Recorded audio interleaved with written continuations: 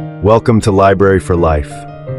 Here you'll find a wide variety of audiobooks across different categories, perfect for learning or relaxing before bedtime. Support us by hitting the like button and subscribing to stay updated with our latest releases. Read by Abigail Rasmussen. Little Women by Louisa May Alcott. Chapter 1. Plain Pilgrims. "Christmas won't be Christmas without any presents," grumbled Joe, lying on the rug. "It's so dreadful to be poor," sighed Meg, looking down at her old dress. "I don't think it's fair for some girls to have plenty of pretty things, and other girls nothing at all," added little Amy, with an injured sniff. "We've got father and mother and each other," said Beth contentedly from her corner. The four young faces, on which the firelight shone, brightened at the cheerful words, but darkened again as Joe said sadly, "We haven't got father, and shall not have him for a long time." She didn't say, "Perhaps never," but each silently added it, thinking of father far away where the fighting was. Nobody spoke for a minute.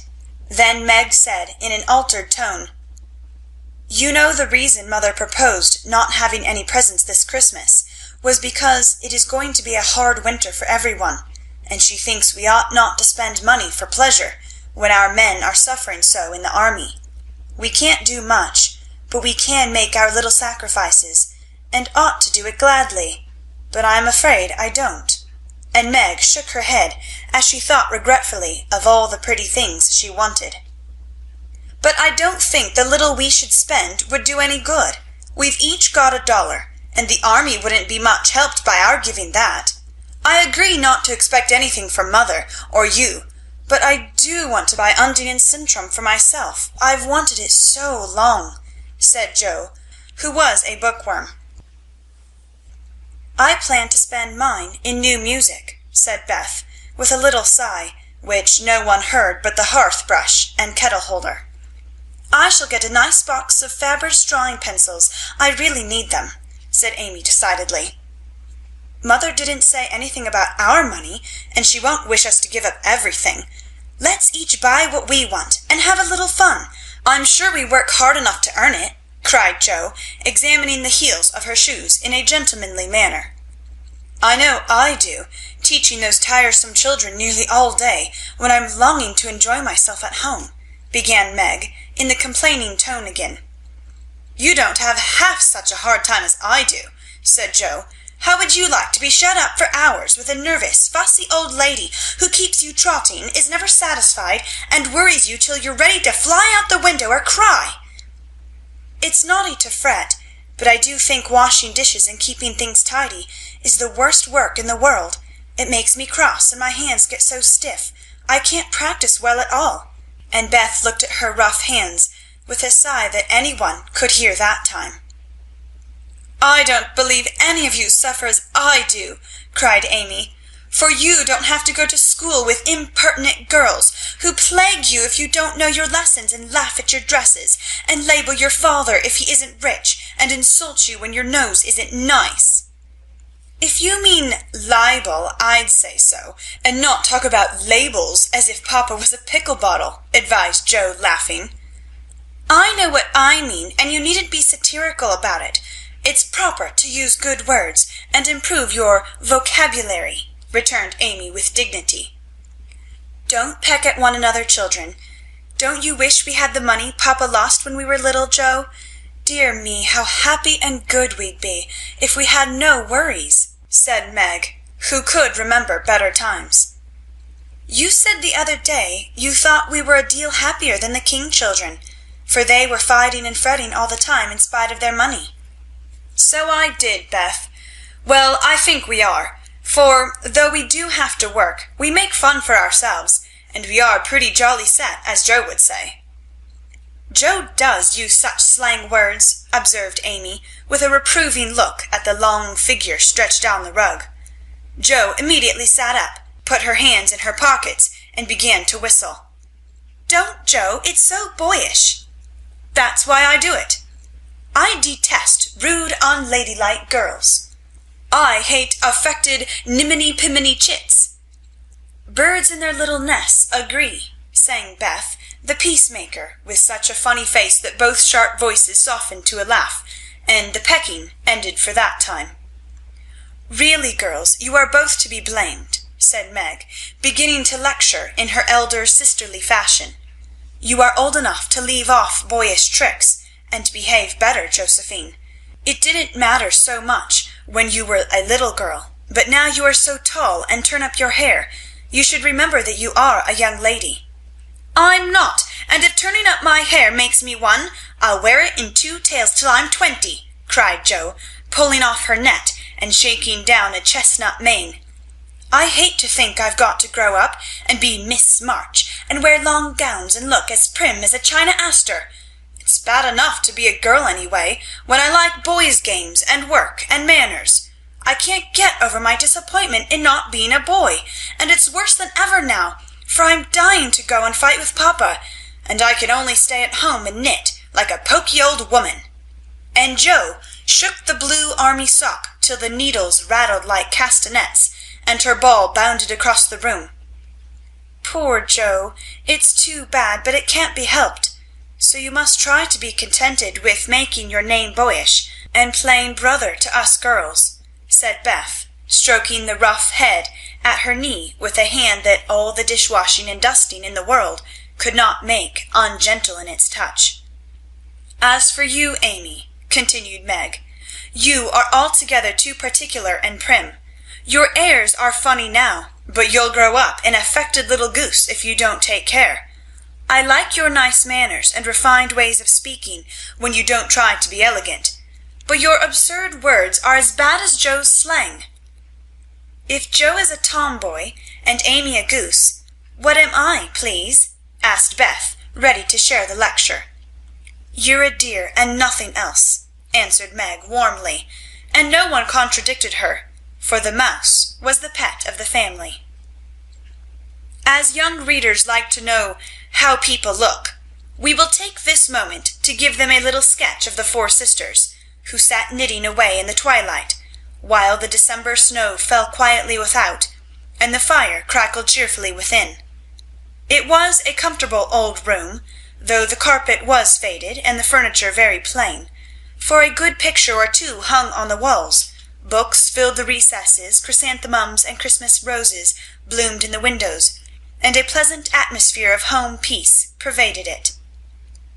Margaret, the eldest of the 4, was 16 and very pretty, being plump and fair, with large eyes, plenty of soft brown hair, a sweet mouth, and white hands, of which she was rather vain. 15-year-old Jo was very tall, thin, and brown, and reminded one of a colt, for she never seemed to know what to do with her long limbs, which were very much in her way. She had a decided mouth, a comical nose, and sharp grey eyes, which appeared to see everything, and were by turns fierce, funny, or thoughtful. Her long, thick hair was her one beauty, but it was usually bundled into a net to be out of her way. Round shoulders had Jo, big hands and feet, a fly-away look to her clothes, and the uncomfortable appearance of a girl who was rapidly shooting up into a woman, and didn't like it. Elizabeth, or Beth, as everyone called her, was a rosy, smooth-haired, bright-eyed girl of 13, with a shy manner, a timid voice, and a peaceful expression, which was seldom disturbed. Her father called her Little Tranquillity, and the name suited her excellently, for she seemed to live in a happy world of her own, only venturing out to meet the few whom she trusted and loved. Amy, though the youngest, was a most important person, in her own opinion at least, a regular snow maiden with blue eyes and yellow hair curling on her shoulders, pale and slender, and always carrying herself like a young lady, mindful of her manners. What the characters of the 4 sisters were, we will leave to be found out. The clock struck 6, and having swept up the hearth, Beth put a pair of slippers down to warm. Somehow the sight of the old shoes had a good effect upon the girls, for mother was coming, and everyone brightened to welcome her. Meg stopped lecturing and lighted the lamp. Amy got out of the easy-chair without being asked, and Jo forgot how tired she was as she sat up to hold the slippers nearer to the blaze. "They are quite worn out. Marmee must have a new pair." "I thought I'd get her some with my $1," said Beth. "No, I shall," cried Amy. "I'm the oldest," began Meg, but Jo cut in with a decided, "I'm the man of the family now Papa is away, and I shall provide the slippers, for he told me to take special care of Mother while he was gone." "I'll tell you what we'll do," said Beth. "Let's each get her something for Christmas, and not get anything for ourselves." "That's like you, dear. What will we get?" exclaimed Jo. Everyone thought soberly for a minute. Then Meg announced, as if the idea was suggested by the sight of her own pretty hands, "I shall give her a nice pair of gloves." "Army shoes best to be had," cried Jo. "Some handkerchiefs all hemmed," said Beth. "I'll get a little bottle of cologne. She likes it, and it won't cost much, so I'll have some left to buy my pencils," added Amy. "How will we give the things?" asked Meg. "Put them on the table and bring her in and see her open the bundles. Don't you remember how we used to do on our birthdays?" answered Jo. "I used to be so frightened when it was my turn to sit in the big chair with the crown on, and see you all come marching round to give the presents with a kiss. I liked the things and the kiss, but it was dreadful to have you sit looking at me while I opened the bundles," said Beth, who was toasting her face and the bread for tea at the same time. "Let Marmee think we are getting things for ourselves, and then surprise her. We must go shopping tomorrow afternoon, Meg. There is so much to do about the play for Christmas night," said Jo, marching up and down with her hands behind her back and her nose in the air. "I don't mean to act any more after this time. I'm getting too old for such things," observed Meg, who was as much a child as ever about dressing up frolics. "You won't stop, I know, as long as you can trail round in a white gown with your hair down and wear gold paper jewelry. You are the best actress we've got, and there'll be an end of everything if you quit the boards," said Jo. "We ought to rehearse tonight. Come here, Amy, and do the fainting scene, for you are as stiff as a poker in that." "I can't help it. I never saw anyone faint, and I don't choose to make myself all black and blue, tumbling flat as you do. If I can go down easily, I'll drop. If I can't, I shall fall into a chair and be graceful. I don't care if Hugo does come at me with a pistol," returned Amy, who is not gifted with dramatic power, but was chosen because she was small enough to be borne out, shrieking by the villain of the piece. "Do it this way. Clasp your hands so, and stagger across the room, crying frantically, 'Roderigo, save me! Save me!'" And away went Jo with a melodramatic scream, which was truly thrilling. Amy followed, but she poked her hands out stiffly before her and jerked herself along as if she went by machinery, and her "ow" was more suggestive of pins being run into her than of fear and anguish. Jo gave a despairing groan, and Meg laughed outright, while Beth let her bread burn as she watched the fun with interest. "It's no use. Do the best you can when the time comes, and if the audience laughs, don't blame me. Come on, Meg." Then things went smoothly, for Don Pedro defied the world in a speech of 2 pages without a single break. Hagar, the witch, chanted an awful incantation over her kettleful of simmering toads, with a weird effect. Roderigo rent his chains asunder manfully, and Hugo died in agonies of remorse and arsenic, with a wild "ha-ha!" "It's the best we've had yet," said Meg, as the dead villain sat up and rubbed his elbows. "I don't see how you can write and act such splendid things, Jo. You're a regular Shakespeare," exclaimed Beth, who firmly believed that her sisters were gifted with wonderful genius in all things. "Not quite," replied Jo modestly. "I do think The Witch's Curse, an operatic tragedy, is rather a nice thing, but I'd like to try Macbeth. If we only had a trapdoor for Banquo. I always wanted to do the killing part. "Is that a dagger that I see before me?" muttered Jo, rolling her eyes and clutching at the air as she had seen a famous tragedian do. "No, it's the toasting fork with mother's shoe on it instead of the bread. Beth's stage struck!" cried Meg, and the rehearsal ended in a general burst of laughter. "Glad to find you so merry, my girls," said a cheery voice at the door, and actors and audience turned to welcome a tall, motherly lady with a "Can I help you?" look about her, which was truly delightful. She was not elegantly dressed, but a noble-looking woman, and the girls thought the grey cloak and unfashionable bonnet covered the most splendid mother in the world.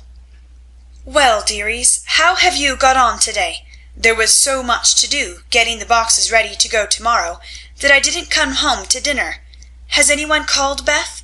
How is your cold, Meg? Jo, you look tired to death. Come and kiss me, my baby." While making these maternal inquiries, Mrs. March got her wet things off, her warm slippers on, and sitting down in the easy-chair, drew Amy to her lap, preparing to enjoy the happiest hour of her busy day. The girls flew about, trying to make things comfortable, each in her own way.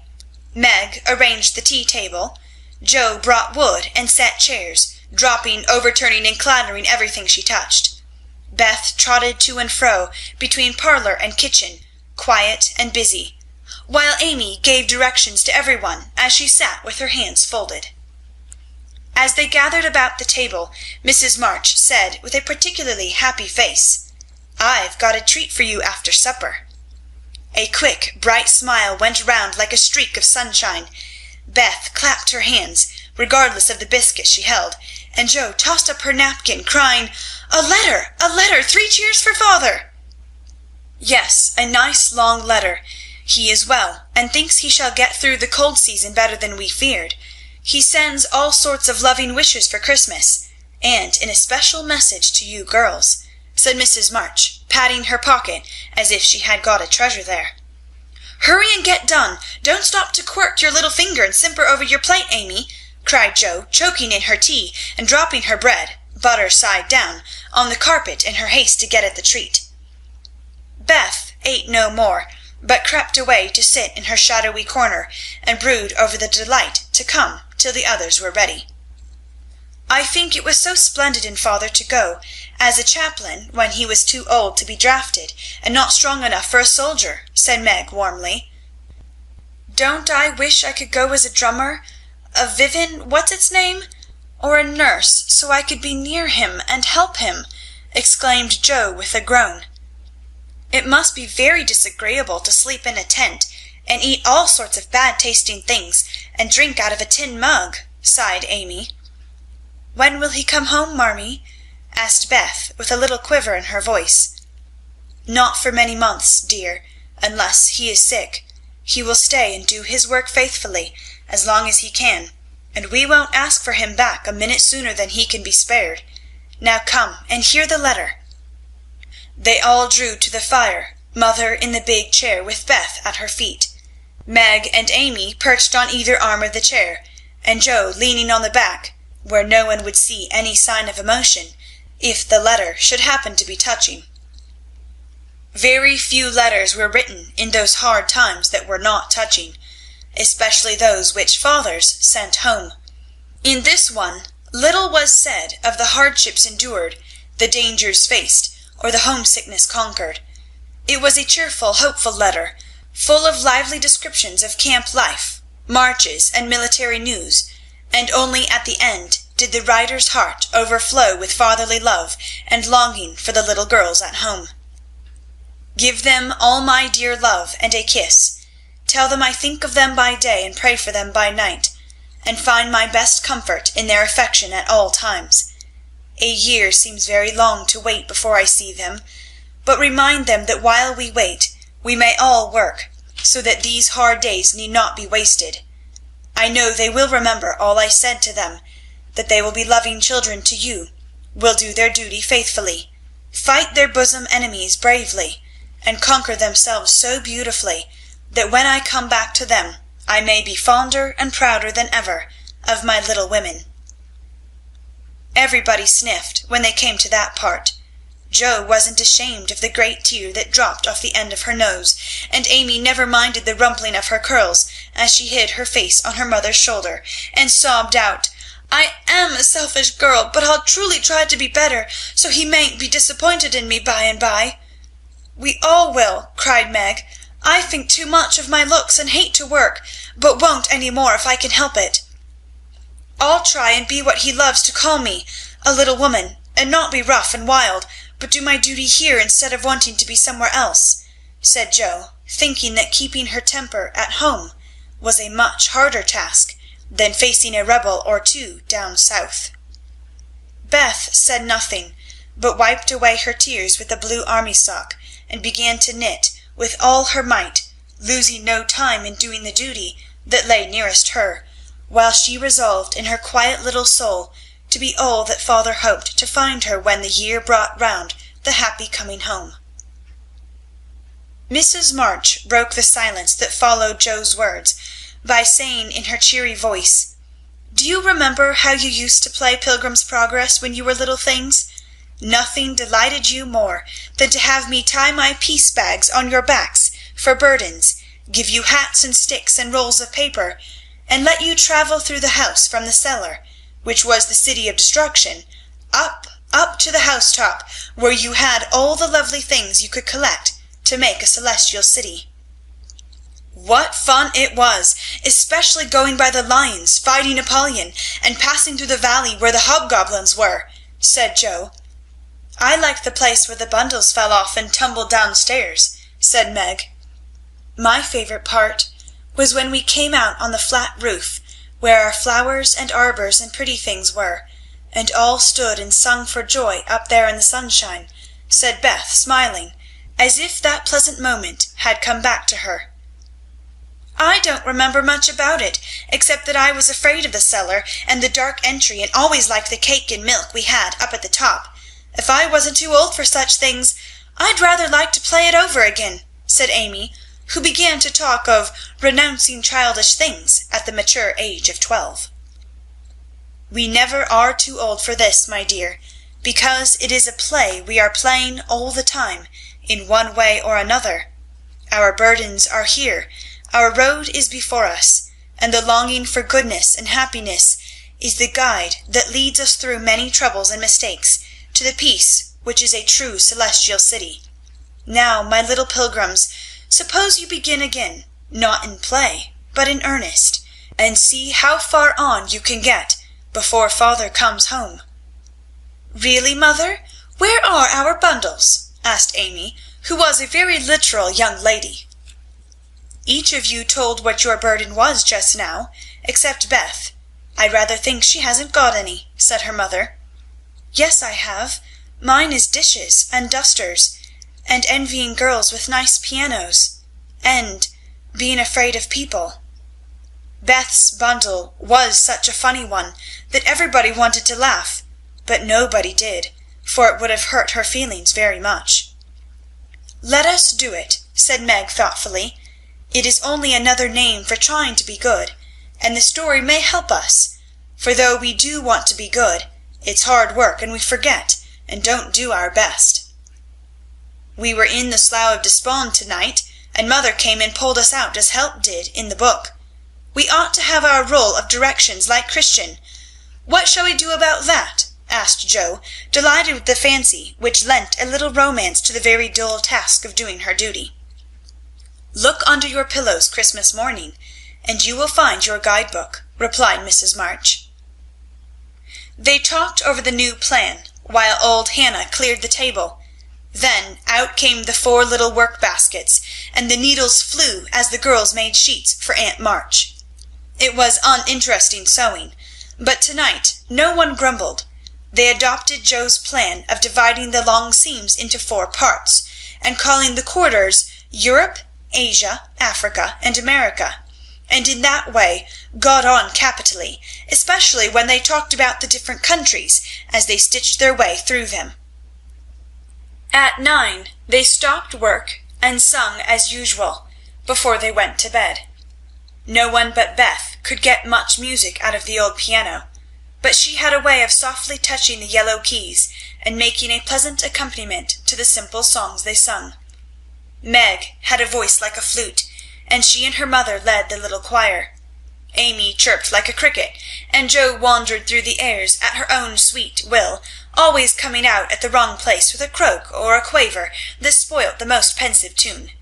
They had always done this from the time they could lisp, "Crinkle, crinkle, little tar," and it had become a household custom, for the mother was a born singer. The first sound in the morning was her voice, as she went about the house, singing like a lark, and the last sound at night was the same cheery sound, for the girls never grew too old for that familiar lullaby. End of Chapter 1. Chapter 2. A Merry Christmas.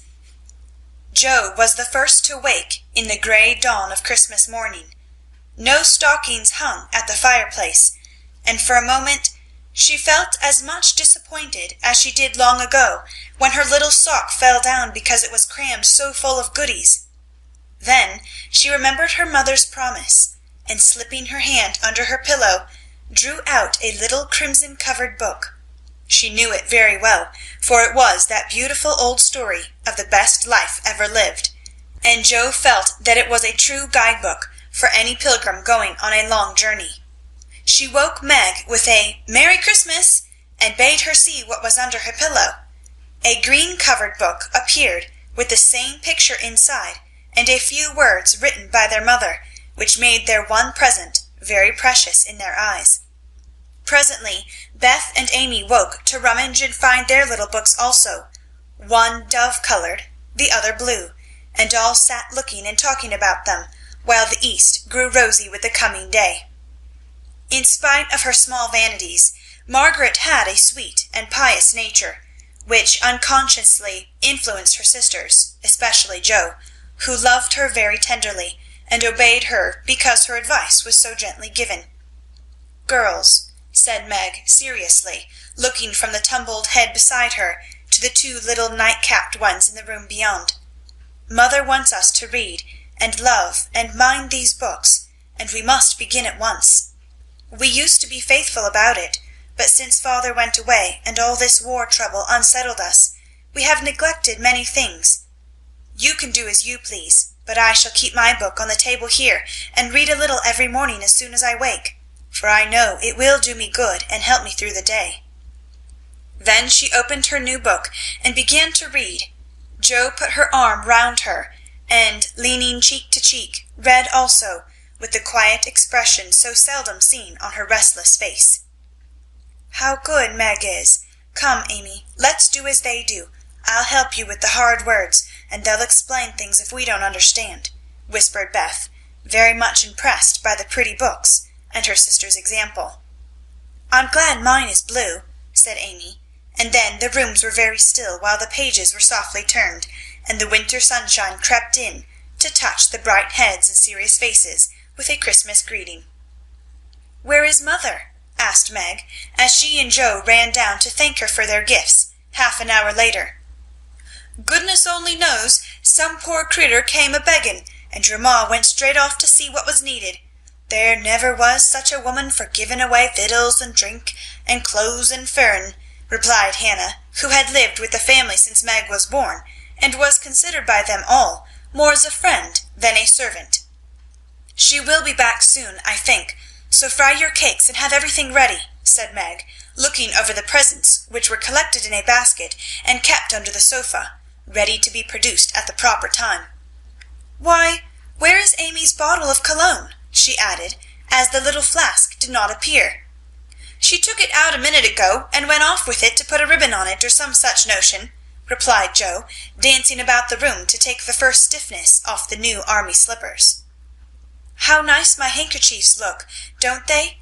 Hannah washed and ironed them for me, and I marked them all myself," said Beth, looking proudly at the somewhat uneven letters which had cost her such labor. "Bless the child! She's gone and put mother on them instead of M. March. How funny!" cried Jo, taking one up. "Isn't that right? I thought it was better to do it so, because Meg's initials are M.M., and I don't want any one to use these but Marmee," said Beth, looking troubled. "It's all right, dear, and a very pretty idea, quite sensible too, for no one can ever mistake now. It will please her very much, I know," said Meg, with a frown for Joe and a smile for Beth. "There's mother! Hide the basket, quick!" cried Joe, as a door slammed and steps sounded in the hall. Amy came in hastily, and looked rather abashed when she saw her sisters all waiting for her. "Where have you been, and what are you hiding behind you?" asked Meg, surprised to see, by her hood and cloak, that lazy Amy had been out so early. "Don't laugh at me, Joe. I didn't mean any one should know till the time came. I only meant to change the little bottle for a big one, and I gave all my money to get it, and I'm truly trying not to be selfish any more." As she spoke, Amy showed the handsome flask, which replaced the cheap one, and looked so earnest and humble in her little effort to forget herself that Meg hugged her on the spot, and Joe pronounced her a trump, while Beth ran to the window and picked her finest rose to ornament the stately bottle. "You see, I felt ashamed of my present after reading and talking about being good this morning, so I ran round the corner and changed it the minute I was up, and I'm so glad, for mine is the handsomest now." Another bang of the street door sent the basket under the sofa, and the girls to the table, eager for breakfast. "Merry Christmas, Marmee! Many of them, thank you for our books. We read some, and mean to every day," they all cried in chorus. "Merry Christmas, little daughters. I'm glad you began at once, and I hope you will keep on. But I want to say one word before we sit down. Not far away from here lies a poor woman with a little newborn baby. 6 children are huddled into one bed to keep from freezing, for they have no fire. There is nothing to eat over there, and the oldest boy came to tell me they were suffering hunger and cold. My girls, will you give them your breakfast as a Christmas present?" They were all unusually hungry, having waited nearly an hour, and for a minute no one spoke. Only a minute, for Joe exclaimed impetuously, "I'm so glad you came before we began." "May I go and help carry the things to the poor little children?" asked Beth eagerly. "I shall take the cream and the muffins," added Amy, heroically giving up the article she most liked. Meg was already covering the buckwheats and piling the bread into one big plate. "I thought you'd do it," said Mrs. March, smiling as if satisfied. "You shall all go and help me, and when we come back we will have bread and milk for breakfast, and make it up at dinner time." They were soon ready, and the procession set out. Fortunately it was early, and they went through the back streets, so few people saw them, and no one laughed at the queer party.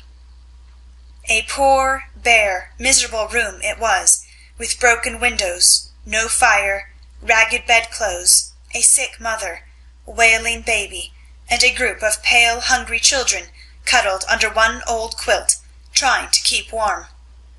How the big eyes stared, and the blue lips smiled as the girls went in. "Ach, mein Gott, it is good angels came to us," said the poor woman, crying for joy. "Funny angels in hoods and mittens," said Joe, and set them to laughing. In a few minutes it really did seem as if kind spirits had been at work there. Hannah, who had carried wood, made a fire and stopped up the broken panes with old hats and her own cloak. Mrs. March gave the mother tea and gruel, and comforted her with promises of help, while she dressed the little baby as tenderly as if it had been her own. The girls meantime spread the table, set the children round the fire, and fed them like so many hungry birds, laughing and talking, and trying to understand the funny broken English. "Das ist gut, de Engelkinder," cried the poor things, as they ate and warmed their purple hands at the comfortable blaze. The girls had never been called angel children before, and thought it very agreeable, especially Joe, who had been considered a Sancho ever since she was born. That was a very happy breakfast, though they didn't get any of it, and when they went away, leaving comfort behind, I think there were not in all the city 4 merrier people than the hungry little girls who gave away their breakfasts and contented themselves with bread and milk on Christmas morning. "That's loving our neighbor better than ourselves, and I like it," said Meg, as they set out their presents while their mother was upstairs collecting clothes for the poor Hummels. Not a very splendid show, but there was a great deal of love done up in the few little bundles, and the tall vase of red roses, white chrysanthemums, and trailing vines which stood in the middle, gave quite an elegant air to the table. "She's coming! Strike up, Beth! Open the door, Amy! 3 cheers for Marmee!" cried Joe, prancing about while Meg went to conduct mother to the seat of honour. Beth played her gayest march, Amy threw open the door, and Meg enacted escort with great dignity. Mrs. March was both surprised and touched, and smiled with her eyes full as she examined her presents, and read the little notes which accompanied them. The slippers went on at once. A new handkerchief was slipped into her pocket, well scented with Amy's cologne. The rose was fastened in her bosom, and the nice gloves were pronounced a perfect fit. There was a good deal of laughing and kissing and explaining, in the simple, loving fashion which make these home festivals so pleasant at the time, so sweet to remember long afterward, and then all fell to work. The morning charities and ceremonies took so much time that the rest of the day was devoted to preparations for the evening festivities. Being still too young to go often to the theatre, and not rich enough to afford any great outlay for private performances, the girls put their wits to work, and necessity being the mother of invention, made whatever they needed. Very clever were some of their productions: pasteboard guitars, antique lamps made of old-fashioned butter boats covered with silver paper, gorgeous robes of old cotton, glittering with tin spangles from a pickle factory, and armour covered with the same useful diamond-shaped bits left in sheets when the lids of preserve pots were cut out. The big chamber was the scene of many innocent revels. No gentlemen were admitted, so Jo played male parts to her heart's content, and took immense satisfaction in a pair of russet leather boots given her by a friend who knew a lady who knew an actor. These boots, an old foil, and a slashed doublet, once used by an artist for some picture, were Jo's chief treasures, and appeared on all occasions.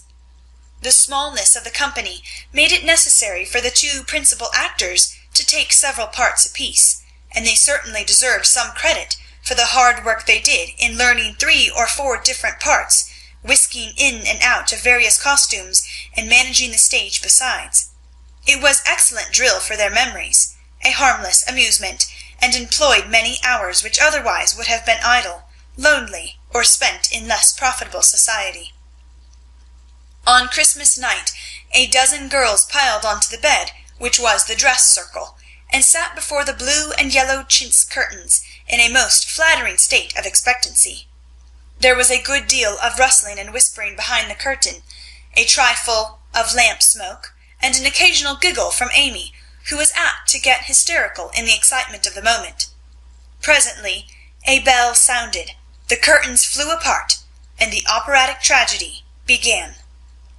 A gloomy wood, according to the one playbill, was represented by a few shrubs in pots, green baize on the floor, and a cave in the distance. This cave was made with a clothes-horse for a roof, bureaus for walls, and in it was a small furnace in full blast, with a black pot on it, and an old witch bending over it. The stage was dark, and the glow of the furnace had a fine effect, especially as real steam issued from the kettle when the witch took off the cover. A moment was allowed for the first thrill to subside. Then Hugo the villain stalked in with a clanking sword at his side, a slouching hat, black beard, mysterious cloak, and the boots. After pacing to and fro in much agitation, he struck his forehead and burst out in a wild strain, singing of his hatred for Roderigo, his love for Zara, and his pleasing resolution to kill the one and win the other.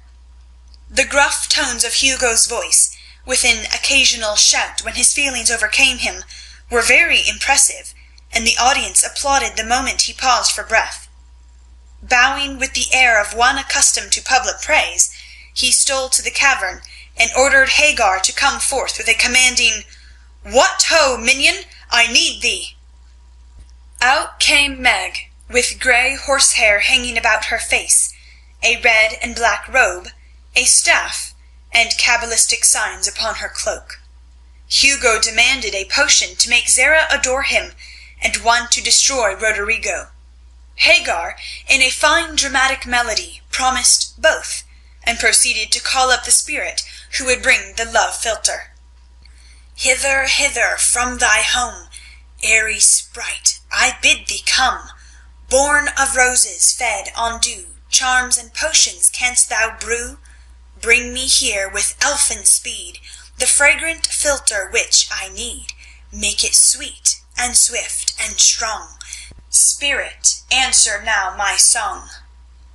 A soft strain of music sounded, and then at the back of the cave appeared a little figure in cloudy white, with glittering wings, golden hair, and a garland of roses on its head.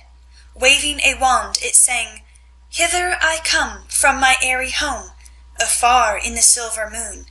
Take the magic spell and use it well, or its power will vanish soon." And dropping a small gilded bottle at the witch's feet, the spirit vanished. Another chant from Hagar produced another apparition, not a lovely one, for with a bang an ugly black imp appeared, and having croaked a reply, tossed a dark bottle at Hugo and disappeared with a mocking laugh. Having warbled his thanks and put the potions in his boots, Hugo departed, and Hagar informed the audience that as he had killed a few of her friends in times past, she had cursed him, and intends to thwart his plans and be revenged on him. Then the curtain fell, and the audience reposed and ate candy while discussing the merits of the play. A good deal of hammering went on before the curtain rose again, but when it became evident what a masterpiece of a stage carpentry had been got up, no one murmured at the delay. It was truly superb. A tower rose to the ceiling. Halfway up appeared a window with a lamp burning in it, and behind the white curtain appeared Zara in a lovely blue and silver dress, waiting for Roderigo. He came in gorgeous array, with plumed cap, red cloak, chestnut love-locks, a guitar, and the boots, of course. Kneeling at the foot of the tower, he sang a serenade in melting tones. Zara replied, and after a musical dialogue, consented to fly. Then came the grand effect of the play. Roderigo produced a rope ladder with 5 steps to it, threw up one end, and invited Zara to descend. Timidly she crept from her lattice, put her hand on Roderigo's shoulder, and was about to leap gracefully down when, alas, alas for Zara! She forgot her train.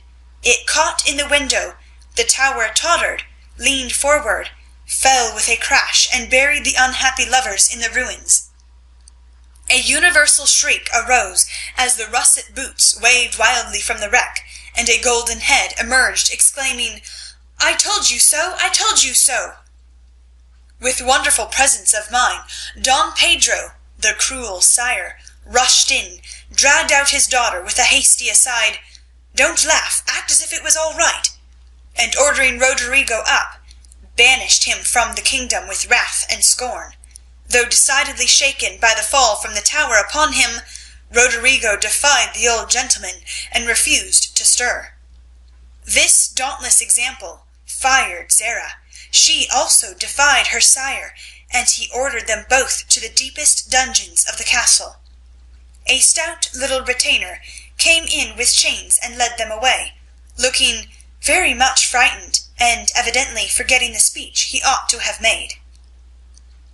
Act third was the castle hall, and here Hagar appeared, having come to free the lovers and finish Hugo. She hears him coming and hides, sees him put the potions into 2 cups of wine, and bid the timid little servant, "Bear them to the captives in their cells, and tell them I shall come anon." The servant takes Hugo aside to tell him something, and Hagar changes the cups for 2 others, which are harmless. Ferdinando, the minion, carries them away, and Hagar puts back the cup which holds the poison meant for Roderigo.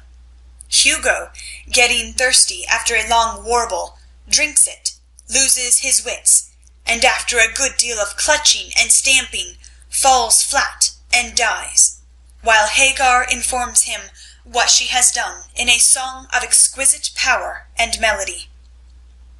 This was a truly thrilling scene, though some persons might have thought that the sudden tumbling down of a quantity of long red hair rather marred the effect of the villain's death. He was called before the curtain, and with great propriety appeared, leading Hagar, whose singing was considered more wonderful than all the rest of the performance put together. Act Fourth displayed the despairing Roderigo on the point of stabbing himself because he has been told that Zara has deserted him. Just as the dagger is at his heart, a lovely song is sung under his window, informing him that Zara is true, but in danger, and he can save her if he will. A key is thrown in, which unlocks the door, and in a spasm of rapture he tears off his chains and rushes away to find and rescue his lady love.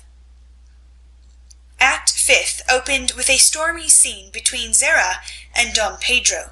He wishes her to go into a convent, but she won't hear of it, and after a touching appeal is about to faint when Roderigo dashes in and demands her hand. Don Pedro refuses because he is not rich.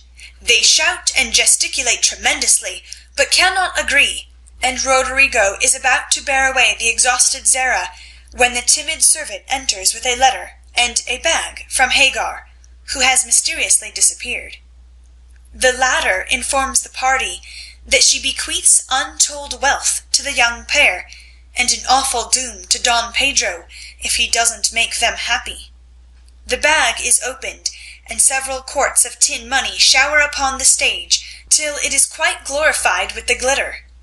This entirely softens the stern sire. He consents without a murmur. All join in a joyful chorus, and the curtain falls upon the lovers, kneeling to receive Don Pedro's blessing in attitudes of the most romantic grace. Tumultuous applause followed, but received an unexpected check, for the cot bed on which the dress circle was built suddenly shut up and extinguished the enthusiastic audience.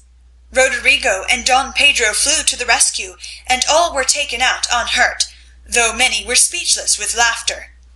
The excitement was hardly subsided when Hannah appeared with "Mrs. March's compliments, and would the ladies walk down to supper?" This was a surprise even to the actors, and when they saw the table, they looked at one another in rapturous amazement. It was like Marmee to get up a little treat for them, but anything so fine as this was unheard of since the departed days of plenty. There was ice cream, actually 2 dishes of it, pink and white, and cake and fruit, and distracting French bonbons, and in the middle of the table 4 great bouquets of hothouse flowers. It quite took their breath away, and they stared first at the table and then at their mother, who looked as if she enjoyed it immensely. "Is it fairies?" asked Amy. "Santa Claus," said Beth. Mother did it, and Meg smiled her sweetest, in spite of her grey beard and white eyebrows. "Aunt March had a good fit and sent the supper," cried Joe with a sudden inspiration. "All wrong. Old Mr. Lawrence sent it," replied Mrs. March. "The Lawrence boy's grandfather? What in the world put such a thing into his head? We don't know him," exclaimed Meg. "Hannah told one of his servants about your breakfast party. He is an odd old gentleman, but that pleased him. He knew my father years ago, and he sent me a polite note this afternoon, saying he hoped I would allow him to express his friendly feeling toward my children by sending them a few trifles in honor of the day. I could not refuse, and so you have a little feast at night to make up for the bread and milk breakfast." "That boy put it into his head. I know he did. He's a capital fellow, and I wish we could get acquainted. He looks as if he'd like to know us, but he's bashful, and Meg is so prim she won't let me speak to him when we pass," said Joe, as the plates went round and the ice began to melt out of sight, with oohs and ahs of satisfaction. "You mean the people who live in the big house next door, don't you?" asked one of the girls. "My mother knows old Mr. Lawrence, but says he's very proud and doesn't like to mix with his neighbors. He keeps his grandson shut up when he isn't riding or walking with his tutor, and makes him study very hard. We invited him to our party, but he didn't come. Mother says he's very nice, though he never speaks to us girls. Our cat ran away once, and he brought her back, and we talked over the fence and were getting on capitally, all about cricket and so on, when he saw Meg coming and walked off. I mean to know him some day, for he needs fun. I'm sure he does," said Joe decidedly. "I like his manners, and he looks like a little gentleman, so I've no objection to your knowing him, if a proper opportunity comes. He brought the flowers himself, and I should have asked him in, if I had been sure what was going on upstairs. He looked so wistful as he went away, hearing the frolic, and evidently having none of his own." "It's a mercy you didn't, mother," laughed Joe, looking at her boots. "But we'll have another play sometime that he can see. Perhaps he'll help act. Wouldn't that be jolly?" "I never had such a fine bouquet before. How pretty it is!" and Meg examined her flowers with great interest. "They are lovely, but Beth's roses are sweeter to me," said Mrs. March, smelling the half-dead posy in her belt. Beth nestled up to her and whispered softly, "I wish I could send my bunch to father. I'm afraid he isn't having such a Merry Christmas as we are." End of Chapter 2. Chapter 3. The Lawrence Boy. "Joe, Joe, where are you?" cried Meg, at the foot of the garret stairs. "Here," answered a husky voice from above, and, running up, Meg found her sister eating apples and crying over the heir of Redcliffe, wrapped up in a comforter on an old three-legged sofa by the sunny window. This was Joe's favorite refuge, and here she loved to retire with half a dozen russets and a nice book, to enjoy the quiet and the society of a pet rat who lived near by and didn't mind her a particle. As Meg appeared, Scrabble whisked into his hole. Joe shook the tears off her cheeks and waited to hear the news. "Such fun! Only see! A regular note of invitation from Mrs. Gardner for to-morrow night!" cried Meg, waving the precious paper and then proceeding to read it with girlish delight. "Mrs. Gardner would be happy to see Miss March and Miss Josephine at a little dance on New Year's Eve. Marmee is willing we should go. Now what shall we wear?" "What's the use of asking that, when you know we shall wear our poplins, because we haven't got anything else?" answered Joe, with her mouth full. "If I only had a silk," sighed Meg. "Mother says I may when I'm 18, perhaps, but 2 years is an everlasting time to wait. I'm sure our pops look like silk, and they are nice enough for us. Yours is as good as new, but I forgot the burn and the tear in mine. Whatever shall I do? The burn shows badly, and I can't take any out." "You must sit still all you can, and keep your back out of sight. The front is all right.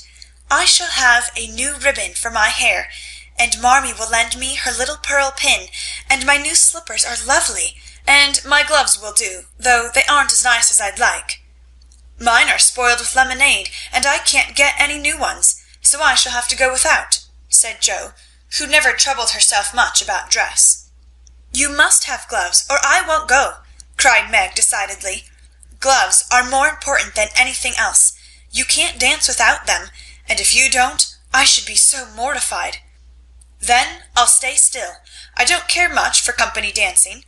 It's no fun to go sailing round. I like to fly about and cut capers." "You can't ask mother for new ones. They are so expensive, and you are so careless. She said when you spoiled the others that she shouldn't get you any more this winter. Can't you make them do?"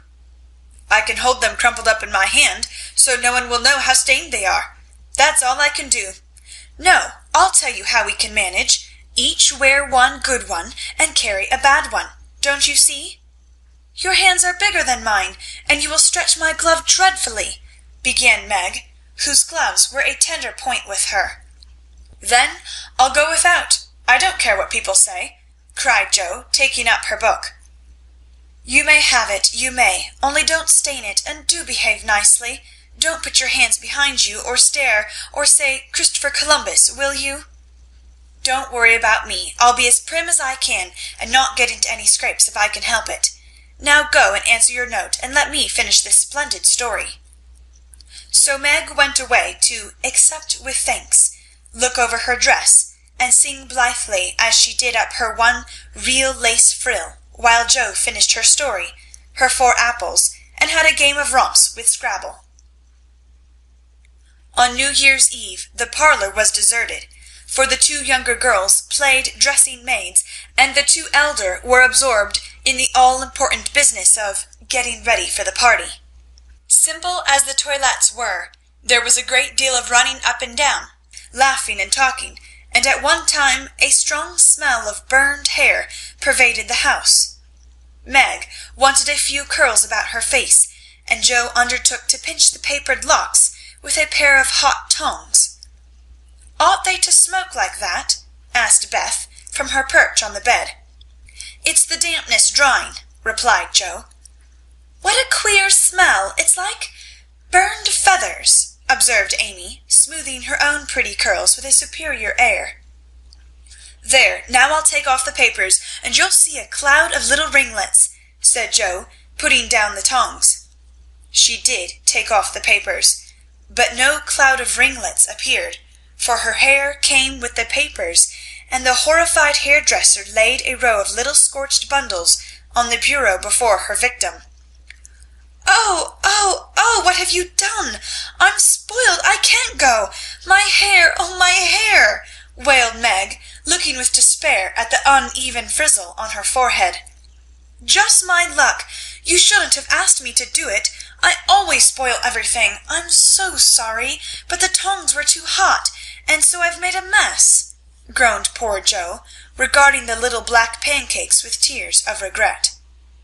"It isn't spoiled. Just frizzle it, and tie your ribbon so the ends come on your forehead a bit, and it will look like last fashion.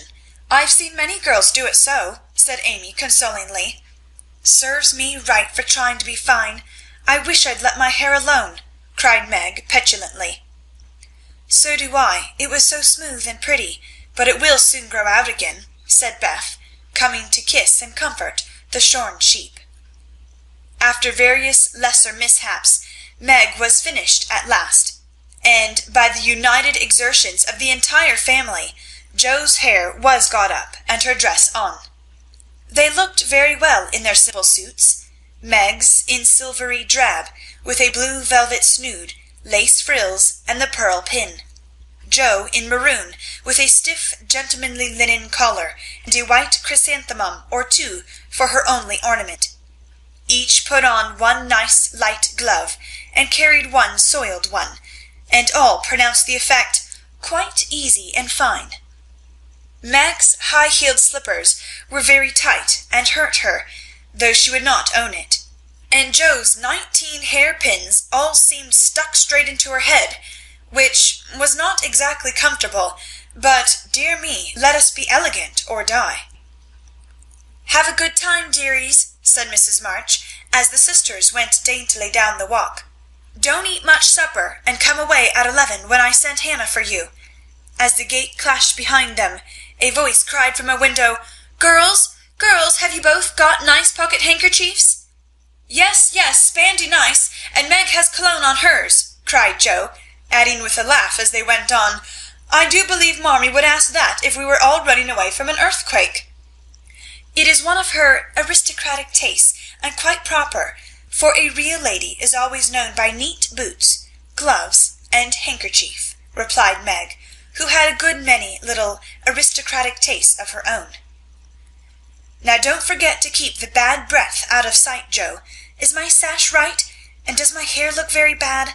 said Meg, as she turned from the glass in Mrs. Gardner's dressing-room after a prolonged prink. "I know I shall forget. If you see me doing anything wrong, just remind me by a wink, will you?" returned Jo, giving her collar a twitch and her head a hasty brush. "No, winking isn't ladylike. I'll lift my eyebrows if anything is wrong, and nod if you are all right. Now hold your shoulders straight, and take short steps, and don't shake hands if you're introduced to anyone. It isn't the thing." "How do you learn all the proper ways? I never can. Isn't that music gay?" Down they went, feeling a trifle timid, for they seldom went to parties, and informal as this little gathering was, it was an event to them. Mrs. Gardner, a stately old lady, greeted them kindly and handed them over to the eldest of her 6 daughters.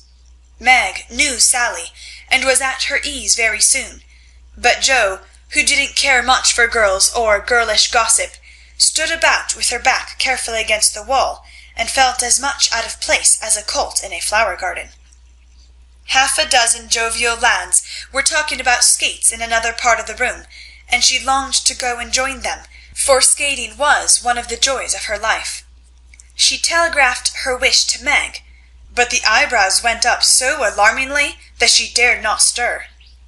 No one came to talk to her, and one by one the group dwindled away till she was left alone.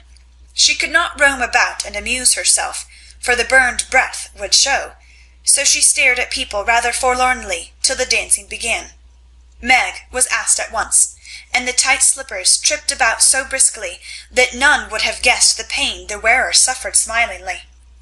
Jo saw a big red-headed youth approaching her corner, and fearing he meant to engage her, she slipped into a curtained recess, intending to peep and enjoy herself in peace. Unfortunately, another bashful person had chosen the same refuge, for, as the curtain fell behind her, she found herself face to face with the Lawrence boy. "Dear me, I didn't know anyone was here," stammered Jo, preparing to back out as speedily as she had bounced in. But the boy laughed and said pleasantly, though he looked a little startled, "Don't mind me. Stay if you like." "Shan't I disturb you?" "Not a bit. I only came here because I don't know many people, and felt rather strange at first, you know." "So did I. Don't go away, please, unless you'd rather." The boy sat down again and looked at his pumps, till Jo said, trying to be polite and easy, "I think I've had the pleasure of seeing you before. You live near us, don't you?" "Next door," and he looked up and laughed outright, for Jo's prim manner was rather funny when he remembered how they had chatted about cricket when he brought the cat home. That put Jo at her ease, and she laughed too, as she said, in her heartiest way, "We did have such a good time over your Christmas present. Grandpa sent it. But you put it into his head, didn't you now?" "How is your cat, Miss March?" asked the boy, trying to look sober while his black eyes shone with fun. "Nicely, thank you, Mr. Lawrence, but I'm not Miss March, I'm only Jo," returned the young lady. "I'm not Mr. Lawrence, I'm only Laurie." "Laurie Lawrence, what an odd name." "My first name is Theodore, but I don't like it, for the fellows called me Dora, so I made them say Laurie instead." "I hate my name too, so sentimental. I wish everyone would say Jo instead of Josephine. How did you make the boys stop calling you Dora?" "I thrashed 'em." "I can't thrash Aunt March, so I suppose I shall have to bear it," and Jo resigned herself with a sigh. "Don't you like to dance, Miss Jo?" asked Laurie, looking as if he thought the name suited her. "I like it well enough if there is plenty of room and everyone is lively. In a place like this I'm sure to upset something, tread on people's toes, or do something dreadful, so I keep out of mischief and let Meg sail about. Don't you dance?" "Sometimes. You see, I've been abroad a good many years, and haven't been into company enough yet to know how you do things here." "Abroad!" cried Jo. "Oh, tell me about it. I love dearly to hear people describe their travels." Laurie didn't seem to know where to begin, but Jo's eager question soon set him going, and he told her how he had been at school in Vevey, where the boys never wore hats, and had a fleet of boats on the lake, and for holiday fun went on walking trips about Switzerland with their teachers. "Don't I wish I'd been there!" cried Jo. "Did you go to Paris?" "We spent last winter there." "Can you talk French?" "We were not allowed to speak anything else at Vevey." "Do say some. I can read it, but can't pronounce." "Que nomme cette jeune demoiselle en les pantoufles jolies?" "How nicely you do it. Let me see. You said Who is the young lady in the pretty slippers? Didn't you?" "Oui, mademoiselle." "It's my sister Margaret, and you knew it was. Do you think she is pretty?" "Yes, she makes me think of the German girls. She looks so fresh and quiet, and dances like a lady." Joe quite glowed with pleasure at this boyish praise of her sister, and stored it up to repeat to Meg. Both peeped and criticized and chatted till they felt like old acquaintances. Laurie's bashfulness soon wore off, for Joe's gentlemanly demeanour amused and set him at his ease, and Joe was her merry self again, because her dress was forgotten, and nobody lifted their eyebrows at her.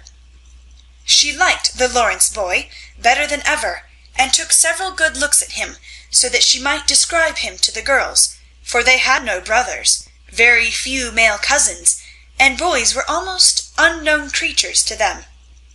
Curly black hair, brown skin, big black eyes, handsome nose, fine teeth, small hands and feet, taller than I am, very polite for a boy, and altogether jolly. Wonder how old he is." It was on the tip of Joe's tongue to ask, but she checked herself in time, and, with unusual tact, tried to find out in a roundabout way. "I suppose you are going to college soon? I see you pegging away at your books. No, I mean studying hard," and Joe blushed at the dreadful pegging which had escaped her. Laurie smiled, but didn't seem shocked, and answered with a shrug, "Not for a year or two. I won't go before 17 anyway." "Aren't you but 15?" asked Joe, looking at the tall lad whom she had imagined 17 already. 16 next month." "How I wish I was going to college. You don't look as if you liked it." "I hate it. Nothing but grinding or skylarking, and I don't like the way fellows do either in this country." "What do you like?" "To live in Italy, and to enjoy myself in my own way." Joe wanted very much to ask what his own way was, but his black brows looked rather threatening as he knit them, so she changed the subject by saying, as her foot kept time, "That's a splendid polka. Why don't you go and try it?" "If you will come too," he answered, with a gallant little bow. "I can't, for I told Meg I wouldn't, because—" There Joe stopped and looked undecided whether to tell or to laugh. "Because what?" "You won't tell?" "Never." "Well, I have a bad trick of standing before the fire, and so I burn my frocks, and I scorched this one, and though it's nicely mended, it shows, and Meg told me to keep still so no one would see it. You may laugh if you want to. It is funny, I know." But Laurie didn't laugh. He only looked down a minute, and the expression of his face puzzled Joe when he said very gently, "Never mind that. I'll tell you how we can manage. There's a long hall out there, and we can dance grandly, and no one will see us. Please come." Joe thanked him and gladly went, wishing she had 2 neat gloves when she saw the nice pearl-colored ones her partner wore. The hall was empty, and they had a grand polka, for Laurie danced well and taught her the German step, which delighted Joe, being full of swing and spring. When the music stopped, they sat down on the stairs to get their breath, and Laurie was in the midst of an account of a students' festival at Heidelberg when Meg appeared in search of her sister. She beckoned, and Joe reluctantly followed her into a side room, where she found her on a sofa, holding her foot and looking pale. "I've sprained my ankle. That stupid high heel turned and gave me a sad wrench. It aches so I can hardly stand, and I don't know how I'm ever going to get home," she said, rocking to and fro in pain. "I knew you'd hurt your foot with those silly shoes. I'm sorry, but I don't see what you can do except get a carriage, or stay here all night," answered Joe, softly rubbing the poor ankle as she spoke. "I can't have a carriage without its costing ever so much. I dare say I can't get one at all, for most people come in their own, and it's a long way to the stable, and no one to send." "I'll go." "No, indeed, it's past 9 and dark as Egypt. I can't stop here, for the house is full. Sally has some girls staying with her. I'll rest till Hannah comes, and then do the best I can." "I'll ask Laurie. He will go," said Joe, looking relieved as the idea occurred to her. "Mercy, no, don't ask or tell anyone. Get me my rubbers and put these slippers with our things. I can't dance any more. but as soon as supper is over, watch for Hannah and tell me the minute she comes." "They are going out to supper now. I'll stay with you, I'd rather." "No, dear, run along and bring me some coffee. I'm so tired I can't stir." So Meg reclined with rubbers well hidden, and Joe went blundering away to the dining room, which she found after going into a china closet and opening the door of a room where old Mr. Gardner was taking a little private refreshment. Making a dart at the table, she secured the coffee, which she immediately spilled, thereby making the front of her dress as bad as the back. "Oh dear, what a blunderess I am!" exclaimed Joe, finishing Meg's glove by scrubbing her gown with it. "Can I help you?" said a friendly voice, and there was Laurie, with a full cup in one hand and a plate of ice in the other. "I was trying to get something for Meg, who is very tired, and someone shook me, and here I am in a nice state," answered Joe, glancing dismally from the stained skirt to the coffee-colored glove. "Too bad. I was looking for someone to give this to. May I take it to your sister?" "Oh, thank you. I'll show you where she is. I don't offer to take it myself, for I should only get into another scrape if I did." Joe led the way, and as if used to waiting on ladies, Laurie drew up a little table, brought a second installment of coffee and ice for Joe, and was so obliging that even particular Meg pronounced him a nice boy. They had a merry time over the bonbons and mottos, and were in the midst of a quiet game of buzz with 2 or 3 other young people who had strayed in, when Hannah appeared. Meg forgot her foot and rose so quickly that she was forced to catch hold of Joe, with an exclamation of pain. "Hush, don't say anything," she whispered, adding aloud, "It's nothing. I turned my foot a little, that's all," and limped upstairs to put her things on. Hannah scolded, Meg cried, and Joe was at her wits' end, till she decided to take things into her own hands. Slipping out, she ran down, and finding a servant, asked if he could get her a carriage. It happened to be a hired waiter, who knew nothing about the neighbourhood, and Joe was looking round for help, when Laurie, who had heard what she said, came up and offered his grandfather's carriage, which had just come for him, he said. "It's so early, you can't mean to go yet," began Joe, looking relieved, but hesitating to accept the offer. "I always go early, I do, truly. Please let me take you home. It's all on my way, you know, and it rains, they say." That settled it, and telling him of Meg's mishap, Joe gratefully accepted, and rushed up to bring down the rest of the party.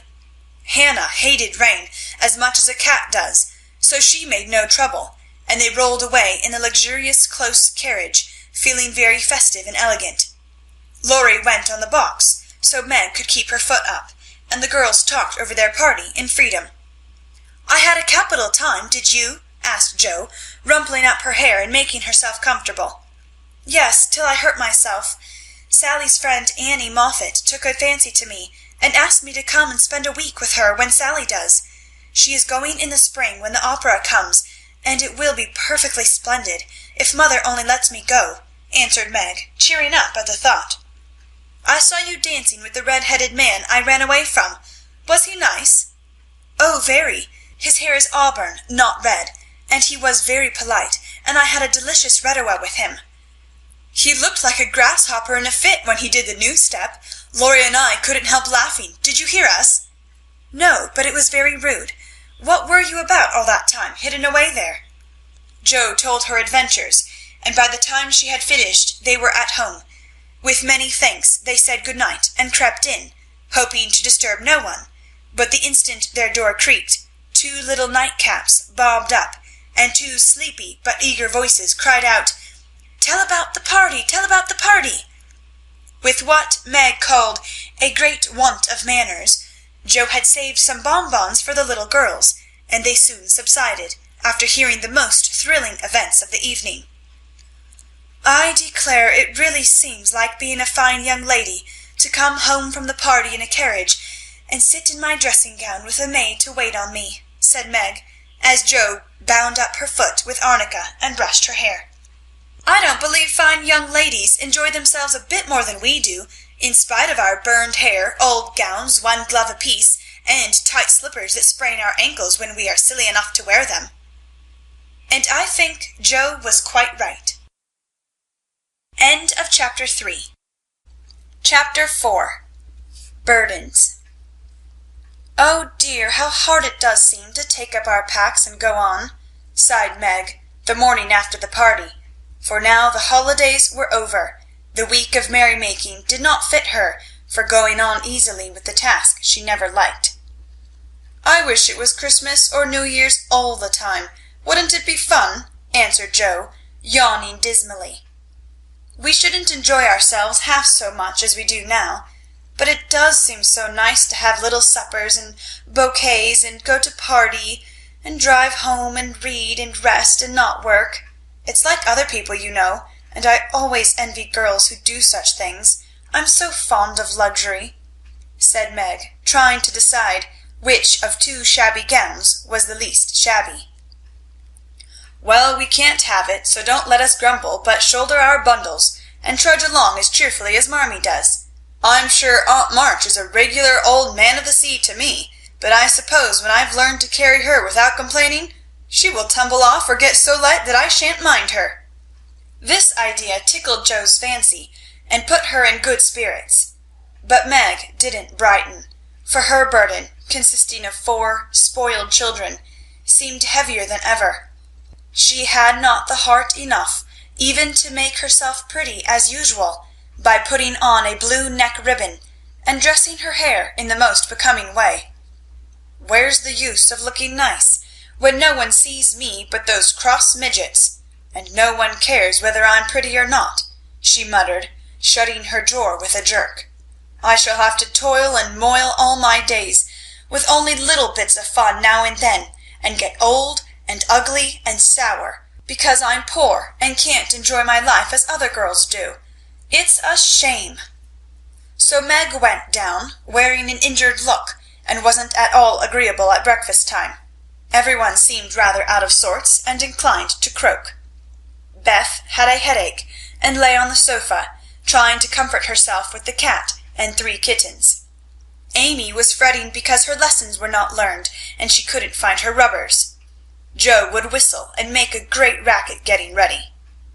Mrs. March was very busy trying to finish a letter, which must go at once, and Hannah had the grumps, for being up late didn't suit her. "There never was such a cross family," cried Joe, losing her temper when she had upset an inkstand, broken both bootlaces, and sat down upon her hat. "You're the crossest person in it," returned Amy, washing out the sum that was all wrong with the tears that had fallen on her slate. "Beth, if you don't keep these horrid cats down cellar, I'll have them drowned," exclaimed Meg angrily, as she tried to get rid of the kitten which had scrambled up her back and stuck like a bird just out of reach.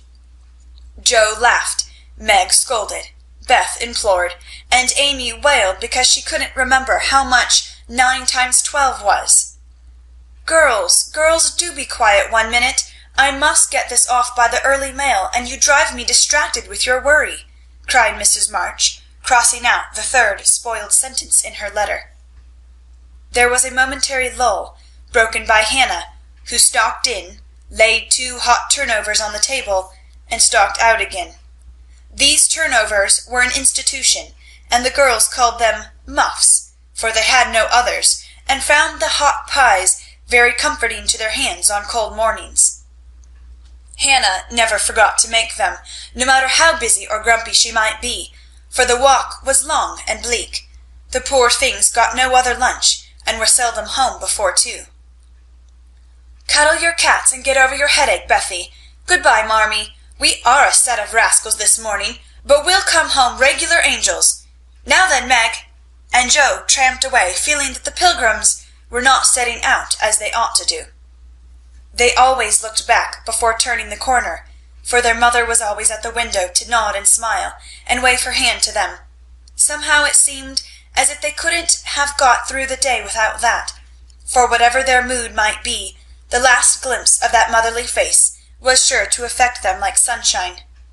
"If Marmee shook her fist instead of kissing her hand to us, it would serve us right, for more ungrateful wretches than we are were never seen," cried Joe, taking a remorseful satisfaction in the snowy walk and bitter wind. "Don't use such dreadful expressions," replied Meg, from the depths of the veil in which she had shrouded herself like a nun sick of the world. "I like good strong words that mean something," replied Joe, catching her hat as it took a leap off her head preparatory to flying away altogether. "Call yourself any names you like, but I am neither a rascal nor a wretch, and I don't choose to be called so." "You're a blighted being, and decidedly cross to-day because you can't sit in the lap of luxury all the time. Poor dear, just wait till I make my fortune, and you shall revel in carriages and ice cream and high-heeled slippers and posies and red-headed boys to dance with." "How ridiculous you are, Joe!" But Meg laughed at the nonsense, and felt better in spite of herself. "Lucky for you I am, for if I put on crushed airs and tried to be dismal, as you do, we should be in a nice state. Thank goodness I can always find something funny to keep me up. Don't croak any more, but come home jolly, there's a dear." Joe gave her sister an encouraging pat on the shoulder as they parted for the day, each going a different way, each hugging her little warm turnover, and each trying to be cheerful in spite of wintry weather, hard work, and the unsatisfied desires of pleasure-loving youth. When Mr. March lost his property in trying to help an unfortunate friend, the two oldest girls begged to be allowed to do something toward their own support at least. Believing that they could not begin too early to cultivate energy, industry, and independence, their parents consented, and both fell to work with the hearty good will which, in spite of all obstacles, is sure to succeed at last. Margaret found a place as nursery governess, and felt rich with her small salary. As she said, she was fond of luxury, and her chief trouble was poverty. She found it harder to bear than the others, because she could remember a time when home was beautiful, life full of ease and pleasure, and want of any kind unknown. She tried not to be envious or discontented, but it was very natural that the young girl should long for pretty things, gay friends, accomplishments, and a happy life. At the King's she daily saw all she wanted, for the children's older sisters were just out, and Meg caught frequent glimpses of dainty ball dresses and bouquets, heard lively gossip about theatres, concerts, sleighing parties, and merry-makings of all kinds, and saw money lavished on trifles which would have been so precious to her. Poor Meg seldom complained, but a sense of injustice made her feel bitter toward every one sometimes, for she had not yet learned to know how rich she was in the blessings which alone can make life happy. Joe happened to suit Aunt March, who was lame and needed an active person to wait upon her. The childless old lady had offered to adopt one of the girls when the troubles came, and was much offended because her offer was declined. Other friends told the Marches that they had lost all chance of being remembered in the rich old lady's will, but the unworldly Marches only said, "We can't give up our girls for a dozen fortunes. Rich or poor, we will keep together and be happy in one another."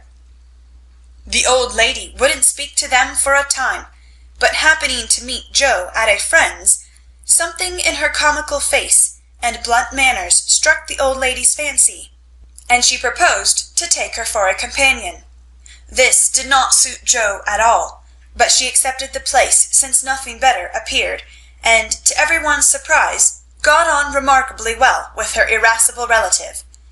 There was an occasional tempest, and once Joe marched home, declaring she couldn't bear it any longer, but Aunt March always cleared up quickly, and sent for her to come back again with such urgency that she could not refuse, for in her heart she rather liked the peppery old lady. I suspect that the real attraction was a large library of fine books, which was left to dust and spiders since Uncle March died. Joe remembered the kind old gentleman who used to let her build railroads and bridges with his big dictionaries, tell her stories about queer pictures in his Latin books, and buy her cards of gingerbread whenever he met her in the street. The dim, dusty room, with the buffs staring down from the tall bookcases, and cosy chairs, the globes, and best of all, the wilderness of books in which she could wander where she liked, made the library a region of bliss to her. The moment Aunt March took her nap, or was busy with company, Joe hurried to this quiet place, and curling herself up in the easy chair, devoured poetry, romance, history, travels, and pictures like a regular bookworm. But, like all happiness, it did not last long, for as sure as she had just reached the heart of the story, the sweetest verse of a song, or the most perilous adventure of her traveller, a shrill voice called, "Josephine! Josephine!" and she had to leave her paradise to wind yarn, wash the poodle, or read Belsham's essays by the hour together. Jo's ambition was to do something very splendid. What it was, she had no idea as yet, but left it for time to tell her, and meanwhile found her greatest affliction in the fact that she couldn't read, run, and ride as much as she liked. A quick temper, sharp tongue, and restless spirit were always getting her into scrapes, and her life was a series of ups and downs which were both comic and pathetic. But the training she received at Aunt March's was just what she needed, and the thought that she was doing something to support herself made her happy in spite of the perpetual "Josephine!" Beth was too bashful to go to school. It had been tried, but she suffered so much that it was given up, and she did her lessons at home with her father. Even when he went away, and her mother was called to devote her skill and energy to soldiers' aid societies, Beth went faithfully on by herself, and did the best she could. She was a housewifely little creature, and helped Hannah keep home neat and comfortable for the workers, never thinking of any reward but to be loved. Long, quiet days she spent, not lonely nor idle, for her little world was peopled with imaginary friends, and she was by nature a busy bee. There were 6 dolls to be taken up and dressed every morning, for Beth was a child still, and loved her pets as well as ever. Not one whole or handsome one among them all were outcasts till Beth took them out, for when her sisters outgrew these idols, they passed to her, because Amy would have nothing old or ugly. Beth cherished them all the more tenderly for that very reason, and set up a hospital for infirm dolls. No pins were ever stuck into their cotton vitals, no harsh words or blows were ever given them, no neglect ever saddened the heart of the most repulsive, but all were fed and clothed, nursed and caressed, with an affection which never failed.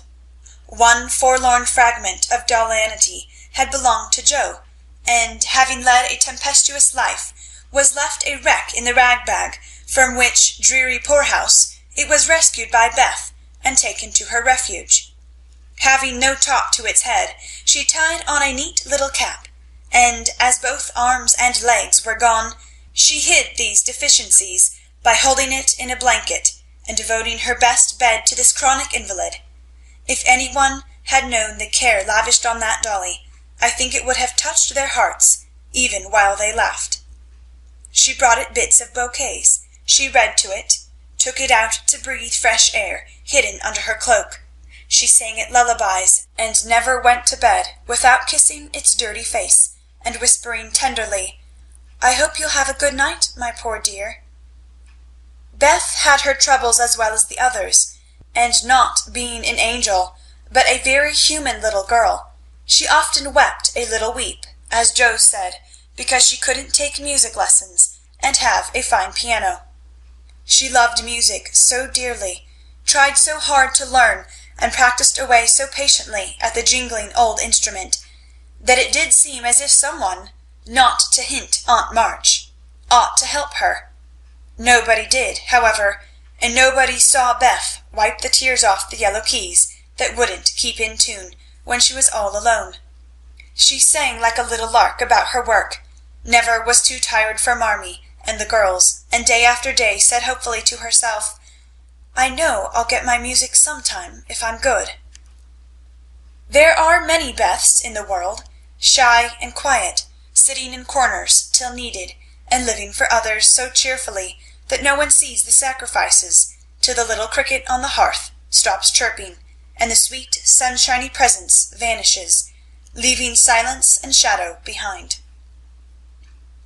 If anybody had asked Amy what was the greatest trial of her life, she would have answered at once, "My nose." When she was a baby, Joe had accidentally dropped her into the coal hod, and Amy insisted that the fall had ruined her nose forever. It was not big nor red, like poor Petra's.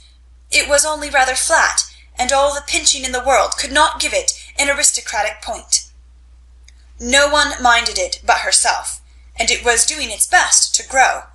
But Amy felt deeply the want of a Grecian nose, and drew whole sheets of handsome ones to console herself. Little Raphael, as her sisters called her, had a decided talent for drawing, and was never so happy as when copying flowers, designing fairies, or illustrating stories with queer specimens of art. Her teachers complained that instead of doing her sums, she covered her slate with animals. The blank pages of her atlas were used to copy maps on, and caricatures of the most ludicrous description came fluttering out of all her books at unlucky moments. She got through her lessons as well as she could, and managed to escape reprimands by being a model of deportment.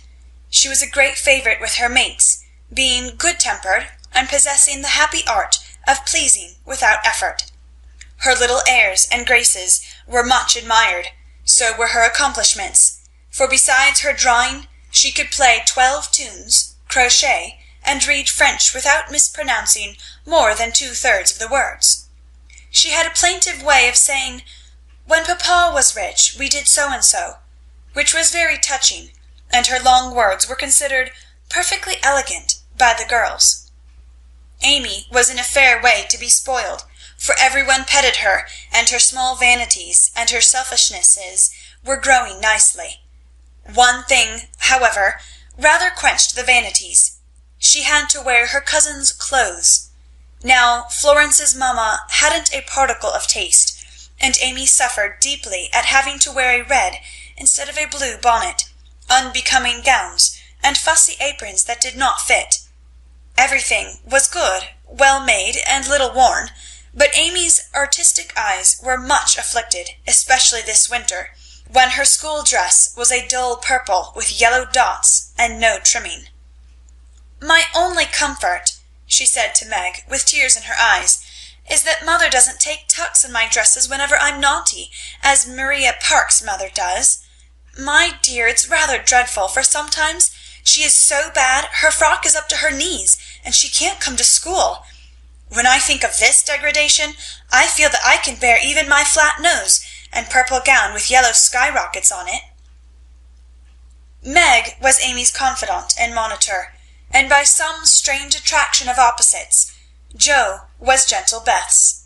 To Jo alone did the shy child tell her thoughts, and over her big harum-scarum sister, Beth unconsciously exercised more influence than anyone in the family. The two older girls were a great deal to one another, but each took one of the younger sisters into her keeping and watched over her in her own way. Playing mother, they called it, and put their sisters in the places of discarded dolls, with the maternal instinct of little women. "Has anybody got anything to tell? It's been such a dismal day, I'm really dying for some amusement," said Meg, as they sat sewing together that evening. "I had a queer time with aunt to-day, and, as I got the best of it, I'll tell you about it," began Jo, who dearly loved to tell stories. "I was reading that everlasting Belsham, and droning away as I always do, for aunt soon drops off, and then I take out some nice book and read like fury till she wakes up. I actually made myself sleepy, and before she began to nod, I gave such a gape that she asked me what I meant by opening my mouth wide enough to take the whole book in at once. 'I wish I could, and be done with it,' said I, trying not to be saucy. Then she gave me a long lecture on my sins, and told me to sit and think them over while she just lost herself for a moment. She never finds herself very soon, so the minute her cap began to bob like a top-heavy dahlia, I whipped the Vicar of Wakefield out of my pocket, and read away, with one eye on him and one on aunt. I just got to where they all tumbled into the water, when I forgot and laughed out loud.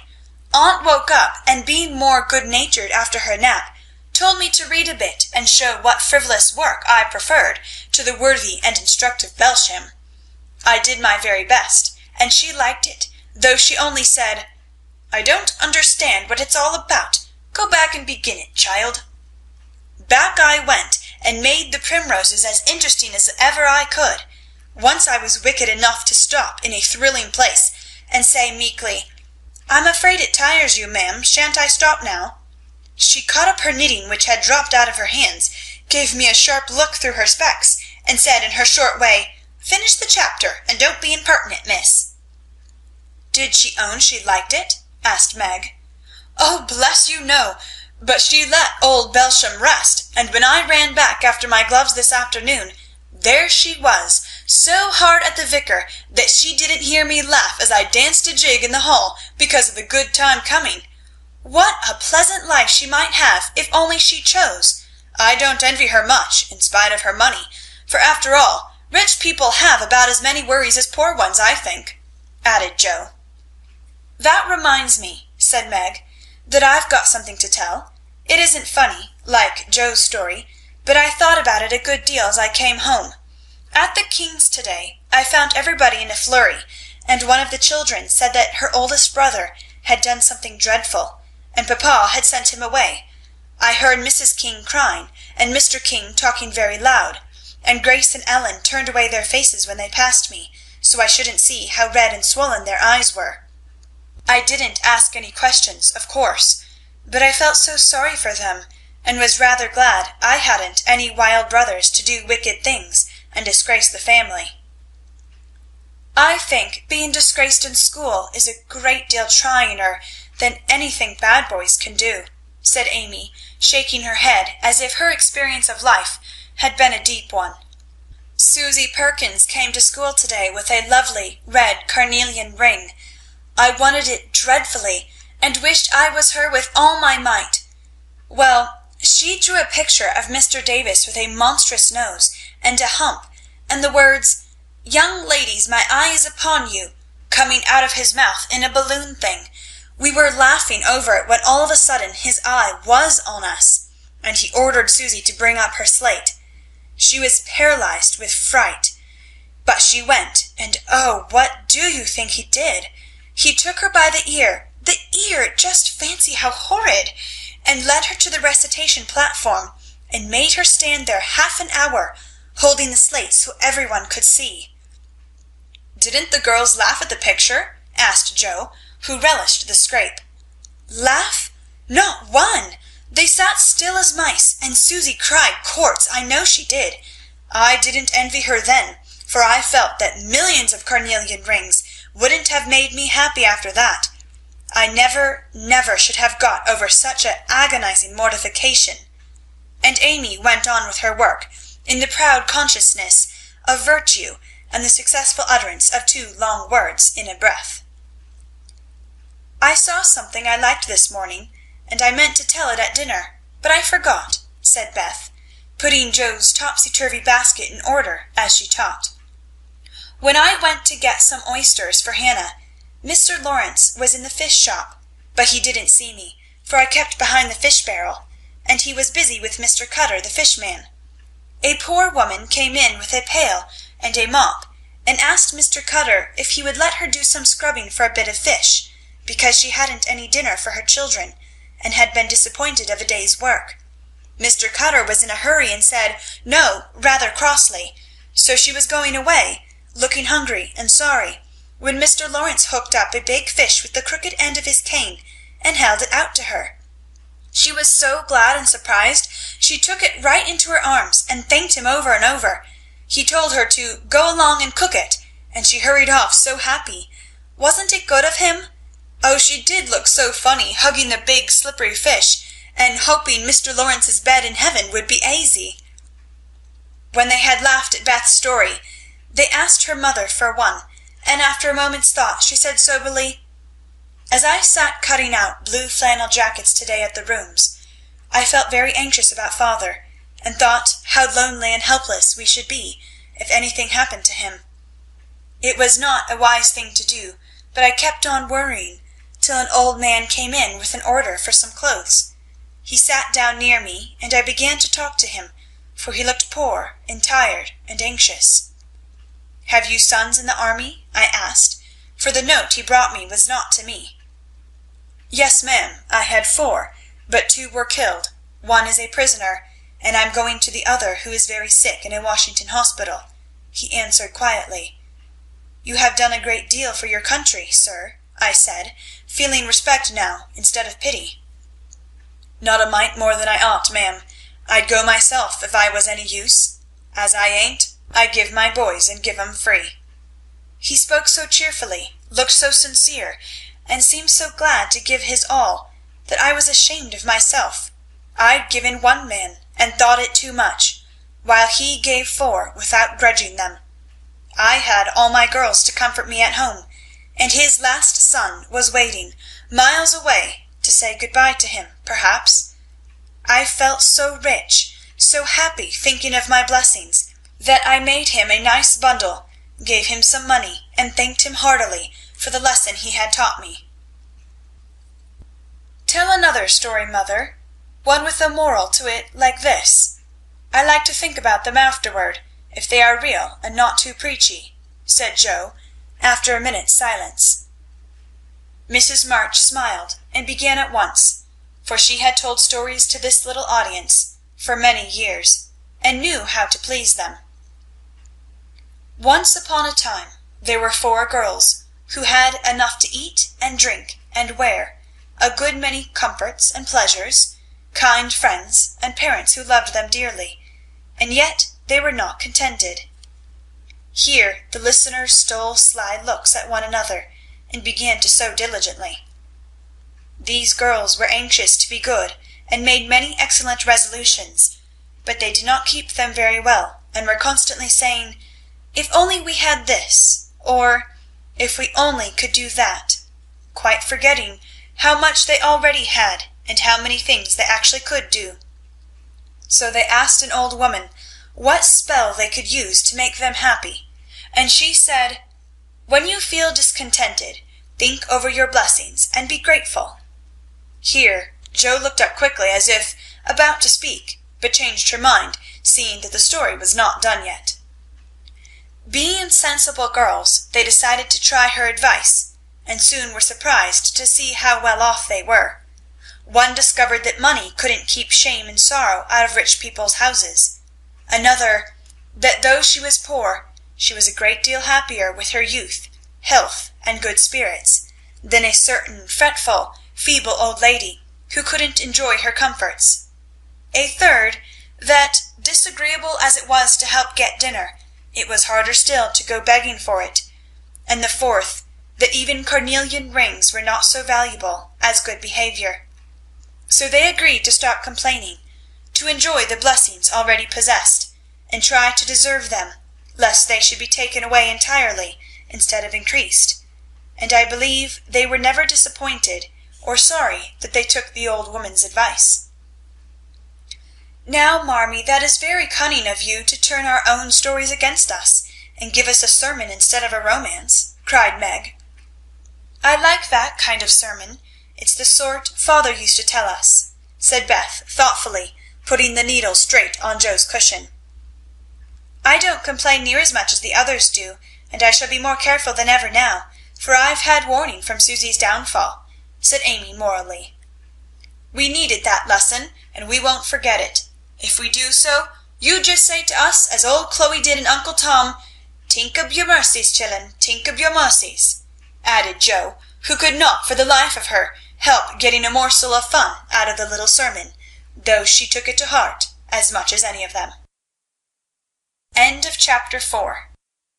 Chapter 5. Being Neighborly. "What in the world are you going to do now, Joe?" asked Meg, one snowy afternoon, as her sister came tramping through the hall in rubber boots, old sack, and hood, with a broom in one hand and a shovel in the other. "Going out for exercise," answered Joe, with a mischievous twinkle in her eyes. "I should think 2 long walks this morning would have been enough. It's cold and dull out, and I advise you to stay warm and dry by the fire, as I do," said Meg, with a shiver. "Never take advice. Can't keep still all day, and not being a pussy cat, I don't like to doze by the fire. I like adventures, and I'm going to find some." Meg went back to toast her feet and read Ivanhoe, and Joe began to dig paths with great energy. The snow was light, and with her broom she soon swept a path all round the garden, for Beth to walk in when the sun came out and the invalid dolls needed air. Now the garden separated the Marches' house from that of Mr. Lawrence. Both stood in a suburb of the city, which was still country-like, with groves and lawns, large gardens, and quiet streets. A low hedge parted the two estates. On one side was an old brown house, looking rather bare and shabby, robbed of the vines that in summer covered its walls and the flowers which then surrounded it. On the other side was a stately stone mansion, plainly betokening every sort of comfort and luxury, from the big coach house and well-kept grounds to the conservatory and the glimpses of lovely things one caught between the rich curtains. Yet it seemed a lonely, lifeless sort of house, for no children frolicked on the lawn, no motherly face ever smiled at the windows, and few people went in and out except the old gentleman and his grandson. To Joe's lively fancy, this fine house seemed a kind of enchanted palace, full of splendours and delights which no one enjoyed. She had long wanted to behold these hidden glories, and to know the Lawrence boy, who looked as if he would like to be known if he only knew how to begin. Since the party, she had been more eager than ever, and had planned many ways of making friends with him, but he had not been seen lately, and Joe began to think he had gone away, when she one day spied a brown face at an upper window, looking wistfully down into their garden, where Beth and Amy were snowballing one another. "That boy is suffering for society and fun," she said to herself. "His grandpa does not know what's good for him, and keeps him shut up all alone. He needs a party of jolly boys to play with, or somebody young and lively. I've a great mind to go over and tell the old gentleman so." The idea amused Joe, who liked to do daring things, and was always scandalizing Meg by her queer performances. The plan of going over was not forgotten, and when the snowy afternoon came, Joe resolved to try what could be done. She saw Mr. Lawrence drive off, and then sallied out to dig her way down to the hedge, where she paused and took a survey. All quiet, curtains down at the lower windows, servants out of sight, and nothing human visible but a curly black head leaning on a thin hand at the upper window. "There he is," thought Joe. "Poor boy, all alone and sick this dismal day. It's a shame. I'll toss up a snowball and make him look out, and then say a kind word to him." Up went a handful of soft snow, and the head turned at once, showing a face which lost its listless look in a minute, as the big eyes brightened and the mouth began to smile. Joe nodded and laughed, and flourished her broom as she called out, "How do you do? Are you sick?"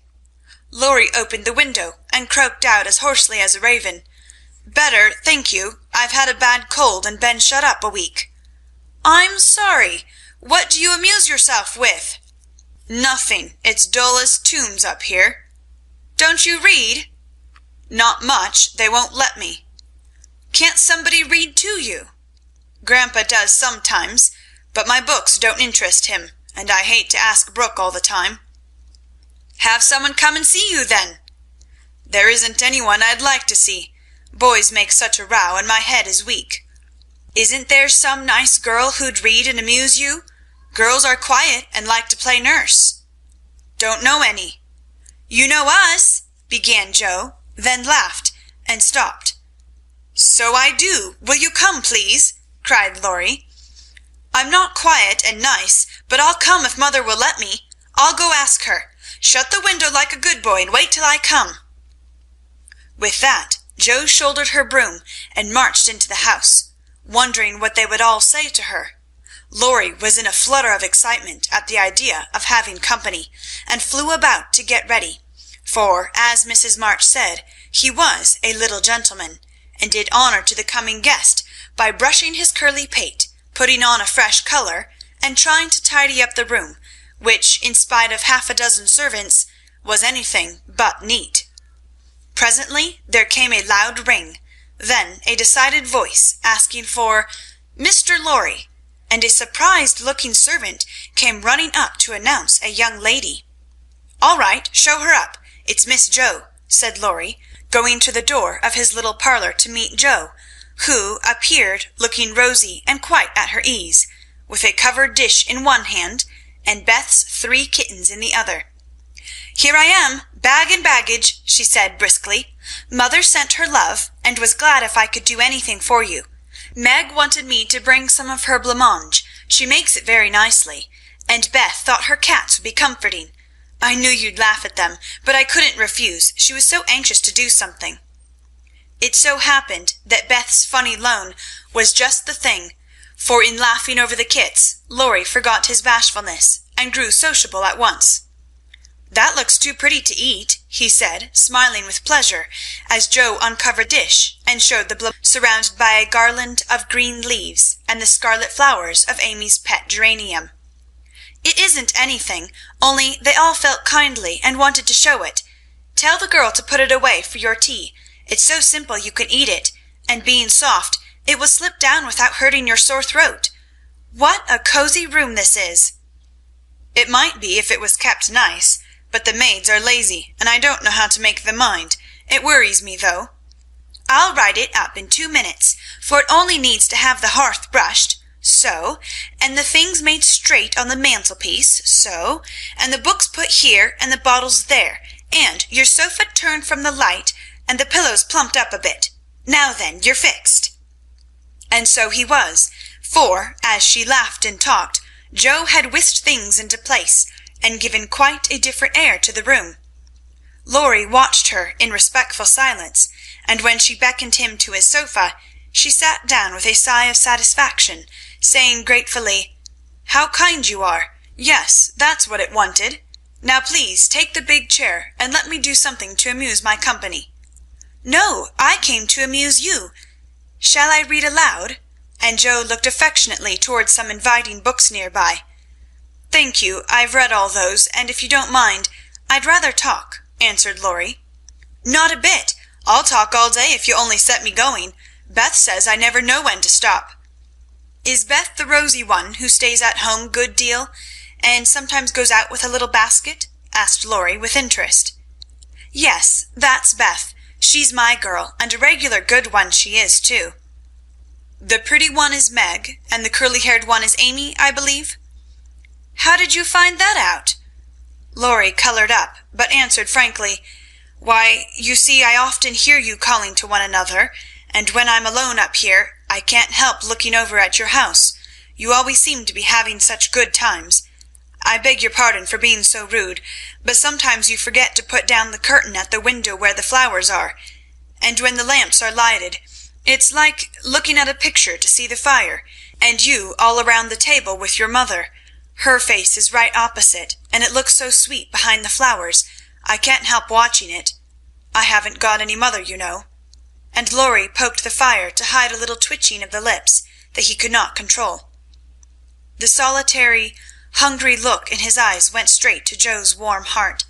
She had been so simply taught that there was no nonsense in her head, and at 15 she was as innocent and frank as any child. Lorry was sick and lonely, and feeling how rich she was in home and happiness, she gladly tried to share it with him. Her face was very friendly, and her sharp voice unusually gentle as she said, "We'll never draw that curtain any more, and I give you leave to look as much as you like. I just wish, though, instead of peeping, you'd come over and see us. Mother is so splendid, she'd do you heaps of good, and Beth would sing to you if I begged her to, and Amy would dance. Meg and I would make you laugh over our funny stage properties, and we'd have jolly times. Wouldn't your grandpa let you?" "I think he would, if your mother asked him.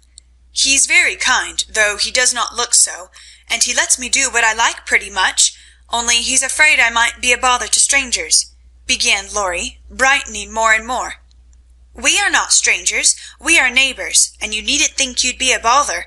We want to know you, and I've been trying to do it this ever so long.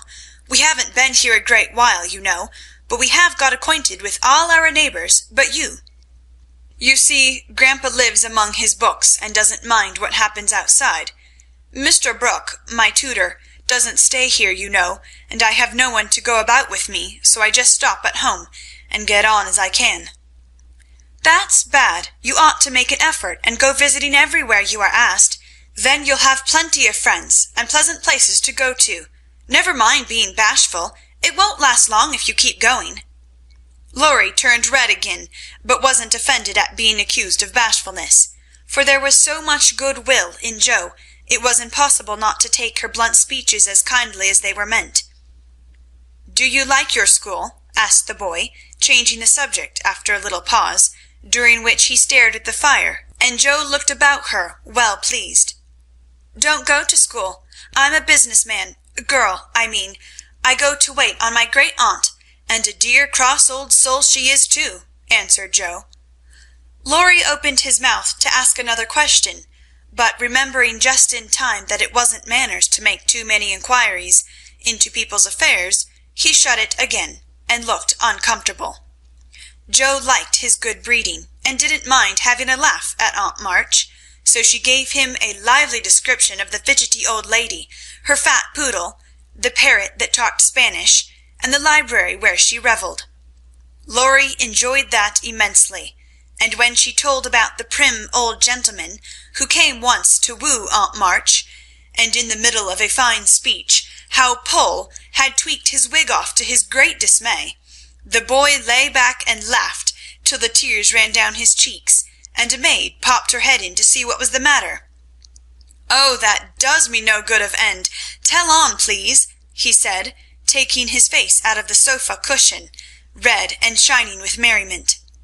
Much elated with her success, Jo did tell on all about their plays and plans, their hopes and fears for father, and the most interesting events of the little world in which the sisters lived.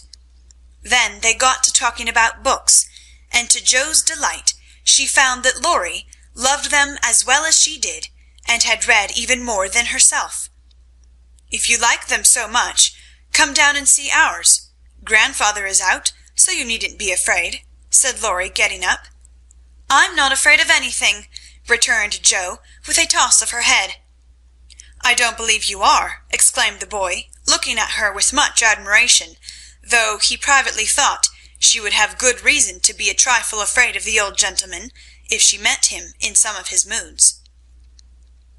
The atmosphere of the whole house being summer-like, Laurie led the way from room to room, letting Jo stop to examine whatever struck her fancy. And so, at last they came to the library, where she clapped her hands and pranced, as she always did when especially delighted. It was lined with books, and there were pictures and statues and distracting little cabinets full of coins and curiosities, and sleepy hollow chairs, and queer tables and bronzes, and best of all, a great open fireplace, with quaint tiles all around it. "What richness!" sighed Jo, sinking into the depth of a velour chair, and gazing about her with an air of intense satisfaction. "Theodore Lawrence, you ought to be the happiest boy in the world," she added impressively. "A fellow can't live on books," said Laurie, shaking his head as he perched on a table opposite. Before he could more, a bell rang, and Jo flew up, exclaiming with alarm, "Mercy me, it's your grandpa!" "Well, what if it is? You are not afraid of anything, you know," returned the boy, looking wicked. "I think I am a little bit afraid of him, but I don't know why I should be. Marmee said I might come, and I don't think you're any the worse for it," said Jo, composing herself, though she kept her eyes on the door. "I'm a great deal better for it, and ever so much obliged. I'm only afraid you are very tired of talking to me. It was so pleasant, I couldn't bear to stop," said Laurie gratefully. "The doctor to see you, sir," and the maid beckoned as she spoke. "Would you mind if I left you for a minute? I suppose I must see him," said Laurie. "Don't mind me. I'm happy as a cricket here," answered Joe. Laurie went away, and his guest amused herself in her own way. She was standing before a fine portrait of the old gentleman when the door opened again, and without turning, she said decidedly, "I'm sure now that I shouldn't be afraid of him, for he's got kind eyes, though his mouth is grim, and he looks as if he had a tremendous will of his own. He isn't as handsome as my grandfather, but I like him." "Thank you, ma'am," said a gruff voice behind her, and there, to her great dismay, stood old Mr. Lawrence. Poor Joe blushed till she couldn't blush any redder, and her heart began to beat uncomfortably fast as she thought what she had said. For a minute a wild desire to run away possessed her, but that was cowardly, and the girls would laugh at her, so she resolved to stay and get out of the scrape as she could. A second look showed her that the living eyes under the bushy eyebrows were kinder even than the painted ones, and there was a sly twinkle in them which lessened her fear a good deal. The gruff voice was gruffer than ever as the old gentleman said abruptly, after the dreadful pause, "So you're not afraid of me, eh?" "Not much, sir." "And you don't think me as handsome as your grandfather?" "Not quite, sir." "And I've got a tremendous will, have I?" "I only said I thought so." "But you like me in spite of it?" "Yes, I do, sir." That answer pleased the old gentleman. He gave a short laugh, shook hands with her, and putting his finger under her chin, turned up her face, examined it gravely, and let it go, saying with a nod, "You've got your grandfather's spirit if you haven't his face. He was a fine man, my dear, but what is better, he was a brave and an honest one, and I was proud to be his friend." "Thank you, sir," and Joe was quite comfortable after that, for it suited her exactly. "What have you been doing to this boy of mine, hey?" was the next question, sharply put. "Only trying to be neighbourly, sir," and Joe told how her visit came about. "You think he needs cheering up a bit, do you?" "Yes, sir. He seems a little lonely, and young folks would do him good perhaps. We are only girls, but we should be glad to help if we could, for we don't forget the splendid Christmas present you sent us," said Joe eagerly. "Tut, tut, tut, that was the boy's affair. How is the poor woman?" "Doing nicely, sir," and off went Joe, talking very fast as she told all about the Hummels, in whom her mother had interested richer friends than they were. "Just her father's way of doing good. I shall come and see your mother some fine day. Tell her so. There's the tea bell. We have it early on the boys' account. Come down and go on being neighbourly." "If you'd like to have me, sir." "Shouldn't ask you if I didn't." And Mr. Lawrence offered her his arm with old-fashioned courtesy. What would Meg say to this, thought Joe, as she was marched away, while her eyes danced with fun as she imagined herself telling the story at home. "Hey, why, what the dickens has come to the fellow?" said the old gentleman, as Laurie came running downstairs, and brought up with a start of surprise at the astounding sight of Joe arm in arm with his redoubtable grandfather. "I didn't know you'd come, sir," he began, as Joe gave him a triumphant little glance. "That's evident by the way you rack it downstairs. Come to your tea, sir, and behave like a gentleman." And having pulled the boy's hair by way of a caress, Mr. Lawrence walked on, while Laurie went through a series of comic evolutions behind their backs, which nearly produced an explosion of laughter from Joe. The old gentleman did not say much as he drank his 4 cups of tea, but he watched the young people, who soon chatted away like old friends, and the change in his grandson did not escape him. There was colour, light, and life in the boy's face now, vivacity in his manner, and genuine merriment in his laugh. "She's right, the lad is lonely. I'll see what these little girls can do for him," thought Mr. Lawrence, as he looked and listened. He liked Joe, for her odd, blunt ways suited him, and she seemed to understand the boy almost as well as if she had been one herself. If the Lawrences had been what Joe called prim and poky, she would not have got on at all, for such people always made her shy and awkward. But finding them free and easy, she was so herself, and made a good impression. When they rose, she proposed to go, but Laurie said he had something more to show her, and took her away to the conservatory, which had been lighted for her benefit.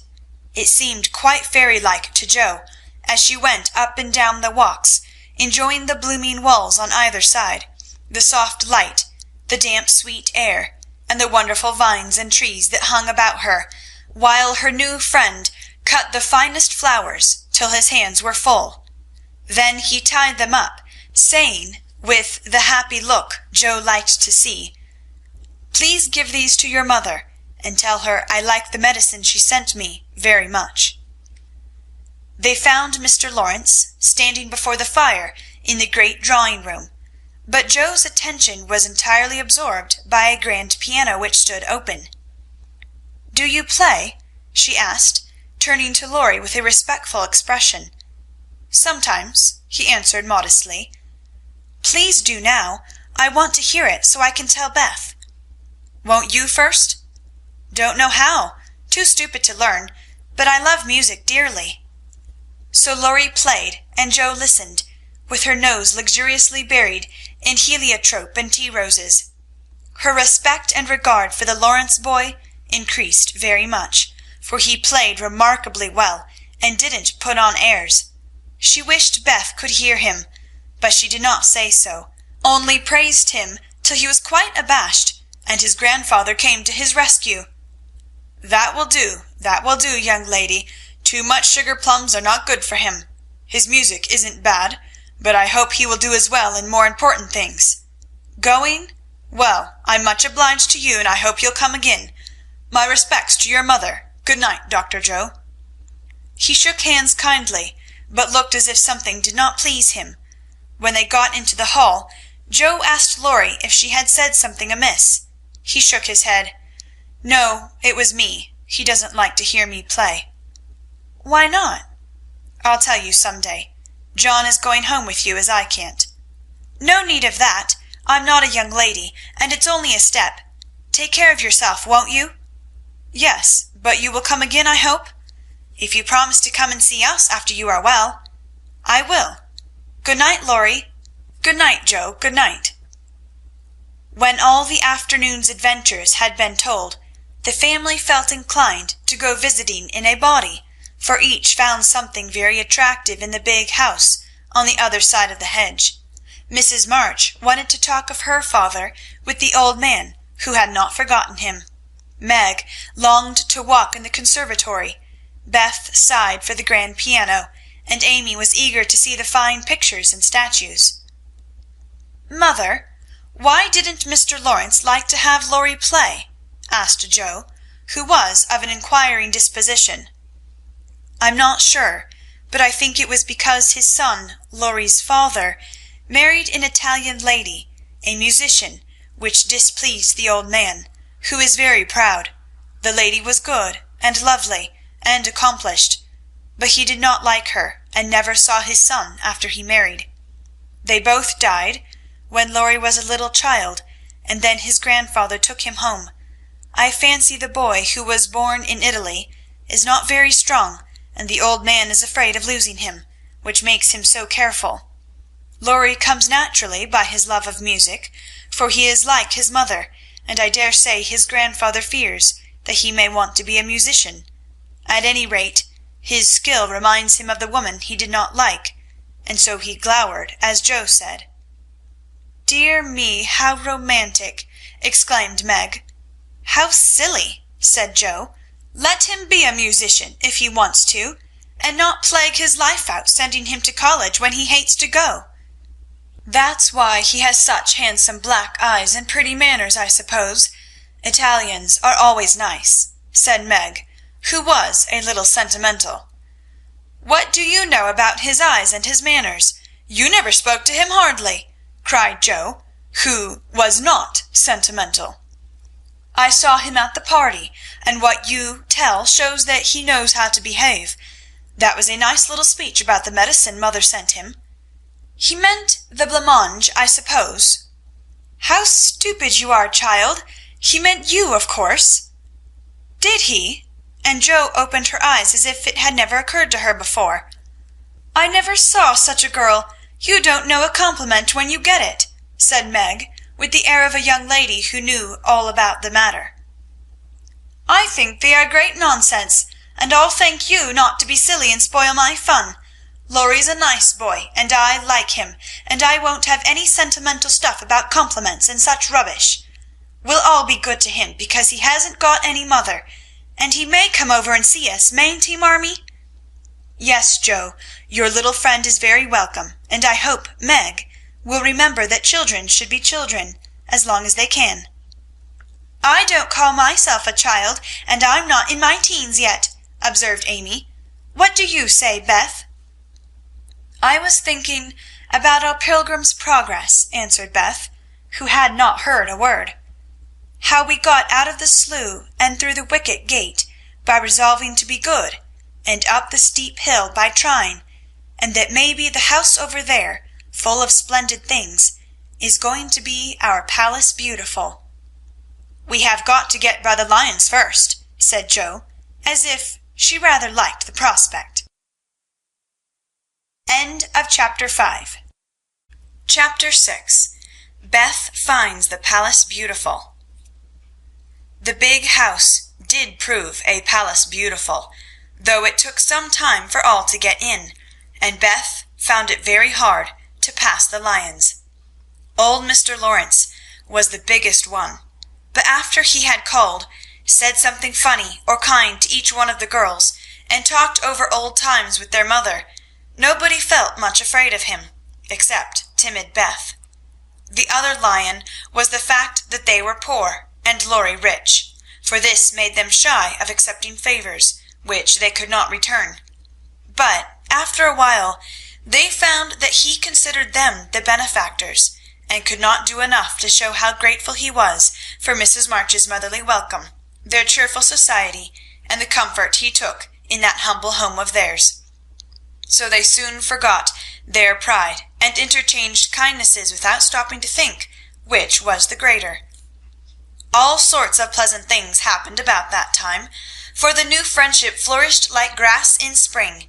Everyone liked Laurie, and he privately informed his tutor that the Marches were regularly splendid girls.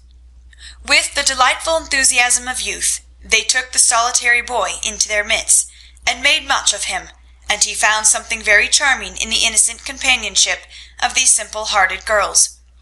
Never having known mother or sisters, he was quick to feel the influences they brought about him, and their busy, lively ways made him ashamed of the indolent life he led.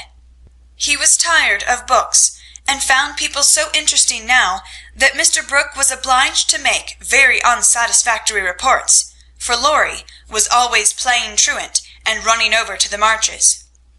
Never mind, let him take a holiday, and make it up afterward, said the old gentleman. The good lady next door says he is studying too hard, and needs young society, amusement, and exercise. I suspect she is right, and that I've been coddling the fellow as if I'd been his grandmother. Let him do what he likes, as long as he is happy. He can't get into mischief in that little nunnery over there, and Mrs. March is doing more for him than we can. What good times they had, to be sure! Such plays and tableaux, such sleigh rides and skating frolics, such pleasant evenings in the old parlour, and now and then such gay little parties at the great house. Meg could walk in the conservatory whenever she liked, and revel in bouquets. Jo browsed over the new library voraciously, and convulsed the old gentleman with her criticisms. Amy copied pictures, and enjoyed beauty to her heart's content, and Laurie played Lord of the Manor in the most delightful style. But Beth, though yearning for the grand piano, could not pluck up courage to go to the mansion of bliss, as Meg called it. She went once with Jo, but the old gentleman, not being aware of her infirmity, stared at her so hard from under his heavy eyebrows, and said, "Hey?" so loud that he frightened her so much her feet chattered on the floor. She never told her mother, and she ran away, declaring she would never go there any more, not even for the dear piano. No persuasions or enticements could overcome her fear, till the fact coming to Mr. Lawrence's ear in some mysterious way, he set about mending matters. During one of the brief calls he made, he artfully led the conversation to music, and talked away about great singers whom he had seen, fine organs he had heard, and told such charming anecdotes that Beth found it impossible to stay in her distant corner, but crept nearer and nearer, as if fascinated. At the back of his chair she stopped and stood listening, with her great eyes wide open, and her cheeks red with excitement of this unusual performance. Taking no more notice of her than if she had been a fly, Mr. Lawrence talked on about Laurie's lessons and teachers, and presently, as if the idea had just occurred to him, he said to Mrs. March, "The boy neglects his music now, and I'm glad of it, for he was getting too fond of it. But the piano suffers for want of use. Wouldn't some of your girls like to run over and practice on it now and then, just to keep it in tune, you know, ma'am?" Beth took a step forward and pressed her hands tightly together to keep from clapping them, for this was an irresistible temptation, and the thought of practicing on that splendid instrument quite took her breath away. Before Mrs. March could reply, Mr. Lawrence went on with an odd little nod and smile. "They needn't see or speak to anyone, but run in at any time, for I'm shut up in my study at the other end of the house. Laurie is out a great deal, and the servants are never near the drawing-room after 9 o'clock. Here he rose, as if going, and Beth made up her mind to speak, for that last arrangement left nothing to be desired. "Please tell the young ladies what I say, and if they don't care to come, why, never mind." Here a little hand slipped into his, and Beth looked up at him with a face full of gratitude as she said, in her earnest yet timid way, "Oh, sir, they do care very, very much." "Are you the musical girl?" he asked, without any startling "Hey?" as he looked down at her very kindly. "I'm Beth. I love it dearly, and I'll come if you are quite sure nobody will hear me and be disturbed," she added, fearing to be rude, and trembling at her own boldness as she spoke. "Not a soul, my dear. The house is empty half the day, so come and drum away as much as you like, and I shall be obliged to you." "How kind you are, sir!" Beth blushed like a rose under the friendly look he wore, but she was not frightened now, and gave the hand a grateful squeeze because she had no words to thank him for the precious gift he had given her. The old gentleman softly stroked the hair off her forehead, and stooping down he kissed her, saying in a tone few people ever heard, "I had a little girl once, with eyes like these. God bless you, my dear. Good day, madam," and away he went in a great hurry. Beth had a rapture with her mother, and then rushed up to impart the glorious news to her family of invalids, as the girls were not home. How blithely she sang that evening, and how they all laughed at her because she woke Amy in the night by playing the piano on her face in her sleep. Next day, having seen both the old and young gentlemen out of the house, Beth, after 2 or 3 retreats, fairly got in at the side door, and made her way as noiselessly as any mouse to the drawing-room where her idol stood. Quite by accident, of course, some pretty, easy music lay on the piano, and with trembling fingers, and frequent stops to listen and look about, Beth at last touched the great instrument, and straightway forgot her fear, herself, and everything else but the unspeakable delight which the music gave her, for it was like the voice of a beloved friend. She stayed till Hannah came to take her home to dinner, but she had no appetite, and could only sit and smile upon everyone in a general state of beatitude. After that, the little brown hood slipped through the hedge nearly every day, and the great drawing-room was haunted by a tuneful spirit that came and went unseen. She never knew that Mr. Lawrence opened his study door to hear the old-fashioned airs he liked. She never saw Laurie mount guard in the hall to warn the servants away. She never suspected that the exercise books and new songs which she found in the rack were put there for her especial benefit, and when he talked to her about music at home, she only thought how kind he was to tell things that helped her so much. So she enjoyed herself heartily, and found, what isn't always the case, that her granted wish was all she had hoped. Perhaps it was because she was so grateful for this blessing that a greater was given her. At any rate, she deserved both. "Mother, I'm going to work Mr. Lawrence a pair of slippers. He is so kind to me I must thank him, and I don't know any other way. Can I do it?" asked Beth, a few weeks after that eventful call of his. "Yes, dear, it will please him very much, and be a nice way of thanking him. The girls will help you about them, and I will pay for the making up," replied Mrs. March, who took a peculiar pleasure in granting Beth's request, because she so seldom asked anything for herself. After many serious discussions with Meg and Joe, the pattern was chosen, the materials bought, and the slippers begun. A cluster of grave yet cheerful pansies on a deeper purple ground was pronounced very appropriate and pretty, and Beth worked away early and late, with occasional lifts over hard parts. She was a nimble little needlewoman, and they were finished before anyone got tired of them.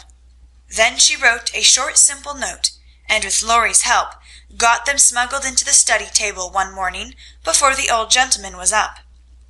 When this excitement was over, Beth waited to see what would happen. All day passed, and part of the next, before any acknowledgment arrived, and she was beginning to fear she had offended her crotchety friend. On the afternoon of the second day, she went out to do an errand, and give poor Joanna the invalid doll her daily exercise. As she came up the street on her return, she saw 3, yes, 4 heads popping in and out of the parlor windows, and the moment they saw her, several hands were waved, and several joyful voices screamed, "Here's a letter from the old gentleman! Come quick and read it!" "Oh, Beth, he sent you—" began Amy, gesticulating with unseemly energy, but she got no further, for Joe quenched her by slamming down the window. Beth hurried on in a flutter of suspense. At the door her sister seized and bore her to the parlor in a triumphal procession, all pointing and all saying at once, "Look there! Look there!" Beth did look, and turned pale with delight and surprise, for there stood a little cabinet piano, with a letter lying on the glossy lid, directed like a signboard to Miss Elizabeth March. "For me?" gasped Beth, holding on to Joe and feeling as if she should tumble down. It was such an overwhelming thing altogether. "Yes, all for you, my precious. Isn't it splendid of him? Don't you think he's the dearest old man in the world? Here's the key in the letter. We didn't open it, but we are dying to know what he says," cried Joe, hugging her sister and offering the note. "You read it. I can't. I feel so queer. Oh, it is too lovely," and Beth hid her face in Joe's apron, quite upset by her present. Joe opened the paper and began to laugh, for the first words she saw were, "Miss March, dear Madam." "How nice it sounds! I wish someone would write to me so," said Amy, who thought the old-fashioned address very elegant. "I have had many pairs of slippers in my life, but I never had any that suited me so well as yours," continues Joe. "Heart's ease is my favorite flower, and these will always remind me of the gentle giver. I like to pay my debts, so I know you will allow the old gentleman to send you something which once belonged to the little granddaughter he lost. With hearty thanks and best wishes, I remain your grateful friend and humble servant, James Lawrence." "There, Beth, that's an honor to be proud of, I'm sure. Laurie told me how fond Mr. Lawrence used to be of the child who died, and how he kept all her little things carefully. Just think, he's given you her piano. That comes of having big blue eyes and loving music," said Joe, trying to soothe Beth, who trembled and looked more excited than she had ever been before. See the cunning brackets to hold candles, and the nice green silk puckered up with a gold rose in the middle, and the pretty rack and stool all complete," added Meg, opening the instrument and displaying its beauties. "Your humble servant, James Lawrence. Only think of his writing that to you! I'll tell the girls, they'll think it's splendid," said Amy, much impressed by the note. "Try it, honey. Let's hear the sound of the baby peony," said Hannah, who always took a share in the family's joys and sorrows. So Beth tried it, and everyone pronounced it the most remarkable piano ever heard. It had evidently been newly tuned and put in apple pie order, but perfect as it was, I think the real charm lay in the happiest of all happy faces which leaned over it, as Beth lovingly touched the beautiful black and white keys and pressed the bright pedals. "You'll have to go and thank him," said Joe, by way of a joke, for the idea of the child's really going never entered her head. "Yes, I mean to. I guess I'll go now, before I get frightened thinking about it." And, to the utter amazement of the assembled family, Beth walked deliberately down the garden, through the hedge, and in at the Lawrences' door. "Well, I wish I may die if it ain't the queerest thing I ever see. The peony has turned her head. She'd never have gone in her right mind," cried Hannah, staring after her, while the girls were rendered quite speechless by the miracle. They would have been still more amazed if they had seen what Beth did afterward. If you will believe me, she went and knocked at the study door before she gave herself time to think, and when a gruff voice called out, "Come in," she did go in, right up to Mr. Lawrence, who looked quite taken aback, and held out her hand, saying with only a small quaver in her voice, "I came to thank you, sir, for—" But she didn't finish, for he looked so friendly that she forgot her speech, and, only remembering that he had lost the little girl he loved, she put both arms around his neck and kissed him. If the roof of the house had suddenly flown off, the old gentleman wouldn't have been more astonished. But he liked it. Oh dear, yes, he liked it amazingly, and was so touched and pleased by that confiding little kiss that all his crustiness vanished, and he just set her on his knee and laid his wrinkled cheek against her rosy one, feeling as if he had got his own little granddaughter back again. Beth ceased to fear him from that moment, and sat there talking to him as cosily as if she had known him all her life. For love casts out fear, and gratitude can conquer pride. When she went home, he walked with her to her own gate, shook hands cordially, and touched his hat as he marched back again, looking very stately and erect, like a handsome, soldierly old gentleman as he was. When the girls saw that performance, Jo began to dance a jig by way of expressing her satisfaction. Amy nearly fell out of the window in her surprise, and Meg exclaimed with uplifted hands, "Well, I do believe the world is coming to an end." End of Chapter 6. Chapter 7. Amy's Valley of Humiliation. "That boy is a perfect Cyclops, isn't he?" said Amy one day, as Laurie clattered by on horseback, with a flourish of his whip as he passed. "How dare you say so, when he's got both his eyes? And very handsome ones they are, too," cried Jo, who resented any slighting remarks about her friend. "I didn't say anything about his eyes, and I don't see why you need fire up when I admire his riding." "Oh, my goodness! That little goose means a centaur, and she called him a Cyclops!" exclaimed Jo, with a burst of laughter. "You needn't be so rude. It's only a lapse of linguae, as Mr. Davis says," retorted Amy, finishing Jo with her Latin. "I just wish I had a little of the money Laurie spends on that horse," she added, as if to herself, yet hoping her sisters would hear. "Why?" asked Meg kindly, for Jo had gone off in another laugh at Amy's second blunder. "I need it so much. I'm dreadfully in debt, and it won't be my turn to have the rag money for a month." "In debt, Amy? What do you mean?" and Meg looked sober. Why, I owe at least a dozen pickled limes, and I can't pay them, you know, till I have money, for Marmee forbade my having anything charged at the shop." "Tell me all about it. Are limes the fashion now? It used to be pricking bits of rubber to make balls." And Meg tried to keep her countenance. Amy looked so grave and important. "Why, you see, the girls are always buying them, and unless you want to be thought mean, you must do it too. It's nothing but limes now, for every one is sucking them in their desks in school time, and trading them off for pencils, bead rings, paper dolls, or something else at recess. If one girl likes another, she gives her a lime. If she's mad with her, she eats one before her face and doesn't offer even a suck. They treat by turns, and I've had ever so many but haven't returned them, and I ought, for they are debts of honor, you know." "How much will pay them off and restore your credit?" asked Meg, taking out her purse. "A quarter would more than do it, and leave a few cents over for a treat for you. Don't you like limes?" "Not much. You may have my share. Here's the money. Make it last as long as you can, for it isn't very plenty, you know." "Oh, thank you. It must be so nice to have pocket money. I'll have a grand feast, for I haven't tasted a lime this week. I felt delicate about taking any, as I couldn't return them, and I'm actually suffering for one."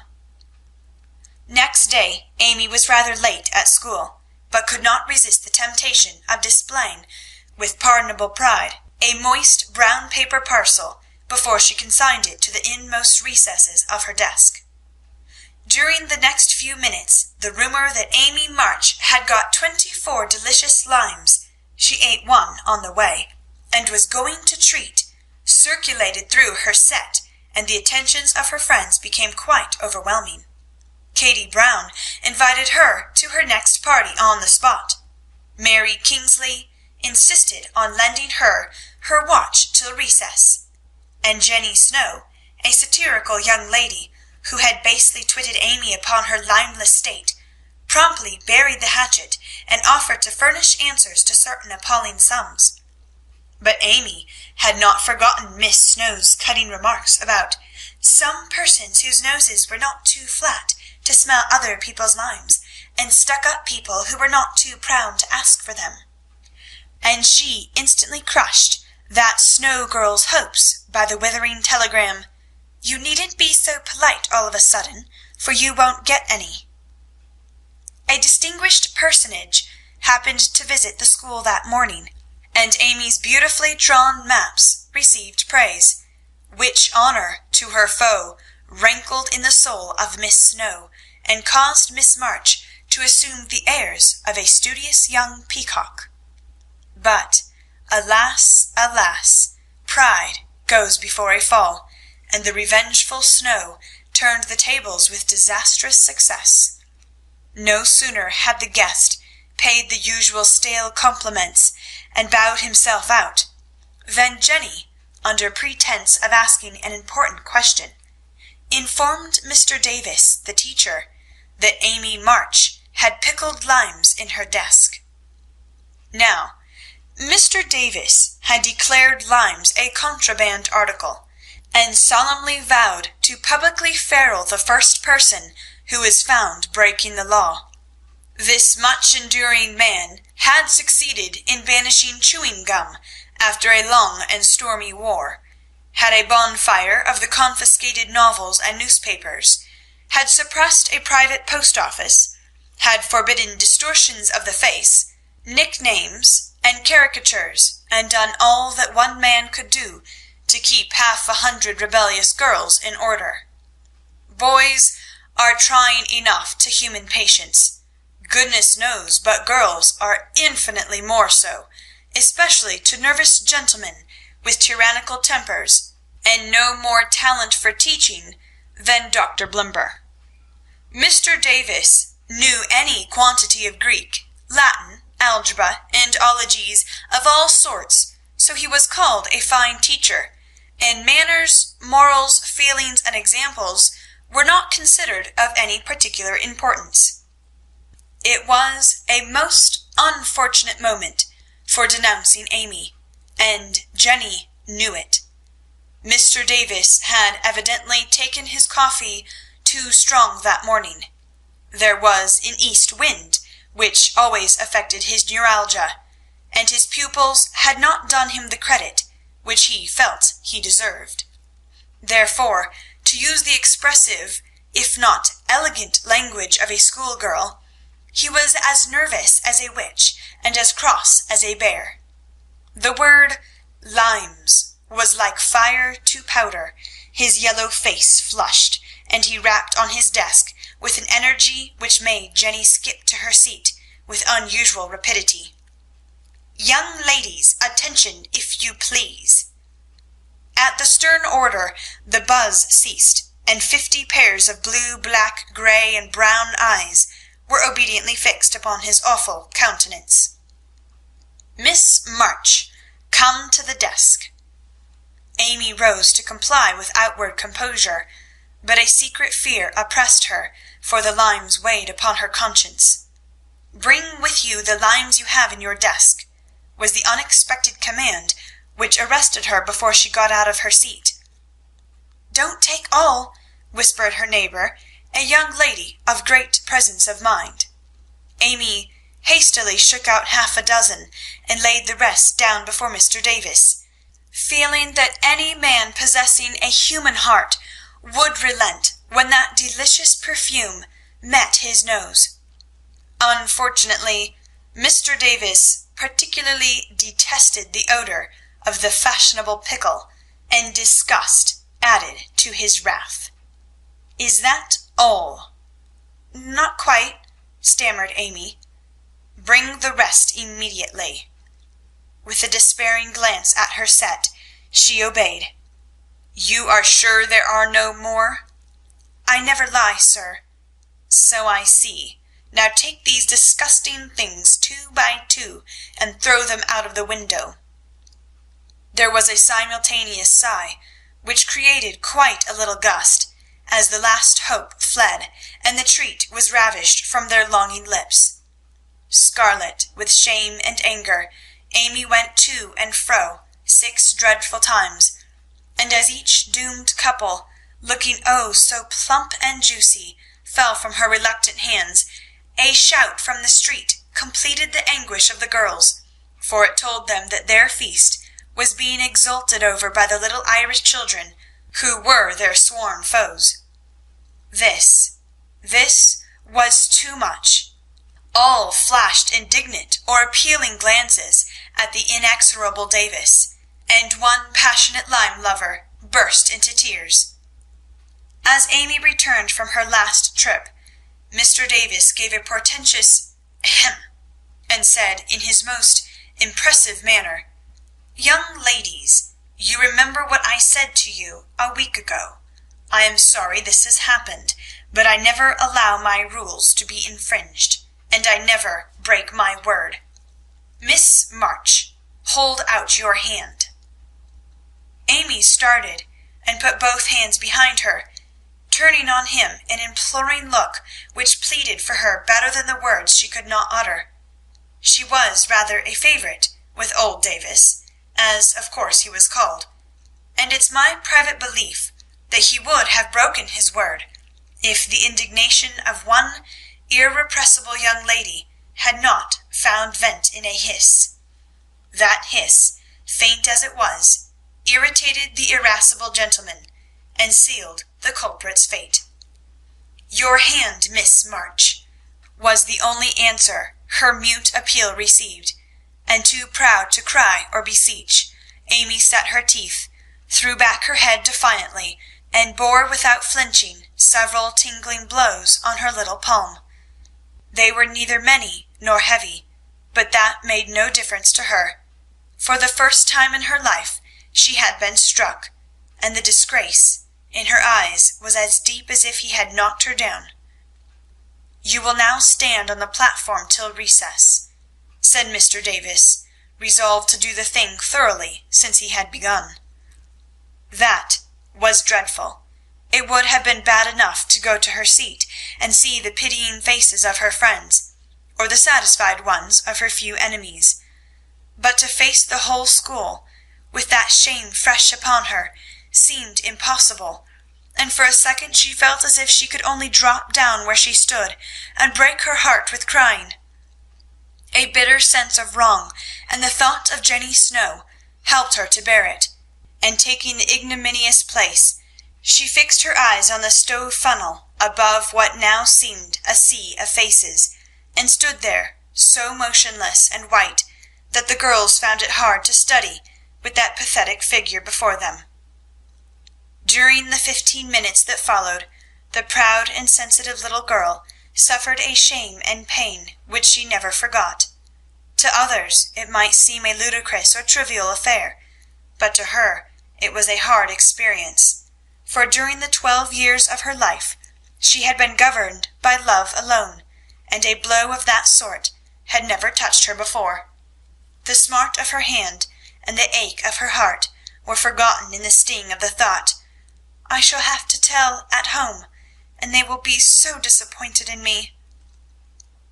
The 15 minutes seemed an hour, but they came to an end at last, and the word recess had never seemed so welcome to her before. "You can go, Miss March," said Mr. Davis, looking, as he felt, uncomfortable.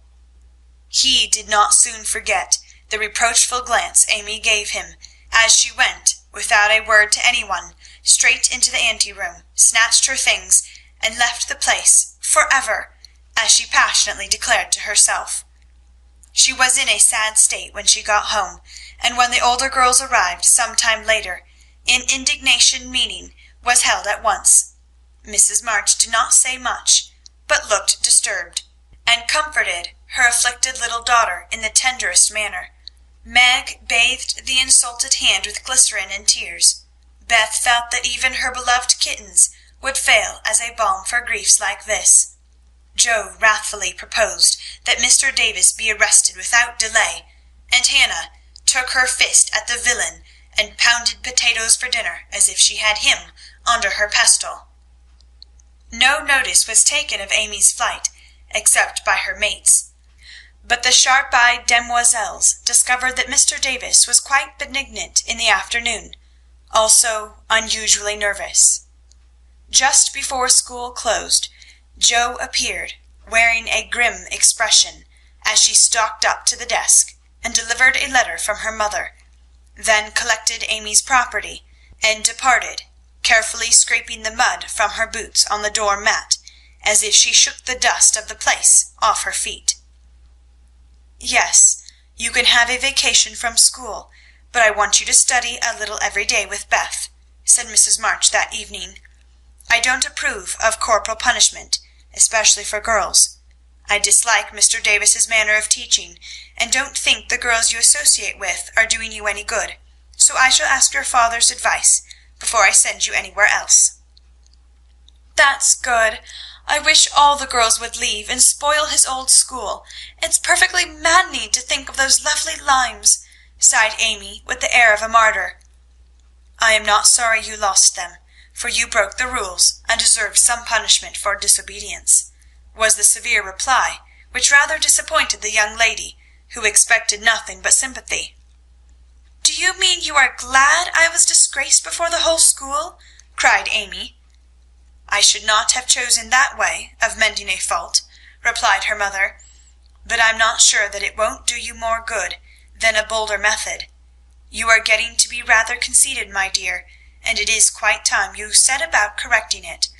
You have a good many little gifts and virtues, but there is no need of parading them, for conceit spoils the first genius.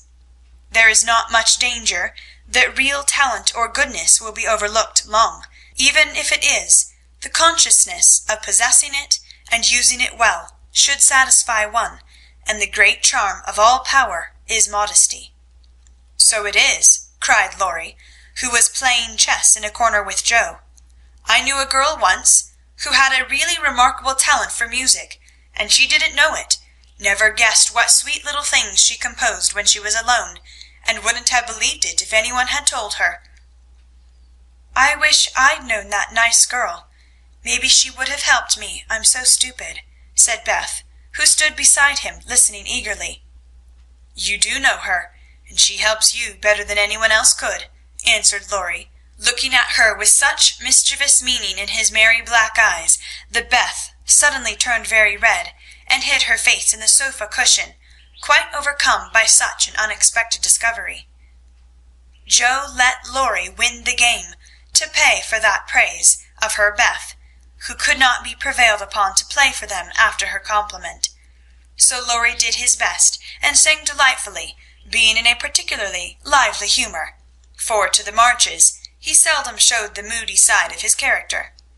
When he was gone, Amy, who had been pensive all evening, said suddenly, as if busy over some new idea, "Is Laurie an accomplished boy?"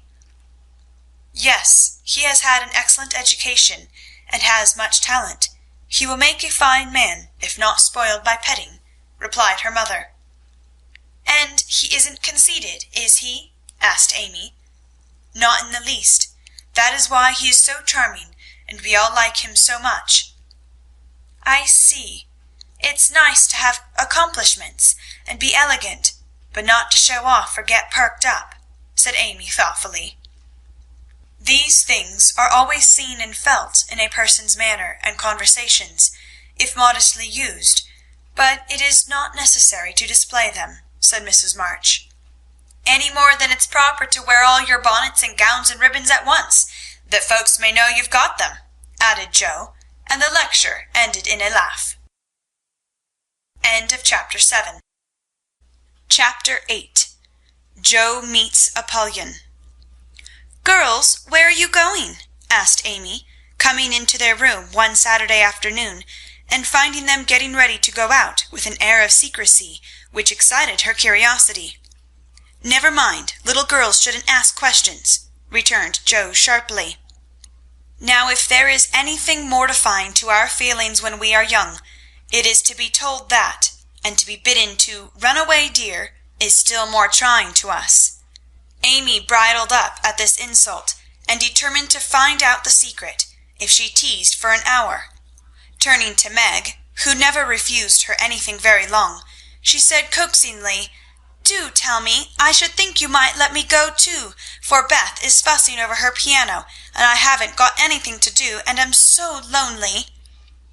"I can't, dear, because you aren't invited," began Meg, but Joe broke in impatiently. "Now, Meg, be quiet, or you will spoil it all. You can't go, Amy, so don't be a baby and whine about it." "You are going somewhere with Laurie. I know you are. You were whispering and laughing together on the sofa last night, and you stopped when I came in. Aren't you going with him?" "Yes, we are. Now do be still and stop bothering." Amy held her tongue, but used her eyes, and saw Meg slip a fan into her pocket. I know, you're going to the theatre to see the 7 Castles," she cried, adding resolutely, "and I shall go, for mother said I might see it, and I've got my rag money, and it was mean not to tell me in time." "Just listen to me a minute, and be a good child," said Meg soothingly. "Mother doesn't wish you to go this week, because your eyes are not well enough yet to bear the light of this fairy piece. Next week you can go with Beth and Hannah, and have a nice time." "I don't like that half as well as going with you and Laurie. Please let me. I've been sick with this cold so long and shut up. I'm dying for some fun. Do, Meg. I'll be ever so good," pleaded Amy, looking as pathetic as she could. "Suppose we take her. I don't believe mother would mind, if we bundle her up well," began Meg. "If she goes, I shan't, and if I don't, Laurie won't like it, and it will be very rude after he invited only us to go and drag in Amy. I should think she'd hate to poke herself where she isn't wanted," said Joe crossly, for she disliked the trouble of overseeing a fidgety child when she wanted to enjoy herself. Her tone and manner angered Amy, who began to put on her boots, saying, in her most aggravating way, "I shall go. Meg says I may, and if I pay for myself, Laurie hasn't anything to do with it." "You can't sit with us, for our seats are reserved, and you mustn't sit alone, so Laurie will give you his place, and that will spoil our pleasure.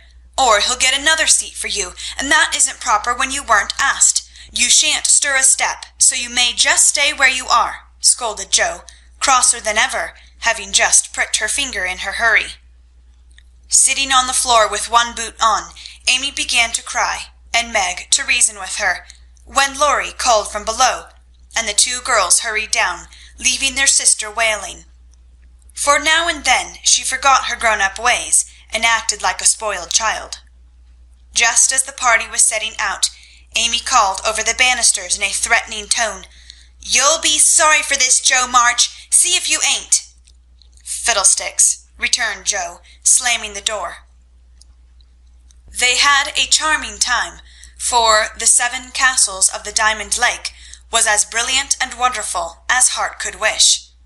But in spite of the comical red imps, sparkling elves, and the gorgeous princes and princesses, Joe's pleasure had a drop of bitterness in it.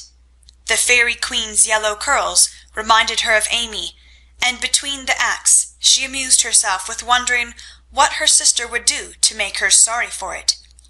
She and Amy had had many lively skirmishes in the course of their lives, for both had quick tempers, and were apt to be violent when fairly roused. Amy teased Joe, and Joe irritated Amy, and semi-occasional explosions occurred, of which both were much ashamed afterward. Although the oldest, Joe had the least self-control, and had hard times trying to curb the fiery spirit, which was continually getting her into trouble. Her anger never lasted long, and having humbly confessed her fault, she sincerely repented and tried to do better.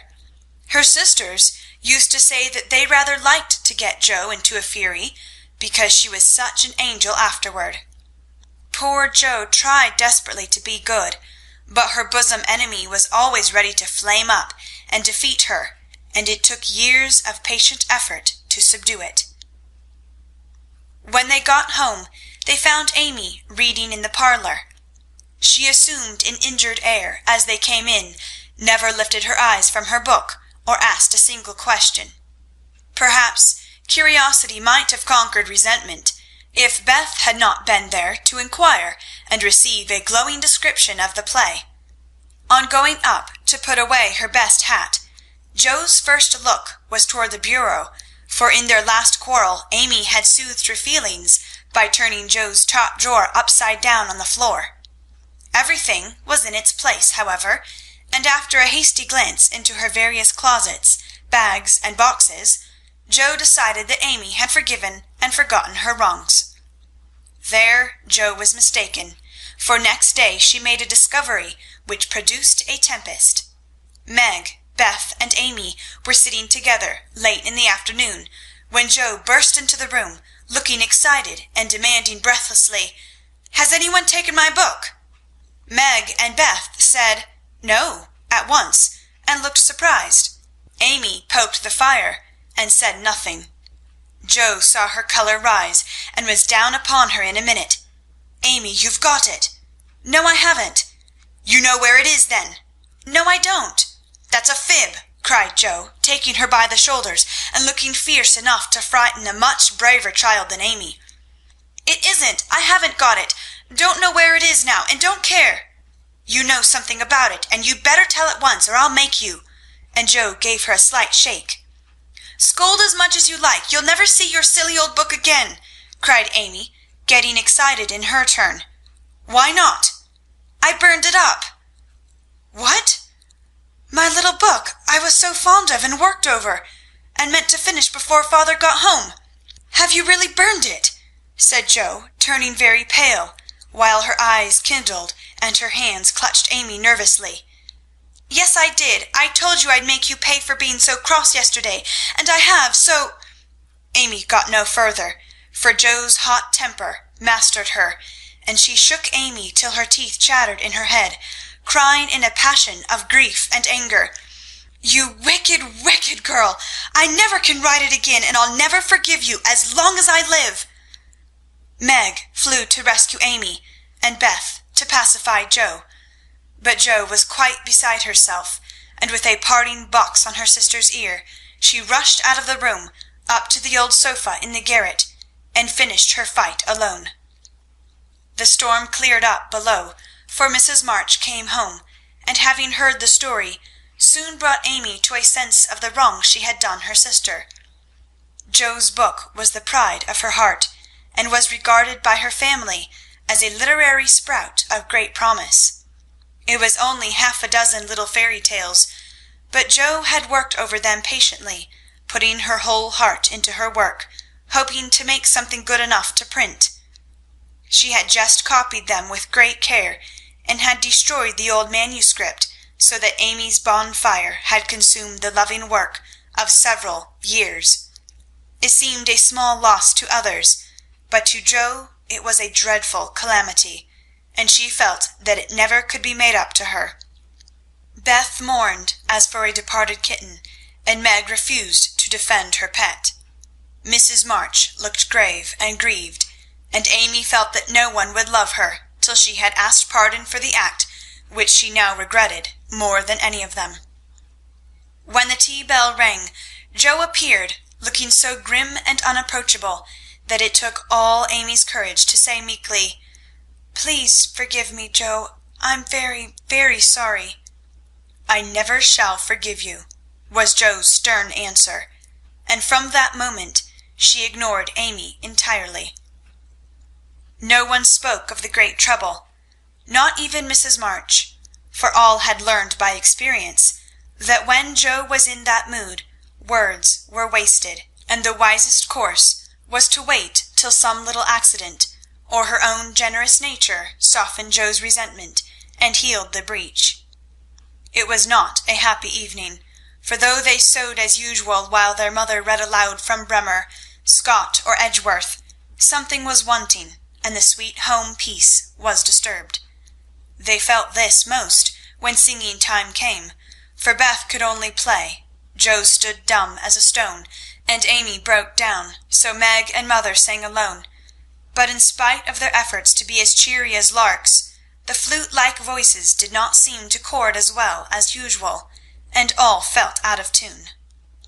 As Jo received her good-night kiss, Mrs. March whispered gently, "My dear, don't let the sun go down upon your anger. Forgive each other, help each other, and begin again tomorrow." Jo wanted to lay her head down on that motherly bosom, and cry her grief and anger all away, but tears were an unmanly weakness, and she felt so deeply injured that she really couldn't quite forgive yet. So she winked hard, shook her head, and said gruffly, because Amy was listening, "It was an abominable thing, and she doesn't deserve to be forgiven." With that she marched off to bed, and there was no merry or confidential gossip that night. Amy was much offended that her overtures of peace had been repulsed, and began to wish she had not humbled herself, to feel more injured than ever, and to plume herself on her superior virtue in a way which was particularly exasperating. Jo still looked like a thundercloud, and nothing went well all day. It was bitter cold in the morning. She dropped her precious turnover in the gutter. Aunt March had an attack of the fidgets. Meg was sensitive. Beth would look grieved and wistful when she got home, and Amy kept making remarks about people who were always talking about being good, and yet wouldn't even try when other people set them a virtuous example. "Everybody is so hateful. I'll ask Laurie to go skating. He is always kind and jolly, and will put me to rights, I know," said Jo to herself, and off she went. Amy heard the clash of skates, and looked out with an impatient exclamation. "There, she promised I should go next time, for this is the last ice we shall have. But it's no use to ask such a cross patch to take me." "Don't say that. You were very naughty, and it is hard to forgive the loss of her precious little book.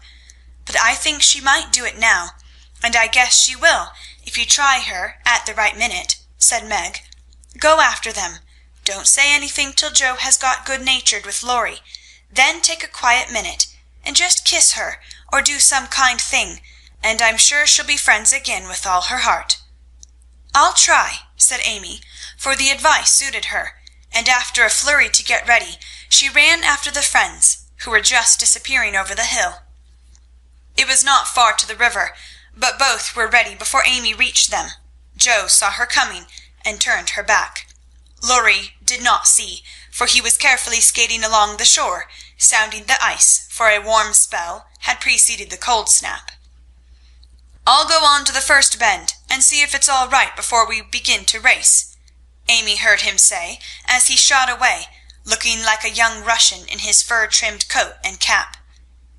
Joe heard Amy panting after her run, stamping her feet and blowing on her fingers as she tried to put her skates on, but Joe never turned and went slowly zigzagging down the river, taking a bitter, unhappy sort of satisfaction in her sister's troubles.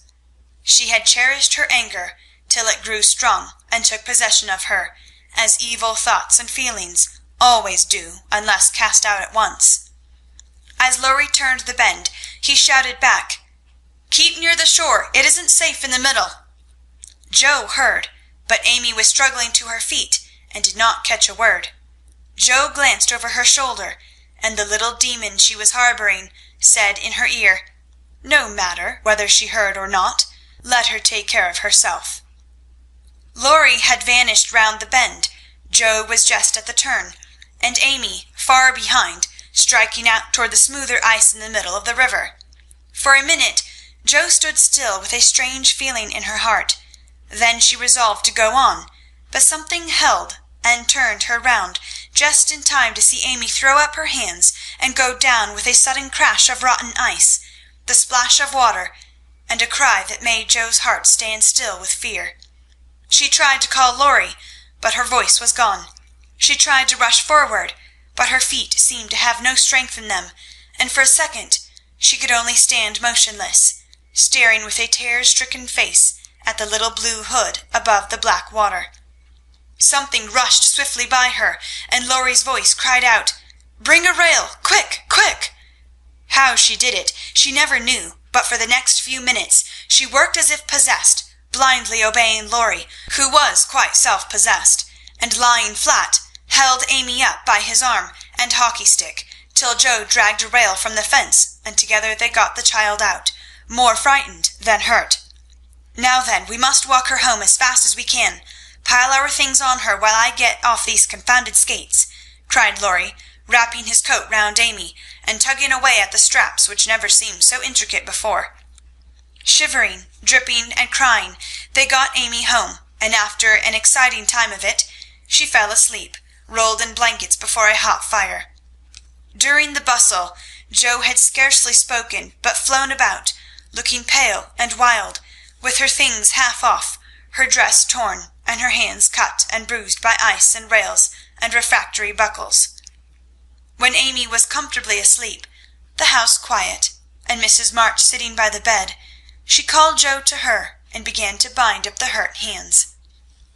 "Are you sure she is safe?" whispered Joe, looking remorsefully at the golden head, which might have been swept away from her sight forever under the treacherous ice. "Quite safe, dear. She is not hurt, and won't even take cold, I think. You were so sensible in covering and getting her home quickly," replied her mother cheerfully. "Laurie did it all. I only let her go. Mother, if she should die, it would be my fault." And Joe dropped down beside the bed in a passion of penitent tears, telling all that had happened, bitterly condemning her hardness of heart, and sobbing out her gratitude for being spared the heavy punishment which might have come upon her. "It's my dreadful temper. I tried to cure it. I think I have, and then it breaks out worse than ever. Oh, Mother, what shall I do? What shall I do?" cried poor Joe in despair. "Watch and pray, dear. Never get tired of trying, and never think it is impossible to conquer your fault," said Mrs. March, drawing the blousy head to her shoulder and kissing the wet cheek so tenderly that Joe cried even harder. "You don't know, you can't guess how bad it is. It seems as if I could do anything when I'm in a passion. I get so savage I could hurt anyone and enjoy it. I'm afraid I shall do something dreadful some day and spoil my life and make everybody hate me. Oh, Mother, help me! Do help me!" "I will, my child, I will. Don't cry so bitterly, but remember this day, and resolve with all your soul that you will never know another like it. Joe, dear, we all have our temptations, some far greater than yours, and it often takes us all our lives to conquer them. You think your temper is the worst in the world, but mine used to be just like it." "Yours, mother? Why, you are never angry." And for the moment Joe forgot remorse in surprise. "I've been trying to cure it for 40 years, and have only succeeded in controlling it. I am angry nearly every day of my life, Joe, but I have learned not to show it, and I still hope to learn not to feel it, though it may take me another 40 years to do so."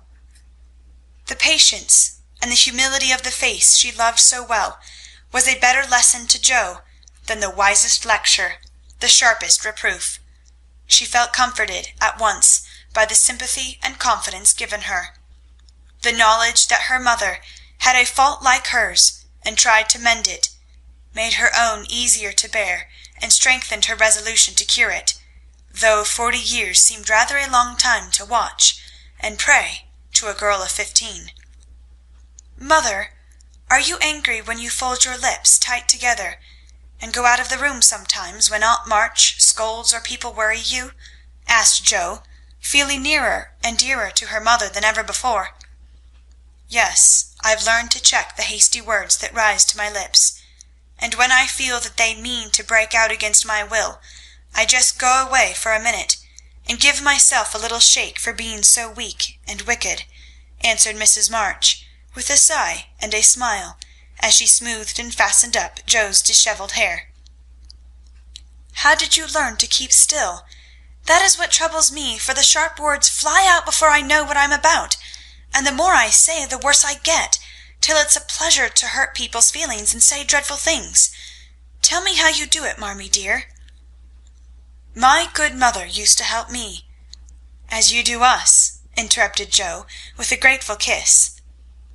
"But I lost her when I was a little older than you are, and for years had to struggle on alone, for I was too proud to confess my weakness to any one else.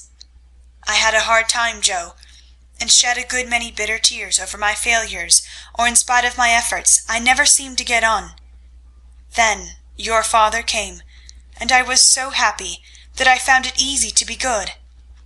But by and by, when I had 4 little daughters round me, and we were poor, then the old trouble began again, for I am not patient by nature, and it tried me very much to see my children wanting anything." "Poor mother, what helped you then?" "Your father, Joe. He never loses patience, never doubts or complains, but always hopes, and works and waits so cheerfully that one is ashamed to do otherwise before him. He helped and comforted me, and showed me that I must try to practice all the virtues I would have my little girls possess, for I was their example. It was easier to try for your sakes than for my own. A startled or surprised look from one of you, when I spoke sharply, rebuked me more than any words could have done, and the love, respect, and confidence of my children was the sweetest reward I could receive for my efforts to be the woman I would have them copy." "Oh, mother, if I'm ever half as good as you, I shall be satisfied," cried Joe, much touched.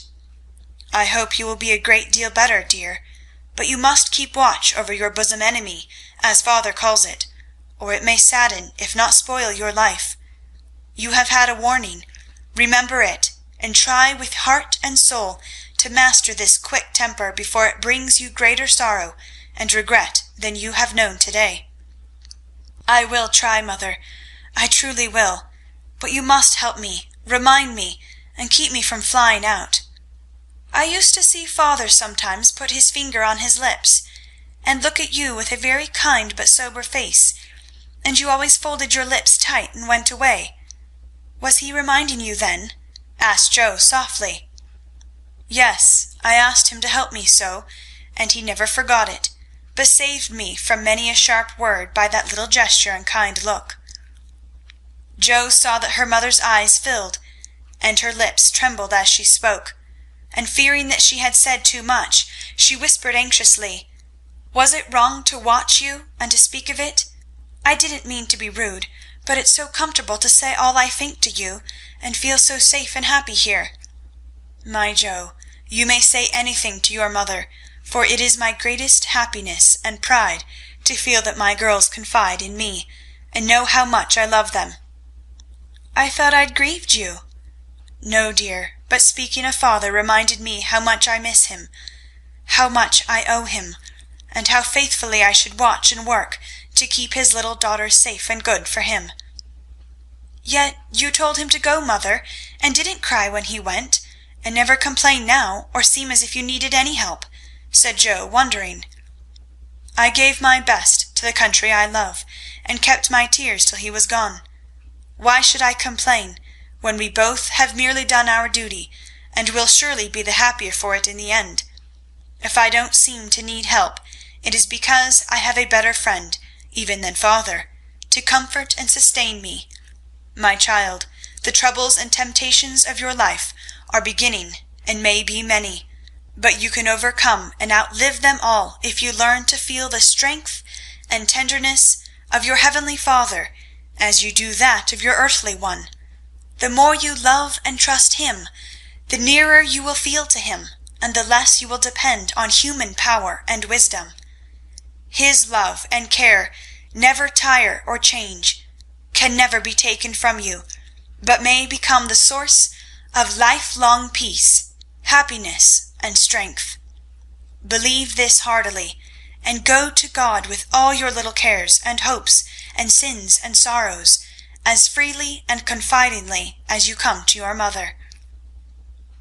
Jo's only answer was to hold her mother close, and in the silence which followed the sincerest prayer she had ever prayed, left her heart without words. For in that sad yet happy hour she had learned not only the bitterness of remorse and despair, but the sweetness of self-denial and self-control, and led by her mother's hand, she had drawn nearer to the friend who always welcomes every child with a love stronger than that of any father, tenderer than that of any mother. Amy stirred and sighed in her sleep, and as if eager to begin at once to mend her fault, Jo looked up with an expression on her face which it had never worn before. "I let the sun go down on my anger. I wouldn't forgive her, and today, if it hadn't been for Laurie, it might have been too late. How could I be so wicked?" said Jo, half aloud, as she leaned over her sister, softly stroking the wet hair scattered on the pillow. As if she heard, Amy opened her eyes and held out her arms, with a smile that went straight to Jo's heart. Neither said a word, but they hugged one another close, in spite of the blankets, and everything was forgiven and forgotten in one hearty kiss. End of Chapter 8. Chapter 9. Meg Goes to Vanity Fair. "I do think it was the most fortunate thing in the world that those children should have the measles just now," said Meg, one April day, as she stood packing the go-abroady trunk in her room surrounded by her sisters. "And so nice of Annie Moffat not to forget her promise. A whole fortnight of fun will be regularly splendid," replied Jo, looking like a windmill as she folded skirts with her long arms. "And such lovely weather, I'm so glad of that," added Beth, tidily sorting neck and hair ribbons in her best box, lent for the great occasion. "I wish I was going to have a fine time and wear all these nice things," said Amy, with her mouth full of pins, as she artistically replenished her sister's cushion. "I wish you were all going, but as you can't, I shall keep my adventures and tell you when I come back. I'm sure it's the least thing I can do when you have been so kind, lending me things and helping me get ready," said Meg, glancing round the room at the very simple outfit, which seemed nearly perfect in their eyes. "What did mother give you out of the treasure box?" asked Amy, who had not been present at the opening of a certain cedar chest, in which Mrs. March kept a few relics of past splendor, as gifts for her girls when the proper time came. "A pair of silk stockings, that pretty carved fan, and a lovely blue sash. I wanted the violet silk, but there isn't time to make it over, so I must be contented with my old tarlatan. It will look nice over my new muslin skirt, and the sash will set it off beautifully. I wish I hadn't smashed my coral bracelet, for you might have had it," said Jo, who loved to give and lend, but whose possessions were usually too dilapidated to be of much use.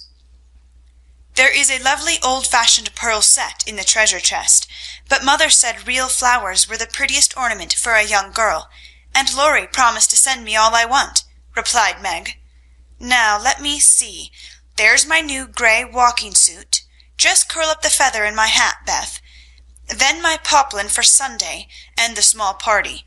It looks heavy for spring, doesn't it? The violet silk would be so nice.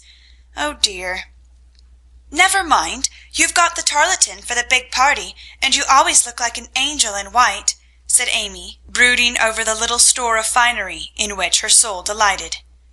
"It isn't low-necked, and it doesn't sweep enough, but it will have to do. My blue house dress looks so well turned and freshly trimmed that I feel as if I'd got a new one. My silk sack isn't a bit the fashion, and my bonnet doesn't look like Sally's. I didn't like to say anything, but I was sadly disappointed in my umbrella. I told mother black with a white handle, but she forgot and bought a green one with a yellowish handle. It's strong and neat, so I ought not to complain, but I know I shall feel ashamed of it beside Annie's silk one with a gold top," sighed Meg, surveying the little umbrella with great disfavour. "Change it," advised Joe. "I won't be silly, or hurt Marmie's feelings when she took so much pains to get my things. It's a nonsensical notion of mine, and I'm not going to give up to it. My silk stockings and 2 pairs of new gloves are my comfort. You are a dear to lend me yours, Joe. I feel so rich and sort of elegant with 2 new pairs, and the old ones cleaned up for common." And Meg took a refreshing peep at her glove box. "Annie Moffat has blue and pink bows on her nightcaps.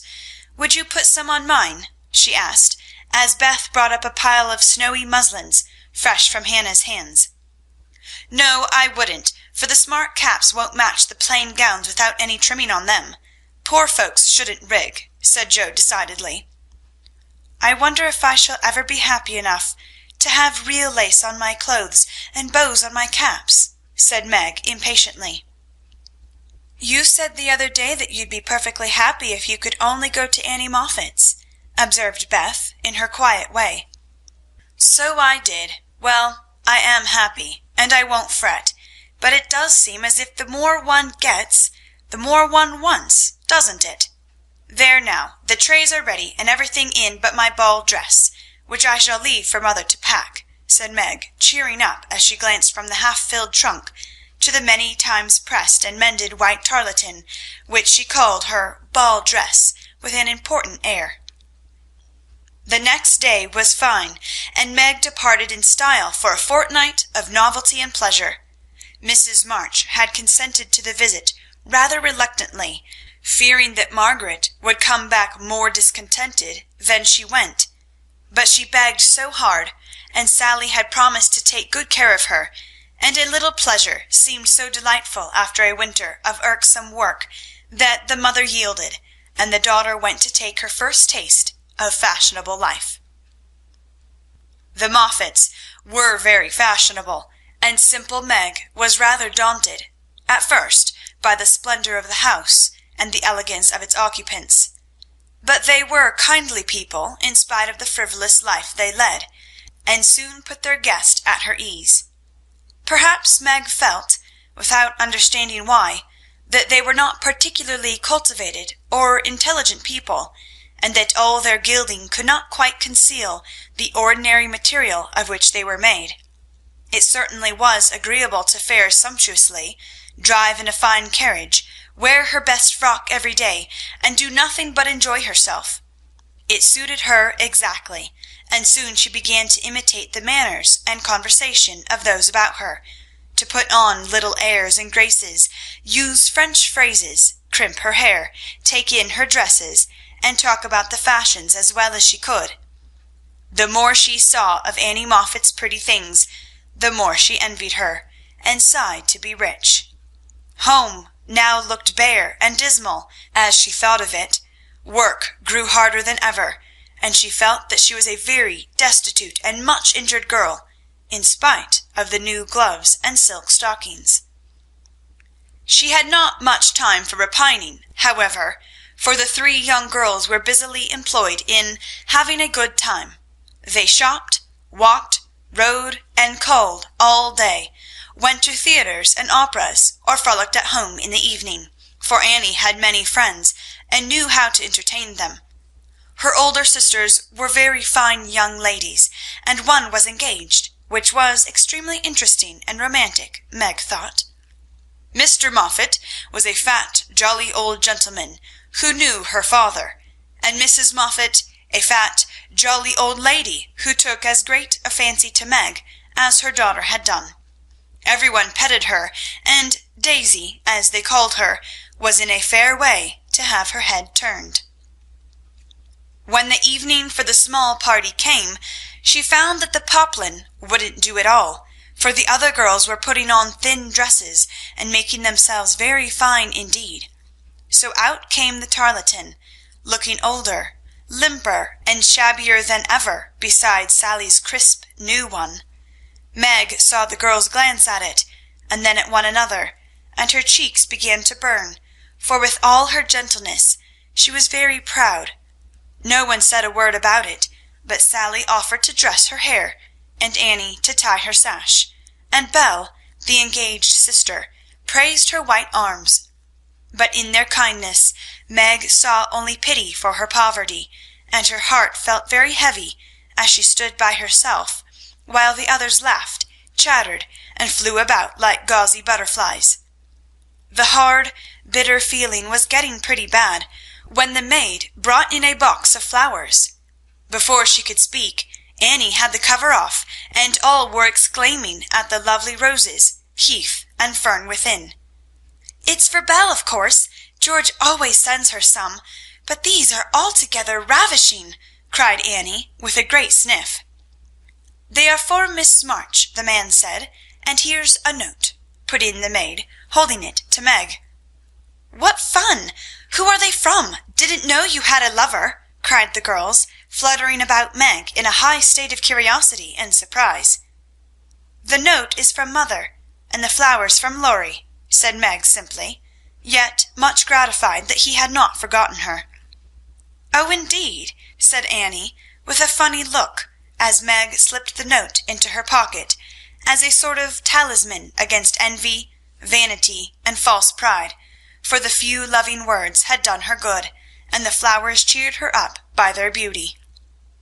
Feeling almost happy again, she laid by a few ferns and roses for herself, and quickly made the rest in dainty bouquets for the breasts, hair, or skirts of her friends, offering them so prettily that Clara, the elder sister, told her she was the sweetest little thing she ever saw, and they looked quite charmed with her small attention. Somehow the kind act finished her despondency, and when all the rest went to show themselves to Mrs. Moffat, she saw a happy, bright-eyed face in the mirror, as she laid her ferns against her rippling hair and fastened the roses in the dress that didn't strike her as so very shabby now. She enjoyed herself very much that evening, for she danced to her heart's content. Every one was very kind, and she had 3 compliments. Annie made her sing, and some one said she had a remarkably fine voice. Major Lincoln asked who the fresh little girl with the beautiful eyes was, and Mr. Moffat insisted on dancing with her because she didn't dawdle but had some spring in her, as he gracefully expressed it. So altogether she had a very nice time, till she overheard a bit of conversation, which disturbed her extremely. She was sitting just inside the conservatory, waiting for her partner to bring her an ice, when she heard a voice ask on the other side of the flowery wall, "How old is he?" 16 or 17, I should say," replied another voice. "It would be a grand thing for one of those girls, wouldn't it? Sally says they are very intimate now, and the old man quite dotes on them." "Mrs. M. has made her plans, I dare say, and will play her cards well, early as it is.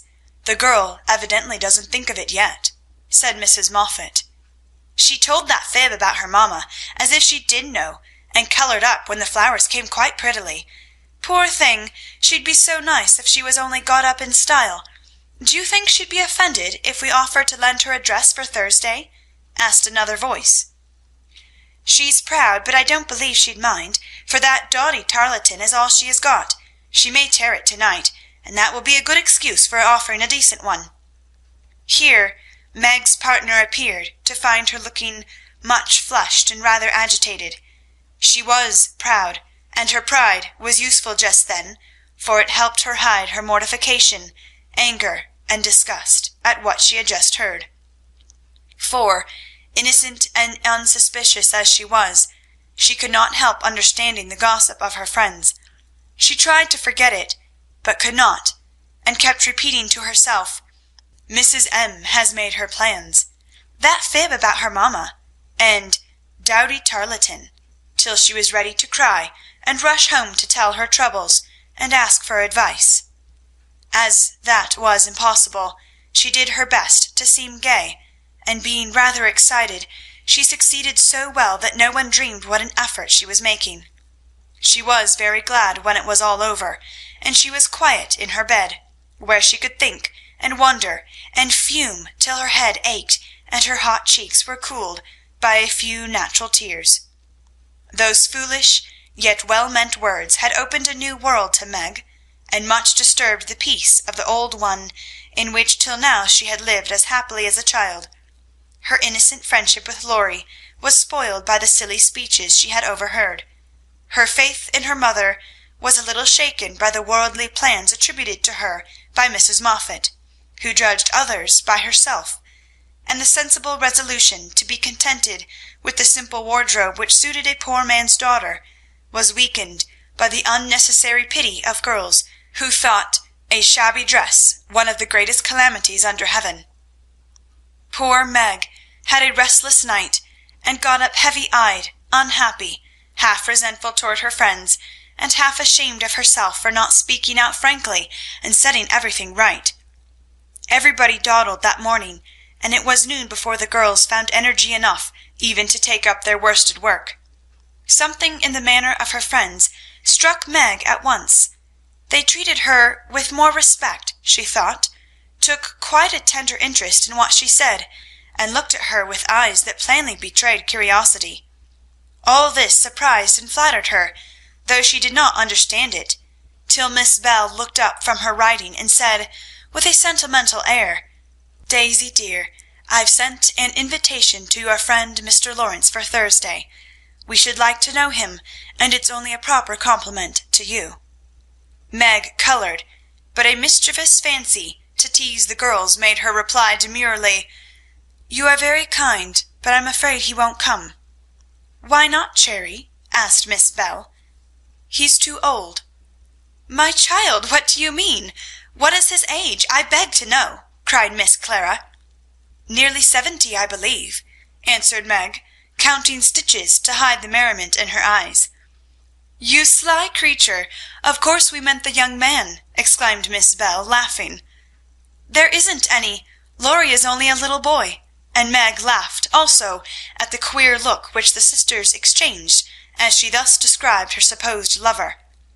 "About your age," Nan said. "Nearer my sister Jo's. I am 17 in August," returned Meg, tossing her head. "It's very nice of him to send you flowers, isn't it?" said Annie, looking wise about nothing. "Yes, he often does to all of us, for their house is full, and we are so fond of them. My mother and old Mr. Lawrence are friends, you know, so it is quite natural that we children should play together," and Meg hoped they would say no more. "It's evident Daisy isn't out yet," said Miss Clara to Bell with a nod. "Quite a pastoral state of innocence all round," returned Miss Bell with a shrug. "I'm going out to get some little matters for my girls. Can I do anything for you, young ladies?" asked Mrs. Moffat, lumbering in like an elephant in silk and lace. "No, thank you, ma'am," replied Sally. "I've got my new pink silk for Thursday, and don't want a thing." "Nor I," began Meg, but stopped because it occurred to her that she did want several things, and could not have them. "What shall you wear?" asked Sally. "My old white one again, if I can mend it fit to be seen.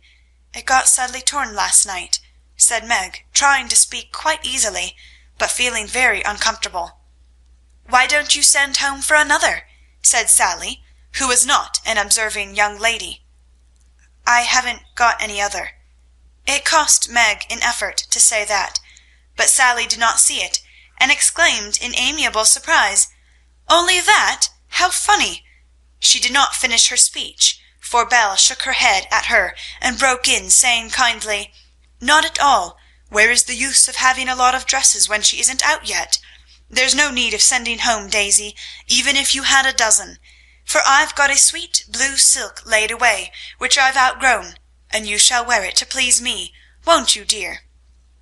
"You are very kind, but I don't mind my old dress if you don't. It does well enough for a little girl like me," said Meg. "Now do let me please myself by dressing you up in style. I admire to do it, and you'd be a regular little beauty, with a touch here and there. I shan't let any one see you till you are done, and then we'll burst upon them like Cinderella and her godmother going to the ball," said Belle in her persuasive tone.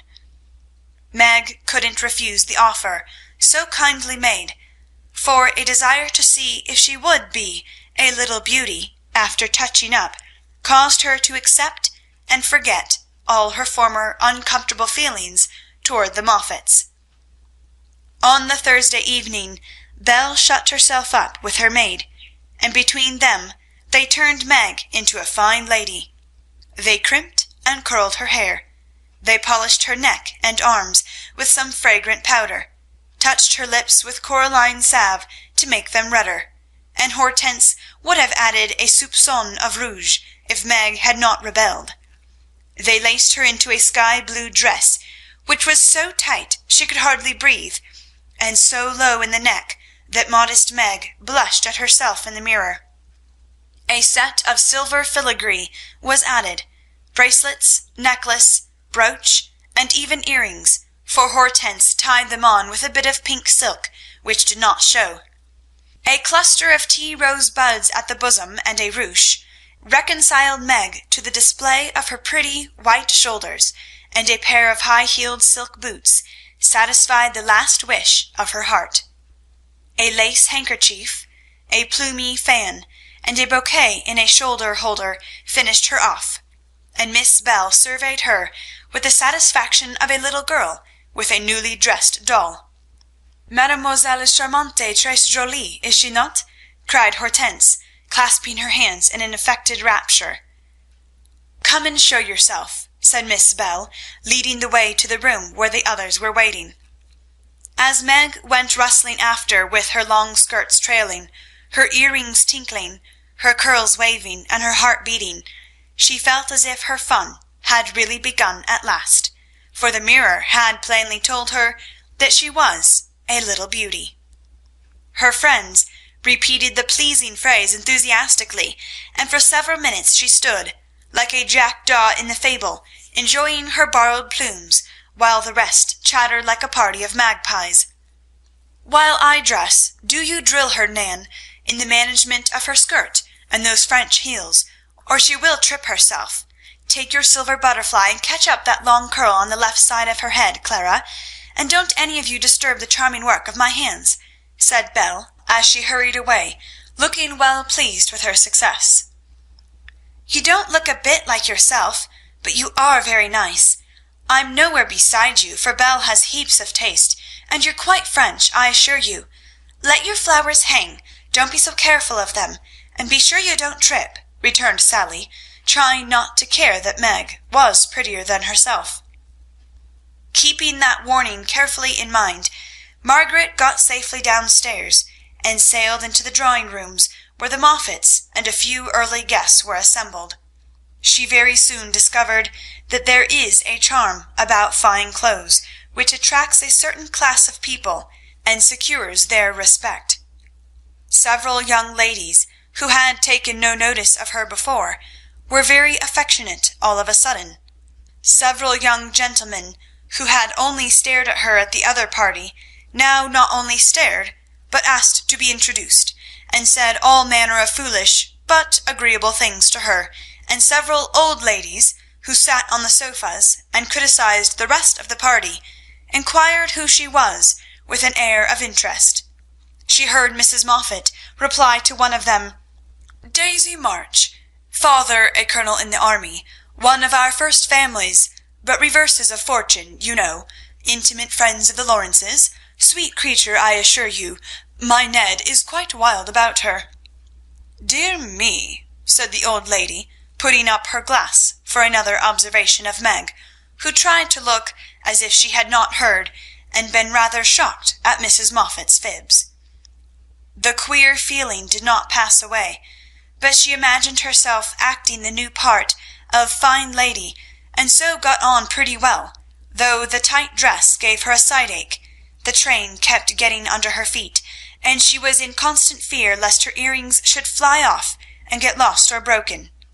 She was flirting her fan and laughing at the feeble jokes of a young gentleman who tried to be witty, when she suddenly stopped laughing and looked confused, for just opposite she saw Laurie. He was staring at her with undisguised surprise, and disapproval also, she thought, for though he bowed and smiled, yet something in his honest eyes made her blush and wish she had her old dress on. To complete her confusion, she saw Belle nudged Annie, and both glanced from her to Laurie, who, she was happy to see, looked unusually boyish and shy. "Silly creatures to put such thoughts into my head. I won't care for it or let it change me a bit," thought Meg, and rustled across the room to shake hands with her friend. "I'm glad you came.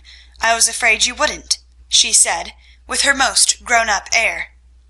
"Joe wanted me to come and tell her how you looked, so I did," answered Laurie, without turning his eyes upon her, though he half smiled at her maternal tone. "What shall you tell her?" asked Meg, full of curiosity to know his opinion of her, yet feeling ill at ease with him for the first time. "I shall say I didn't know you, for you look so grown up and unlike yourself. I'm quite afraid of you," he said, fumbling at his glove button. "How absurd of you! The girls dressed me up for fun, and I rather like it. Wouldn't Joe stare if she saw me?" said Meg, bent on making him say whether he thought her improved or not. "Yes, I think she would," returned Laurie gravely.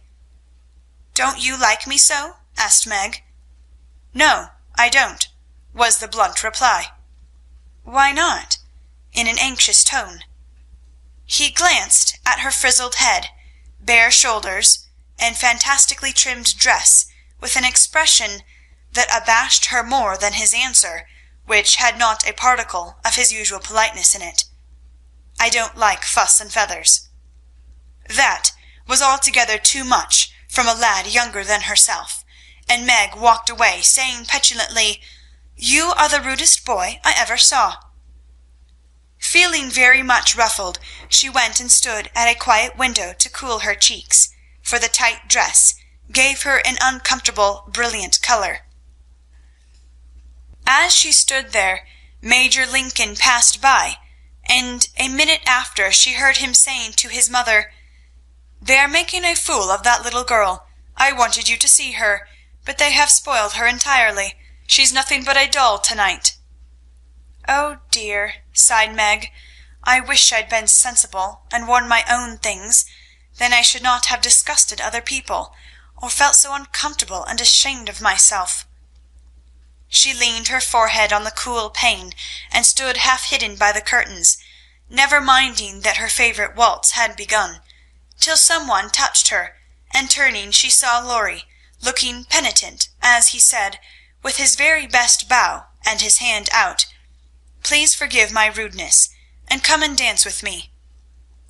"I'm afraid it will be too disagreeable to you," said Meg, trying to look offended and failing entirely. "Not a bit of it. I am dying to do it. Come, I'll be good. I don't like your gown, but I do think you are just splendid," and he waved his hands as if words failed to express his admiration. Meg smiled and relented, and whispered as they stood waiting to catch the time, "Take care my skirt doesn't trip you up. It's the plague of my life, and I was a goose to wear it." "Put it round your neck, and then it will be useful," said Laurie, looking down at the little blue boots, which he evidently approved of. Away they went, fleetly and gracefully, for having practised at home, they were well matched, and the blithe young couple were a pleasant sight to see, as they twirled merrily round and round, feeling more friendly than ever after their small tiff. "Laurie, I want you to do me a favour, will you?" said Meg, as he stood fanning her when her breath gave out, which it did very soon, though she would not own why. "Won't I?" said Laurie with alacrity. "Please don't tell them at home about my dress tonight. They won't understand the joke, and it will worry mother." "Then why did you do it?" said Laurie's eyes, so plainly that Meg hastily added, "I shall tell them myself all about it, and 'fess to mother how silly I've been. But I'd rather do it myself, so you'll not tell, will you?" "I give you my word I won't. Only what shall I say when they ask me?" "Just say I looked pretty well and was having a good time." "I'll say the first with all my heart, but how about the other? You don't look as if you were having a good time. Are you?" And Laurie looked at her with an expression which made her answer in a whisper, "No, not just now. Don't think I'm horrid. I only wanted a little fun, but this sort doesn't pay, I find, and I'm getting tired of it." "Here comes Ned Moffat. What does he want?" said Laurie, knitting his black brows as if he did not regard his young host in the light of a pleasant addition to the party. "He put his name down for 3 dances, and I suppose he's coming for them. What a bore!" said Meg, assuming a languid air which amused Laurie immensely. He did not speak to her again till supper time, when he saw her drinking champagne with Ned and his friend Fisher, who were behaving like a pair of fools, as Laurie said to himself, for he felt a brotherly sort of right to watch over the Marches and fight their battles whenever a defender was needed. "You'll have a splitting headache tomorrow if you drink much of that. I wouldn't, Meg. Your mother doesn't like it, you know," he whispered, leaning over her chair, as Ned turned to refill her glass, and Fisher stooped to pick up her fan. "I'm not Meg tonight. I'm a doll who does all sorts of crazy things. Tomorrow I shall put away my fuss and feathers and be desperately good again," she answered, with an affected little laugh. "Wish tomorrow was here, then," muttered Laurie, walking off, ill-pleased at the change he saw in her. Meg danced and flirted, chattered and giggled as the other girls did. After supper she undertook the German, and blundered through it, nearly upsetting her partner with her long skirt, and romping in a way that scandalized Laurie, who looked on and meditated a lecture. But he got no chance to deliver it, for Meg kept away from him till he came to say good night. "Remember," she said, trying to smile, for the splitting headache had already begun. "Silence à la mort," replied Laurie, with a melodramatic flourish, as he went away. This little bit of by-play excited Annie's curiosity, but Meg was too tired for gossip, and went to bed, feeling as if she had been to a masquerade and hadn't enjoyed herself as much as she expected.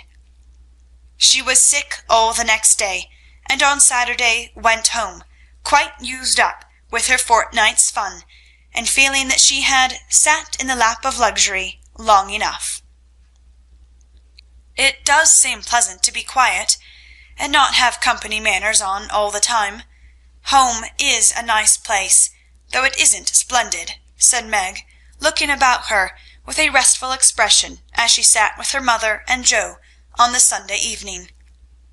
"I'm glad to hear you say so, dear, for I was afraid home would seem dull and poor to you after your fine quarters," replied her mother, who had given her many anxious looks that day, for motherly eyes are quick to see any change in children's faces.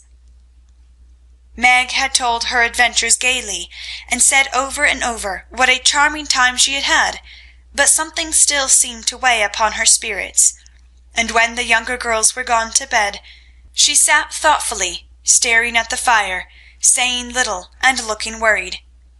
As the clock struck 9 and Joe proposed bed, Meg suddenly left her chair and, taking Beth's stool, leaned her elbows on her mother's knee, and saying bravely, "Marmee, I want to 'fess." "I thought so. What is it, dear?" "Shall I go away?" asked Joe discreetly. "Of course not. Don't I always tell you everything? I was ashamed to speak of it before the younger children, but I want you to know all the dreadful things I did at the Moffats." "We are prepared," said Mrs. March, smiling, but looking a little anxious. "I told you they dressed me up, but I didn't tell you that they powdered and squeezed and frizzled and made me look like a fashion plate. Laurie thought I wasn't proper. I know he did, though he didn't say so, and one man called me a doll. I knew it was silly, but they flattered me and said I was a beauty, and quantities of nonsense, so I let them make a fool of me." "Is that all?" asked Joe, as Mrs. March looked silently at the downcast face of her pretty daughter, and could not find it in her heart to blame her little follies. "No, I drank champagne and romped and tried to flirt, and was altogether abominable," said Meg, self-reproachfully. "There is something more, I think," and Mrs. March smoothed the soft cheek, which suddenly grew rosy, as Meg answered slowly, "Yes, it's very silly, but I want to tell it, because I hate to have people say and think such things about us and Laurie." Then she told the various bits of gossip she had heard at the Moffats, and as she spoke, Joe saw her mother fold her lips tightly, as if ill pleased that such ideas should be put into Meg's innocent mind. "Well, if that isn't the greatest rubbish I ever heard!" cried Joe indignantly. "Why didn't you pop out and tell them so on the spot?" "I couldn't. It was so embarrassing for me. I couldn't help hearing at first, and then I was so angry and ashamed I didn't remember that I ought to go away." "Just wait till I see Annie Moffat, and I'll show you how to settle such ridiculous stuff. The idea of having plans, and being kind to Laurie because he's rich, and may marry us by and by. Won't he shout when I tell him what those silly things say about us poor children?" And Joe laughed, as if on second thoughts the thing struck her as a good joke. "If you tell Laurie, I'll never forgive you. She mustn't, must she, mother?" said Meg, looking distressed. "No, never repeat that foolish gossip, and forget it as soon as you can," said Mrs. March gravely. "I was very unwise to let you go among people of whom I know so little. Kind, I dare say, but worldly, ill-bred, and full of these vulgar ideas about young people. I am more sorry than I can express for the mischief this visit may have done you, Meg." "Don't be sorry. I won't let it hurt me. I'll forget all the bad and remember only the good, for I did enjoy a great deal, and I thank you very much for letting me go. I'll not be sentimental or dissatisfied, mother. I know I'm a silly little girl, and I'll stay with you till I'm fit to take care of myself. But it is nice to be praised and admired, and I can't help saying I like it," said Meg, looking half ashamed of the confession. "That is perfectly natural, and quite harmless, if the liking does not become a passion and lead one to do foolish or unmaidenly things. Learn to know and value the praise which is worth having, and to excite the admiration of excellent people by being modest as well as pretty, Meg." Margaret sat thinking a moment, while Joe stood with her hands behind her, looking both interested and a little perplexed, for it was a new thing to see Meg blushing and talking about admiration, lovers, and things of that sort, and Joe felt as if during that fortnight her sister had grown up amazingly, and was drifting away from her into a world where she could not follow. "Mother, do you have plans, as Mrs. Moffat said?" asked Meg bashfully. "Yes, my dear, I have a great many.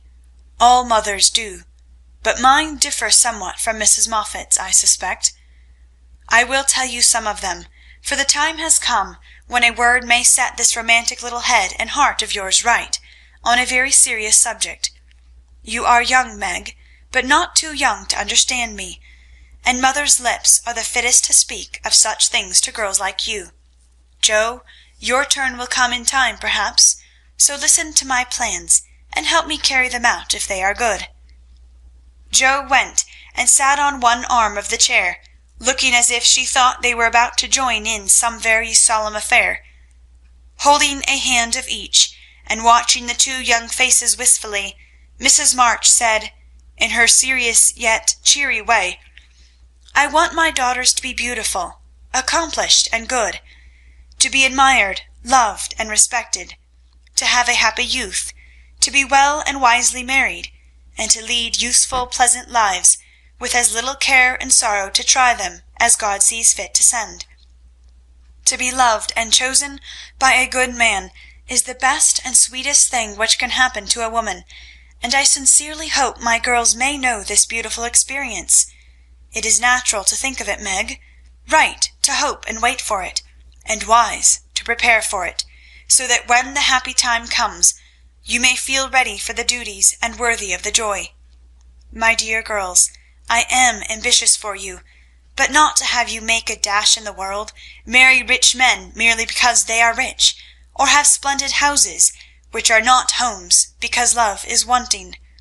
Money is a needful and precious thing, and when well used, a noble thing, but I never want you to think it is the first or only prize to strive for. I'd rather see you poor men's wives, if you were happy, beloved, contented, than queens on thrones, without self-respect and peace." "Poor girls don't stand any chance, Belle says, unless they put themselves forward," sighed Meg. "Then we'll be old maids," said Joe stoutly. "Right, Joe. Better be happy old maids than unhappy wives, or unmaidenly girls running about to find husbands," said Mrs. March decidedly. "Don't be troubled, Meg. Poverty seldom daunts a sincere lover. Some of the best and most honored women I know were poor girls, but so love-worthy that they were not allowed to be old maids. Leave these things to time. Make this home happy, so that you may be fit for homes of your own, if they are offered you, and contented here if they are not. One thing remember, my girls, Mother is always ready to be your confidant, Father to be your friend, and both of us hope and trust that our daughters, whether married or single, will be the pride and comfort of our lives." "We will, Marmee, we will," cried both, with all their hearts, as she bade them good night. End of chapter 9. Chapter 10. The P.C. and P.O. As spring came on, a new set of amusements became the fashion, and the lengthening days gave long afternoons for work and play of all sorts. The garden had to be put in order, and each sister had a quarter of the little plot to do what she liked with. Hannah used to say, "I'd know which each of them gardenings belonged to, if I see 'em in Chinny," and so she might, for the girls' tastes differed as much as their characters. Meg's had roses and heliotrope, myrtle, and a little orange tree in it. Jo's bed was never alike 2 seasons, for she was always trying experiments. This year it was to be a plantation of sunflowers, the seeds of which cheerful land-aspiring plant were to feed Aunt Cockletop and her family of chicks.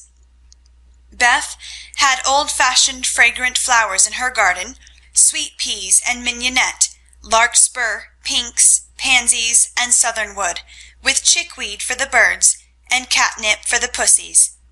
Amy had a bower in hers, rather small and earwiggy, but very pretty to look at, with honeysuckle and morning glories hanging their colored horns and bells in graceful wreaths all over it, tall white lilies, delicate ferns, and as many brilliant, picturesque plants as would consent to blossom there. Gardening, walks, rows on the river, and flower hunts employed the fine days, and for rainy ones they had house diversions, some old, some new, all more or less original.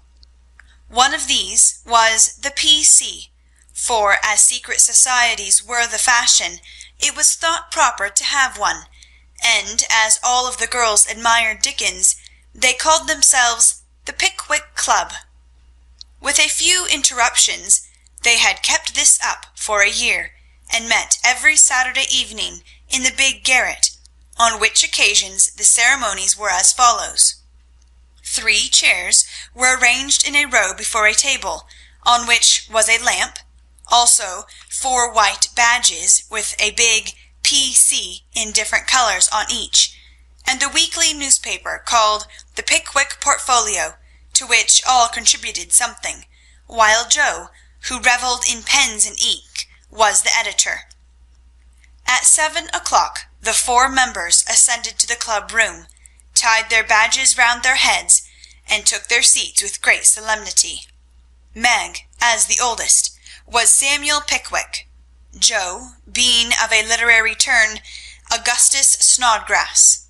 Beth, because she was round and rosy, Tracy Tupman, and Amy, who was always trying to do what she couldn't, was Nathaniel Winkle.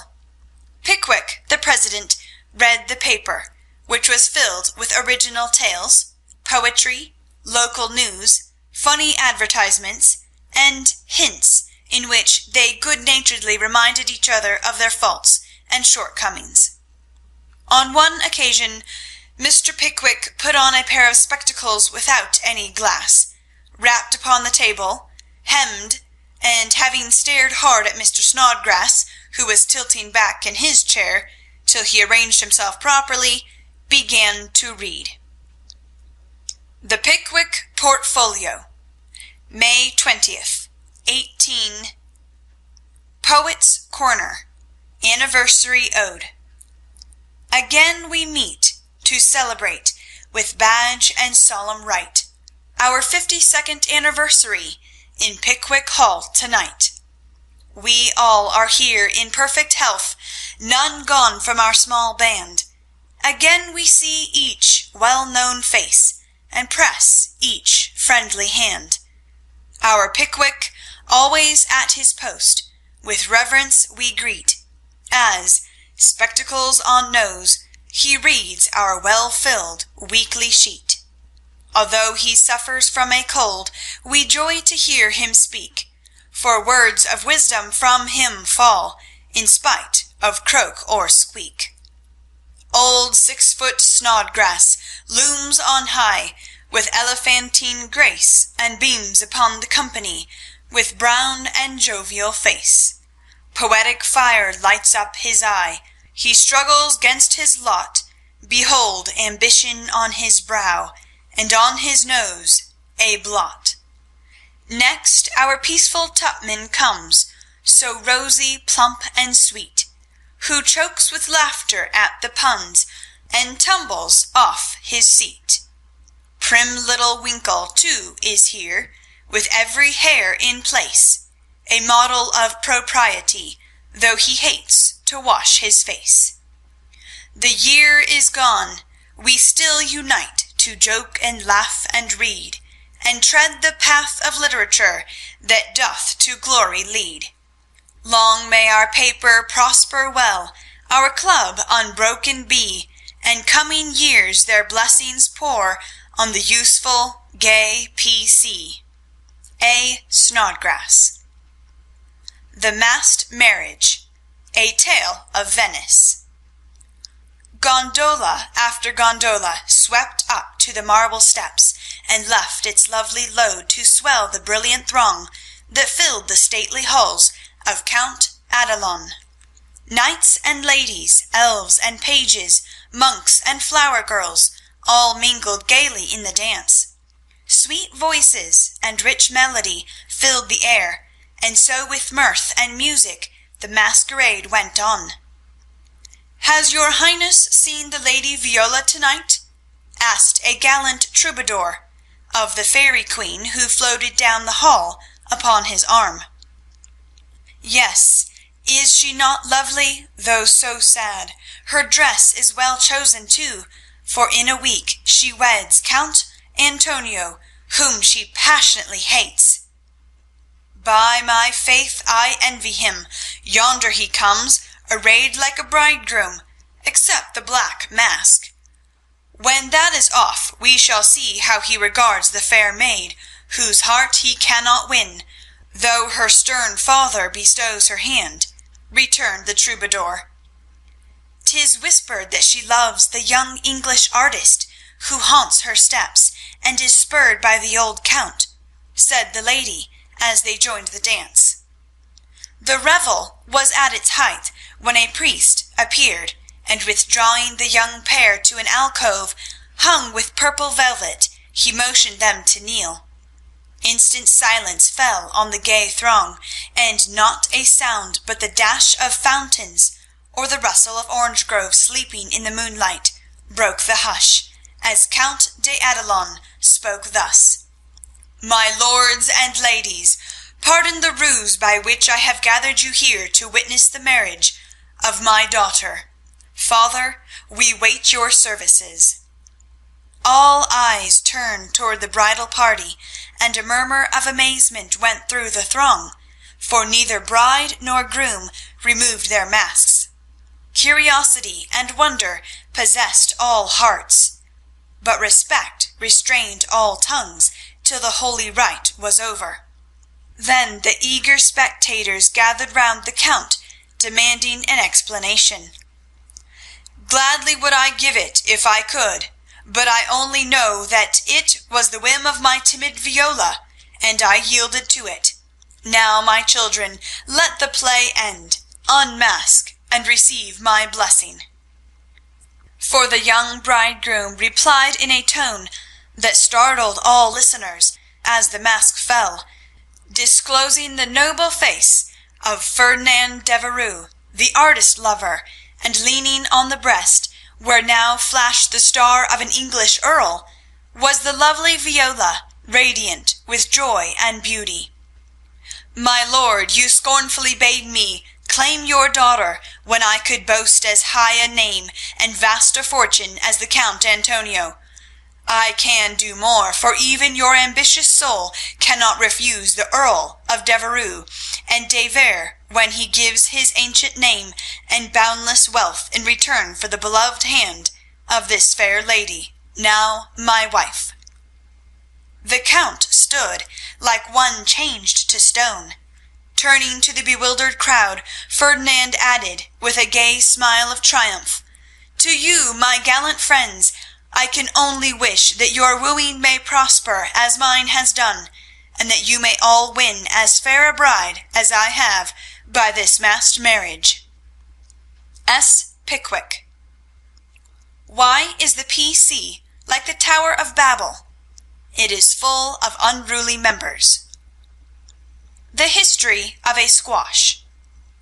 Once upon a time a farmer planted a little seed in his garden, and after a while it sprouted and became a vine and bore many squashes. One day in October, when they were ripe, he picked one and took it to market. A grocerman bought and put it in his shop. That same morning a little girl in a brown hat and blue dress, with a round face and snub nose, went and bought it for her mother. She lugged it home, cut it up, and boiled it in the big pot, mashed some of it with salt and butter for dinner, and to the rest she added a pint of milk, 2 eggs, 4 spoons of sugar, nutmeg, and some crackers, and put it in a deep dish and baked it till it was brown and nice, and next day it was eaten by a family named March. T. Tupman. Mr. Pickwick, sir, I address you upon the subject of Sin the Sinner, is a man named Winkle, who makes trouble in his club by laughing and sometimes won't write his piece in this fine paper. I hope you will pardon his badness, and let him send a French fable because he can't write out of his head, as he has so many lessons to do and no brains. In future I will try to take time by the fetlock and prepare some work, which will be all comme il faut. That means, all right, I am in haste, as it is nearly school time. Yours respectfully, N. Winkle. The above is a manly and handsome acknowledgment of past misdemeanors. If our young friend studied punctuation, it would be well. A sad accident. On Friday last we were startled by a violent shock in our basement, followed by cries of distress. On rushing in a body to the cellar, we discovered our beloved president prostrate upon the floor, having tripped and fallen while getting wood for domestic purposes. A perfect scene of ruin met our eyes, for in his fall Mr. Pickwick had plunged his head and shoulders into a tub of water, upset a keg of soft soap upon his manly form, and torn his garments badly. On being removed from this perilous situation, it was discovered that he had suffered no injury but several bruises, and we are happy to add is now doing well. Ed. The public bereavement. It is our painful duty to record the sudden and mysterious disappearance of our cherished friend Mrs. Snowball Pat Paw. This lovely and beloved cat was the pet of a large circle of warm and admiring friends, for her beauty attracted all eyes, her graces and virtues endeared her to all hearts, and her loss is deeply felt by the whole community. When last seen, she was sitting at the gate, watching the butcher's cart, and it is feared that some villain, tempted by her charms, basely stole her. Weeks have passed, but no trace of her has been discovered, and we relinquish all hope, tie a black ribbon to her basket, set aside her dish, and weep for her as one lost to us forever. A sympathizing friend sends the following gem. A lament for S.B. Patpaw. We mourn the loss of our little pet, and sigh o'er her hapless fate, for never more by the fire she'll sit, nor play by the old green gate. The little grave where her infant sleeps is 'neath the chestnut tree, but o'er her grave we may not weep, we know not where it may be. Her empty bed, her idle ball, we'll never see her more. No gentle tap, no loving purr is heard at the parlor door. Another cat comes after her mice, a cat with a dirty face. But she does not hunt as our darling did, nor play with her airy grace. Her stealthy paws tread the very hall where Snowball used to play, but she only spits at the dogs our pet so gallantly drove away. She is useful and mild, and does her best, but she is not fair to see, and we cannot give her your place, dear, nor worship her as we worship thee. A.S. Advertisements. Miss Oranthe Bluggage, the accomplished, strong-minded lecturer, will deliver her famous lecture on Woman and Her Position at Pickwick Hall next Saturday evening after the usual performances. A weekly meeting will be held at Kitchen Place to teach young ladies how to cook. Hannah Brown will preside, and all are invited to attend. The Dustpan Society will meet on Wednesday next, and parade in the upper story of the club house. All members to appear in uniform and shoulder their brooms at 9 precisely. Mrs. Beth Bouncer will open her new assortment of dolls' millinery next week. The latest Paris fashions have arrived, and orders are respectfully solicited. A new play will appear at the Barnville Theatre in the course of a few weeks, which will surpass anything ever seen on the American stage. The Greek Slave, or Constantine the Avenger, is the name of this thrilling drama. Hints. If S.P. didn't use so much soap on his hands, he wouldn't always be late at breakfast. A.S. is requested not to whistle in the street. T.T. please don't forget Amy's napkin. N.W. must not fret because his dress has not 9 tucks. Weekly Report. Meg, good. Joe, bad. Beth, very good. Amy, middling. As the president finished reading the paper, which I beg leave to assure my readers is a bona fide copy of one written by bona fide girls once upon a time, a round of applause followed, and then Mr. Snodgrass rose to make a proposition. "Mr. President and gentlemen," he began, assuming a parliamentary attitude and tone, "I wish to propose the admission of a new member, one who highly deserves the honor, would be deeply grateful for it, and would add immensely to the spirit of the club, the literary value of the paper, and be no end jolly and nice. I propose Mr. Theodore Lawrence as an honorary member of the P.C. Come now, do have him." Joe's sudden change of tone made the girls laugh, but all looked rather anxious, and no one said a word as Snodgrass took his seat. "We'll put it to a vote," said the president. "All in favor of this motion, please to manifest it by saying aye."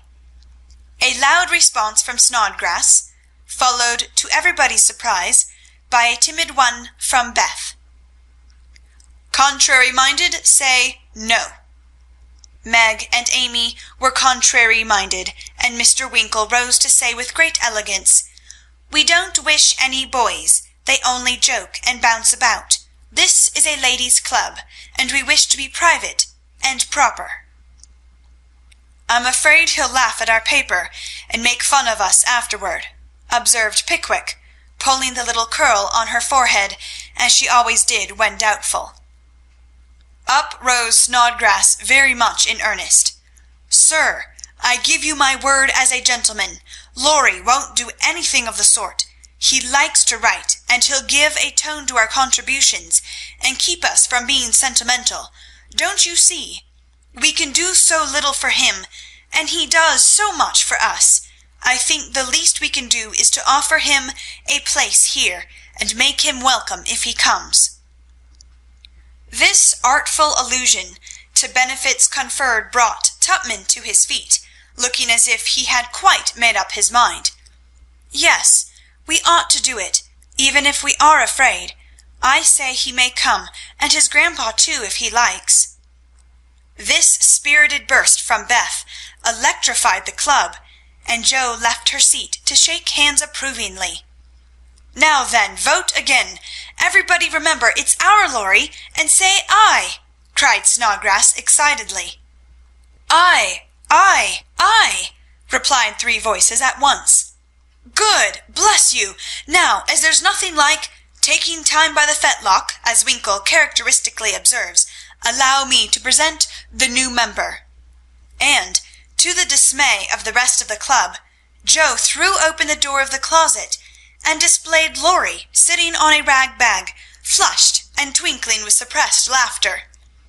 "You rogue! You traitor! Joe, how could you?" cried the three girls, as Snodgrass led her friend triumphantly forth, and producing both a chair and a badge, installed him in a jiffy. "The coolness of you two rascals is amazing," began Mr. Pickwick, trying to get up an awful frown, and only succeeding in producing an amiable smile. But the new member was equal to the occasion, and rising with a grateful salutation to the chair, said in the most engaging manner, "Mr. President and ladies, I beg pardon, gentlemen, allow me to introduce myself as Sam Weller, the very humble servant of the club." "Good, good!" cried Joe, pounding with the handle of the old warming pan on which she leaned. "My faithful friend and noble patron," continued Laurie, with a wave of the hand, "who has so flatteringly presented me, is not to be blamed for the base stratagem of tonight. I planned it, and she only gave in after lots of teasing." "Come now, don't lay it all on yourself. You know I proposed the cupboard," broke in Snodgrass, who was enjoying the joke amazingly. "Never mind what she says. I'm the wretch that did it, sir," said the new member, with a Welleresque nod to Mr. Pickwick. "But on my honor I never will do so again, and henceforth devote myself to the interest of this immortal club." "Hear, hear!" cried Joe, clashing the lid of the warming pan like a cymbal. Go on," added Winkle and Tupman, while the president bowed benignly. "I merely wish to say that as a slight token of my gratitude for the honor done me, and as means of promoting friendly relations between adjoining nations, I have set up a post office in the hedge in the lower corner of the garden, a fine spacious building with padlocks on the doors, and every convenience for the males, also the females, if I may be allowed the expression. It's the old Martin house, but I've stopped up the door and made the roof open, so it will hold all sorts of things and save our valuable time. Letters, manuscripts, books, and bundles can be pressed in there, and as each nation has a key, it will be uncommonly nice, I fancy. Allow me to present the club key, and with many thanks for your favor, take my seat." Great applause as Mr. Weller deposited a little key on the table and subsided. The warming pan clashed and waved wildly, and it was some time before order could be restored. A long discussion followed, and everyone came out surprising, for everyone did her best. So it was an unusually lively meeting, and did not adjourn till a late hour, when it broke up with 3 shrill cheers for the new member. No one ever regretted the admittance of Sam Weller, for a more devoted, well-behaved, and jovial member no club could have. He certainly did add spirit to the meetings and a tone to the paper, for his orations convulsed his hearers, and his contributions were excellent, being patriotic, classical, comical, or dramatic, but never sentimental. Joe regarded them as worthy of Bacon, Milton, or Shakespeare, and remodeled her own works with good effect, she thought. The P.O. was a capital little institution, and flourished wonderfully, for nearly as many queer things passed through it as through the real post office. Tragedies and cravats, poetry and pickles, garden seeds and long letters, music and gingerbread, rubbers, invitations, scoldings, and puppies. The old gentleman liked the fun, and amused himself by sending odd bundles, mysterious messages, and funny telegrams, and his gardener, who was smitten with Hannah's charms, actually sent a love letter to Joe's care. How they laughed when the secret came out, never dreaming how many love letters that little post office would hold in the years to come. End of Chapter 10. Chapter 11. Experiments. The 1st of June. The Kings are off to the seashore tomorrow, and I'm free. 3 months' vacation. How I shall enjoy it, exclaimed Meg, coming home one warm day to find Joe laid upon the sofa in an unusual state of exhaustion, while Beth took off her dusty boots, and Amy made lemonade for the refreshment of the whole party. Aunt March went today, for which, oh, be joyful, said Joe. I was mortally afraid she'd ask me to go with her. If she had, I should have felt as if I ought to do it, but Plumfield is about as gay as a churchyard, you know, and I'd rather be excused. We had a flurry getting the old lady off, and I had a fright every time she spoke to me, for I was in such a hurry to be through that I was uncommonly helpful and sweet, and feared she'd find it impossible to part from me. I quaked till she was fairly in the carriage, and I had a final fright, for as it drove off, she popped out her head, saying, "Josephine, won't you—" I didn't hear any more, for I basely turned and fled. I did actually run, and whisked round the corner where I felt safe. Poor old Joe, she came in looking as if bears were after her, said Beth, as she cuddled her sister's feet with a motherly air. Aunt March is a regular samphire, is she not? Observed Amy, tasting her mixture critically. She means vampire, not seaweed, but it doesn't matter. It's too warm to be particular about one's parts of speech, murmured Joe. "What shall you do all your vacation?" asked Amy, changing the subject with tact. "I shall lay abed late and do nothing," replied Meg, from the depths of the rocking-chair. "I've been routed up early all winter, and I had to spend my days working for other people, so now I'm going to rest and revel to my heart's content." "No," said Joe, "that dozy way wouldn't suit me. I've laid in a heap of books, and I'm going to improve my shining hours, reading on my perch in the old apple tree, when I'm not having "Don't say larks," implored Amy, as a return snub for the samphire correction. "I'll say nightingales, then, with Laurie. That's proper and appropriate, since he's a warbler." "Don't let us do any lessons, Beth, for a while, but play all the time and rest, as the girls mean to," proposed Amy. "Well, I will, if mother doesn't mind. I want to learn some new songs, and my children need fitting up for the summer. They are dreadfully out of order, and really suffering for clothes." "May we, mother?" asked Meg, turning to Mrs. March, who sat sewing in what they called Marmie's corner. "You may try your experiment for a week, and see how you like it. I think by Saturday night you will find that all play and no work is as bad as all work and no play."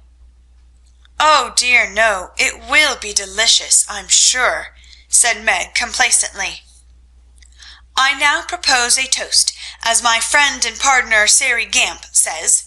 'Fun forever and no grubbing,'" cried Joe, rising glass in hand as the lemonade went round. They all drank it merrily, and began the experiment by lounging for the rest of the day. Next morning Meg did not appear till 10 o'clock. Her solitary breakfast did not taste good, and the room seemed lonely and untidy, for Joe had not filled the vases, Beth had not dusted, and Amy's books lay scattered about. Nothing was neat and pleasant but Marmie's corner, which looked as usual, and there Meg sat, to rest and read, which meant to yawn and imagine what pretty summer dresses she would get with her salary. Joe spent the morning on the river with Laurie, and the afternoon reading and crying over The Wide, Wide World, up in the apple tree. Beth began by rummaging everything out of the big closet where her family resided, but getting tired before half done, she left her establishment topsy-turvy and went to her music, rejoicing that she had no dishes to wash. Amy arranged her bower, put on her best white frock, smoothed her curls, and sat down to draw under the honeysuckle, hoping someone would see and inquire who the young artist was. As no one appeared but an inquisitive daddy-long-legs, who examined her work with interest, she went to walk, got caught in a shower, and came home dripping.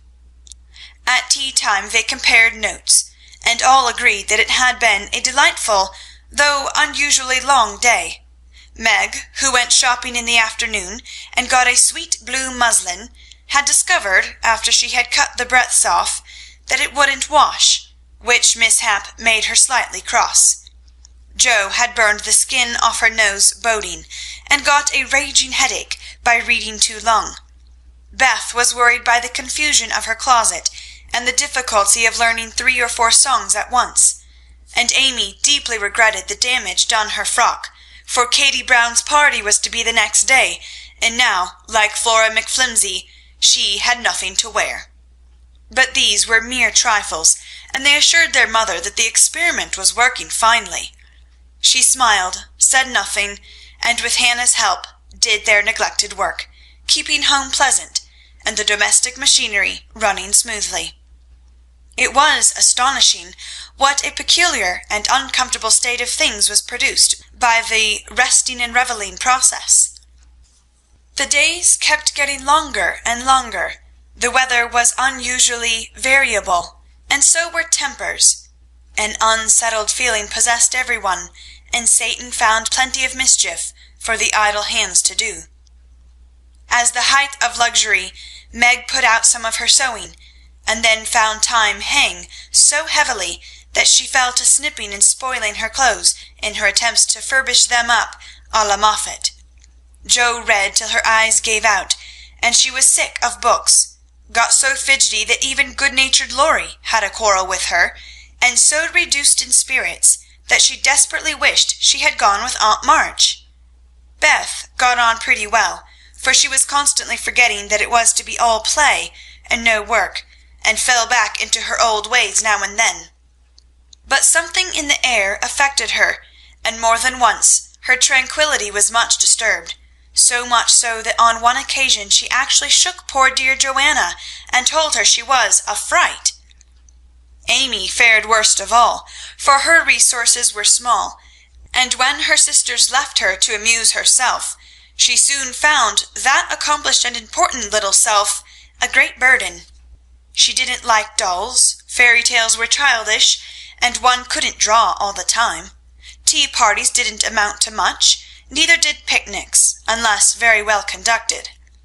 If one could have a fine house, full of nice girls, or go travelling, the summer would be delightful, but to stay at home with 3 selfish sisters and a grown-up boy was enough to try the patience of Boaz, complained Miss Malaprop, after several days devoted to pleasure, fretting, and ennui. No one would own that they were tired of the experiment, but by Friday night each acknowledged to herself that she was glad the week was nearly done.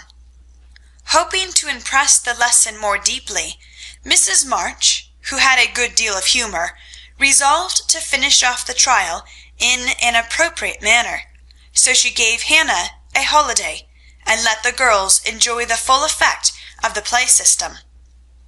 When they got up on Saturday morning, there was no fire in the kitchen, no breakfast in the dining room, and no mother anywhere to be seen. "Mercy on us! What has happened?" cried Jo, staring about her in dismay. Meg ran upstairs, and soon came back again looking relieved, but rather bewildered and a little ashamed. "Mother isn't sick, only very tired, and she says she is going to stay quietly in her room all day and let us do the best we can. It's a very queer thing for her to do. She doesn't act a bit like herself, but she says it has been a hard week for her, so we mustn't grumble, but take care of ourselves." "That's easy enough, and I like the idea. I'm aching for something to do, that is, some new amusement, you know," added Jo quickly. In fact, it was an immense relief to them all to have a little work, and they took hold with a will, but soon realized the truth of Hannah's saying, housekeeping ain't no joke. There was plenty of food in the larder, and while Beth and Amy set the table, Meg and Jo got breakfast, wondering as they did why servants ever talked about hard work. "I shall take some up to mother, though she said we were not to think of her, for she'd take care of herself," said Meg, who presided and felt quite matronly behind the teapot. So a tray was fitted out before anyone began, and taken up with the cook's compliments. The boiled tea was very bitter, the omelette scorched, and the biscuits speckled with saleratus, but Mrs. March received her repast with thanks, and laughed heartily over it after Jo was gone. "Poor little souls, they will have a hard time, I'm afraid, but they won't suffer, and it will do them good," she said, producing the more palatable viands with which she had provided herself, and disposing of the bad breakfast, so that their feelings might not be hurt, a motherly little deception for which they were grateful. Many were the complaints below, and great the chagrin of the head cook at her failures. "Never mind, I'll get the dinner and be servant. You be mistress, keep your hands nice, see company, and give orders," said Jo, who knew still less than Meg about culinary affairs. This obliging offer was gladly accepted, and Margaret retired to the parlour, which she hastily put in order by whisking the litter under the sofa and shutting the blinds to save the trouble of dusting. Jo, with perfect faith in her own powers, and a friendly desire to make up the quarrel, immediately put a note in the office, inviting Laurie to dinner.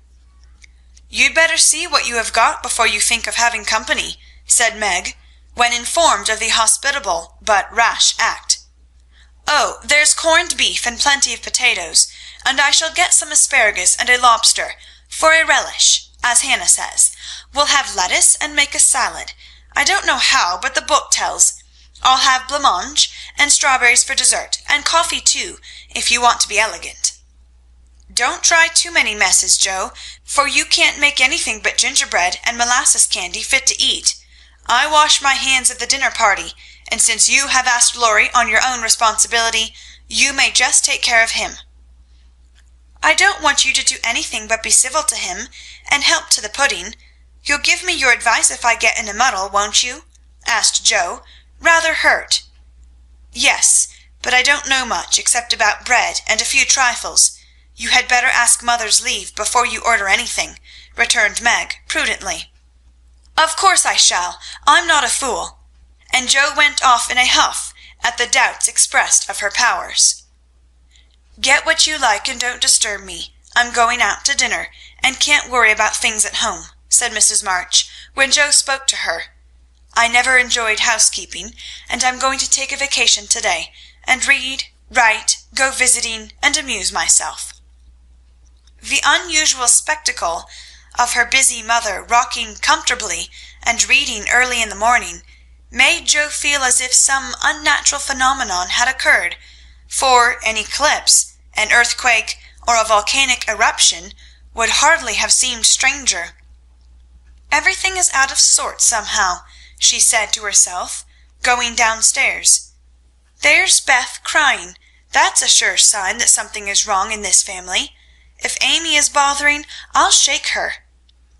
Feeling very much out of sorts herself, Joe hurried into the parlor, to find Beth sobbing over Pip, the canary, who lay dead in the cage, with his little claws pathetically extended, as if imploring the food for want of which he had died. "It's all my fault. I forgot him. There isn't a seed or a drop left. Oh, Pip, how could I be so cruel to you?" cried Beth, taking the poor thing in her hands and trying to restore him. Joe peeped into his half-open eye, felt his little heart, and finding him stiff and cold, shook her head and offered her domino box for a coffin. "Put him in the oven, and maybe he will get warm and revive," said Amy hopefully. "He's been starved, and he shan't be baked now he's dead. I'll make him a shroud, and he shall be buried in the garden, and I'll never have another bird, never, my Pip, for I am too bad to own one," murmured Beth, sitting on the floor with her pet folded in her hands. "The funeral shall be this afternoon, and we will all go. Now don't cry, Bethy. It's a pity, but nothing goes right this week, and Pip has had the worst of the experiment. Make the shroud and lay him in my box, and after the dinner party we'll have a nice little funeral," said Joe, beginning to feel as if she had undertaken a good deal. Leaving the others to console Beth, she departed to the kitchen, which was in a most discouraging state of confusion. Putting on a big apron, she fell to work and got the dishes piled up ready for washing, when she discovered that the fire was out. "Here's a sweet prospect," muttered Joe, slamming the stove door open and poking vigorously among the cinders. Having rekindled the fire, she thought she would go to market while the water heated. The walk revived her spirits, and flattering herself that she had made good bargains, she trudged home again, after buying a very long lobster and some very old asparagus, and 2 boxes of acid strawberries. By the time she got cleared up, the dinner arrived, and the stove was red hot. Hannah had left a pan of bread to rise. Meg had worked it up early, set it on the hearth for a second rising, and forgotten it. Meg was entertaining Sally Gardner in the parlor, when the door flew open, and a floury, crocky, flushed, and dishevelled figure appeared, demanding tartly, "I say, isn't bread riz enough when it runs over the pans?" Sally began to laugh, but Meg nodded and lifted her eyebrows as high as they would go, which caused the apparition to vanish, and put the sour bread into the oven without further delay. Mrs. March went out, after peeping here and there to see how matters went, also saying a word of comfort to Beth, who sat making a winding sheet, while the dear departed lay in state in the domino box. A strange sense of helplessness fell upon the girls as the grey bonnet vanished round the corner, and despair seized them when a few minutes later Miss Crocker appeared and said she'd come to dinner. Now this lady was a thin, yellow spinster, with a sharp nose and inquisitive eyes, who saw everything and gossiped about all she saw. They disliked her, but had been taught to be kind to her, simply because she was old and poor and had few friends. So Meg gave her the easy chair and tried to entertain her, while she asked questions, criticized everything, and told stories of the people whom she knew. Language cannot describe the anxieties, experiences, and exertions which Jo underwent that morning, and the dinner she served up became a standing joke. Fearing to ask any more advice, she did her best alone, and discovered that something more than energy and goodwill is necessary to make a cook. She boiled the asparagus for an hour, and was grieved to find the heads cooked off and the stalks harder than ever. The bread burned black, for the salad dressing so aggravated her that she could not make it fit to eat. The lobster was a scarlet mystery to her, but she hammered and poked till it was unshelled and its meagre proportions concealed in a grove of lettuce leaves. The potatoes had to be hurried, not to keep the asparagus waiting, and were not done at the last. The blancmange was lumpy, and the strawberries not as ripe as they looked, having been skilfully deaconed. Well, they can eat beef and bread and butter if they are hungry, only it's mortifying to have to spend your whole morning for nothing, thought Jo, as she rang the bell half an hour later than usual, and stood, hot, tired, and dispirited, surveying the feast spread before Laurie, accustomed to all sorts of elegance, and Miss Crocker, whose tattling tongue would report them far and wide. Poor Jo would gladly have gone under the table, as one thing after another was tasted and left, while Amy giggled, Meg looked distressed, Miss Crocker pursed her lips, and Laurie talked and laughed with all his might to give a cheerful tone to the festive scene. Jo's one strong point was the fruit, for she had sugared it well, and had a pitcher of rich cream to eat with it. Her hot cheeks cooled a trifle, and she drew a long breath as the pretty glass plates went round, and everyone looked graciously at the little rosy islands floating in a sea of cream. Miss Crocker tasted first, made a wry face, and drank some water hastily. Jo, who refused, thinking there might not be enough, for they dwindled sadly after the picking over, glanced at Laurie, but he was eating away manfully, though there was a slight pucker about his mouth, and he kept his eye fixed on his plate. Amy, who was fond of delicate fare, took a heaping spoonful, choked, hid her face in her napkin, and left the table precipitately. "Oh, what is it?" exclaimed Jo, trembling. "Salt instead of sugar, and the cream is sour," replied Meg, with a tragic gesture. Jo uttered a groan, and fell back in her chair, remembering that she had given a last hasty powdering to the berries out of one of the 2 boxes on the kitchen table, and had neglected to put the milk in the refrigerator. She turned scarlet, and was on the verge of crying, when she met Laurie's eyes, which would look merry in spite of his heroic efforts. The comical side of the affair suddenly struck her, and she laughed till the tears ran down her cheeks. So did everyone else, even Croker, as the girls called the old lady, and the unfortunate dinner ended gaily, with bread and butter, olives, and fun.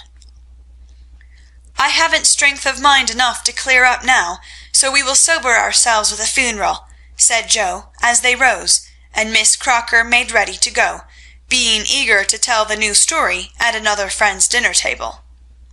They did sober themselves for Beth's sake. Laurie dug a grave under the ferns in the grove.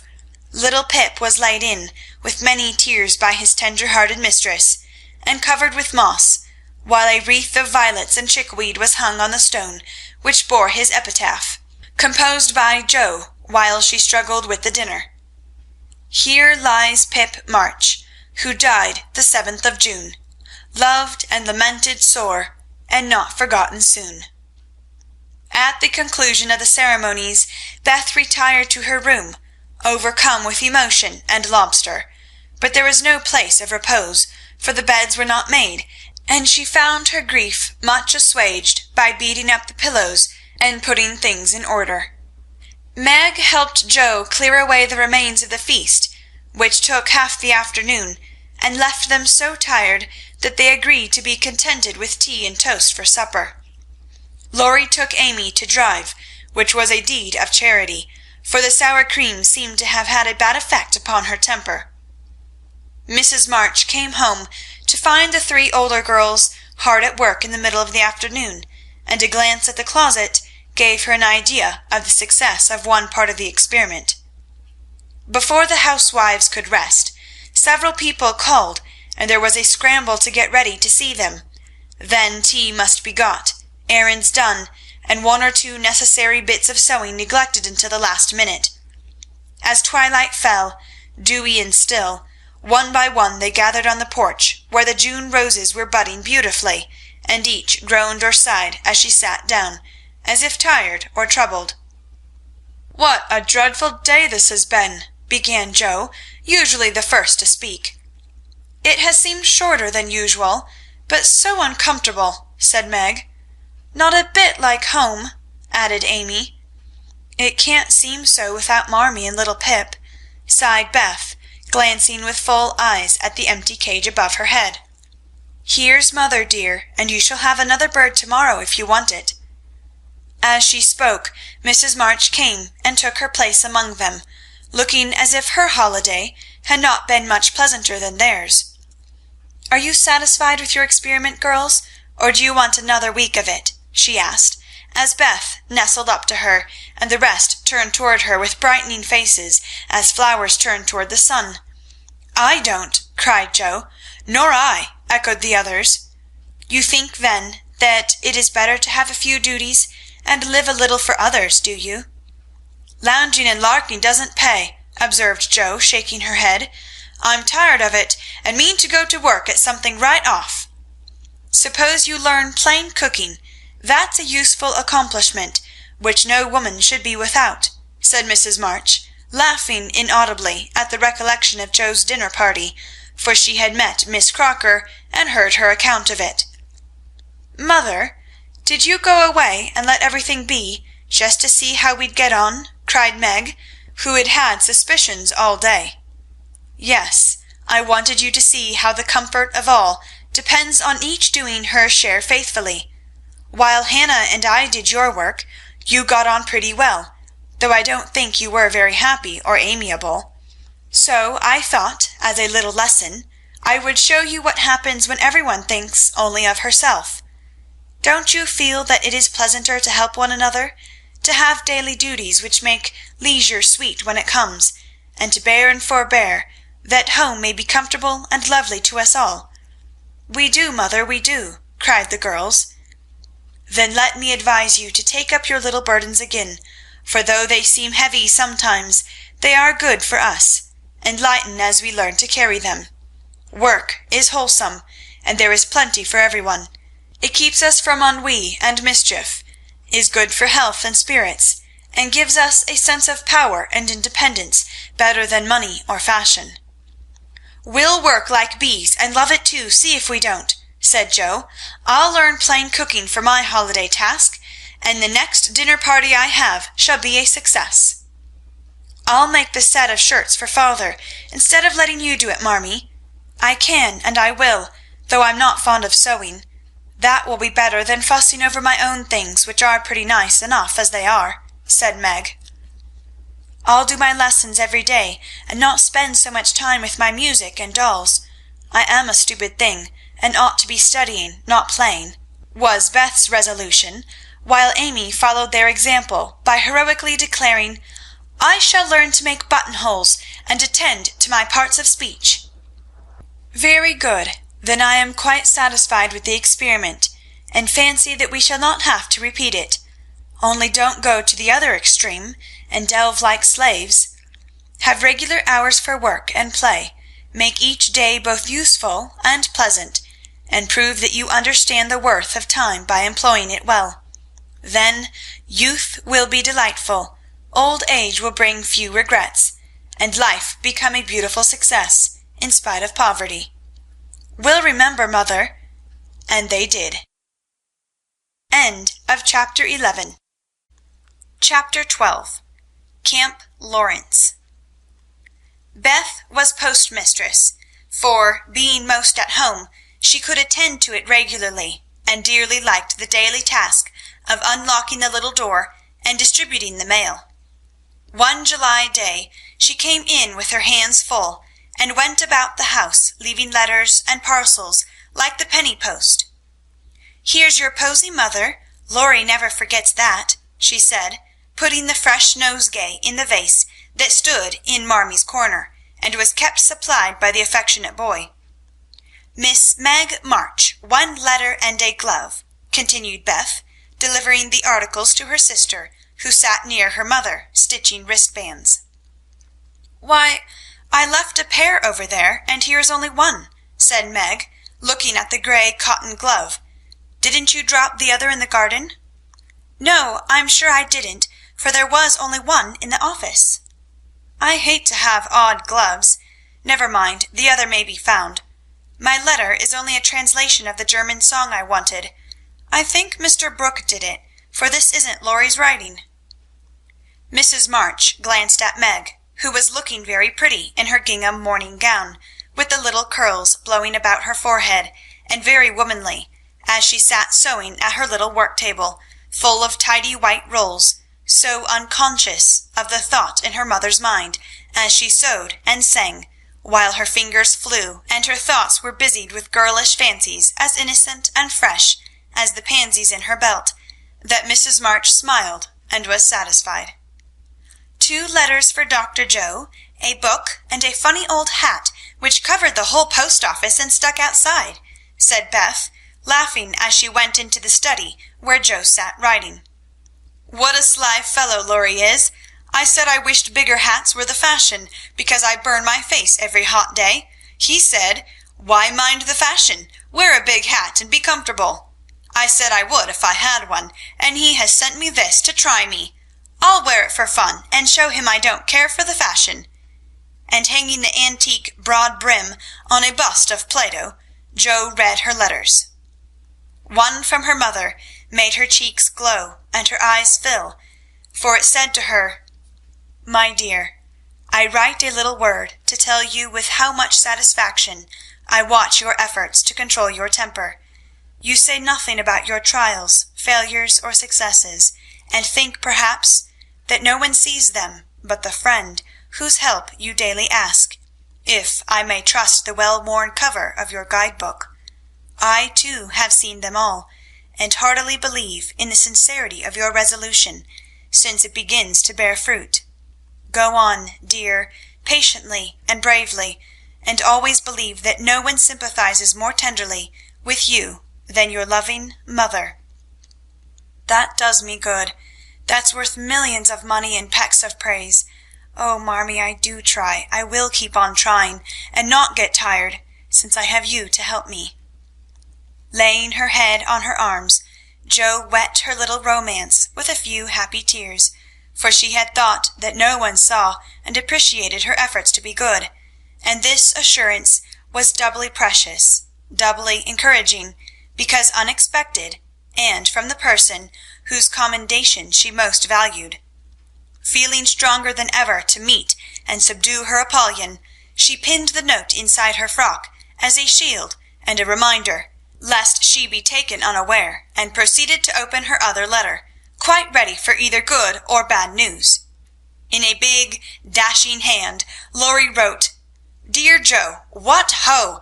Some English girls and boys are coming to see me tomorrow, and I want to have a jolly time. If it's fine, I'm going to pitch my tent in Long Meadow, and row up the whole crew to lunch and croquet, have a fire, make messes, gypsy fashion, and all sorts of larks. They are nice people, and like such things. Brooke will go to keep us boys steady, and Kate Vaughn will play propriety for the girls. I want you all to come. Can't let Beth off at any price, and nobody shall worry her. Don't bother about rations. I'll see to that and everything else. Only do come, there's a good fellow. In a tearing hurry, yours ever, Laurie. Here's richness! cried Joe, flying in to tell the news to Meg. Of course we can go, Mother. It will be such a help to Laurie, for I can row, and Meg see to the lunch, and the children be useful in some way. I hope the Vaughns are not fine grown-up people. Do you know anything about them, Joe? asked Meg. Only that there are 4 of them. Kate is older than you, Fred and Frank, twins, about my age, and a little girl, Grace, who is 9 or 10. Laurie knew them abroad and liked the boys. I fancied from the way he primmed up his mouth in speaking of her that he didn't admire Kate much. I'm so glad my French print is clean. It's just the thing and so becoming, observed Meg complacently. Have you anything decent, Joe? Scarlet and grey boating suit. Good enough for me. I shall row and tromp about, so I don't want any starch to think of. You'll come, Betty? If you won't let any boys talk to me. Not a boy. I like to please Laurie, and I'm not afraid of Mr. Brooke. He is so kind. But I don't want to play or sing or say anything. I'll work hard and not trouble anyone. And you'll take care of me, Joe, so I'll go. That's my good girl. You do try to fight off your shyness, and I love you for it. Fighting faults isn't easy, as I know, and a cheery word kind of gives a lift. Thank you, Mother. And Joe gave the thin cheek a grateful kiss, more precious to Mrs. March than if it had given back the rosy roundness of her youth. I had a box of chocolate drops and the picture I wanted to copy, said Amy, showing her mail. And I got a note from Mr. Lawrence asking me to come over and play to him tonight before the lamps are lighted, and I shall go, added Beth, whose friendship with the old gentleman prospered finely. Now, let's fly round and do double duty today, so that we can play tomorrow with free minds, said Joe, preparing to replace her pen with a broom. When the sun peeped into the girls' room early next morning, to promise them a fine day, he saw a comical sight. Each had made such preparation for the fete as seemed necessary and proper. Meg had an extra row of little curl papers across her forehead. Joe had copiously anointed her afflicted face with cold cream. Beth had taken Joanna to bed with her to atone for the approaching separation, and Amy had capped the climax by putting a clothespin on her nose to uplift the offending feature. It was one of the kind artists use to hold the paper on their drawing boards, therefore quite appropriate and effective for the purpose it was now being put. This funny spectacle appeared to amuse the son, for he burst out with such radiance that Joe woke up and roused her sisters by a hearty laugh at Amy's ornament. Sunshine and laughter were good omens for a pleasure party, and soon a lively bustle began in both houses. Beth, who was ready first, kept reporting what went on next door, and enlivened her sisters' toilettes by frequent telegrams from the window. There goes the man with the tent. I see Mrs. Barker doing up the lunch in a hamper and a great basket. Now Mr. Lawrence is looking up at the sky and the weathercock. I wish he would go too. There's Laurie looking like a sailor. Nice boy. Oh, mercy me, here's a carriage full of people, a tall lady, a little girl, and 2 dreadful boys. One is lame, poor thing, he's got a crutch. Laurie didn't tell us that. Be quick, girls, it's getting late. Why, there is Ned Moffat, I do declare. Meg, isn't that the man who bowed to you one day when we were shopping? So it is. How queer that he should come. I thought he was at the mountains. There is Sally. I'm glad she got back in time. Am I all right, Joe? Cried Meg in a flutter. A regular daisy. Hold up your dress and put your hat on straight. It looks sentimental tipped that way, and will fly off at the first puff. Now then, come on. Oh, Joe, you are not going to wear that awful hat. It's too absurd. You shall not make a guy of yourself, remonstrated Meg, as Joe tied down with a red ribbon the broad-brimmed, old-fashioned leghorn Laurie had sent for a joke. I just will, though, for it's capital, so shady, light, and big. It will make fun, and I don't mind being a guy if I'm comfortable." With that, Joe marched straight away, and the rest followed, a bright little band of sisters, all looking their best in summer suits, with happy faces under the jaunty hat brims. Laurie ran to meet and present them to his friends in the most cordial manner. The lawn was the reception room, and for several minutes a lively scene was enacted there. Meg was grateful to see that Miss Kate, though 20, was dressed with a simplicity which American girls would do well to imitate, and who was much flattered by Mr. Ned's assurances that he came specially to see her. Joe understood why Laurie primmed up his mouth when speaking of Kate, for that young lady had a stand-off, don't-touch-me air, which contrasted strongly with the free and easy demeanour of the other girls.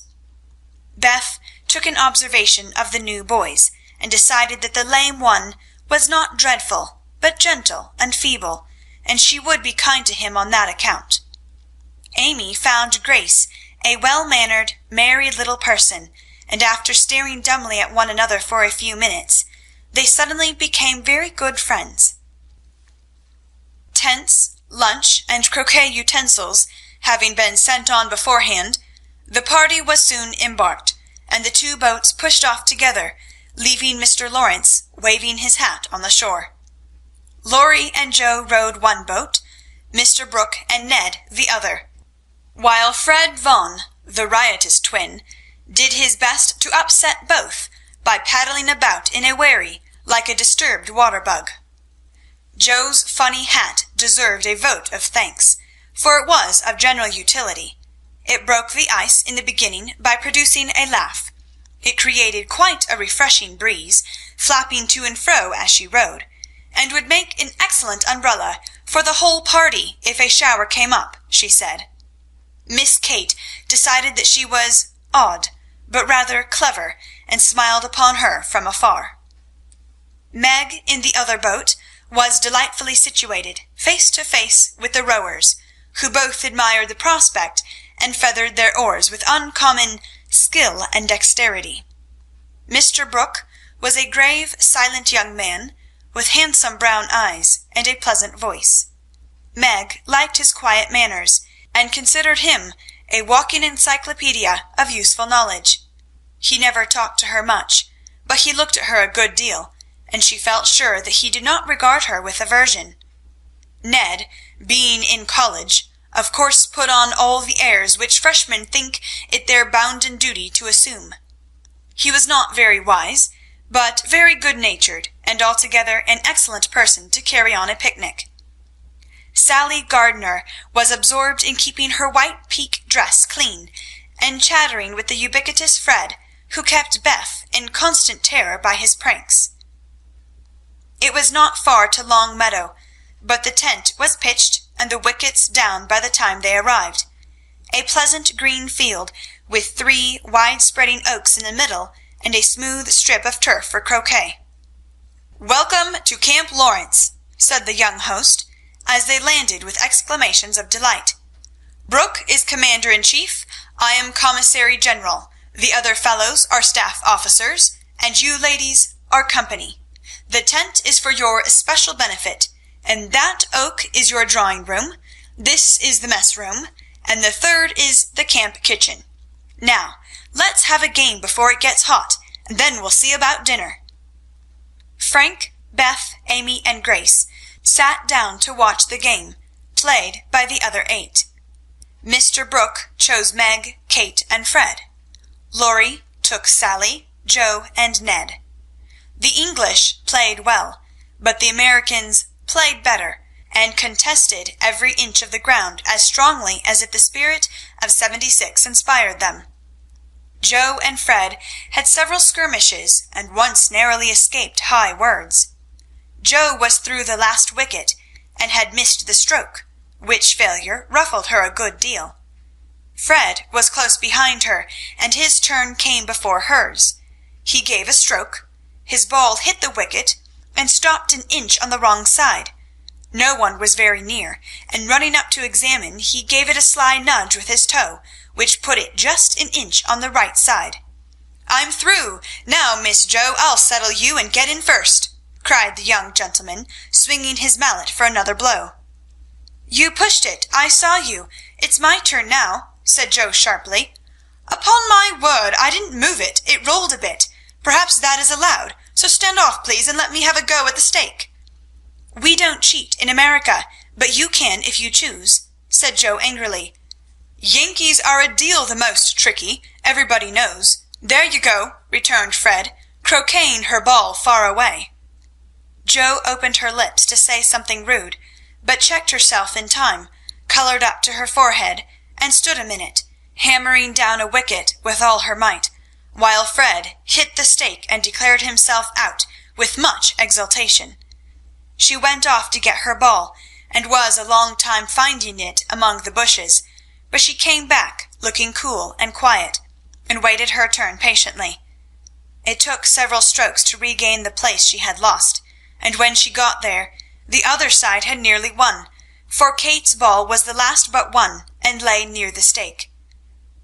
"By George, it's all up with us! Good-bye, Kate. Miss Joe owes me one, so you are finished," cried Fred excitedly, as they all drew near to see the finish. "Yankees have a trick of being generous to their enemies," said Joe, with a look that made the lad redden, "especially when they beat them," she added, as leaving Kate's ball untouched, she won the game by a clever stroke. Laurie threw up his hat, then remembered that it wouldn't do to exult over the defeat of his guests, and stopped in the middle of the cheer to whisper to his friend, "Good for you, Joe. He did cheat. I saw him. We can't tell him so, but he won't do it again, take my word for it." Meg drew her aside under pretense of pinning up a loose braid, and said approvingly, "It was dreadfully provoking, but you kept your temper, and I'm so glad, Joe." "Don't praise me, Meg, for I could box his ears this minute. I should certainly have boiled over if I hadn't stayed among the nettles till I got my rage under control enough to hold my tongue. It's simmering now, so I hope he'll keep out of my way," returned Joe, biting her lips as she glowered at Fred from under her big hat. "Time for lunch," said Mr. Brooke, looking at his watch. "Commissary General, will you make the fire and get water, while Miss March, Miss Sally, and I spread the table? Who can make good coffee?" "Joe can," said Meg, glad to recommend her sister.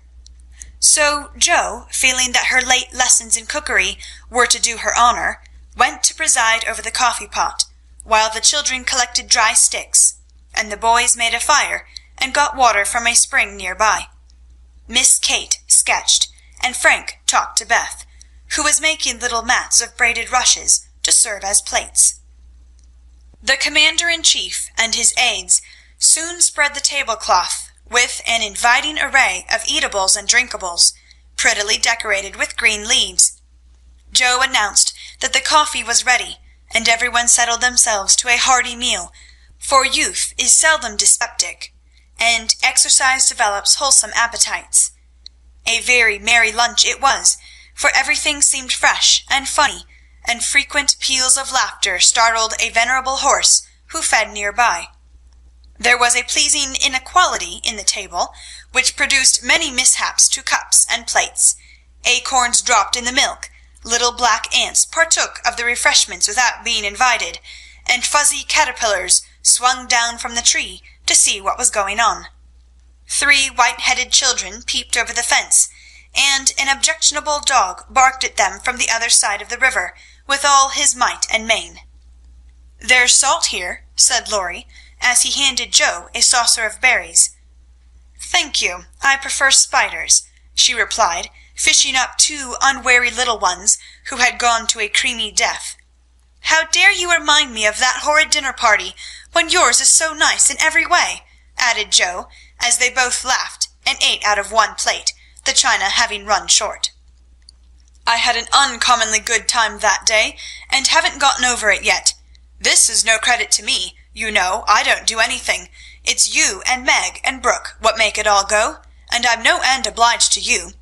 What shall we do when we can't eat any more?" asked Laurie, feeling that his trump card had been played when lunch was over. "Have games till it's cooler. I brought authors, and I dare say Miss Kate knows something new and nice. Go and ask her. She's company, and you ought to stay with her more." "Aren't you company too? I thought she'd suit Brooke, but he keeps talking to Meg, and Kate just stares at them through that ridiculous glass of hers. I'm going, so you needn't try to preach propriety, for you can't do it, Joe." Miss Kate did know several new games, and as the girls would not, and the boys could not, eat any more, they all adjourned to the drawing-room to play rigmarole. One person begins a story, any nonsense you like, and tells a story as long as he pleases, only taking care to stop short at some exciting point when the next takes it up and does the same.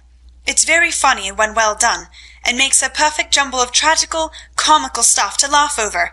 Please start it, Mr. Brooke," said Kate, with a commanding air which surprised Meg, who treated the tutor with as much respect as any other gentleman. Lying on the grass at the feet of the two young ladies, Mr. Brooke obediently began the story, with the handsome brown eyes steadily fixed upon the sunshiny river.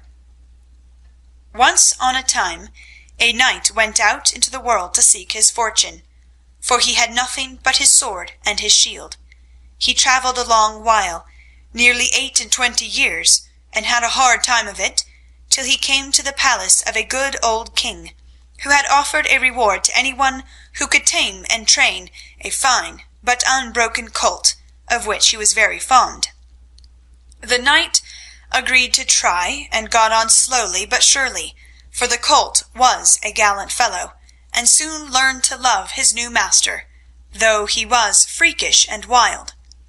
Every day when he gave his lessons to this pet of the king's, the knight rode him through the city, and as he rode, he looked everywhere for a certain beautiful face which he had seen many times in his dreams, but never found.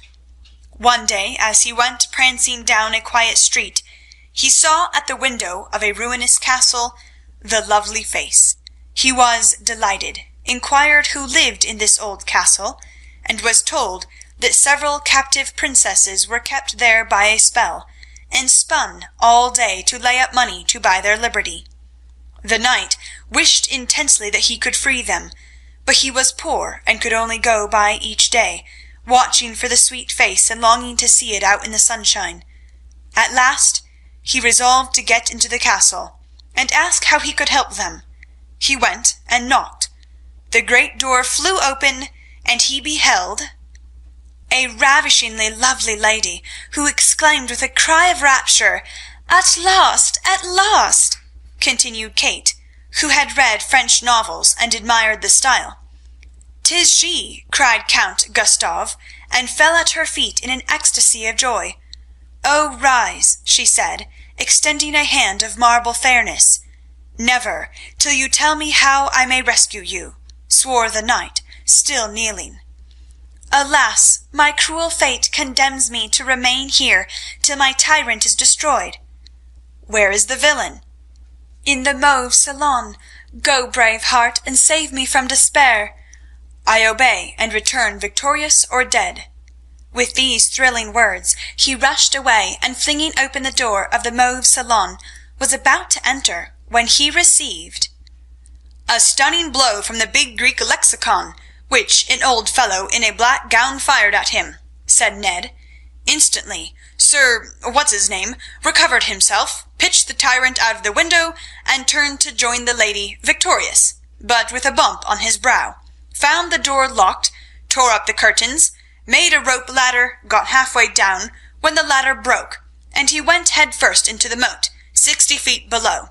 Could swim like a duck, paddled round the castle till he came to a little door guarded by 2 stout fellows, knocked their heads together till they cracked like a couple of nuts. Then, by a trifling exertion of his prodigious strength, he smashed in the door, went up a pair of stone steps covered with dust a foot thick, toads as big as your fist, and spiders that would frighten you into hysterics, Miss March. At the top of these steps he came plump upon a sight that took his breath away and chilled his blood. A tall figure, all in white, with a veil over its face and a lamp in its wasted hand, went on Meg. It beckoned, gliding noisily before him down a corridor as dark and cold as any tomb, Shadowy effigies in armour stood on either side. A dead silence reigned. The lamp burned blue, and the ghostly figure, over and anon, turned its face toward him, showing the glitter of awful eyes through its white veil. They reached a curtained door, behind which sounded lovely music. He sprang forward to enter, but the spectre plucked him back and waved threateningly before him a "Snuff-box," said Joe, in a sepulchral tone which convulsed the audience. "Thank ye," said the knight politely, as he took a pinch and sneezed 7 times so violently that his head fell off. "Ha, ha!" laughed the ghost, and having peeped through the keyhole at the princesses spinning away for dear life, the evil spirit picked up her victim and put him in a large tin box, where there were 11 other knights packed together without their heads, like sardines, who all rose and began to "Dance a hornpipe," cut in Fred, as Joe paused for breath, and as they danced the rubbishy old castle turned to a man-of-war in full sail. "Up with the jib! Reef the tops, hallards! Helm hard a-lee, and man the guns!" roared the captain, as a Portuguese pirate hove in sight, with a flag black as ink flying from her foremast. "Go in and win, my hearties," says the captain, and a tremendous fight began. Of course, the British beat. They always do. "No, they don't," cried Joe, aside. Having taken the pirate captain prisoner, sailed slap over the schooner, whose decks were piled high with dead, and whose lee scuppers ran blood, for the order had been, "Cutlasses and die hard! Boatswain's mate, take a bite of the flying jib sheet, and start this villain, if he doesn't confess his sins double quick," said the British captain. The Portuguese held his tongue like a brick, and walked the plank, while the jolly tars cheered like mad. But the sly dog dived, came up under the man-of-war, scuttled her, and down she went with all sails set, to the bottom of the sea, where— "Oh, gracious, what shall I say?" cried Sally, as Fred ended his rigmarole, in which he had jumbled together pell-mell nautical phrases and facts out of one of his favourite books. "Well, they went to the bottom, and a nice mermaid welcomed them, but was much grieved on finding the box of headless knights, and kindly pickled them in brine, hoping to discover the mystery about them, for, being a woman, she was curious. By and by a diver came down, and the mermaid said, 'I'll give you a box of pearls if you can take it up,' for she wanted to restore the poor things to life, and couldn't raise the heavy load herself. So the diver hoisted it up, and was much disappointed on opening it to find no pearls. He left it in a great lonely field, where it was found by a little goose girl who kept 100 fat geese in the field," said Amy, when Sally's invention gave out. "The little girl was sorry for them, and asked an old woman what she should do to help them. 'Your geese will tell you, they know everything,' said the old woman. So she asked what she should use for new heads, since the old ones were lost, and all the geese opened their 100 mouths and screamed—" "Cabbages," continued Laurie promptly. "Just the thing," said the girl, and ran to get 12 fine ones from her garden. She put them on. The knights revived at once, thanked her, and went on their way rejoicing, never knowing the difference, for there were so many other heads like them in the world that no one thought anything of it. The knight in whom I'm interested went back to find the pretty face, and learned that the princesses had spun themselves free and all gone and married, but one.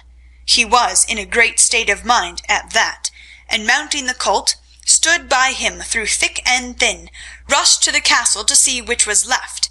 Peeping over the hedge, he saw the queen of his affections picking flowers in her garden. "Will you give me a rose?" said he. "You must come and get it. I can't come to you, it isn't proper," said she, as sweet as honey. He tried to climb over the hedge, but it seemed to grow higher and higher. Then he tried to push through, but it grew thicker and thicker, and he was in despair. So he patiently broke twig after twig till he had made a little hole through which he peeped, saying imploringly, "Let me in, let me in." But the pretty princess did not seem to understand, for she picked her roses quietly and left him to fight his way in. Whether he did or not, Frank will tell you." "I can't. I'm not playing. I never do," said Frank, dismayed at the sentimental predicament out of which he was to rescue the absurd couple. Beth had disappeared behind Joe, and Grace was asleep. "So the poor knight is to be left sticking in the hedge, is he?" asked Mr. Brooke, still watching the river and playing with the wild rose in his buttonhole. "I guess the princess gave him a posy and opened the gate after a while," said Laurie, smiling to himself as he threw acorns at his tutor. "What a piece of nonsense we have made! With practice we might do something quite clever. Do you know truth?" "I hope so," said Meg soberly. "The game, I mean." "What is it?" said Fred. "Why, you pile up your hands, choose a number, and draw out in turn, and the person who draws at the number has to answer truly any question put by the rest. It's great fun." "Let's try it," said Joe, who liked new experiments. Miss Kate and Mr. Brooke, Meg and Ned declined, but Fred, Sally, Joe, and Laurie piled and drew, and the lot fell to Laurie. "Who are your heroes?" asked Joe. "Grandfather and Napoleon." "Which lady here do you think prettiest?" said Sally. "Margaret." "Which do you like best?" from Fred. "Joe, of course." "What silly questions you ask!" and Joe gave a disdainful shrug as the rest laughed at Laurie's matter-of-fact tone. "Try again. Truth isn't a bad game," said Fred. "It's a very good one for you," retorted Joe in a low voice. Her turn came next. "What is your greatest fault?" asked Fred, by way of testing in her the virtue he lacked himself. "A quick temper." "What do you most wish for?" said Laurie. "A pair of boot lacings," returned Joe, guessing and defeating his purpose. "Not a true answer. You must say what you really do want most." "Genius. Don't you wish you could give it to me, Laurie?" and she slyly smiled in his disappointed face. "What virtues do you most admire in a man?" asked Sally. "Courage and honesty." "Now my turn," said Fred, as his hand came last. "Let's give it to him," whispered Laurie to Joe, who nodded and asked at once, "Didn't you cheat at croquet?" "Well, yes, a little bit." "Good! Didn't you take your story out of the Sea Lion?" said Laurie. "Rather." "Don't you think the English nation perfect in every respect?" asked Sally. "I should be ashamed of myself if I didn't." "He's a true John Bull. Now, Miss Sally, you shall have a chance without waiting to draw. I'll harrow up your feelings first by asking if you don't think you are something of a flirt," said Laurie, as Joe nodded to Fred as a sign that peace was declared. "You impertinent boy! Of course I'm not!" exclaimed Sally, with an air that proved the contrary. "What do you hate most?" asked Fred. "Spiders and rice pudding." "What do you like best?" asked Joe. "Dancing and French gloves." "Well, I think truth is a very silly play. Let's have a sensible game of authors to refresh our minds," proposed Joe. Ned, Frank, and the little girls joined in this, and while it went on, the three elders sat apart, talking. Miss Kate took out her sketch again, and Margaret watched her, while Mr. Brooke lay on the grass with a book, which he did not read. "How beautifully you do it! I wish I could draw," said Meg, with mingled admiration and regret in her voice. "Why don't you learn? I should think you had taste and talent for it," replied Miss Kate graciously. "I haven't time." "Your mamma prefers other accomplishments, I fancy. So did mine, but I proved to her that I had talent by taking a few lessons privately, and then she was quite willing I should go on. Can't you do the same with your governess?" "I have none." "I forgot. Young ladies in America go to school more than with us. Very fine schools they are, too, papa says. You go to a private one, I suppose?" "I don't go at all. I am a governess myself." "Oh, indeed!" said Miss Kate, but she might as well have said, "Dear me, how dreadful!" for her tone implied it. and something in her face made Meg colour and wish she had not been so frank. Mr. Brooke looked up and said quickly, "Young ladies in America love independence as much as their ancestors did, and are admired and respected for supporting themselves." "Oh yes, of course, it's very nice and proper in them to do so. We have many most respectable and worthy young women who do the same and are employed by the nobility, because being the daughters of gentlemen, they are both well bred and accomplished, you know," said Miss Kate in a patronizing tone that hurt Meg's pride and made her work seem not only more distasteful, but degrading. "Did the German song suit, Miss March?" inquired Mr. Brooke, breaking an awkward pause. "Oh yes, it was very sweet, and I'm much obliged to whoever translated it for me," and Meg's downcast face brightened as she spoke. "Don't you read German?" asked Miss Kate with a look of surprise. "Not very well.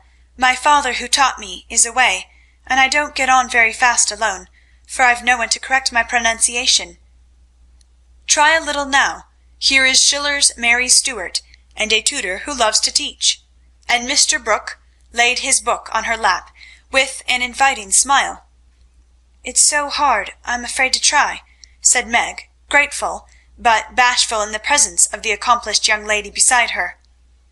"I'll read a bit to encourage you," and Miss Kate read one of the most beautiful passages in a perfectly correct but perfectly expressionless manner. Mr. Brooke made no comment as she returned the book to Meg, who said innocently, "I thought it was poetry." "Some of it is. Try this passage." There was a queer smile about Mr. Brooke's mouth as he opened at poor Mary's lament. Meg, obediently following the long grass blade which her new tutor used to point with, read slowly and timidly, unconsciously making poetry of the hard words by the soft intonation of her musical voice. Down the page went the green guide, and presently, forgetting her listener in the beauty of the sad scene, Meg read as if alone, giving a little touch of tragedy to the words of the unhappy queen. If she had seen the brown eyes then, she would have stopped short, but she never looked up, and the lesson was not spoiled for her. "Very well indeed," said Mr. Brooke, as she paused, quite ignoring her many mistakes, and looking as if he did indeed love to teach. Miss Kate put up her glass, and having taken a survey of the little tableau before her, shut her sketch-book, saying with condescension, "You've a nice accent, and in time will be a clever reader. I advise you to learn, for German is a valuable accomplishment to teachers. I must look after Grace. She is romping." And Miss Kate strolled away, adding to herself with a shrug, "I didn't come to chaperone a governess, though she is young and pretty. What odd people these Yankees are! I'm afraid Laurie will be quite spoiled among them." "I forgot that English people rather turn up their noses at governesses, and don't treat them as we do," said Meg, looking after the retreating figure with an annoyed expression. "Tutors also have rather a hard time of it there, as I know to my sorrow.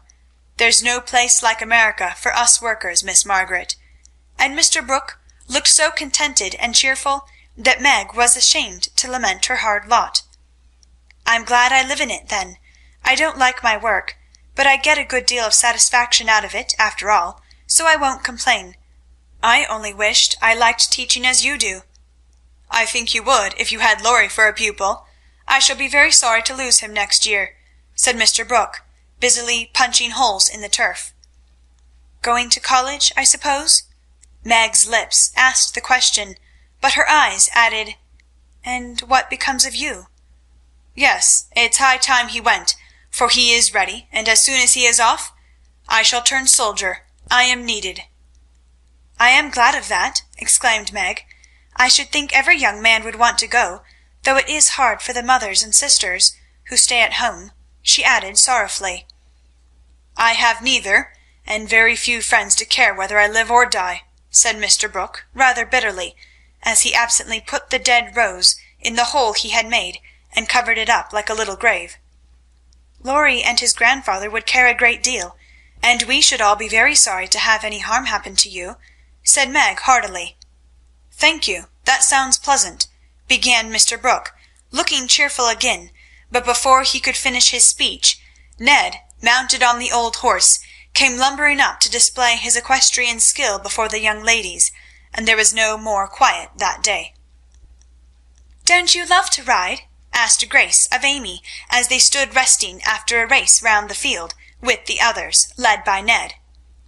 "I dote upon it. My sister Meg used to ride when papa was rich, but we don't keep any horses now, except Ellen-Tree," added Amy, laughing. "Tell me about Ellen-Tree. Is it a donkey?" asked Grace curiously. "Why, you see, Joe is crazy about horses, and so am I, but we've only got an old side saddle and no horse.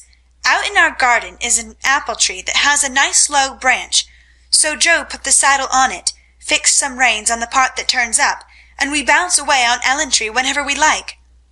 "How funny!" laughed Grace. "I have a pony at home, and ride nearly every day in the park with Fred and Kate. It's very nice, for my friends go too, and the Row is full of ladies and gentlemen." "Dear, how charming! I hope I shall go abroad some day, but I'd rather go to Rome than the Row," said Amy, who had not the remotest idea what the Row was, and wouldn't have asked for the world. Frank, sitting just behind the little girls, heard what they were saying, and pushed his crutch away from him with an impatient gesture as he watched the active lads going through all sorts of comical gymnastics. Beth, who was collecting the scattered author cards, looked up and said, in her shy yet friendly way, "I'm afraid you're tired. Can I do anything for you?" "Talk to me, please. It's dull sitting by myself," answered Frank, who had evidently been used to being made much of at home. If he had asked her to deliver a Latin oration, it would not have seemed a more impossible task to bashful Beth. But there was no place to run to, no Joe to hide behind now, and the poor boy looked so wistfully at her that she bravely resolved to try. "What do you like to talk about?" she asked, fumbling over the cards and dropping half as she tried to tie them up. "Well, I like to hear about cricket and boating and hunting," said Frank, who had not yet learned to suit his amusements to his strength. "My heart, what shall I do? I don't know anything about them," thought Beth, and forgetting the boy's misfortune in her flurry, she said, hoping to make him talk, "I never saw any hunting, but I suppose you know all about it." "I did once, but I can never hunt again, for I got hurt leaping a confounded 5-barred gate, so there are no more horses and hounds for me," said Frank with a sigh that made Beth hate herself for her innocent blunder. "Your deer are much prettier than our ugly buffaloes," she said, turning to the prairies for help, and feeling glad that she had read one of the boys' books in which Joe delighted. Buffaloes proved soothing and satisfactory, and in her eagerness to amuse another, Beth forgot herself, and was quite unconscious of her sister's surprise and delight at the unusual spectacle of Beth talking away to one of the dreadful boys against whom she had begged protection. "Bless her heart, she pities him, so she is good to him," said Joe, beaming at her from the croquet ground. "I always said she was a little saint," added Meg, as if there could be no further doubt of it. "I haven't heard Frank laugh so much ever so long," said Grace to Amy as they sat discussing dolls and making tea sets out of the acorn cups. "My sister Beth is a very fastidious girl when she likes to be," said Amy, well pleased at Beth's success. She meant fascinating, but as Grace didn't know the exact meaning of either word, fastidious sounded well and made a good impression. An impromptu circus, fox and geese, and an amicable game of croquet finished the afternoon. At sunset the tent was struck, hampers packed, wickets pulled up, boats loaded, and the whole party floated down the river, singing at the tops of their voices. Ned, getting sentimental, warbled a serenade with the pensive refrain, "Alone, alone, ah, woe, alone," and at the lines, "We are young, we each have a heart, oh, why should we stand thus coldly apart?" He looked at Meg with such a lackadaisical expression that she laughed outright and spoiled his song. "How can you be so cruel to me?" he whispered, under cover of a lively chorus. "You've kept close to that starched-up Englishwoman all day, and now you snub me." "I didn't mean to, but you looked so funny I really couldn't help it," replied Meg, passing over the first part of his reproach, for it was quite true that she had shunned him, remembering the Moffat party and the talk after it. Ned was offended, and turned to Sally for consolation, saying to her rather pettishly, "There isn't a bit of flirt in that girl, is there?" "Not a particle, but she's a dear," returned Sally, defending her friend even while confessing her shortcomings. "She's not a stricken dear, anyway," said Ned, trying to be witty, and succeeding as well as very young gentlemen usually do. On the lawn where it had gathered, the little party separated, with cordial good nights and good byes, for the Vaughns were going to Canada. As the four sisters went home through the garden, Miss Kate looked after them, saying, without the patronizing tone in her voice, "In spite of their demonstrative manners, American girls are very nice when one knows them." "I quite agree with you," said Mr. Brooke. End of chapter 12. Chapter 13.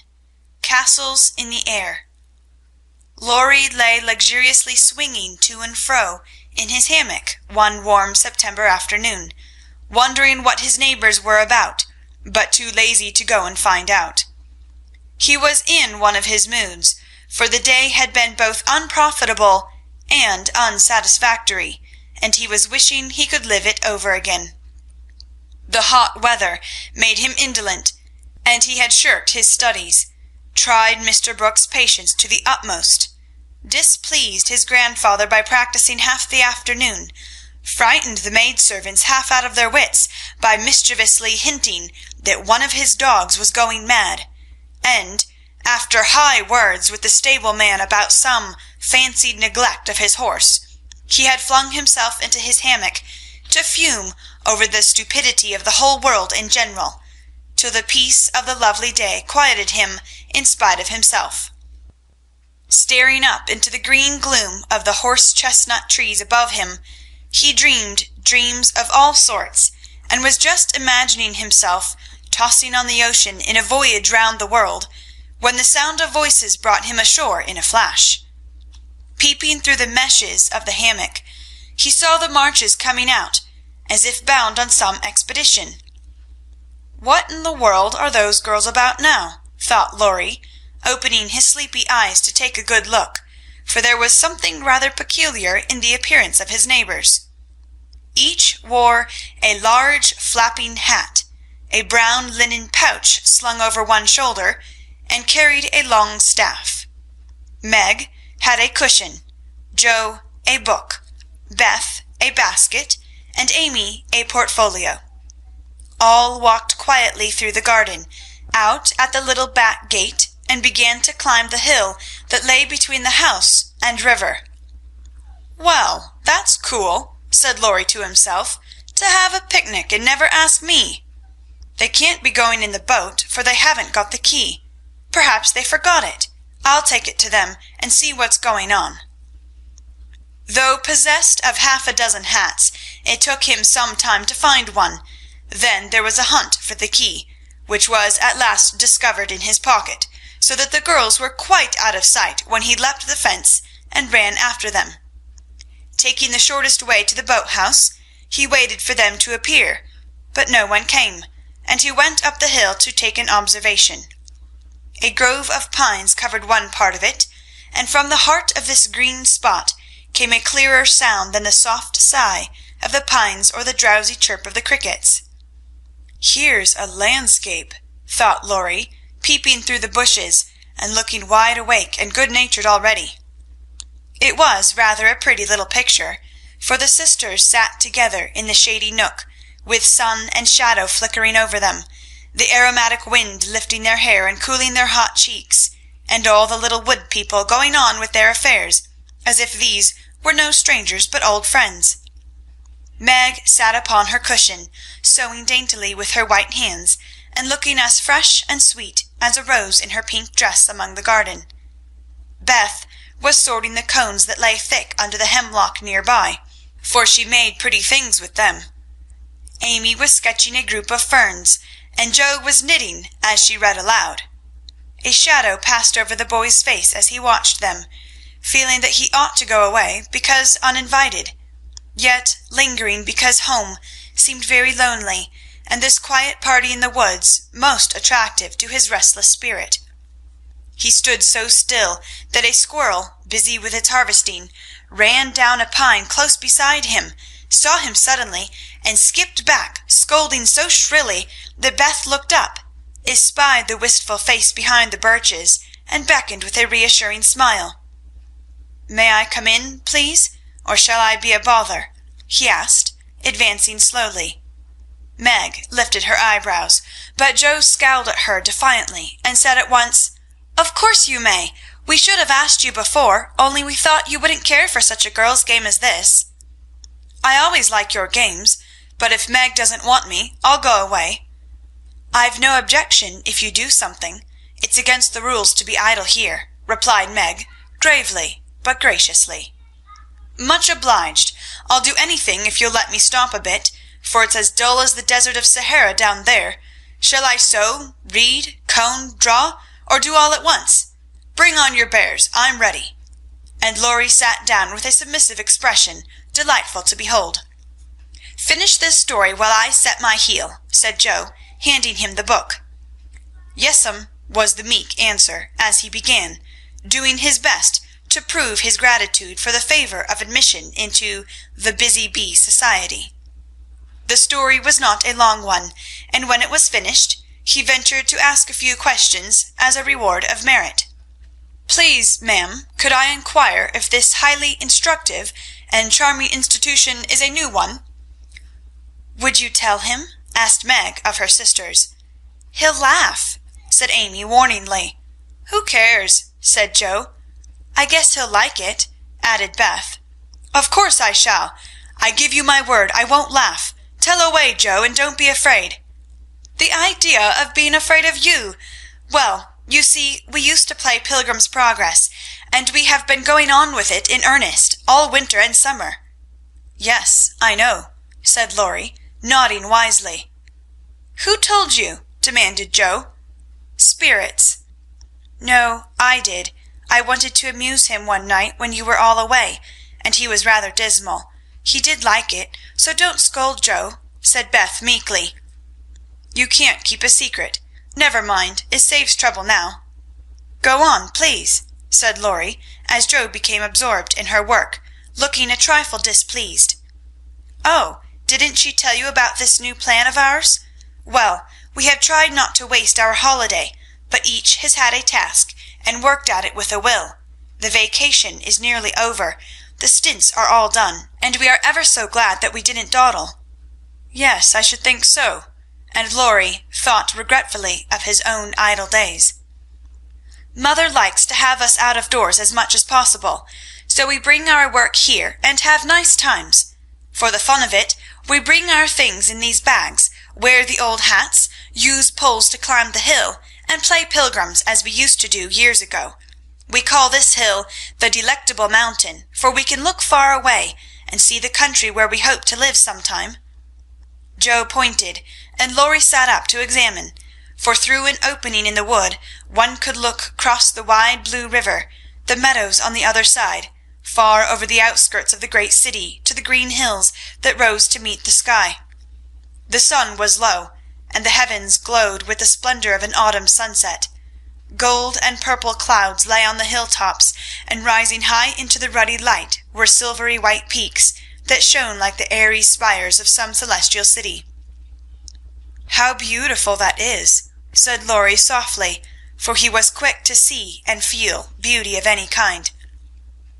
"It's often so, and we like to watch it, for it is never the same, but always splendid," replied Amy, wishing she could paint it.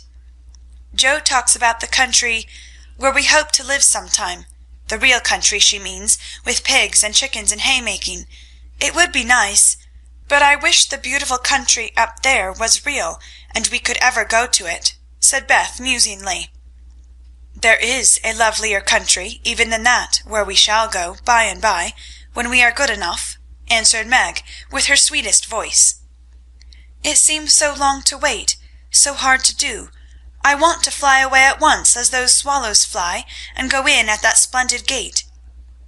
"You'll get there, Beth, sooner or later, no fear of that," said Joe. "I'm the one that will have to fight and work and climb and wait, and maybe never get in after all." "You'll have me for company, if that's any comfort. I shall have to do a deal of travelling before I come in sight of your celestial city. If I arrive late, you'll say a good word for me, won't you, Beth?" Something in the boy's face troubled his little friend, but she said cheerfully, with her quiet eyes on the changing clouds, "If people really want to go, and really try all their lives, I think they will get in, for I don't believe there are any locks on that door or any guards at the gate. I always imagine it as it is in the picture, where the shining ones stretch out their hands to welcome poor Christian as he comes up from the river." "Wouldn't it be fun if all the castles in the air which we make could come true, and we could live in them?" said Joe after a little pause. "I've made such quantities it would be hard to choose which I'd have," said Laurie, lying flat and throwing cones at the squirrel who had betrayed him. "You'd have to take your favorite one. What is it?" asked Meg. "If I tell mine, will you tell yours?" "Yes, if the girls will too." "We will. Now, Laurie." "After I'd seen as much of the world as I want to, I'd like to settle in Germany and have just as much music as I choose. I'm to be a famous musician myself, and all creation is to rush to hear me, and I'm never to be bothered about money or business, but just enjoy myself and live for what I like. That's my favorite castle. What's yours, Meg?" Margaret seemed to find it a little hard to tell hers, and waved a brake before her face, as if to disperse imaginary gnats, while she said slowly, "I should like a lovely house, full of all sorts of luxurious things, nice food, pretty clothes, handsome furniture, pleasant people, and heaps of money. I am to be mistress of it, and manage it as I like, with plenty of servants, so I never need work a bit. How I should enjoy it, for I wouldn't be idle, but do good, and make everyone love me dearly." "Wouldn't you have a master for your castle in the air?" asked Laurie slyly. "I said pleasant people, you know," and Meg carefully tied up her shoe as she spoke, so that no one saw her face. "Why don't you say you'd have a splendid, wise, good husband, and some angelic little children? You know your castle wouldn't be perfect without," said blunt Joe, who had no tender fancies yet, and rather scorned romance, except in books. "You'd have nothing but horses, inkstands, and novels in yours," answered Meg petulantly. "Wouldn't I, though? I'd have a stable full of Arabian steeds, rooms piled high with books, and I'd write out of a magic inkstand, so that my works should be as famous as Laurie's music. I want to do something splendid before I go into my castle, something heroic or wonderful that won't be forgotten after I'm dead. I don't know what, but I'm on the watch for it, and mean to astonish you all some day. I think I shall write books and get rich and famous. That would suit me. So that is my favorite dream." "Mine is to stay at home, safe, with father and mother, and help take care of the family," said Beth contentedly. "Don't you wish for anything else?" asked Laurie. "Since I had my little piano, I am perfectly satisfied. I only wish we may all keep well and be together. Nothing else." "I have ever so many wishes, but the pet one is to be an artist, and go to Rome, and do fine pictures, and be the best artist in the whole world," was Amy's modest desire. "We're an ambitious set, aren't we? Every one of us, but Beth, wants to be rich and famous, and gorgeous in every respect. I do wonder if any of us will ever get our wishes," said Laurie, chewing grass like a meditative calf. "I've got the key to my castle in the air, but whether I can unlock the door remains to be seen," observed Joe mysteriously. "I've got the key to mine, but I'm not allowed to try it. Hang college!" muttered Laurie with an impatient sigh.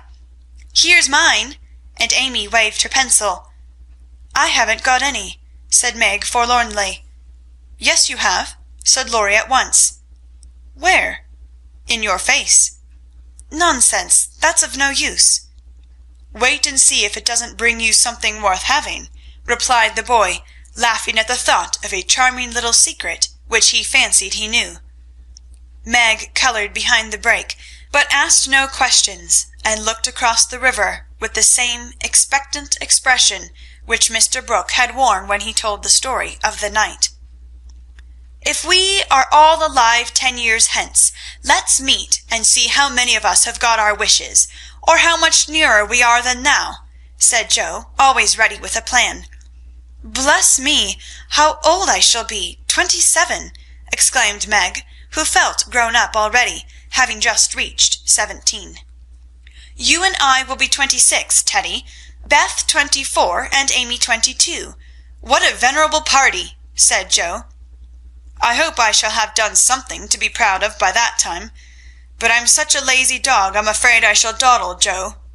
"You need a motive, mother says, and when you get it, she is sure you'll work splendidly." "Is she? By Jupiter, I will, if I only get the chance," cried Laurie, sitting up with sudden energy. "I ought to be satisfied to please grandfather, and I do try, but it's working against the grain, you see, and comes hard. He wants me to be an India merchant, as he was, and I'd rather be shot. I hate tea and silk and spices, and every sort of rubbish his old ships bring, and I don't care how soon they go to the bottom when I own them. Going to college ought to satisfy him, for if I give him 4 years, he ought to let me off from the business. But he's set, and I've got to do just as he did, unless I break away and please myself as my father did. If there was any one left to stay with the old gentleman, I'd do it to-morrow." Laurie spoke excitedly, and looked ready to carry his threat into execution on the slightest provocation, for he was growing up very fast, and in spite of his indolent ways, had a young man's hatred of subjection, a young man's restless longing to try the world for himself.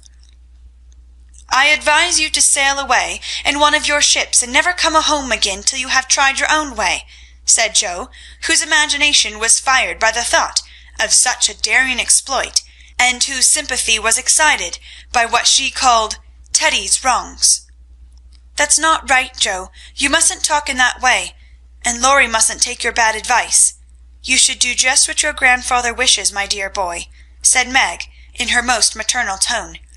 "Do your best at college, and when he sees that you try to please him, I'm sure he won't be hard on you or unjust to you. As you say, there is no one else to stay with and love him, and you'd never forgive yourself if you left him without his permission. Don't be dismal or fret, but do your duty, and you'll get your reward, as good Mr. Brooke has, by being respected and loved." "What do you know about him?" asked Laurie, grateful for the good advice, but objecting to the lecture, and glad to turn the conversation from himself after his unusual outbreak. "Only what your grandpa told us about him, how he took good care of his own mother till she died, and wouldn't go abroad as tutor to some nice person because he wouldn't leave her, and how he provides now for an old woman who nursed his mother and never tells any one, but is just as generous and patient and good as he can be." "So he is, dear old fellow," said Laurie heartily, as Meg paused, looking flushed and earnest with her story. "It's like grandpa to find out all about him without letting him know, and to tell all his goodness to others, so that they might like him. Brooke couldn't understand why your mother was so kind to him, asking him over with me and treating him in her beautiful friendly way. He thought she was just perfect, and talked about it for days and days, and went on about you all in flaming style. If I ever do get my wish, you see what I'll do for Brooke." "Begin to do something now by not plaguing his life out," said Meg sharply. "How do you know I do, miss?" "I can always tell by his face when he goes away. If you have been good, he looks satisfied and walks briskly. If you have plagued him, he's sober, and walks slowly as if he wanted to go back and do his work better." "Well, I like that. So you keep an account of my good and bad marks in Brooke's face, do you? I see him bow and smile as he passes your window, but I didn't know you'd got up a telegraph." "We haven't. Don't be angry, and oh, don't tell him I said anything. It was only to show that I cared how you get on, and what is said here is said in confidence, you know," cried Meg, much alarmed at the thought of what might follow from her careless speech. "I don't tell tales," replied Laurie, with his high and mighty air, as Joe called a certain expression which he occasionally wore. "Only, if Brooke is going to be a thermometer, I must mind and have fair weather for him to report." "Please don't be offended. I didn't mean to preach, or tell tales, or be silly. I only thought Joe was encouraging you in a feeling which you'd be sorry for by and by. You are so kind to us. We feel as if you were our brother, and say just what we think. Forgive me, I meant it kindly." And Meg offered her hand with a gesture both affectionate and timid. Ashamed of his momentary pique, Laurie squeezed the kind little hand, and said frankly, "I'm the one to be forgiven. I'm cross and have been out of sorts all day. I like to have you tell me my faults and be sisterly, so don't mind if I am grumpy sometimes. I thank you all the same." Bent on showing that he was not offended, he made himself as agreeable as possible, wound cotton for Meg, recited poetry to please Joe, shook down cones for Beth, and helped Amy with her ferns, providing himself a fit person to belong to the busy bee society. In the midst of an animated discussion on the domestic habits of turtles, one of those amiable creatures having strolled up from the river, the faint sound of a bell warned them that Hannah had put the tea to draw, and they would just have time to get home to supper. "May I come again?" asked Laurie. "Yes, if you are good, and love your book as the boys in the primer are told to do," said Meg, smiling. "I'll try." "Then you may come, and I'll teach you to knit as the Scotchmen do. There's a demand for socks just now," added Joe, waving hers like a big blue worsted banner as they parted at the gate. That night, when Beth played to Mr. Lawrence in the twilight, Laurie, standing in the shadow of the curtain, listened to the little David, whose simple music always quieted his moody spirit, and watched the old gentleman who sat with his grey head on his hand, thinking tender thoughts of the dead child he had loved so much. Remembering the conversation of the afternoon, the boy said to himself, with the resolve to make the sacrifice cheerfully, "I'll let my castle go, and stay with the dear old gentleman while he needs me, for I am all he has." End of chapter 13. Chapter 14. Secrets. Joe was very busy in the garret, for the October days began to grow chilly, and the afternoons were short. For 2 or 3 hours the sun lay warmly in the high window, showing Joe seated on the old sofa, writing busily, with her papers spread out upon a trunk before her, while Scrabble, the pet rat, promenaded the beams overhead, accompanied by his oldest son, a fine young fellow who was evidently very proud of his whiskers. Quite absorbed in her work, Jo scribbled away till the last page was filled, when she signed her name with a flourish, and threw down her pen, exclaiming, "There, I've done my best. If this won't suit, I shall have to wait till I can do better." Lying back on the sofa, she read the manuscript carefully through, making dashes here and there, and putting in many exclamation points, which looked like little balloons.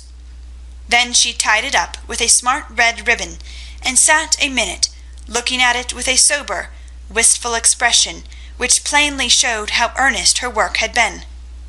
Joe's desk up here was an old tin kitchen which hung against the wall. In it she kept her papers and a few books, safely shut away from Scrabble, who, being likewise of a literary turn, was fond of making a circulating library of such books as were left in his way by eating the leaves. From this tin receptacle Jo produced another manuscript, and putting both in her pocket, crept quietly downstairs, leaving her friends to nibble on her pens and taste her ink. She put on her hat and jacket as noiselessly as possible, and going to the back entry window, got out upon the roof of a low porch, swung herself down to the grassy bank, and took a roundabout way to the road. Once there, she composed herself, hailed a passing omnibus, and rolled away to town, looking very merry and mysterious. If anyone had been watching her, he would have thought her movements decidedly peculiar, for on alighting, she went off at a great pace till she reached a certain number in a certain busy street. Having found the place with some difficulty, she went into the doorway, looked up the dirty stairs, and after standing stock still a minute, suddenly dived into the street and walked away as rapidly as she came. This manoeuvre she repeated several times, to the great amusement of a black-eyed young gentleman lounging in the window of a building opposite. On returning for the third time, Jo gave herself a shake, pulled her hat over her eyes, and walked up the stairs, looking as if she were going to have all her teeth out. There was a dentist's sign, among others, which adorned the entrance, and after staring a moment at the pair of artificial jaws which slowly opened and shut, to draw attention to a fine set of teeth, the young gentleman put on his coat, took his hat, and went down to post himself in the opposite doorway, saying with a smile and a shiver, "It's like her to come alone, but if she has had a bad time, she'll need someone to help her home." In 10 minutes, Jo came running downstairs with a very red face, and the general appearance of a person who had just passed through a trying ordeal of some sort. When she saw the young gentleman, she looked anything but pleased, and passed him with a nod, but he followed, asking with an air of sympathy, "Did you have a bad time?" "Not very." "You got through quickly?" "Yes, thank goodness." "Why did you go alone?" "Didn't want anyone to know." "You're the oddest fellow I ever saw. How many did you have out?" Jo looked at her friend as if she did not understand him, then began to laugh as if mightily amused at something. "There are 2 which I want to have come out, but I must wait a week." "What are you laughing at? You are up to mischief, Jo," said Laurie, looking mystified. "So are you. What are you doing, sir, up in that billiard saloon?" "Begging your pardon, ma'am, it wasn't a billiard saloon, but a gymnasium, and I was taking a lesson in fencing." "I'm glad of that." "Why?" "You can teach me, and then when we play Hamlet, you can be Laertes, and we'll make a fine thing of the fencing scene." Laurie burst out with a hearty boy's laugh, which made several passers-by smile in spite of themselves. "I'll teach you whether we play Hamlet or not. It's grand fun, and will straighten you up capitally. But I don't believe that was your only reason for saying 'I'm glad' in that decided way, was it now?" "No, I was glad that you were not in the saloon, because I hope you never go to such places. Do you?" "Not often." "I wish you wouldn't." "It's no harm, Jo. I have billiards at home, but it's no fun unless you have good players. So, as I'm fond of it, I come sometimes and have a game with Ned Moffat, or some of the other fellows." "Oh dear, I'm so sorry, for you'll get to liking it better and better, and will waste time and money, and grow like those dreadful boys. I did hope you'd stay respectable, and be a satisfaction to your friends," said Jo, shaking her head. "Can't a fellow take a little innocent amusement now and then without losing his respectability?" asked Laurie, looking nettled. "That depends upon how and where he takes it. I don't like Ned and his set, and wish you'd keep out of it. Mother won't let us have him at our house, though he wants to come, and if you grow like him, she won't be willing to have us frolic together as we do now." "Won't she?" asked Laurie anxiously. "No, she can't bear fashionable young men, and she'd shut us all up in bandboxes rather than have us associate with them." "Well, she needn't get out her bandboxes yet. I'm not a fashionable party, and don't mean to be, but I do like harmless larks now and then, don't you?" "Yes, nobody minds them, so lark away, but don't get wild, will you, or there will be an end of all our good times." "I'll be a double-distilled saint." "I can't bear saints. Just be a simple, honest, respectable boy, and we'll never desert you. I don't know what I should do if you acted like Mr. King's son. He had plenty of money, but didn't know how to spend it, and got tipsy and gambled and ran away, and forged his father's name, I believe, and was altogether horrid." "You think I'm likely to do the same?" Much obliged." "No, I don't. Oh dear, no. But I hear people talking about money being such a temptation, and I sometimes wish you were poor. I shouldn't worry then." "Do you worry about me, Joe?" "A little, when you look moody and discontented, as you sometimes do, for you've got such a strong will. If you once get started wrong, I'm afraid it would be hard to stop you." Laurie walked in silence a few minutes, and Joe watched him, wishing she had held her tongue, for his eyes looked angry, though his lips smiled as if at her warnings. "Are you going to deliver lectures all the way home?" he asked presently. "Of course not. Why?" "Because if you are, I'll take a bus. If you're not, I'd like to walk with you and tell you something very interesting." "I won't preach any more, and I'd like to hear the news immensely." "Very well then, come on. It's a secret, and if I tell you, you must tell me yours."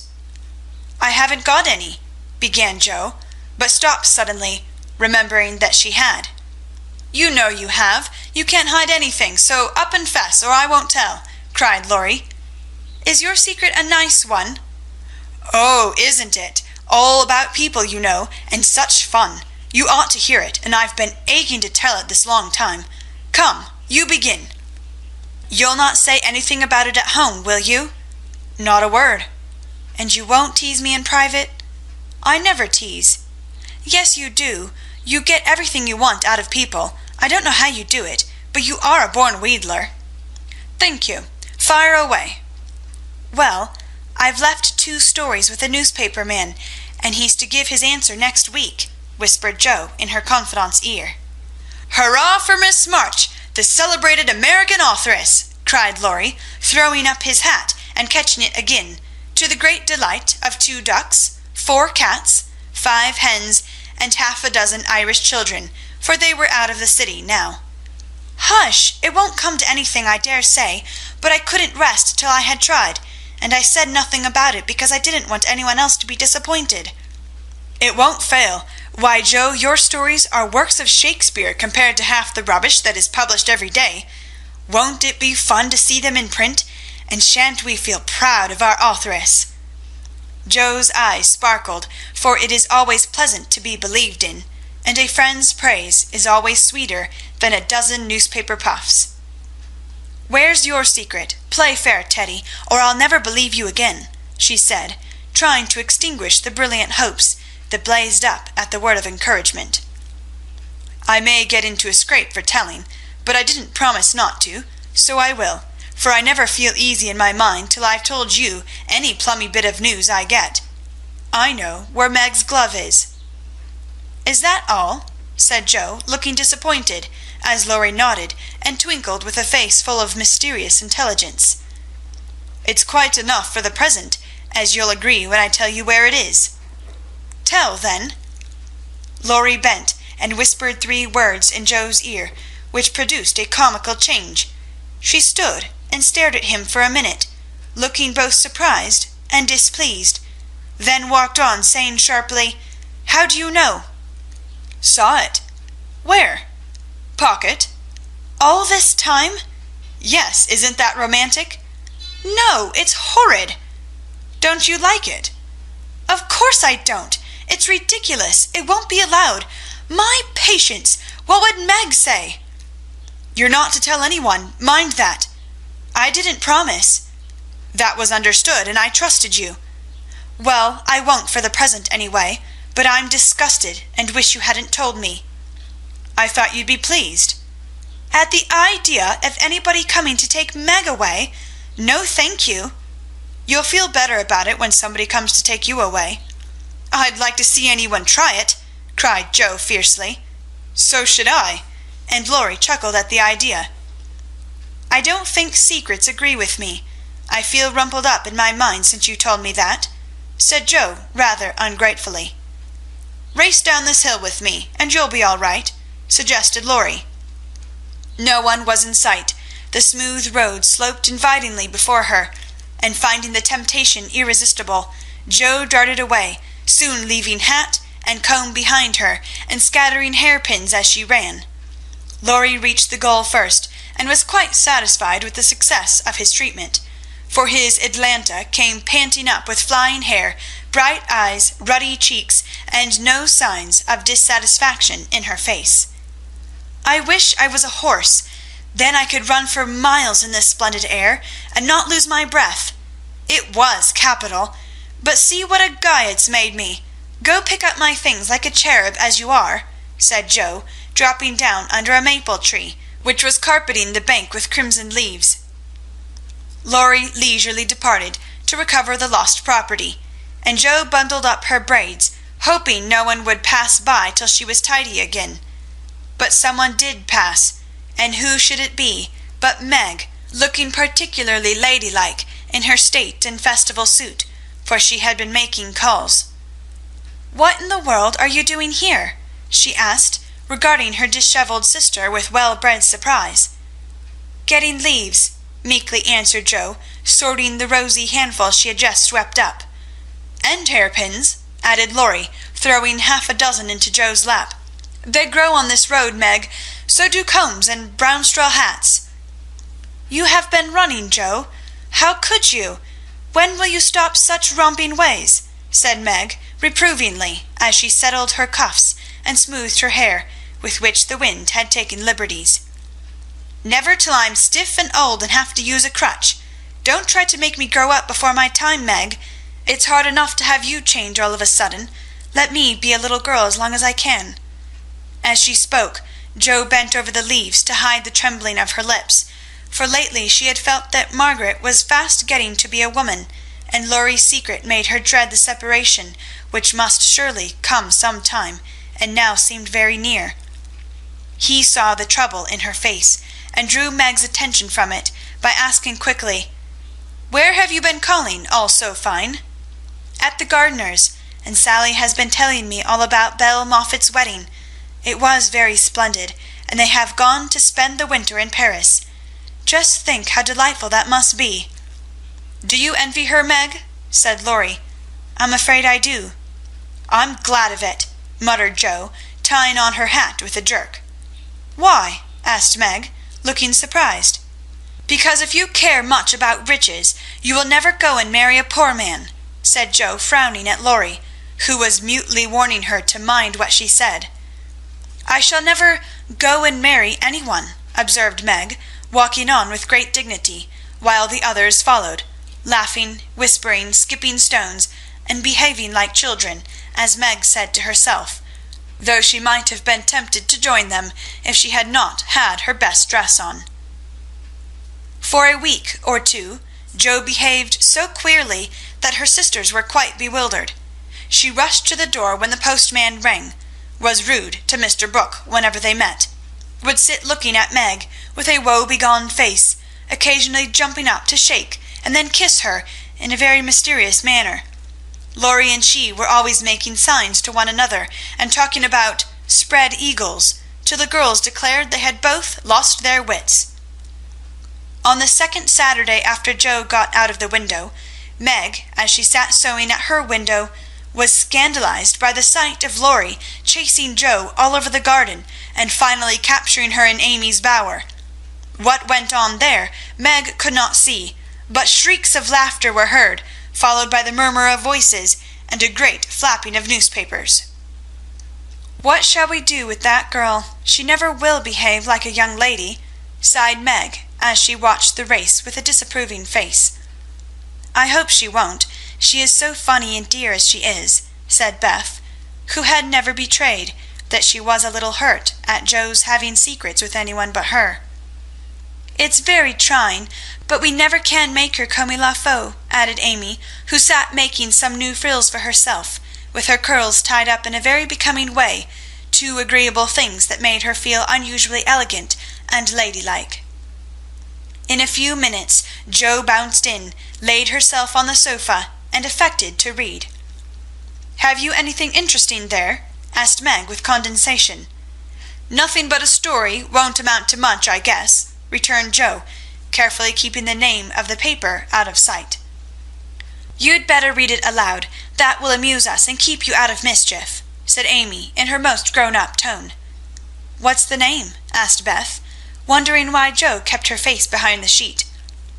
The Rival Painters. That sounds well. Read it, said Meg. With a loud ahem and a long breath, Joe began to read very fast. The girls listened with interest, for the tale was romantic, and somewhat pathetic, as most of the characters died in the end. I like that about the splendid picture, was Amy's approving remark, as Joe paused. I prefer the lovering part. Viola and Angelo are two of our favorite names. Isn't that queer? Said Meg, wiping her eyes, for the lovering part was tragical.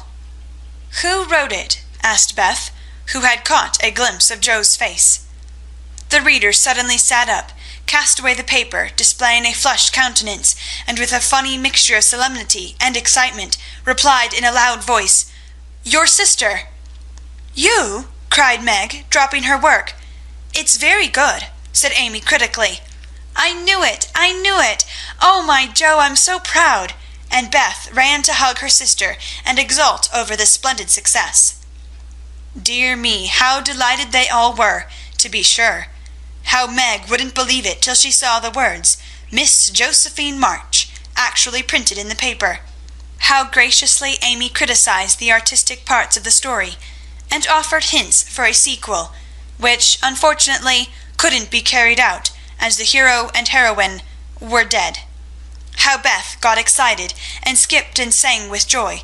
How Hannah came in to exclaim, Sakes alive, well, I never, in great astonishment at that Joe's doin's. How proud Mrs. March was when she knew it. How Joe laughed with tears in her eyes as she declared she might as well be a peacock and done with it, and how the spread eagle might be said to flap his wings triumphantly over the house of March as the paper passed from hand to hand. Tell us about it. When did it come? How much did you get for it? What will father say? Won't Laurie laugh? Cried the family, all in one breath, as they clustered about Joe, for these foolish, affectionate people made a jubilee of every little household joy. Stop jabbering, girls, and I'll tell you everything, said Joe, wondering if Miss Burney felt any grander over her Evelina than she did over her rival painters. Having told how she disposed of her tales, Joe added, And when I went to get my answer, the man said he liked them both, but didn't pay beginners, only let them print in his paper, and notice the stories. It was good practice, he said, and when the beginners improved, anyone would pay. So I let him have the 2 stories, and today this was sent to me, and Laurie caught me with it and insisted on seeing it, so I let him. And he said it was good, and I shall write more, and he's going to get the next paid for, and I'm so happy, for in time I may be able to support myself and help the girls.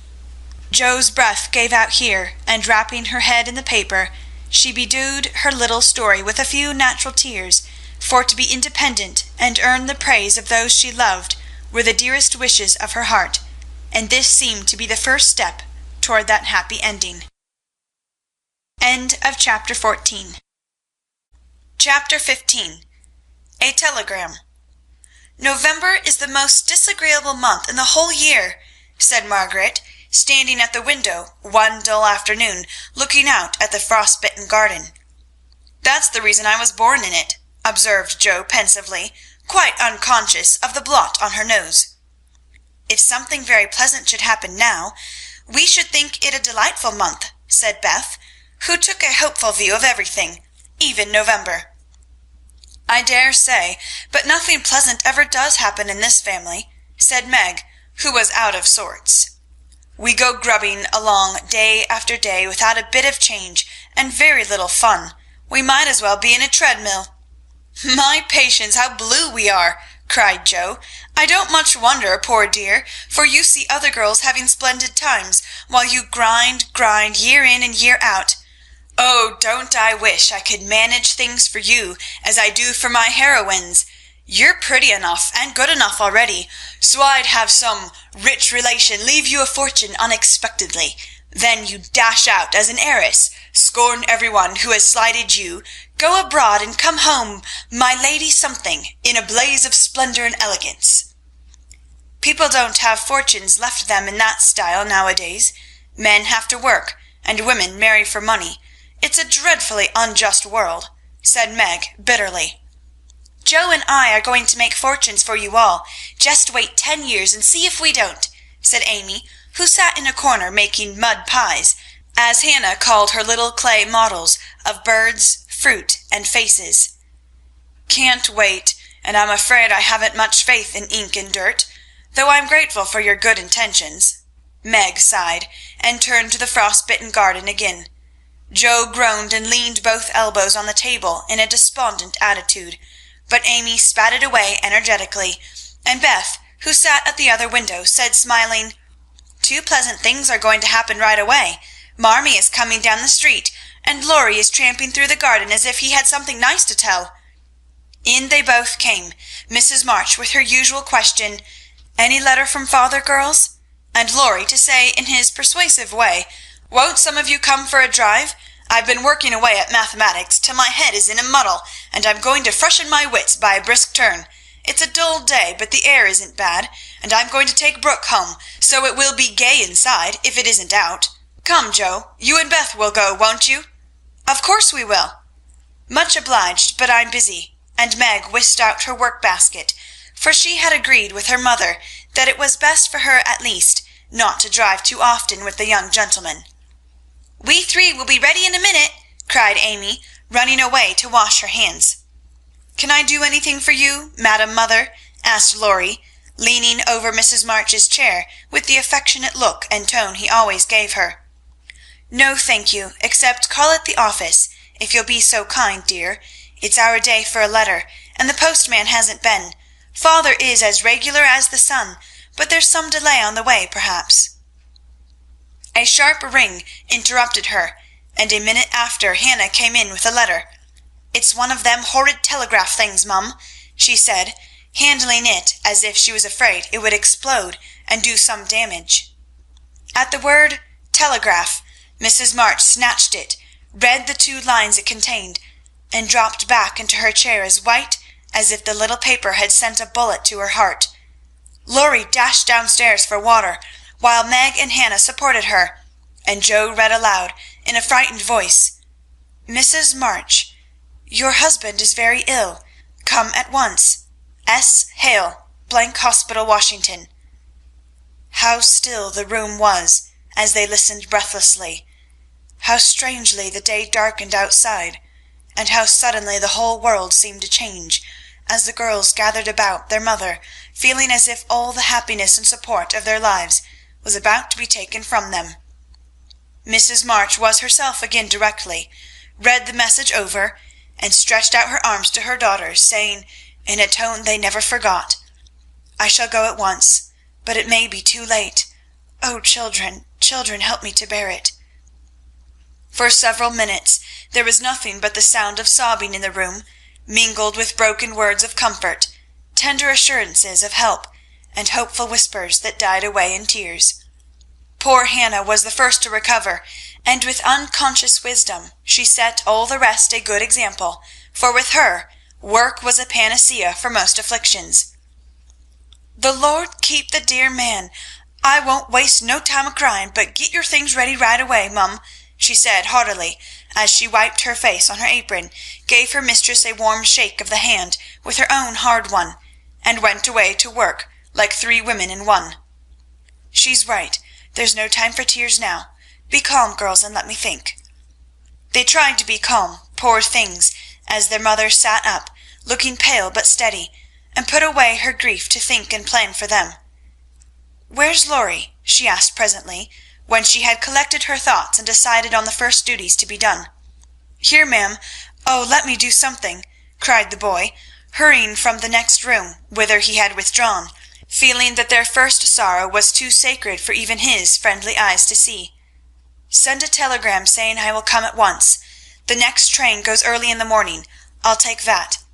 "What else? The horses are ready. I can go anywhere, do anything," he said, looking ready to fly to the ends of the earth. "Leave a note at Aunt March's. Joe, give me that pen and paper."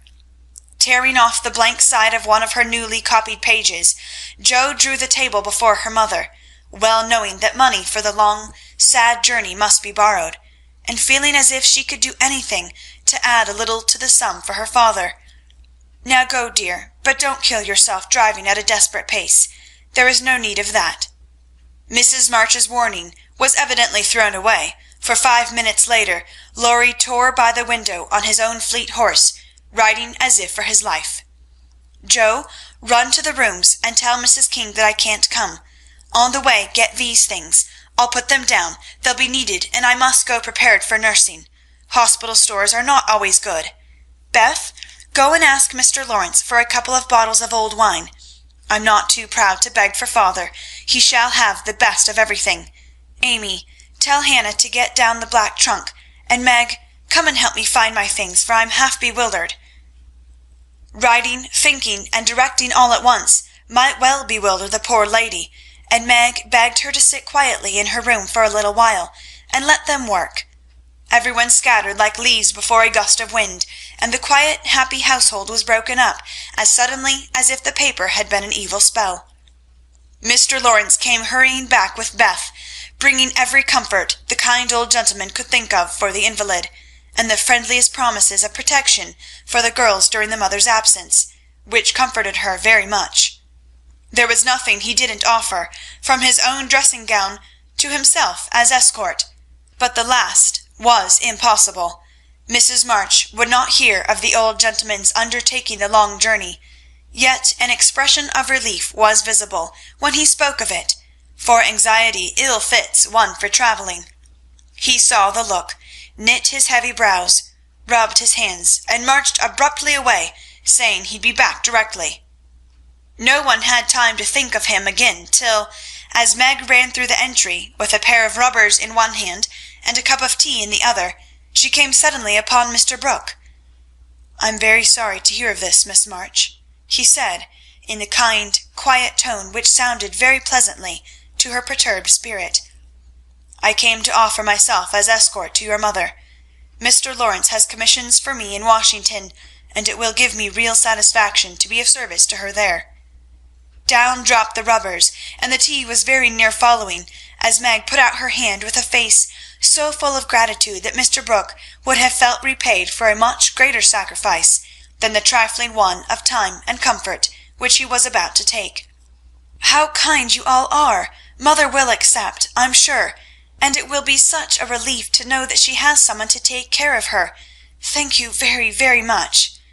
Meg spoke earnestly, and forgot herself entirely, till something in the brown eyes looking down at her made her remember the cooling tea, and lead the way into the parlour, saying she would call her mother.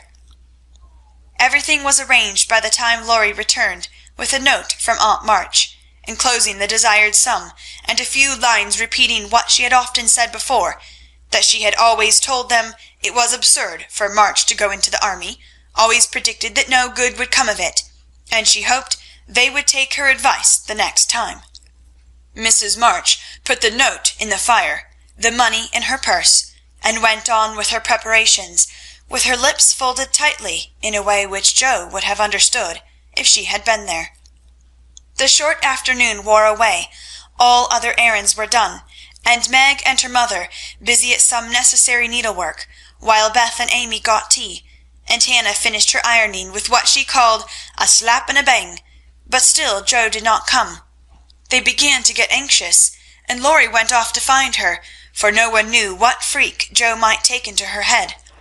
He missed her, however, and she came walking in with a very queer expression of countenance, for there was a mixture of fun and fear, satisfaction and regret in it, which puzzled the family as much as did the roll of bills she laid before her mother, saying with a little choke in her voice, "That's my contribution toward making father comfortable and bringing him home." "My dear, where did you get it? $25, Joe, I hope you haven't done anything rash." "No, it's mine, honestly. I didn't beg, borrow, or steal it. I earned it, and I don't think you'll blame me, for I only sold what was my own." As she spoke, Joe took off her bonnet, and a general outcry arose, for all her abundant hair was cut short. "Your hair, your beautiful hair! Oh, Joe, how could you? You're one beauty! My dear girl, there was no need of this. She doesn't look like my Joe any more, but I love her dearly for it." As everyone exclaimed, and Beth hugged the cropped head tenderly, Joe assumed an indifferent air which did not deceive anyone a particle, and said, rumpling up the brown bush and trying to look as if she liked it, "It doesn't affect the fate of the nation, so don't wail, Beth. It will be good for my vanity. I was getting too proud of my wig. It will do my brains good to have that mop taken off.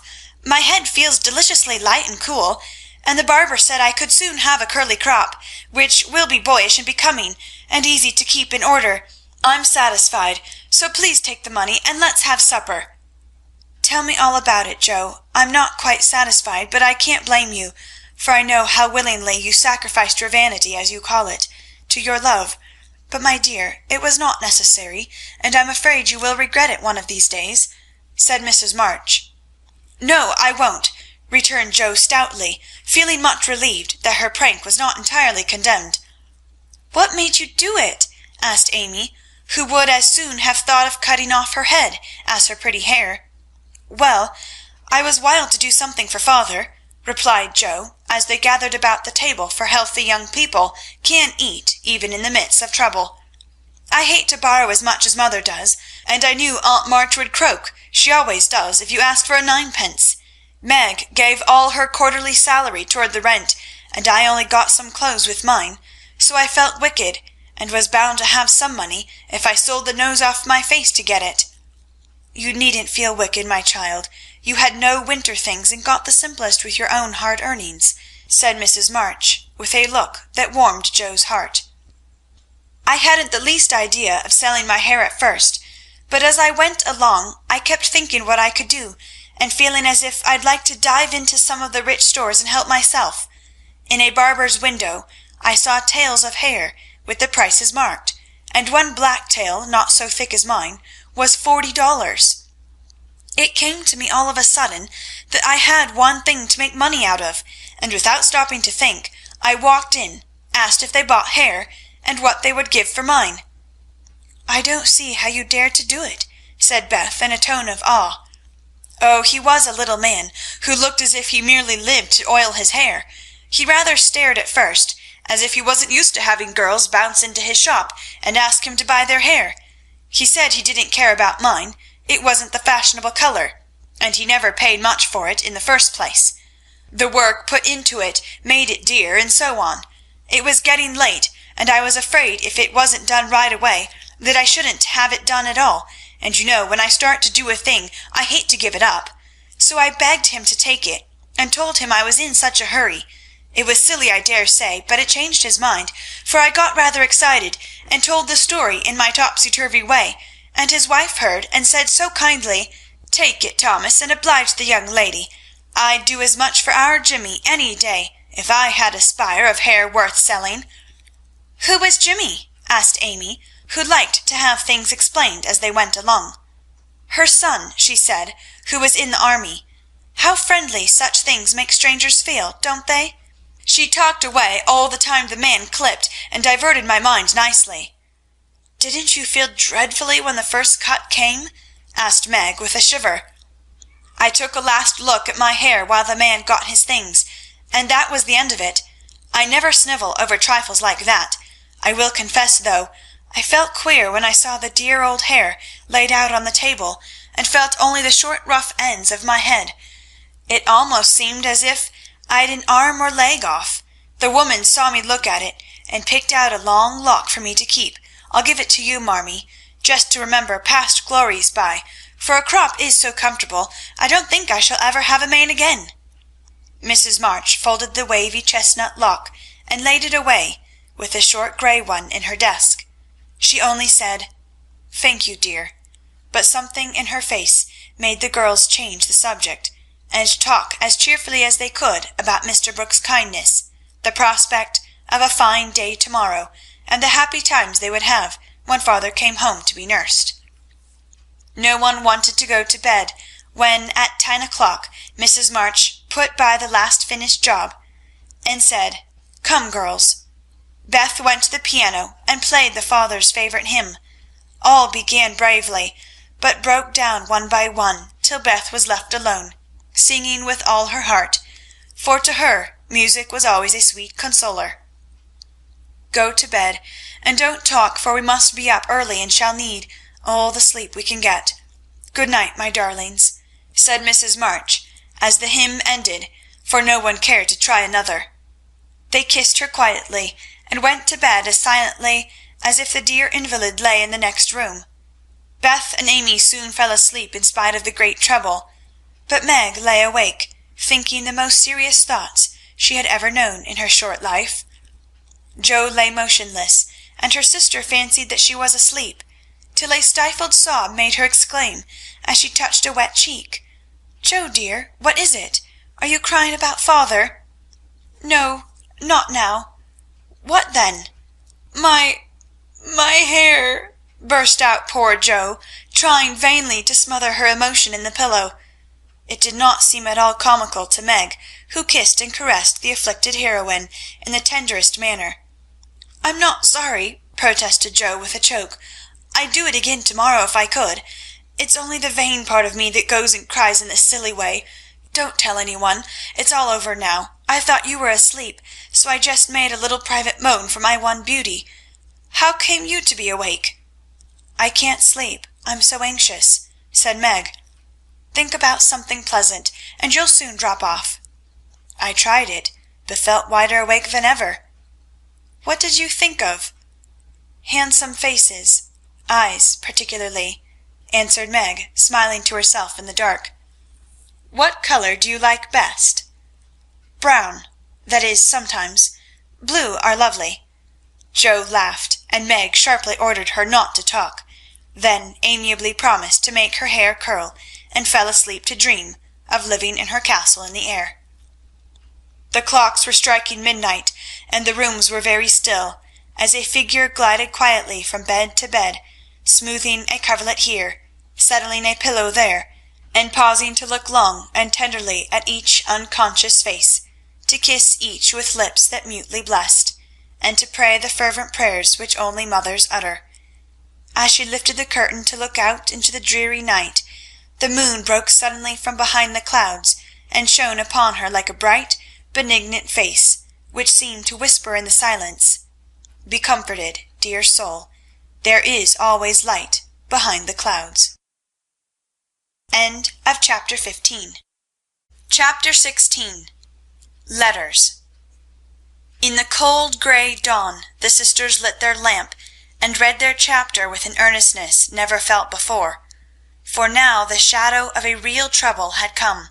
The little books were full of help and comfort, and as they dressed they agreed to say good-bye cheerfully and hopefully, and send their mother on her anxious journey unsaddened by tears or complaints from them. Everything seemed very strange when they went down, so dim and still outside, so full of light and bustle within. Breakfast at that early hour seemed odd, and even Hannah's familiar face looked unnatural as she flew about her kitchen with her nightcap on. The big trunk stood ready in the hall, mother's cloak and bonnet lay on the sofa, and mother herself sat trying to eat, but looking so pale and worn with sleeplessness and anxiety that the girls found it very hard to keep their resolution. Meg's eyes kept filling in spite of herself. Jo was obliged to hide her face in the kitchen roller more than once, and the little girls wore a grave, troubled expression, as if sorrow was a new experience to them. Nobody talked much, but as the time drew very near, and they sat waiting for the carriage, Mrs. March said to the girls, who were all busied about her, one folding her shawl, another smoothing out the strings of her bonnet, a third putting on her overshoes, and a fourth fastening up her travelling bag, "Children, I leave you to Hannah's care, and Mr. Lawrence's protection. Hannah is faithfulness itself, and our good neighbour will guard you as if you were his own. I have no fears for you, yet I am anxious that you should take this trouble rightly. Don't grieve and fret when I am gone, or think that you can be idle and comfort yourselves by being idle and trying to forget. Go on with your work as usual, for work is a blessed solace. Hope and keep busy, and whatever happens, remember that you never can be fatherless." "Yes, mother." "Meg, dear, be prudent. Watch over your sisters, consult Hannah, and in any perplexity, go to Mr. Lawrence. Be patient, Joe. Don't get despondent or do rash things. Write to me often, and be my brave girl, ready to help and cheer all. Beth, comfort yourself with your music, and be faithful to the little home duties. And you, Amy, help all you can. Be obedient, and keep Happy safe at home. We will, mother, we will. The rattle of an approaching carriage made them all start and listen. That was the hard minute, but the girls stood it well.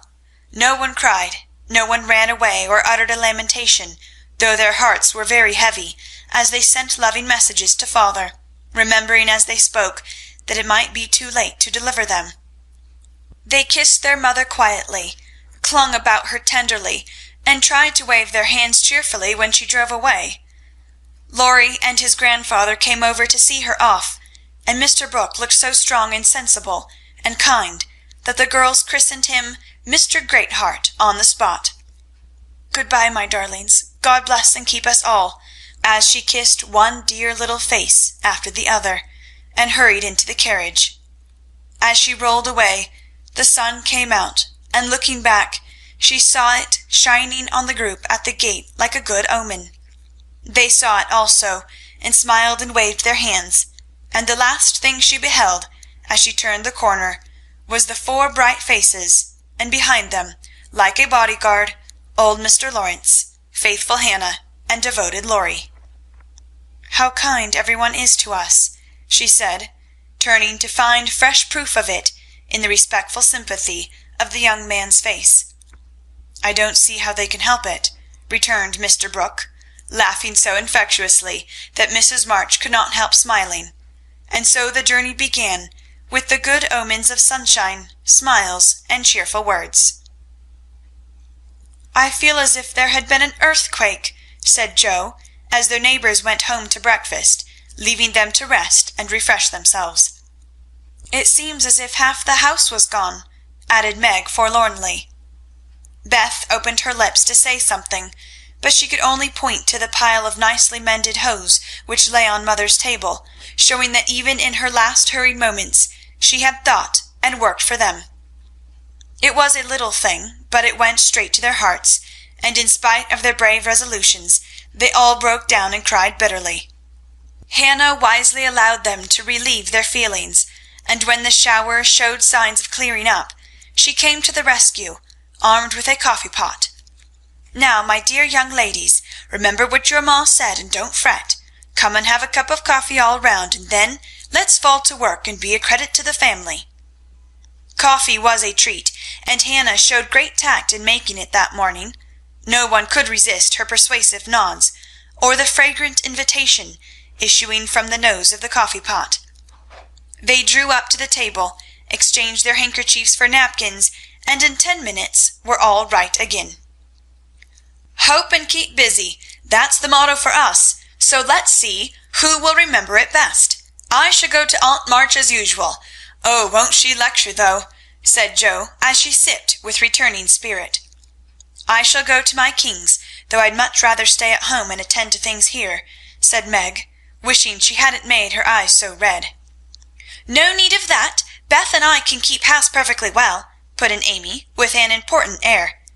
Hannah will tell us what to do, and we'll have everything nice when you come home, added Beth, getting out her mop and dish-tub without delay. I think anxiety is very interesting, observed Amy, eating sugar pensively. The girls couldn't help laughing, and felt better for it, though Meg shook her head at the young lady who could find consolation in a sugar bowl. The sight of the turnovers made Joe sober again, and when the two went out to their daily tasks, they looked sorrowfully back at the window where they were accustomed to see their mother's face. It was gone, but Beth had remembered the little household ceremony, and there she was, nodding away at them like a rosy-faced mandarin. That's so like my Beth, said Joe, waving her hat with a grateful face. Good-bye, Maggie. I hope the Kings won't strain today. Don't fret about father, dear, she added as they parted. And I hope Aunt March won't croak. Your hair is becoming, and it looks very boyish and nice, returned Meg, trying not to smile at the curly head, which looked comically small on her tall sister's shoulders. "That's my only comfort," and touching her hat à la Laurie, away went Joe, feeling like a shorn sheep on a wintry day. News from their father comforted the girls very much, for though dangerously ill, the presence of the best and tenderest of nurses had already done him good. Mr. Brooke sent a bulletin every day, and, as the head of the family, Meg insisted on reading the dispatches, which grew more cheerful as the week passed. At first, every one was eager to write, and plump envelopes were carefully poked into the letter-box by one or other of the sisters, who felt rather important with their Washington correspondence. As one of these packets contained characteristic notes from the party, we will rob an imaginary mail and read them. My dearest mother, it is impossible to tell you how happy your last letter made us, for the news was so good we couldn't help laughing and crying over it.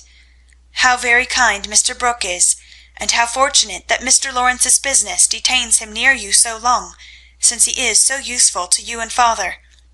The girls are all as good as gold. Jo helps me with the sewing, and insists on doing all sorts of hard jobs. I should be afraid she might overdo if I didn't know her moral fit wouldn't last long. Beth is as regular about her tasks as a clock, and never forgets what you told her. She grieves about father, and looks sober except when she is at her little piano. Amy minds me nicely, and I take great care of her. She does her own hair, and I am teaching her to make buttonholes and mend her stockings. She tries very hard, and I know you will be pleased with her improvement when you come.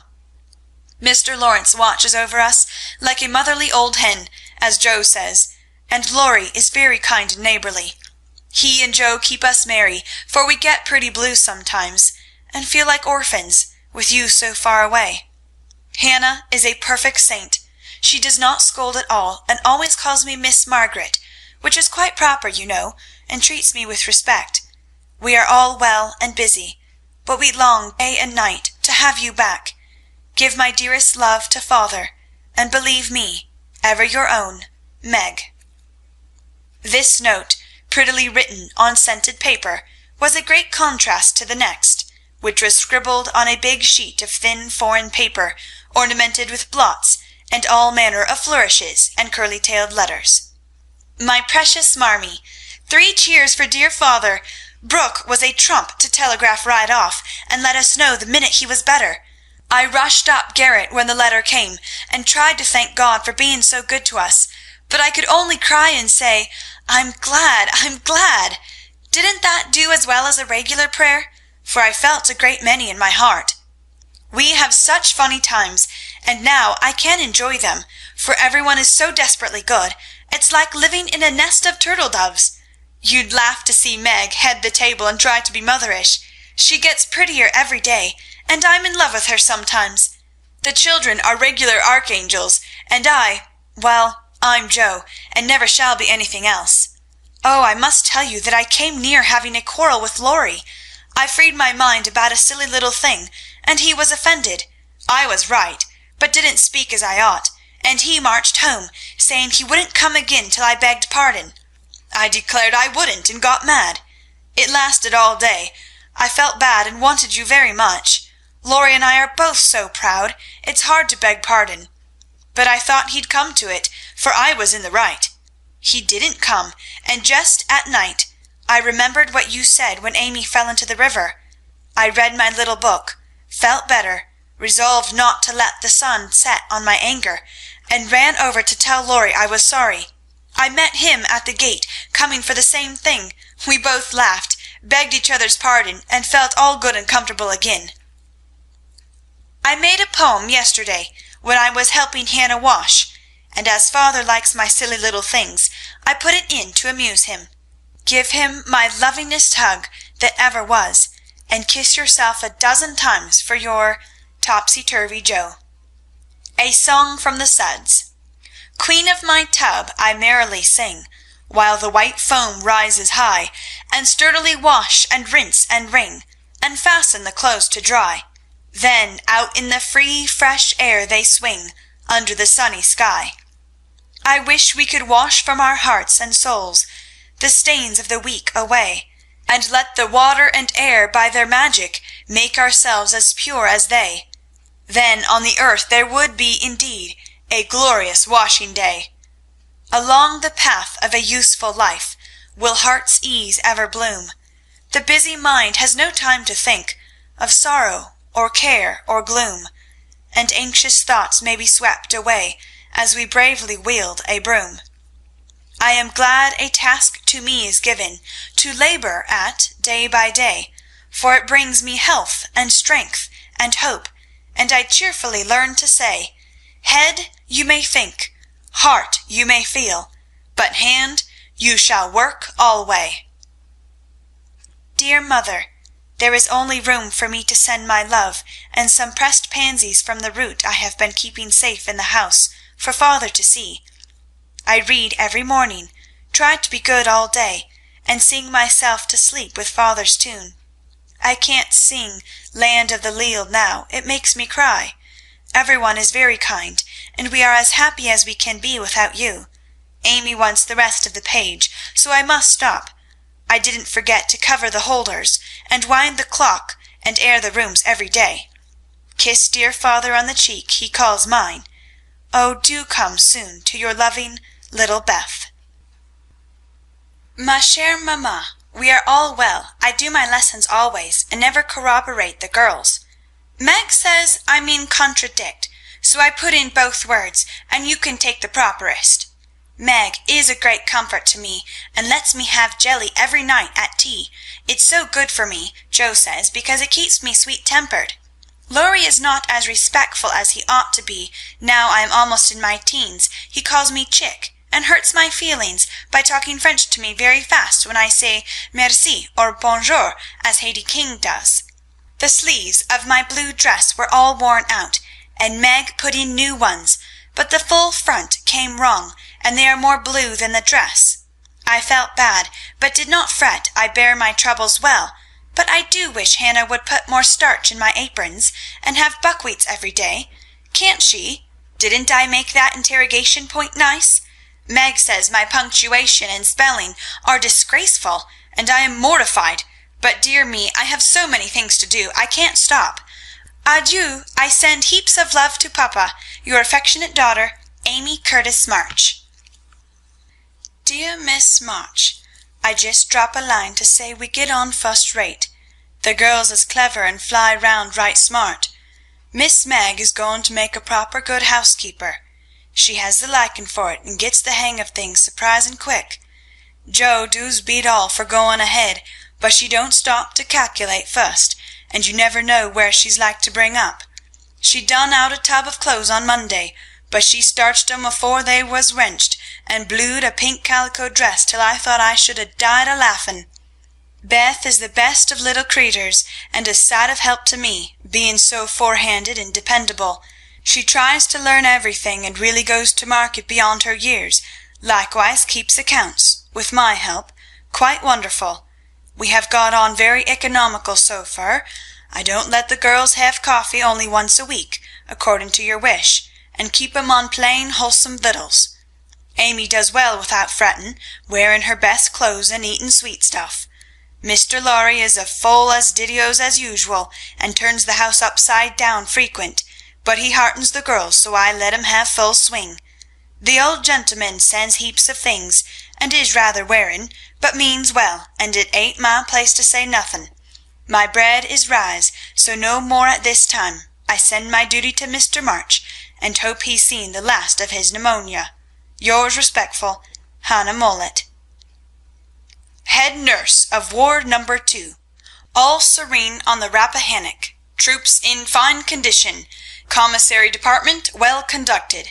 The Home Guard under Colonel Teddy always on duty. Commander-in-Chief General Lawrence reviews the army daily. Quartermaster Mullet keeps order in camp, and Major Lyon does picket duty at night. A salute of 24 guns was fired on receipt of good news from Washington, and a dress parade took place at headquarters. Commander-in-Chief sends best wishes, in which he is heartily joined by Colonel Teddy. Dear Madam, the little girls are all well. Beth and my boy report daily. Hannah is a model servant, and guards pretty Meg like a dragon.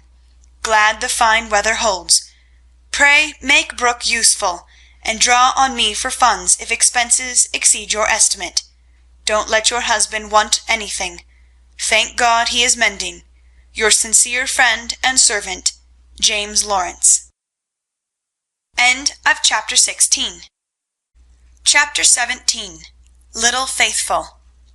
For a week the amount of virtue in the old house would have supplied the neighborhood. It was really amazing, for everyone seemed in a heavenly frame of mind, and self-denial was all the fashion. Relieved of their first anxiety about their father, the girls insensibly relaxed their praiseworthy efforts a little, and began to fall back into old ways. They did not forget their motto, but hoping and keeping busy seemed to grow easier, and after such tremendous exertions, they felt that endeavor deserved a holiday, and gave it a good many. Jo caught a bad cold through neglect to cover the shorn head enough, and was ordered to stay at home till she was better, for Aunt March didn't like to hear people read with colds in their heads. Jo liked this, and after an energetic rummage from garret to cellar, subsided on the sofa to nurse her cold with arsenicum and books. Amy found that housework and art did not go well together, and returned to her mud pies. Meg went daily to her pupils and sewed, or thought she did, at home, but much time was spent in writing long letters to her mother, or reading the Washington dispatches over and over. Beth kept on, with only slight relapses into idleness or grieving. All the little duties were faithfully done each day, and many of her sisters also, for they were forgetful, and the house seemed like a clock whose pendulum was gone a-visiting.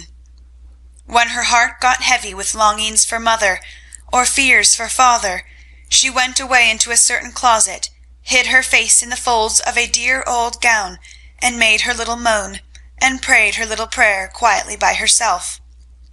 Nobody knew what cheered her up after a sober fit, but everyone felt how sweet and helpful Beth was, and fell into a way of going to her for comfort or advice in their small affairs.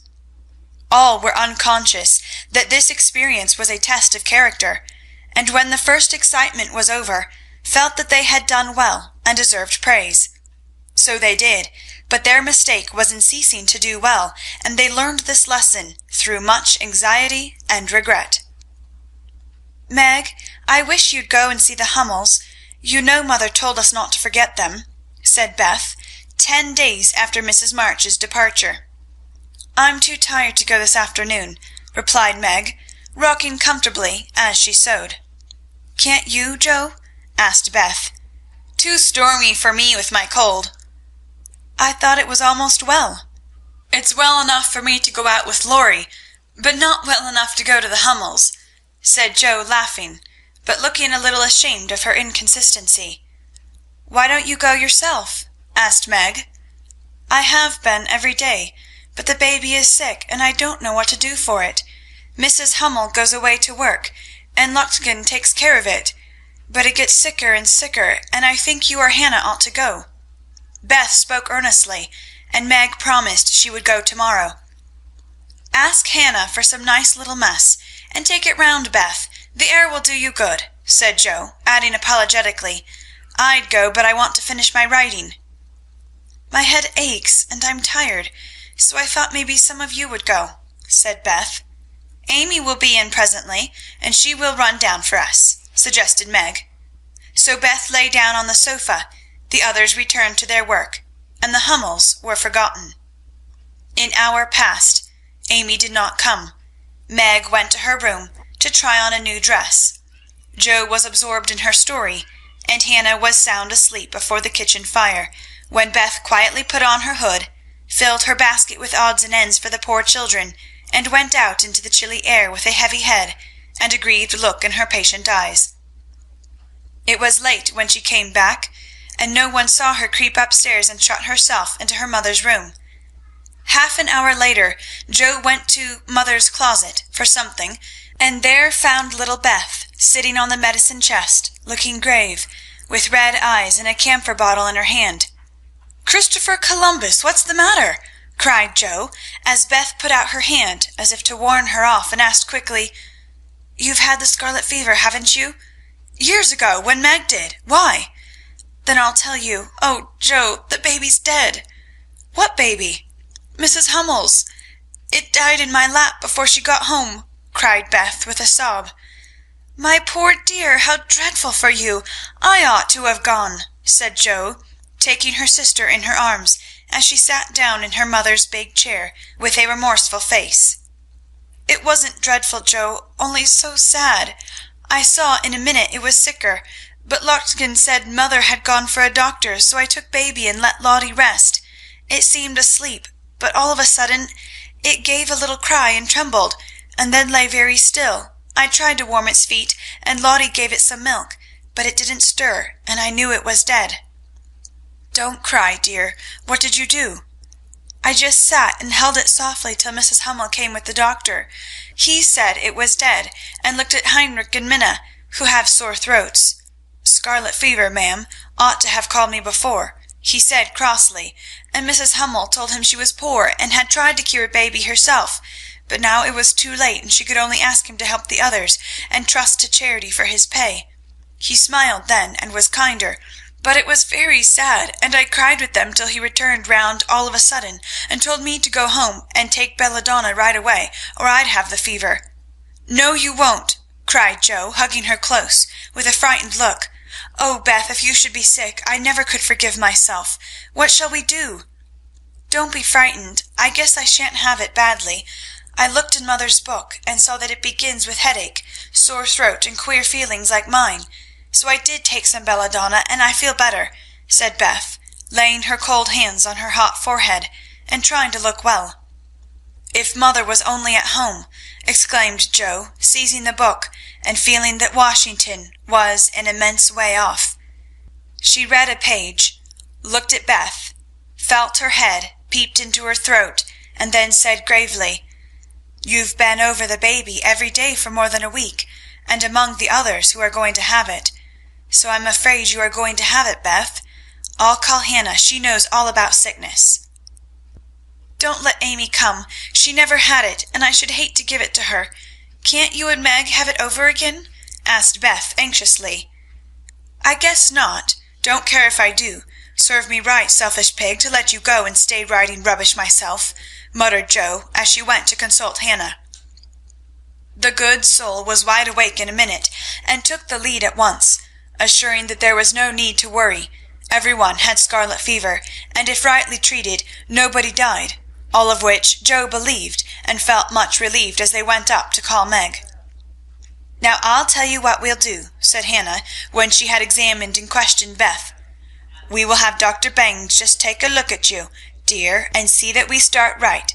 Then we'll send Amy off to Aunt March's for a spell, to keep her out of harm's way, and one of you girls can stay at home and amuse Beth for a day or two." "I shall stay, of course. I'm oldest," began Meg, looking anxious and self-reproachful. "I shall, because it's my fault she is sick. I told mother I'd do the errands, and I haven't," said Joe decidedly. "Which will you have, Beth? There ain't no need of but one," aided Hannah. "Joe, please," and Beth leaned her head against her sister with a contented look, which effectually settled that point. "I'll go and tell Amy," said Meg, feeling a little hurt, yet rather relieved on the whole, for she did not like nursing, and Joe did. Amy rebelled outright, and passionately declared that she had rather have the fever than go to Aunt March. Meg reasoned, pleaded, and commanded, all in vain. Amy protested that she would not go, and Meg left her in despair to ask Hannah what should be done. Before she came back, Laurie walked into the parlor to find Amy sobbing with her head in the sofa cushions. She told her story, expecting to be consoled, but Laurie only put his hands in his pockets and walked about the room, whistling softly as he knit his brows in deep thought. Presently he sat down beside her and said, in his most wheedlesome tone, "Now be a sensible little woman, and do as they say. No, don't cry, but hear what a jolly plan I've got. You go to Aunt March's, and I'll come and take you out every day, driving or walking, and we'll have capital times. Won't that be better than moping here?"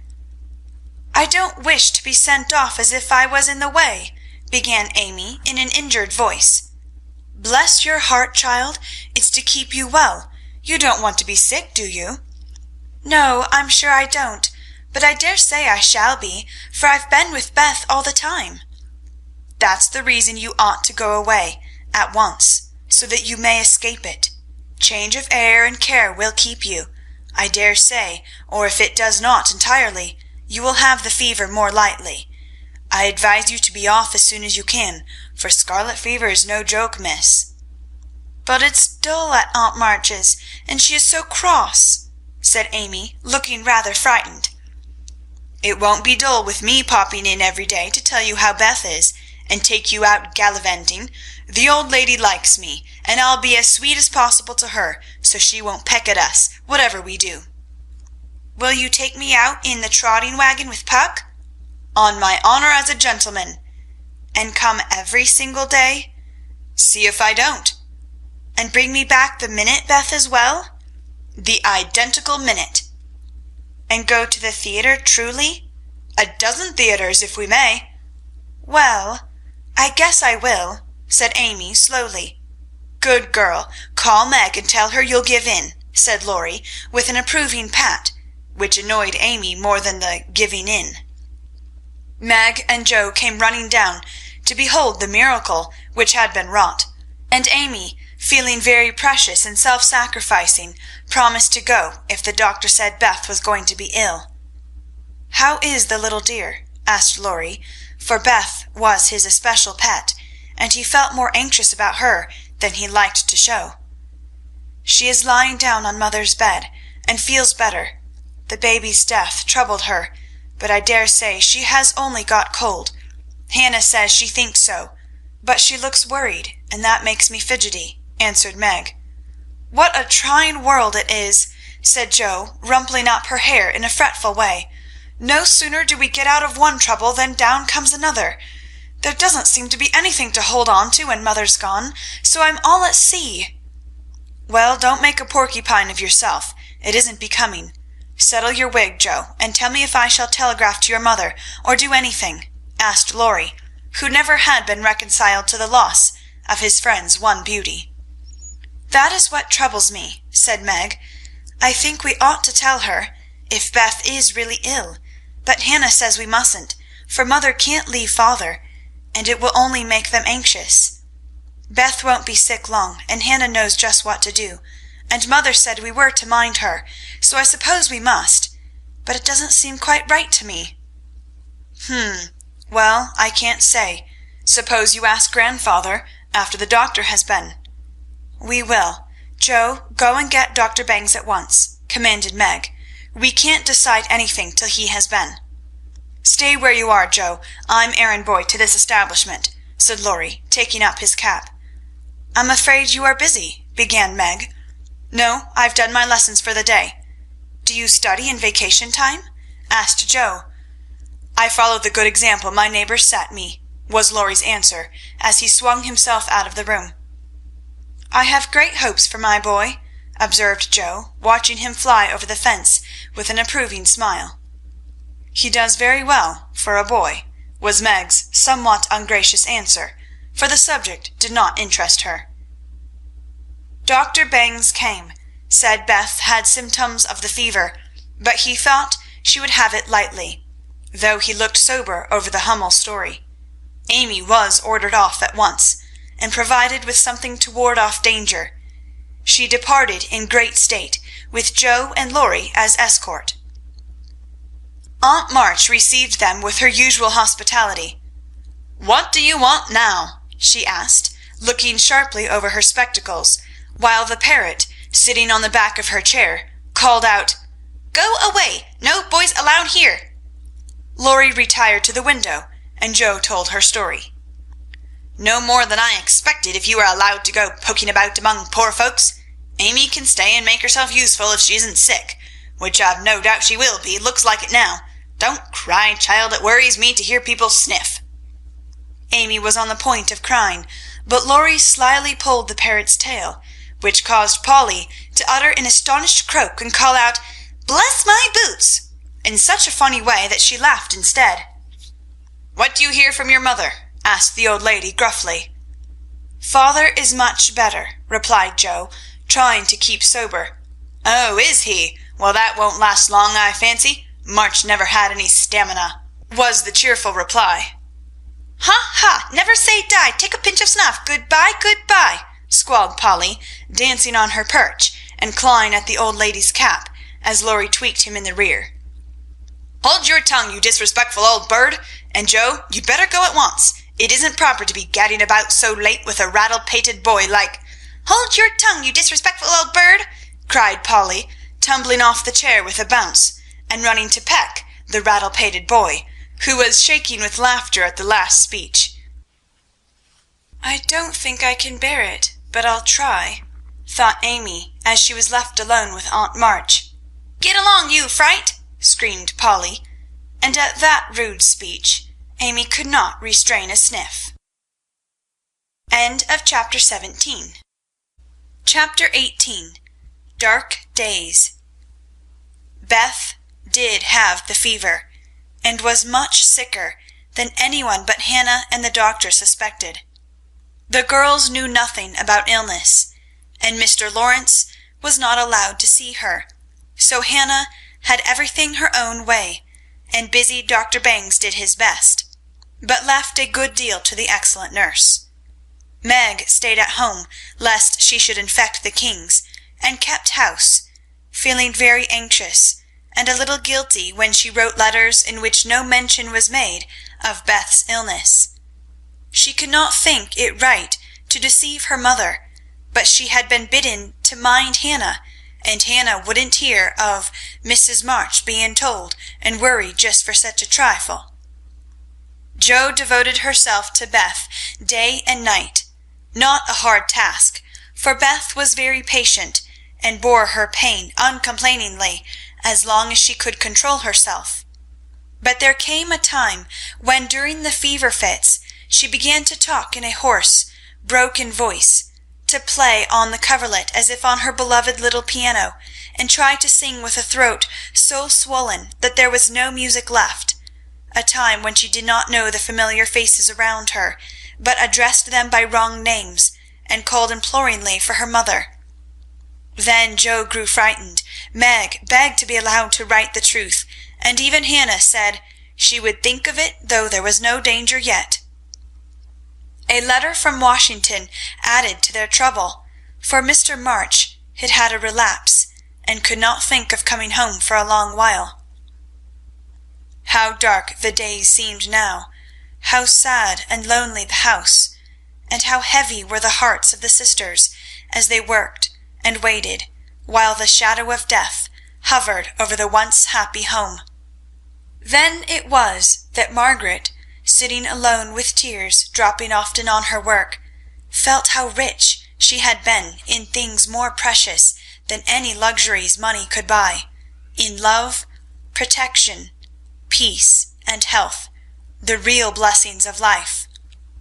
Then it was that Jo, living in the darkened room, with that suffering little sister always before her eyes, and that pathetic voice sounding in her ears, learned to see the beauty and the sweetness of Beth's nature, to feel how deep and tender a place she filled in all hearts, and to acknowledge the worth of Beth's unselfish ambition to live for others, and make home happy by that exercise of those simple virtues which all may possess, and which all should love and value more than talent, wealth, or beauty. And Amy, in her exile, longed eagerly to be at home, that she might work for Beth, feeling now that no service would be hard or irksome, and remembering with regretful grief how many neglected tasks those willing hands had done for her. Laurie haunted the house like a restless ghost, and Mr. Lawrence locked the grand piano because he could not bear to be reminded of the young neighbour who used to make the twilight pleasant for him. Everyone missed Beth. The milkman, baker, grocer, and butcher inquired how she did. Poor Mrs. Hummel came to beg pardon for her thoughtlessness, and to get a shroud for Minna.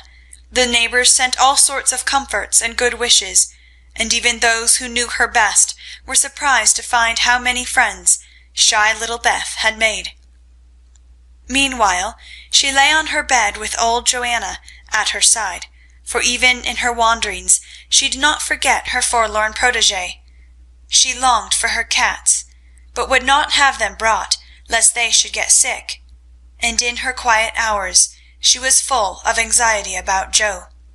She sent loving messages to Amy, bade them tell her mother that she would write soon, and often begged for pencil and paper to try to say a word, that father might not think she had neglected him.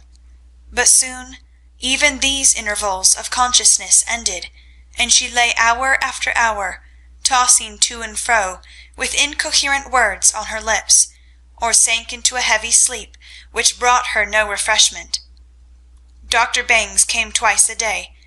Hannah sat up at night. Meg kept a telegram in her desk, all ready to send off at any minute, and Joe never stirred from Beth's side. The 1st of December was a wintry day indeed to them, for a bitter wind blew, snow fell fast, and the year seemed getting ready for its death. When Dr. Bangs came that morning, he looked long at Beth, held the hot hand in both his own for a minute, and laid it gently down, saying in a low voice to Hannah, "If Mrs. March can leave her husband, she'd better be sent for." Hannah nodded without speaking, for her lips twitched nervously. Meg dropped down into a chair as the strength seemed to go out of her limbs at the sound of those words, and Joe, standing with a pale face for a minute, ran to the parlour, snatched up the telegram, and throwing on her things rushed out into the storm. She was soon back, and while noiselessly taking off her cloak, Laurie came in with a letter, saying that Mr. March was mending again. Joe read it thankfully, but the heavy weight did not seem lifted off her heart, and her face was so full of misery that Laurie asked quickly, "What is it? Is Beth worse?" "I've sent for mother," said Joe, tugging at her rubber boots with a tragic expression. "Good for you, Joe. Did you do it on your own responsibility?" asked Laurie, as he seated her in the hall chair and took off the rebellious boots, seeing how her hands shook. "No, the doctor told us to." "Oh, Joe, it's not so bad as that," cried Laurie, with a startled face. "Yes, it is. She doesn't know us. She doesn't even talk about the flocks of green doves, as she calls the vine leaves on the wall. She doesn't look like my Beth, and there's nobody to help us bear it. Mother and father both gone, and God seems so far away I can't find him." As the tears streamed fast down poor Joe's cheeks, she stretched out her hand in a helpless sort of way, as if groping in the dark, and Laurie took it in his, whispering as well as he could with a lump in his throat, "I'm here. Hold on to me, Joe dear." She could not speak, but she did hold on, and the warm grasp of the friendly human hand comforted her sore heart, and seemed to lead her nearer to the divine arm which alone could uphold her in her trouble. Laurie longed to say something tender and comfortable, but no fitting words came to him, so he stood silent, gently stroking her bent head as her mother used to do. It was the best thing he could have done, far more soothing than the most eloquent words, for Joe felt the unspoken sympathy, and in the silence learned the sweet solace which affection administers to sorrow. Soon she dried the tears which had relieved her, and looked up with a grateful face. "Thank you, Teddy. I'm better now. I don't feel so forlorn, and will try to bear it if it comes." "Keep hoping for the best. That will help you, Joe. Soon your mother will be here, and then everything will be all right." "I'm so glad father is better. Now she won't feel so bad about leaving him. Oh, me, it does seem as if all the troubles come in a heap, and I got the heaviest part on my shoulders," sighed Joe, spreading her wet handkerchief over her knees to dry.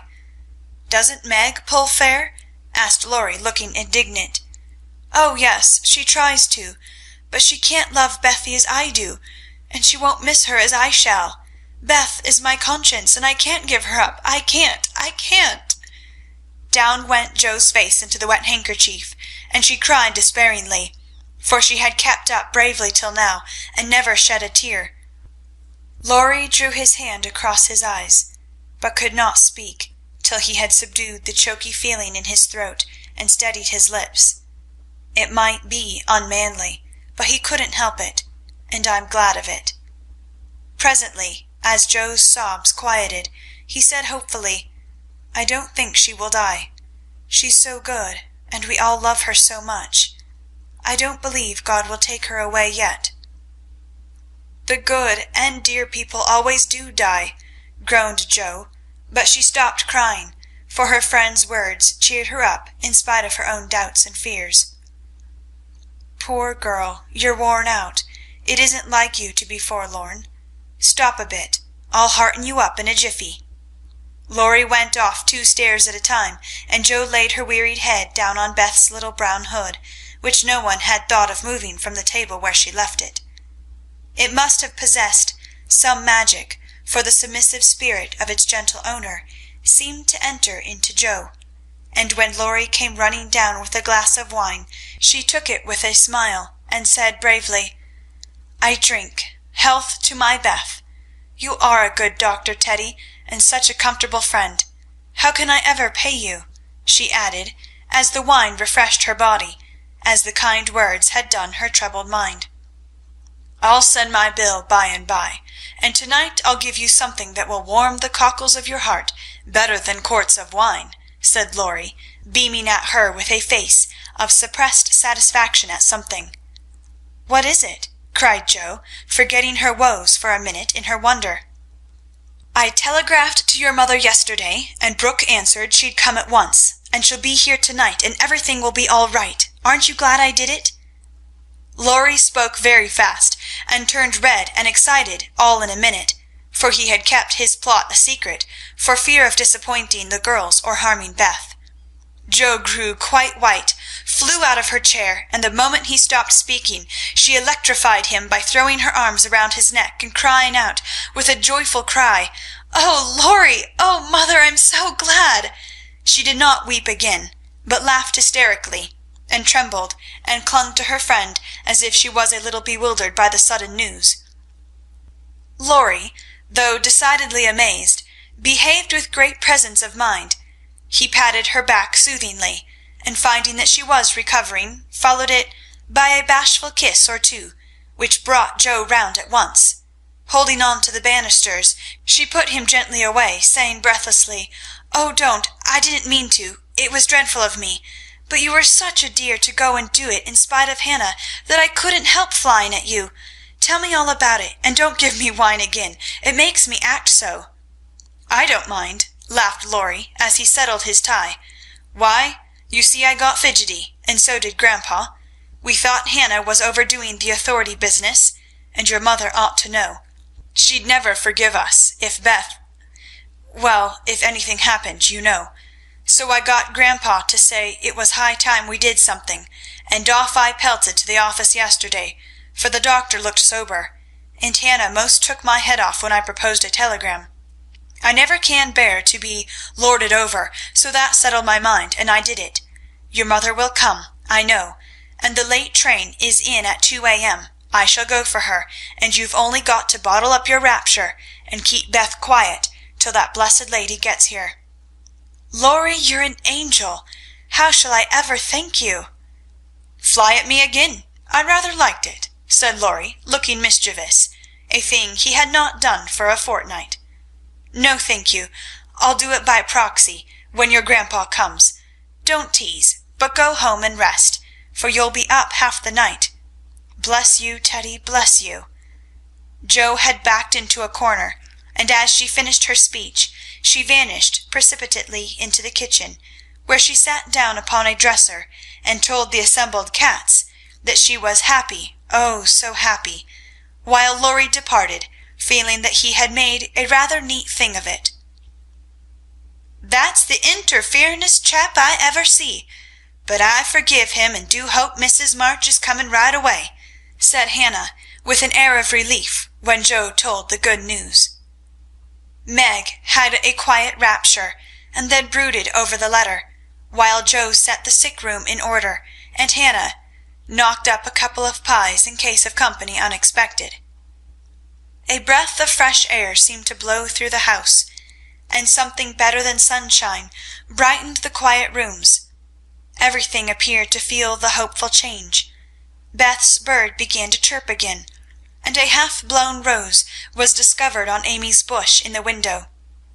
The fire seemed to burn with unusual cheeriness, and every time the girls met, their pale faces broke into smiles, as they hugged one another, whispering encouragingly, "Mother's coming, dear, Mother's coming."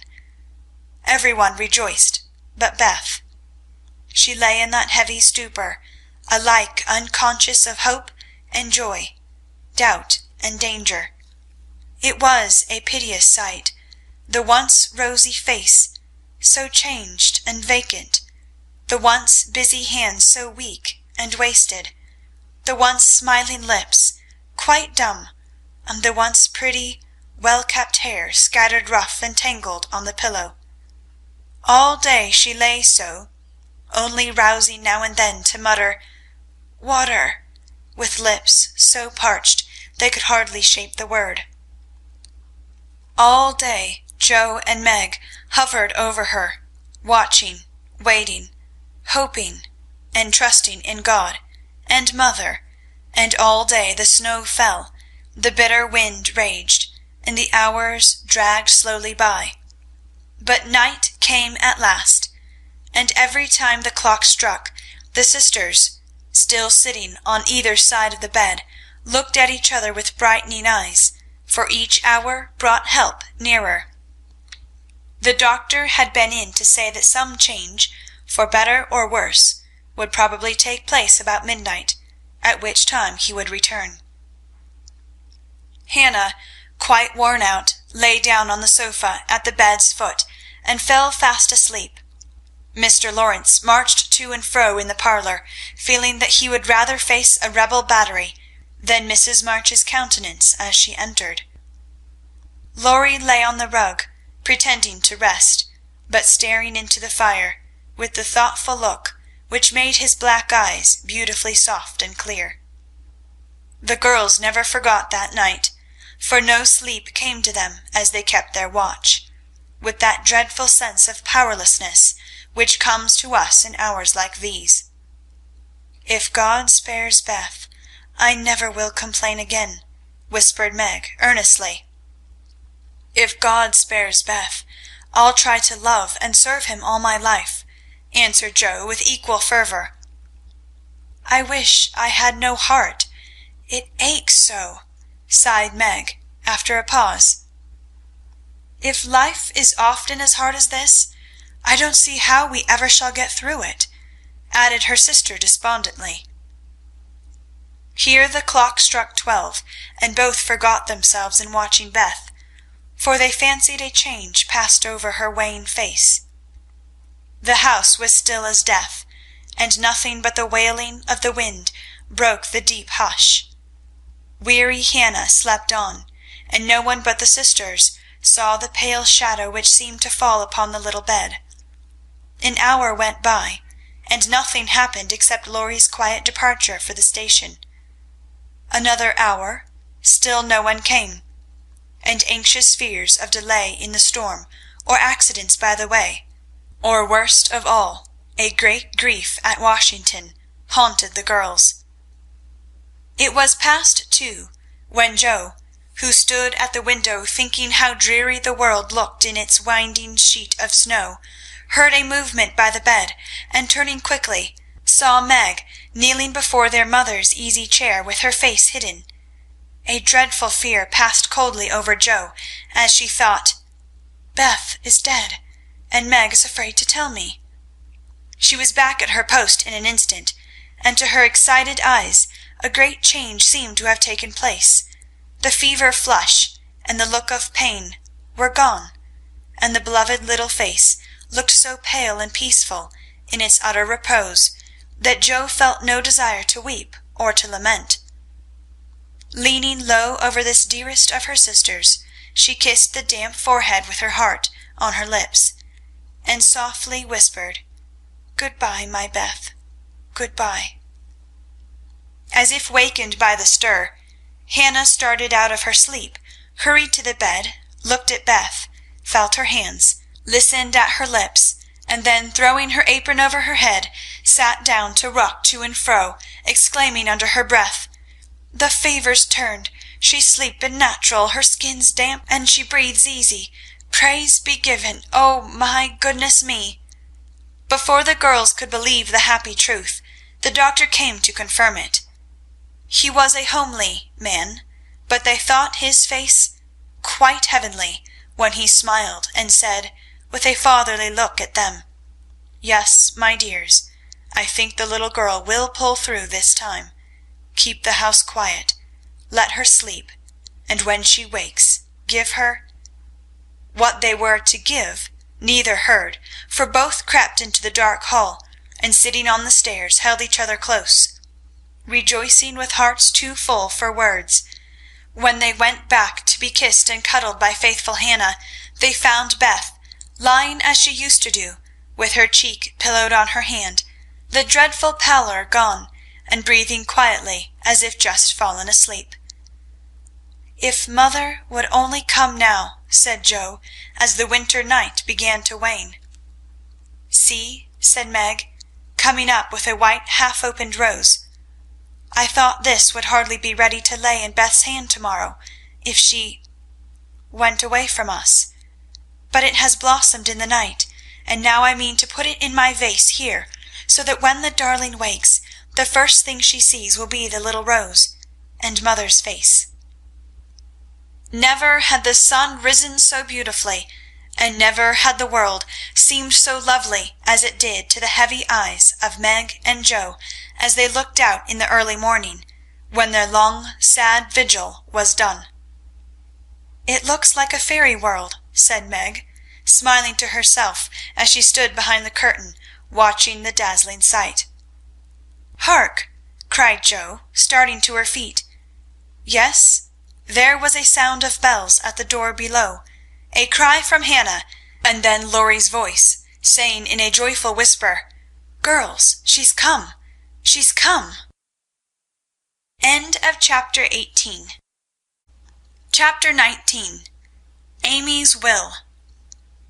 While these things were happening at home, Amy was having hard times at Aunt March's. She felt her exile deeply, and for the first time in her life realized how much she was beloved and petted at home. Aunt March never petted anyone. She did not approve of it, but she meant to be kind, for the well-behaved little girl pleased her very much, and Aunt March had a soft place in her old heart for her nephew's children, though she didn't think it proper to confess it. She really did her best to make Amy happy, but, dear me, what mistakes she made. Some old people keep young at heart, in spite of wrinkles and gray hairs, can sympathize with children's little cares and joys, make them feel at home, and can hide wise lessons under pleasant plays, giving and receiving friendship in the sweetest way.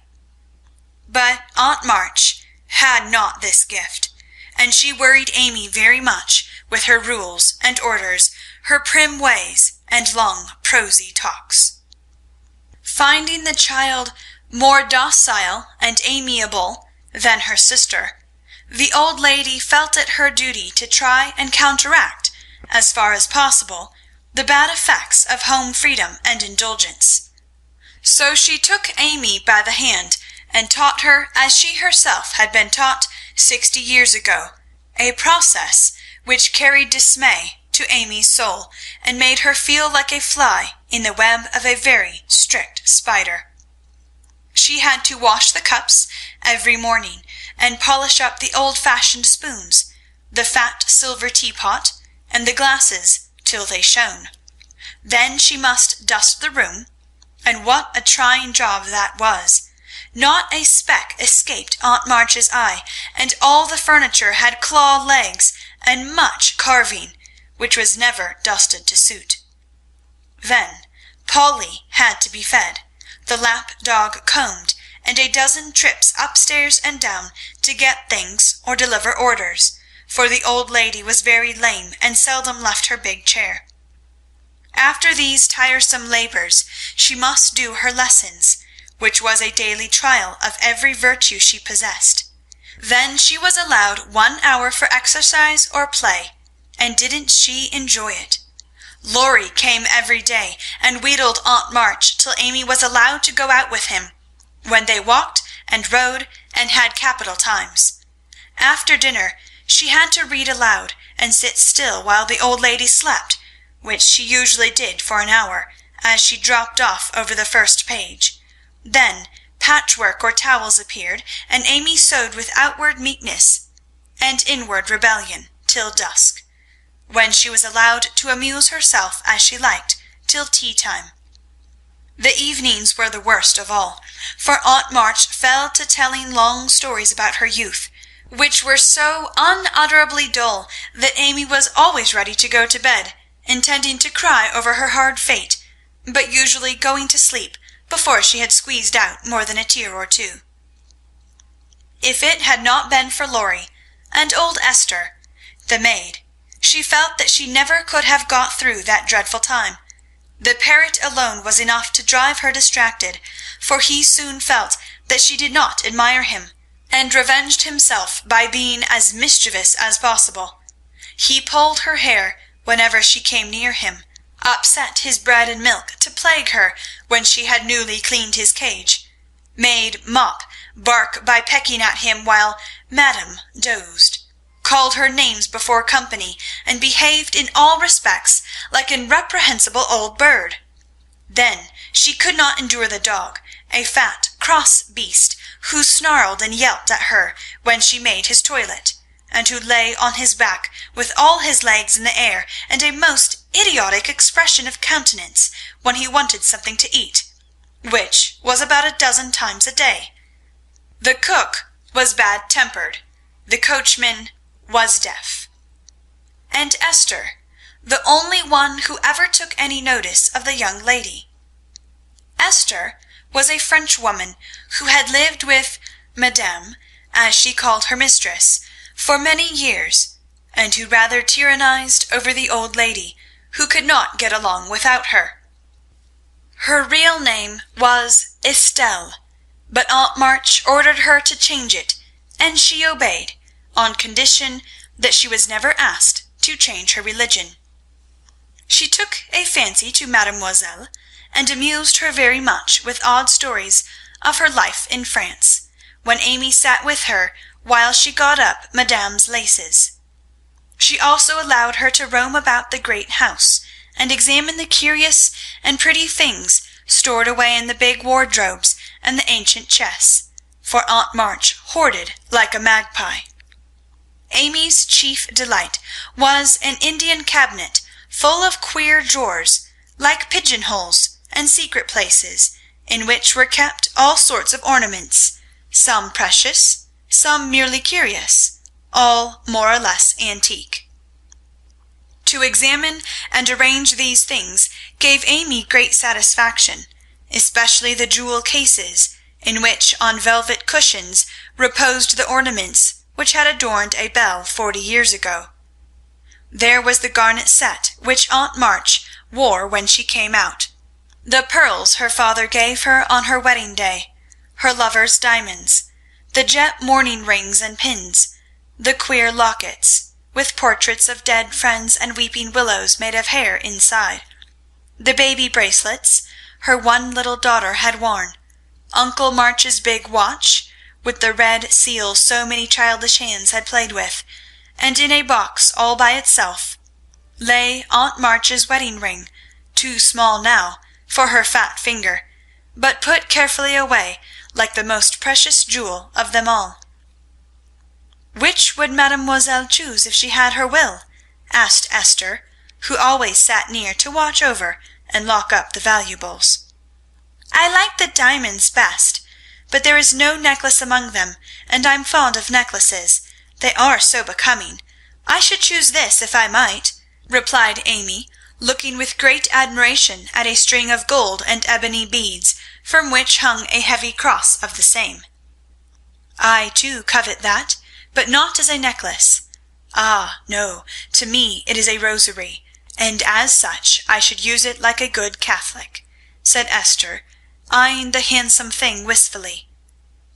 "Is it meant to use as you use the string of good-smelling beads hanging over your glass?" asked Amy. "Truly, yes, to pray with. It would be pleasing to the saints if one used so fine a rosary as this, instead of wearing it as a vain bijou." "You seem to take a great deal of comfort in your prayers, Esther, and always come down looking quiet and satisfied. I wish I could." "If mademoiselle was a Catholic, she would find true comfort, but as that is not to be, it would be well if you went apart each day to meditate and pray, as did the good mistress whom I served before, madame. She had a little chapel, and in it found solacement for much trouble." "Would it be right for me to do so too?" asked Amy, who in her loneliness felt the need of help of some sort, and found that she was apt to forget her little book, now that Beth was not there to remind her of it. "It would be excellent and charming, and I shall gladly arrange the little dressing-room for you, if you like it. Say nothing to madame, but when she sleeps, go you and sit alone a while to think good thoughts, and pray the dear God preserve your sister." Esther was truly pious, and quite sincere in her advice, for she had an affectionate heart, and felt much for the sisters in their anxiety. Amy liked the idea, and gave her leave to arrange the light closet next her room, hoping it would do her good.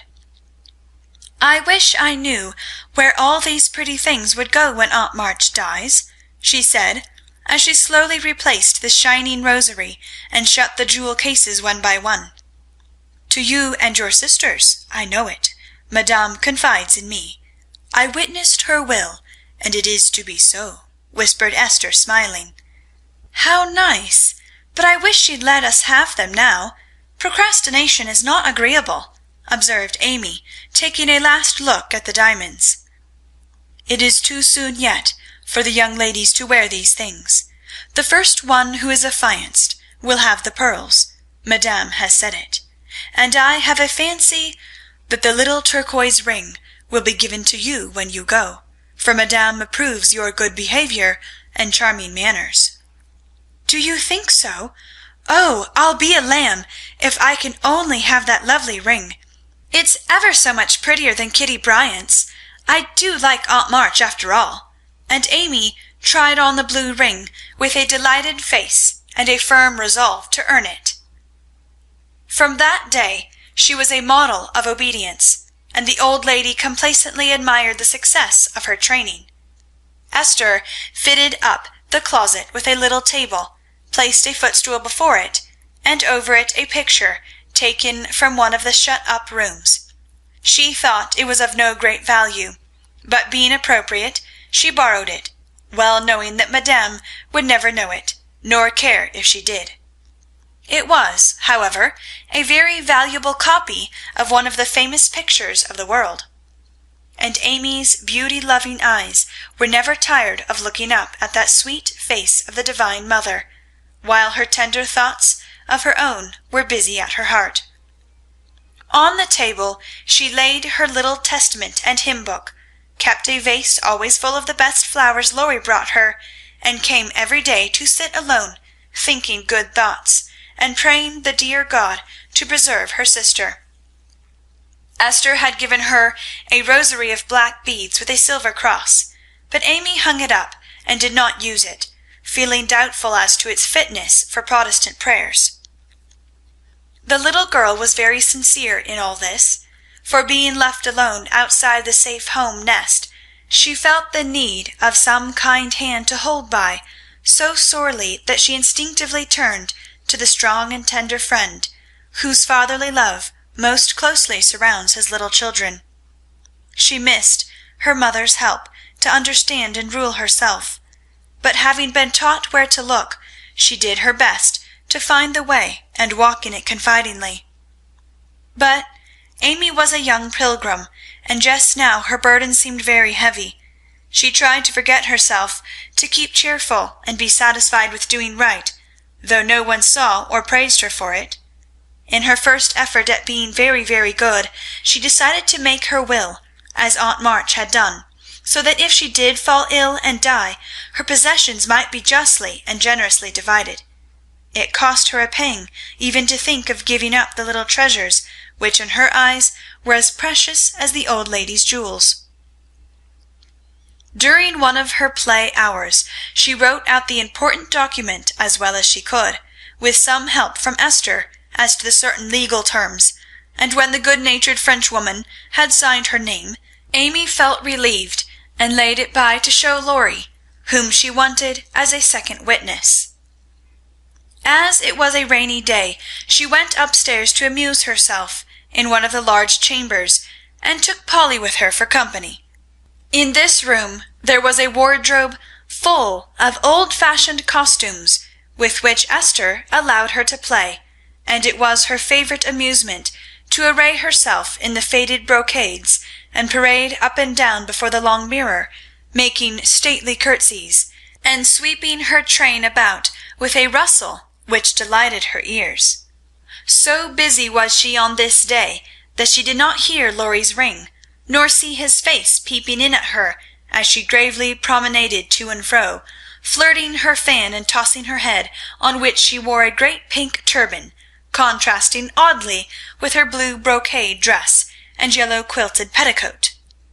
She was obliged to walk carefully, for she had on high-heeled shoes, and as Laurie told Joe afterward, it was a comical sight to see her mince along in her gay suit, with Polly sidling and bridling just behind her, imitating her as well as he could, and occasionally stopping to laugh or exclaim, "Ain't we fine? Get along, you fright! Hold your tongue! Kiss me, dear! Ha, ha!" Having with difficulty restrained an explosion of merriment, lest it should offend her Majesty, Laurie tapped, and was graciously received. "Sit down and rest while I put these things away. Then I want to consult you about a very serious matter," said Amy, when she had shown her splendour and driven Polly into a corner. "That bird is the trial of my life," she continued, removing the pink mountain from her head, while Laurie seated himself astride a chair. "Yesterday, when Aunt was asleep and I was trying to be as still as a mouse, Polly began to squall and flap about in his cage, so I went to let him out, and found a big spider there. I poked it out and ran it under the bookcase.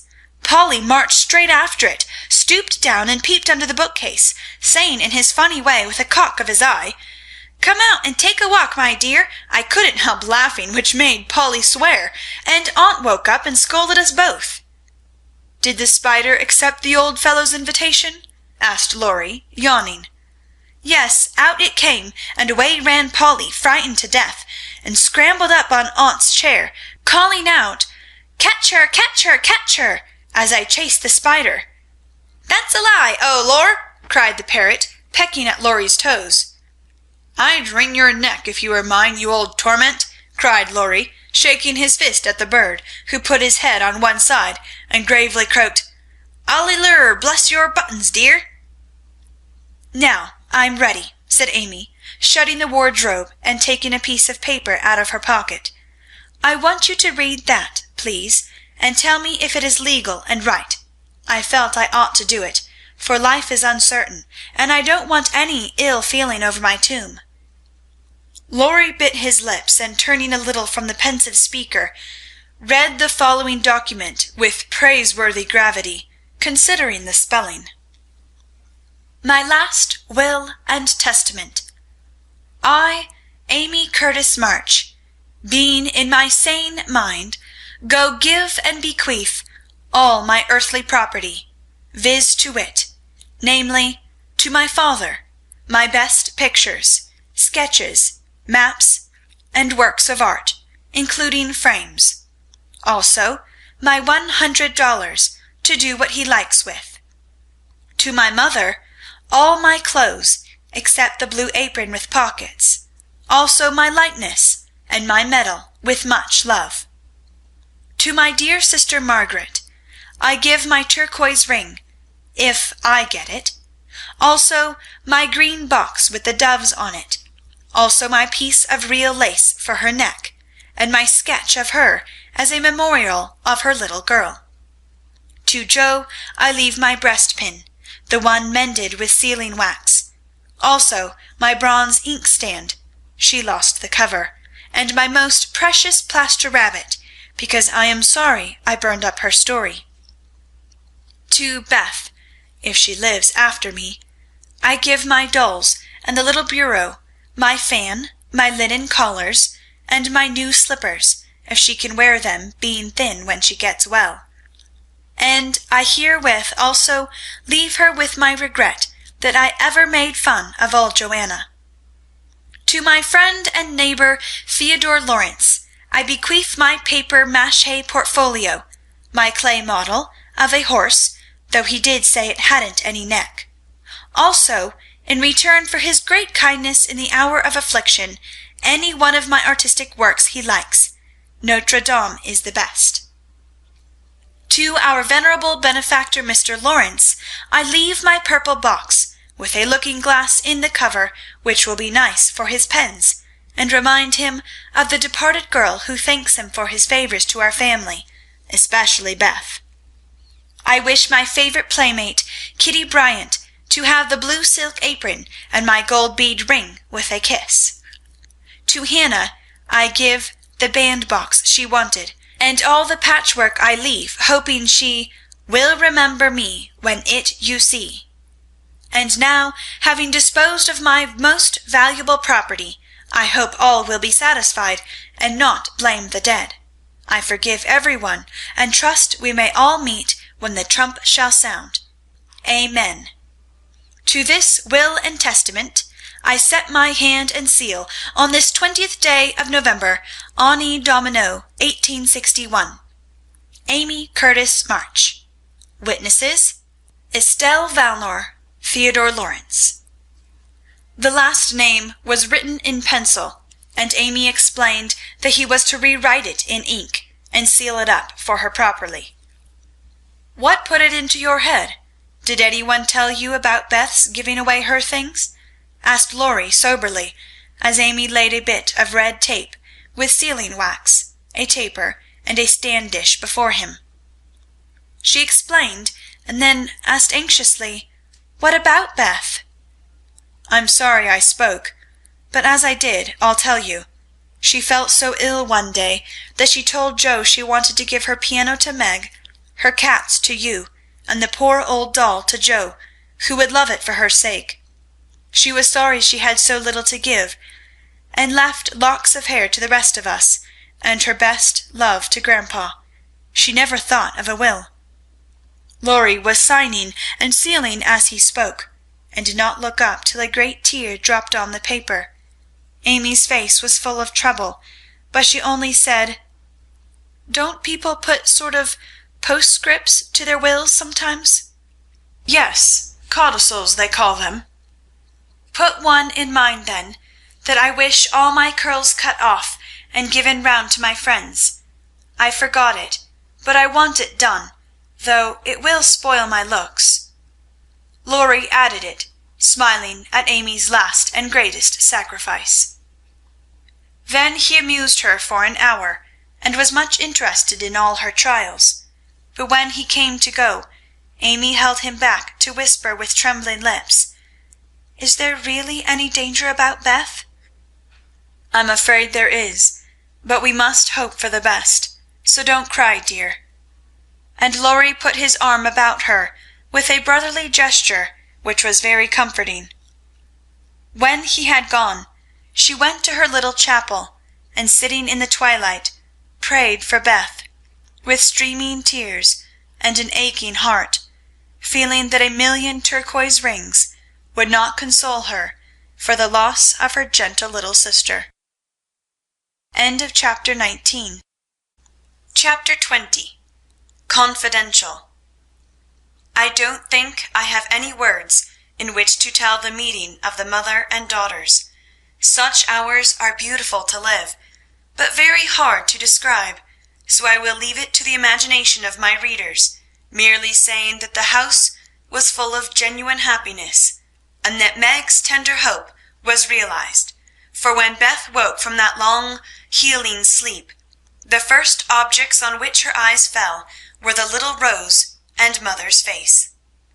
Too weak to wonder at anything, she only smiled and nestled close in the loving arms about her, feeling that the hungry longing was satisfied at last.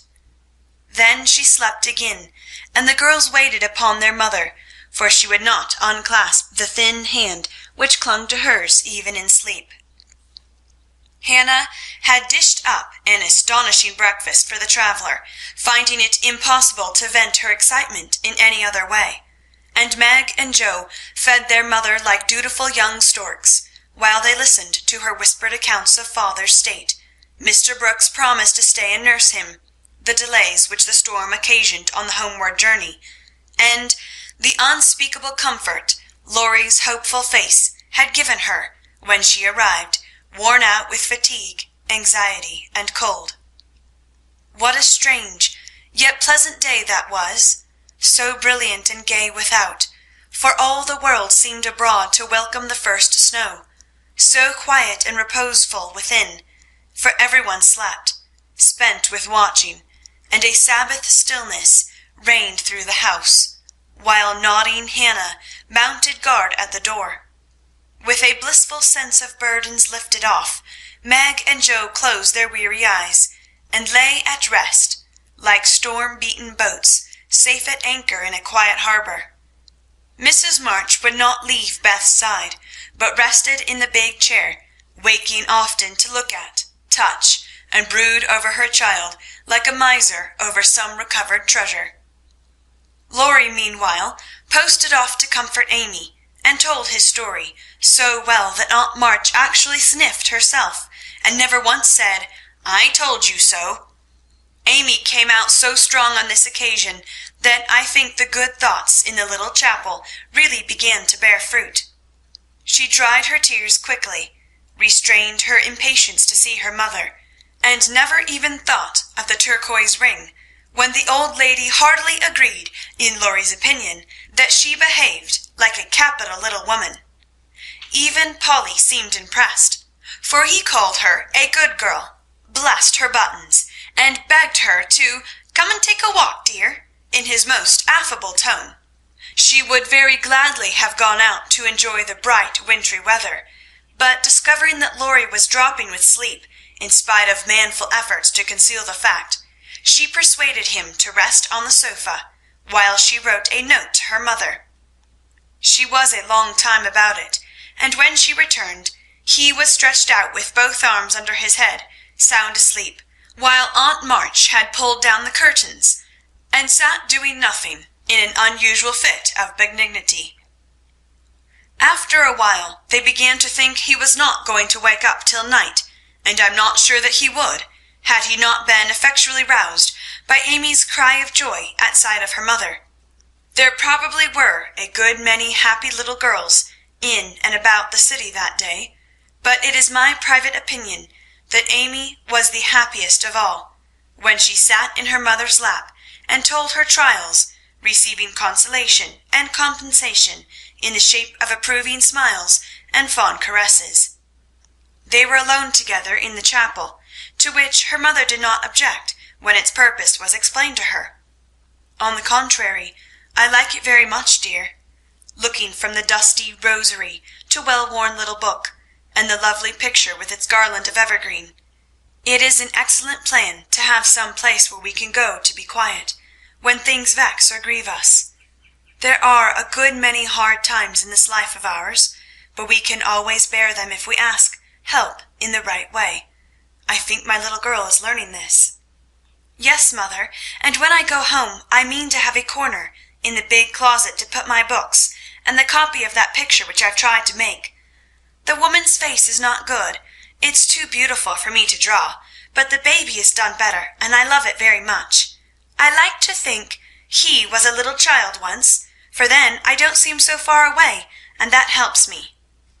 As Amy pointed to the smiling Christ-child on his mother's knee, Mrs. March saw something on the lifted hand that made her smile.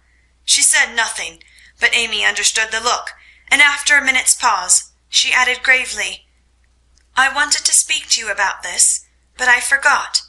Aunt gave me the ring today. She called me to her and kissed me and put it on my finger and said I was a credit to her and she'd like to keep me always. She gave that funny guard to keep the turquoise on, as it's too big. I'd like to wear them, Mother. Can I?"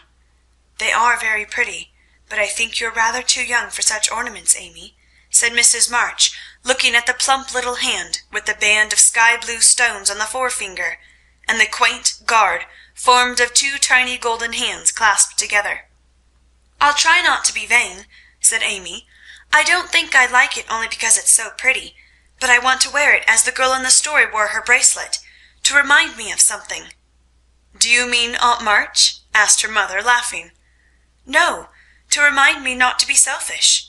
Amy looked so earnest and sincere about it that her mother stopped laughing and listened respectfully to the little plan.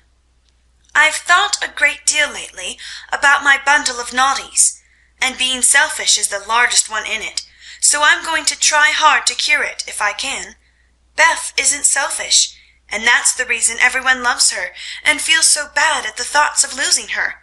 People wouldn't feel so bad about me if I was sick, and I don't deserve to have them. But I'd like to be loved and missed by a great many friends, so I'm going to try and be like Beth all I can. I'm apt to forget my resolutions, but if I had something always about me to remind me, I guess I should do better.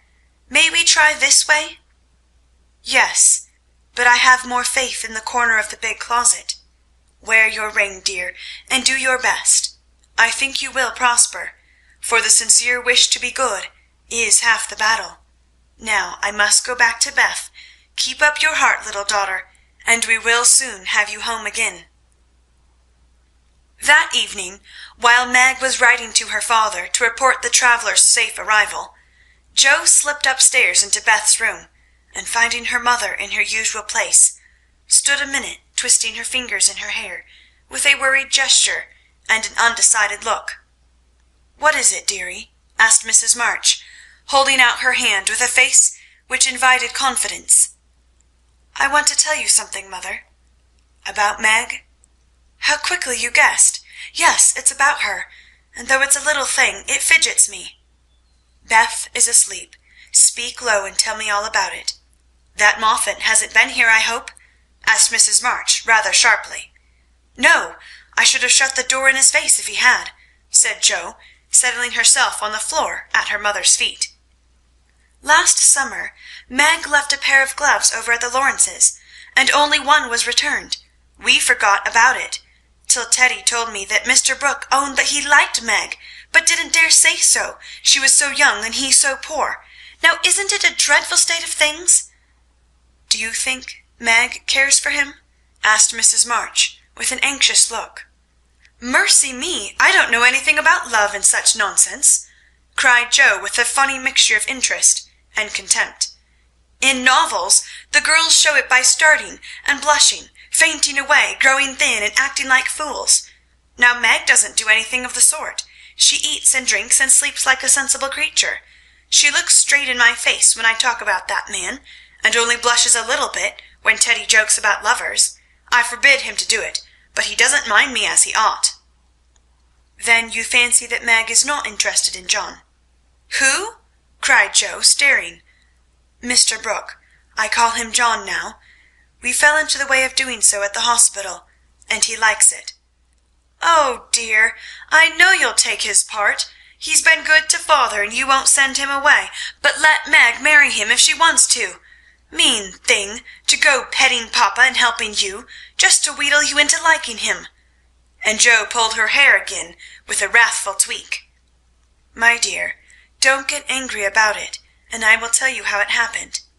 John went with me at Mr. Lawrence's request, and was so devoted to poor father that we couldn't help getting fond of him. He was perfectly open and honourable about Meg.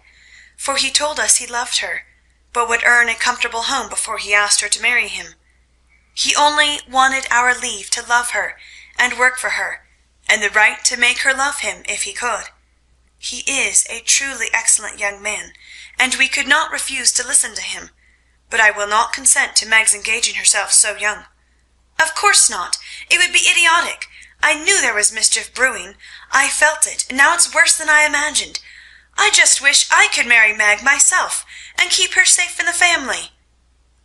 This odd arrangement made Mrs. March smile, but she said gravely, "Joe, I confide in you, and don't wish you to say anything to Meg yet. When John comes back, and I see them together, I can judge better of her feelings toward him. She'll see those handsome eyes that she talks about, and then it will be all up with her. She's got such a soft heart it will melt like butter in the sun if anyone looks sentimentally at her. She read the short reports he sent more than she did your letters, and pinched me when I spoke of it, and likes brown eyes, and doesn't think John an ugly name, and she'll go and fall in love, and there's an end of peace and fun and cozy times together. I see it all. They'll go lovering around the house, and we shall have to dodge. Meg will be absorbed and no good to me any more. Brooke will scratch up a fortune somehow, carry her off, and make a hole in the family, and I shall break my heart, and everything will be abominably uncomfortable. Oh, dear me! Why weren't we all boys? Then there wouldn't be any bother." Jo leaned her chin on her knees in a disconsolate attitude, and shook her fist at the reprehensible John. Mrs. March sighed, and Jo looked up with an air of relief. "You don't like it, mother? I'm glad of it. Let's send him about his business, and not tell Meg a word of it, but all be happy together as we always have been." "I did wrong to sigh, Jo. It is natural and right you should all go to homes of your own in time, but I do want to keep my girls as long as I can, and I am sorry that this has happened so soon, for Meg is only 17, and it will be some years before John can make a home for her. Your father and I have agreed that she shall not bind herself in any way, nor be married before 20. If she and John love one another, they can wait, and test the love by doing so. She is conscientious, and I have no fear of her treating him unkindly. My pretty, tender-hearted girl, I hope things will go happily with her." "Hadn't you rather have her marry a rich man?" asked Jo, as her mother's voice faltered a little over the last words.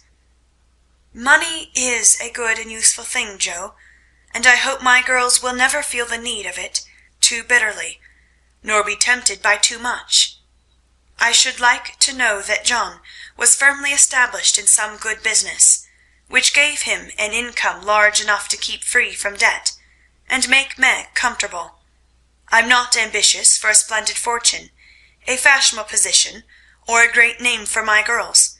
If rank and money come with love and virtue also, I should accept them gratefully, and enjoy your good fortune. But I know by experience how much genuine happiness can be had in a plain little house, where the daily bread is earned, and some privations give sweetness to the few pleasures. I am content to see Meg begin humbly, for if I am not mistaken, she will be rich in the possession of a good man's heart, and that is better than a fortune." "I understand, mother, and quite agree, but I'm disappointed about Meg, for I'd planned to have her marry Teddy by and by, and sit in the lap of luxury all her days. Wouldn't it be nice?" asked Jo, looking up with a brighter face. "He is younger than she, you know," began Mrs. March, but Jo broke in. "Only a little. He's old for his age, and tall, and can be quite grown up in his manners if he likes. Then he's rich and generous and good, and loves us all, and I say it's a pity my plan is spoiled." "I'm afraid Laurie is hardly grown up enough for Meg, and altogether too much of a weathercock just now for any one to depend on. Don't make plans, Jo, but let time and their own hearts mate your friends. We can't meddle safely in such matters, and had better not get romantic rubbish, as you call it, into our heads, lest it spoil our friendship." "Well, I won't, but I hate to see things going all crisscross and getting snarled up, when a pull here and a snip there would straighten it out. I wish wearing flat irons on our heads would keep us from growing up. But buds will be roses, and kittens cats. More's the pity." "What's that about flat irons and cats?" asked Meg, as she crept into the room, with the finished letter in her hand. "Only one of my stupid speeches. I'm going to bed. Come, Peggy," said Jo, unfolding herself like an animated puzzle. "Quite right, and beautifully written. Please add that I send my love to John," said Mrs. March, as she glanced over the letter and gave it back. "Do you call him John?" asked Meg, smiling with her innocent eyes looking down into her mother's. "Yes, he has been like a son to us, and we are very fond of him," replied Mrs. March, returning the look with a keen one. "I'm glad of that. He is so lonely. Good night, mother dear. It is so inexpressibly comfortable to have you here," was Meg's answer. The kiss her mother gave her was a very tender one, and as she went away, Mrs. March said, with a mixture of satisfaction and regret, "She does not love John yet, but will soon learn to." End of chapter 20. Chapter 21. Laurie makes mischief, and Jo makes peace. Jo's face was a study next day, for the secret rather weighed upon her, and she found it hard not to look mysterious and important. Meg observed it, but did not trouble herself to make inquiries, for she had learned that the best way to manage Jo was by the law of contraries, so she felt sure of being told everything if she did not ask. She was rather surprised, therefore, when the silence remained unbroken, and Jo assumed a patronizing air which decidedly aggravated Meg, who in turn assumed an air of dignified reserve and devoted herself to her mother. This left Jo to her own devices, for Mrs. March had taken her place as nurse, and bade her rest, exercise, and amuse herself after her long confinement. Amy being gone, Laurie was her only refuge, and much as she enjoyed his society, she rather dreaded him just then, for he was an incorrigible tease, and she feared he would coax the secret from her. She was quite right, for the mischief-loving lad no sooner suspected a mystery than he set himself to find it out, and led Jo a trying life of it. He wheedled, bribed, ridiculed, threatened, and scolded, affected indifference that he might surprise the truth from her, declared he knew, then that he didn't care, and at last, by dint of perseverance, he satisfied himself that it concerned Meg and Mr. Brooke. Feeling indignant that he was not taken into his tutor's confidence, he set his wits to work to devise some proper retaliation for the slight. Meg, meanwhile, had apparently forgotten the matter, and was absorbed in preparations for her father's return. But all of a sudden a change seemed to come over her, and for a day or two she was quite unlike herself. She started when spoken to, blushed when looked at, and was very quiet, and sat over her sewing with a timid, troubled look on her face. To her mother's inquiries she answered that she was quite well, and Jo's she silenced by begging to be let alone. "She feels it in the air, love, I mean, and she's going very fast. She's got most of the symptoms, is twittery and cross, doesn't eat, lies awake and mopes in corners. I caught her singing that song he gave her, and once she said 'John,' as you do, and then turned red as a poppy. Whatever shall we do?" said Jo, looking ready for any measures, however violent. "Nothing but wait.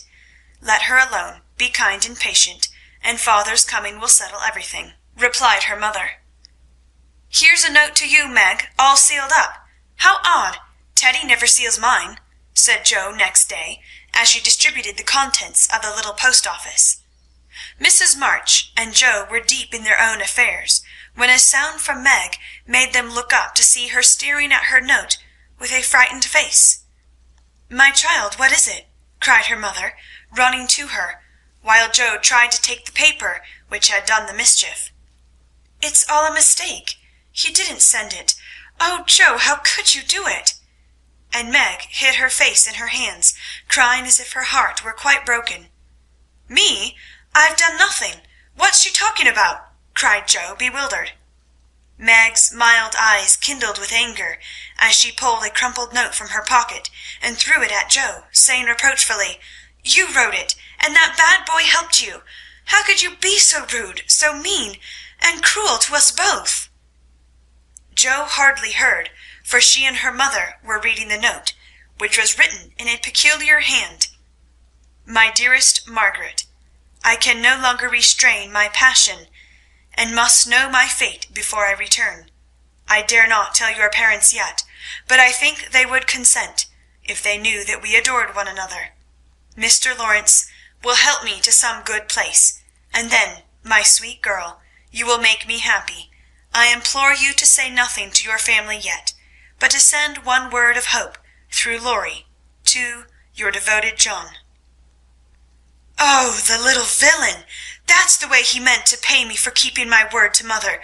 I'll give him a hearty scolding and bring him over to beg pardon," cried Joe, burning to execute immediate justice. But her mother held her back, saying with a look she seldom wore, "Stop, Joe. You must clear yourself first. You have played so many pranks that I am afraid you have had a hand in this." "On my word, mother, I haven't. I never saw that note before, and I don't know anything about it, as true as I live," said Joe so earnestly that they believed her. "If I had taken part in it, I'd have done it better than this, and have written a sensible note. I should think you'd have known Mr. Brooke wouldn't write such as that," she added, scornfully tossing down the paper. "It's like his writing," faltered Meg, comparing it with the note in her hand. "Oh, Meg, you didn't answer it?" cried Mrs. March quickly. "Yes, I did," and Meg hid her face again, overcome with shame. "Here's a scrape! Do let me bring that wicked boy over to explain and be lectured. I can't rest till I get hold of him," and Joe made for the door again. "Hush! Let me handle this, for it is worse than I thought. Margaret, tell me the whole story," commanded Mrs. March, sitting down by Meg, yet keeping hold of Joe, lest she should fly off. "I received the first letter from Laurie, who didn't look as if he knew anything about it," began Meg, without looking up. "I was worried at first, and meant to tell you. Then I remembered how you liked Mr. Brooke, so I thought you wouldn't mind if I kept my little secret for a few days. I'm so silly that I like to think no one knew, and while I was deciding what to say, I felt like the girls in books who have such things to do. Forgive me, mother, I'm paid for my silliness now. I never can look him in the face again." "What did you say to him?" asked Mrs. March. "I only said I was too young to do anything about it yet, that I didn't wish to have secrets from you, and he must speak to father. I was very grateful for his kindness, and would be his friend, but nothing more for a long while." Mrs. March smiled, as if well pleased, and Joe clapped her hands, exclaiming with a laugh, "You are almost equal to Caroline Percy, who has a pattern of prudence. Tell on, Meg. What did he say to that?" "He writes in a different way entirely, telling me that he never sent any love letter at all, and is very sorry that my roguish sister Joe should take liberties with our names. It's very kind and respectful, but think how dreadful for me." Meg leaned against her mother, looking the image of despair, and Joe tramped about the room calling Laurie names. All of a sudden she stopped, caught up the two notes, and after looking at them closely, said decidedly, "I don't believe Brooke ever saw either of these letters. Teddy wrote both, and keeps yours to crow over me with, because I wouldn't tell him my secret." "Don't have secrets, Joe. Tell it to mother and keep out of trouble, as I should have done," said Meg warningly. "Bless you, child, mother told me." "That will do, Joe. I'll comfort Meg, while you go and get Laurie. I shall sift the matter to the bottom, and put a stop to such pranks at once." Away ran Joe, and Mrs. March gently told Meg Mr. Brooke's real feelings. "Now, dear, what are your own? Do you love him enough to wait till he can make a home for you? Or will you keep yourself quite free for the present?" "I've been so scared and worried. I don't want to have anything to do with lovers for a long while. Perhaps never," answered Meg petulantly. "If John doesn't know anything about this nonsense, Don't tell him, and make Joe and Laurie hold their tongues. I won't be deceived and plagued and made a fool of. It's a shame." Seeing Meg's usually gentle temper was roused, and her pride hurt by this mischievous joke, Mrs. March soothed her by promises of entire silence and great discretion for the future. The instant Laurie's step was heard in the hall, Meg fled into the study, and Mrs. March received the culprit alone. Joe had not told him why he was wanted, fearing he wouldn't come, but he knew the minute he saw Mrs. March's face, and stood twirling his hat with a guilty air which convicted him at once. Joe was dismissed, but chose to march up and down the hall like a sentinel, having some fear that the prisoner might bolt. The sound of voices in the parlour rose and fell for half an hour, but what happened during that interview the girls never knew. When they were called in, Laurie was standing by their mother with such a penitent face that Joe forgave him on the spot, but did not think it wise to betray the fact. Meg received his humble apology, and was much comforted by the assurance that Brooke knew nothing of the joke. "I'll never tell him to my dying day. Wild horses shan't drag it out of me, so you'll forgive me, Meg, and I'll do anything to show how out-and-out sorry I am," he added, looking very much ashamed of himself. "I'll try, but it was a very ungentlemanly thing to do. I didn't think you could be so sly and malicious, Laurie," replied Meg, trying to hide her maidenly confusion under a gravely reproachful air. "It was altogether abominable, and I don't deserve to be spoken to for a month. But you will, though, won't you?"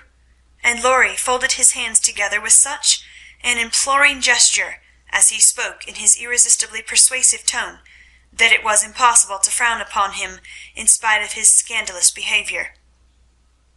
Meg pardoned him, and Mrs. March's grave face relaxed, in spite of her efforts to keep sober, when she heard him declare that he would atone for his sins by all sorts of penances, and abase himself like a worm before the injured damsel. Joe stood aloof meanwhile, trying to harden her heart against him, and succeeding only in primming up her face into an expression of entire disapprobation. Laurie looked at her once or twice, but as she showed no sign of relenting, he felt injured, and turned his back on her till the others were done with him, when he made her a low bow and walked off without a word. As soon as he had gone, she wished she had been more forgiving, and when Meg and her mother went upstairs, she felt lonely and longed for Teddy. After resisting for some time, she yielded to the impulse, and armed with a book to return, went over to the big house. "Is Mr. Lawrence in?" asked Joe of a housemaid who was coming downstairs. "Yes, miss, but I don't believe he's seeable just yet." "Why not? Is he ill?" "La, no, miss, but he's had a scene with Mr. Laurie, who is in one of his tantrums about something, which vexes the old gentleman, so I dursn't go nigh him." "Where is Laurie?" "Shut up in his room, and he won't answer though I've been a-tapping. I don't know what's to become of the dinner, for it's ready, and there's no one to eat it." "I'll go and see what the matter is. I'm not afraid of either of them." Up went Joe, and knocked smartly on the door of Laurie's little study. "Stop that, or I'll open the door and make you," called out the young gentleman in a threatening tone. Joe immediately knocked again. The door flew open, and in she bounced before Laurie could recover from his surprise. Seeing that he really was out of temper, Joe, who knew how to manage him, assumed a contrite expression, and going artistically down upon her knees, said meekly, "Please forgive me for being so cross. I came to make it up, and can't go away till I have." "It's all right. Get up and don't be a goose, Joe," was the cavalier reply to her petition. "Thank you, I will. Could I ask what's the matter? You don't look exactly easy in your mind."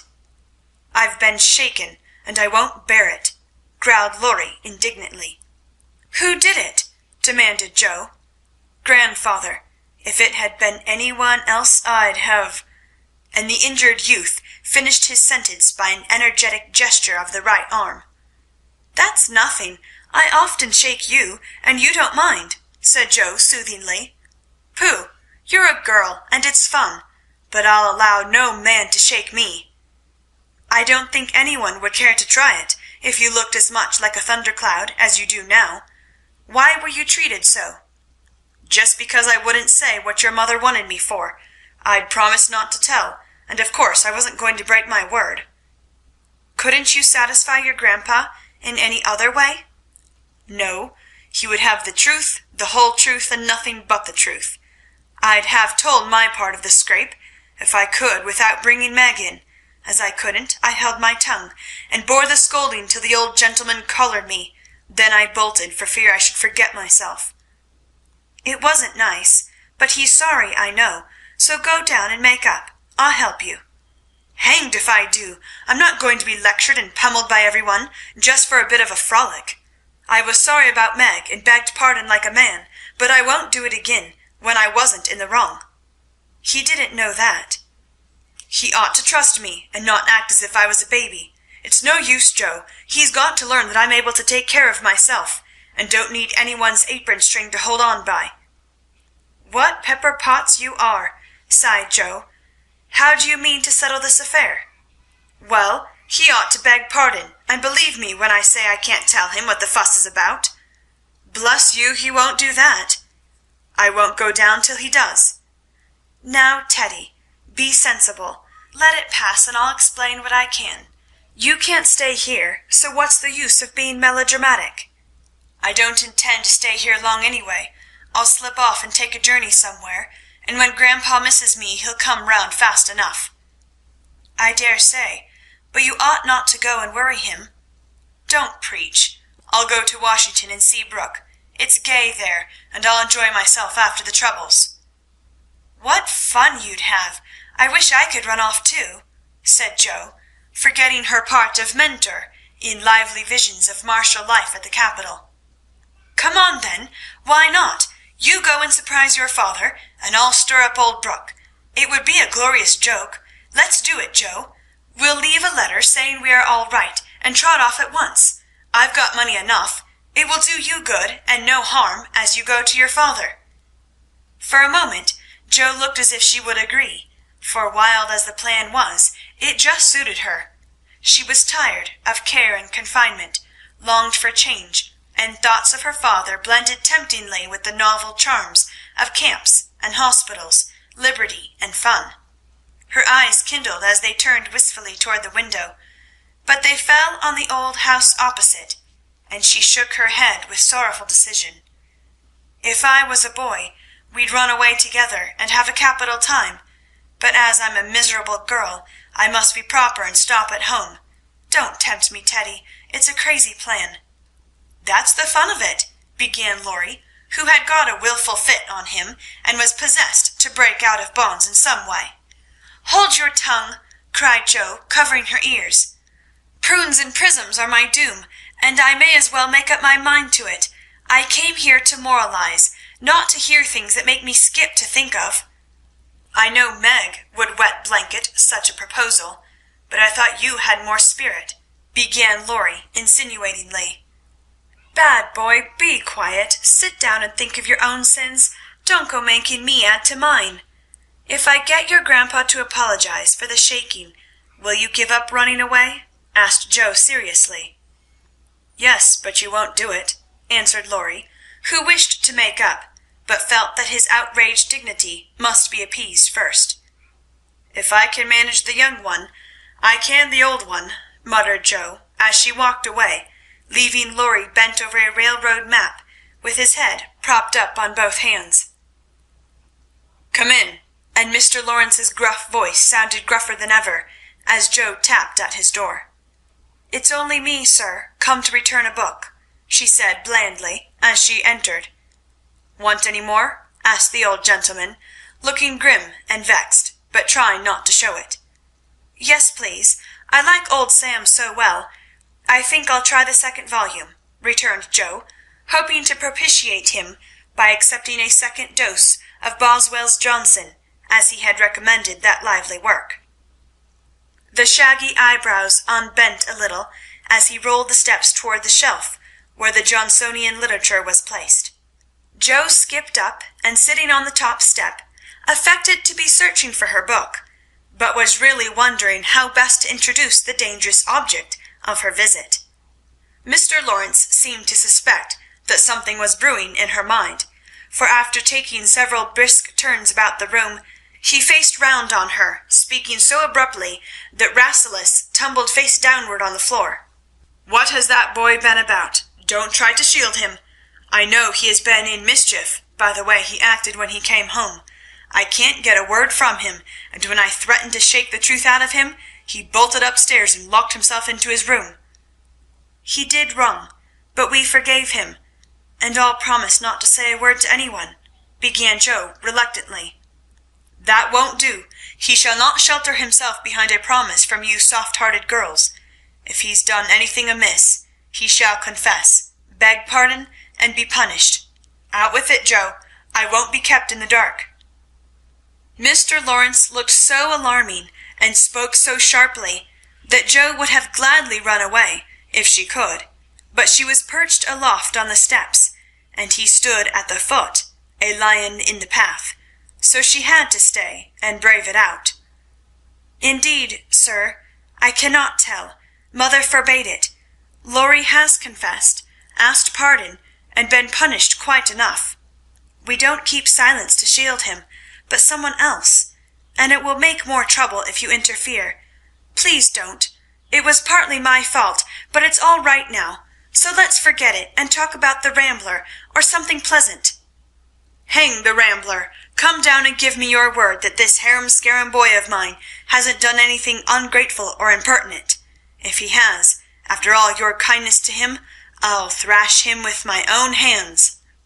The threat sounded awful, but did not alarm Jo, for she knew the irascible old gentleman would never lift a finger against his grandson, whatever he might say to the contrary.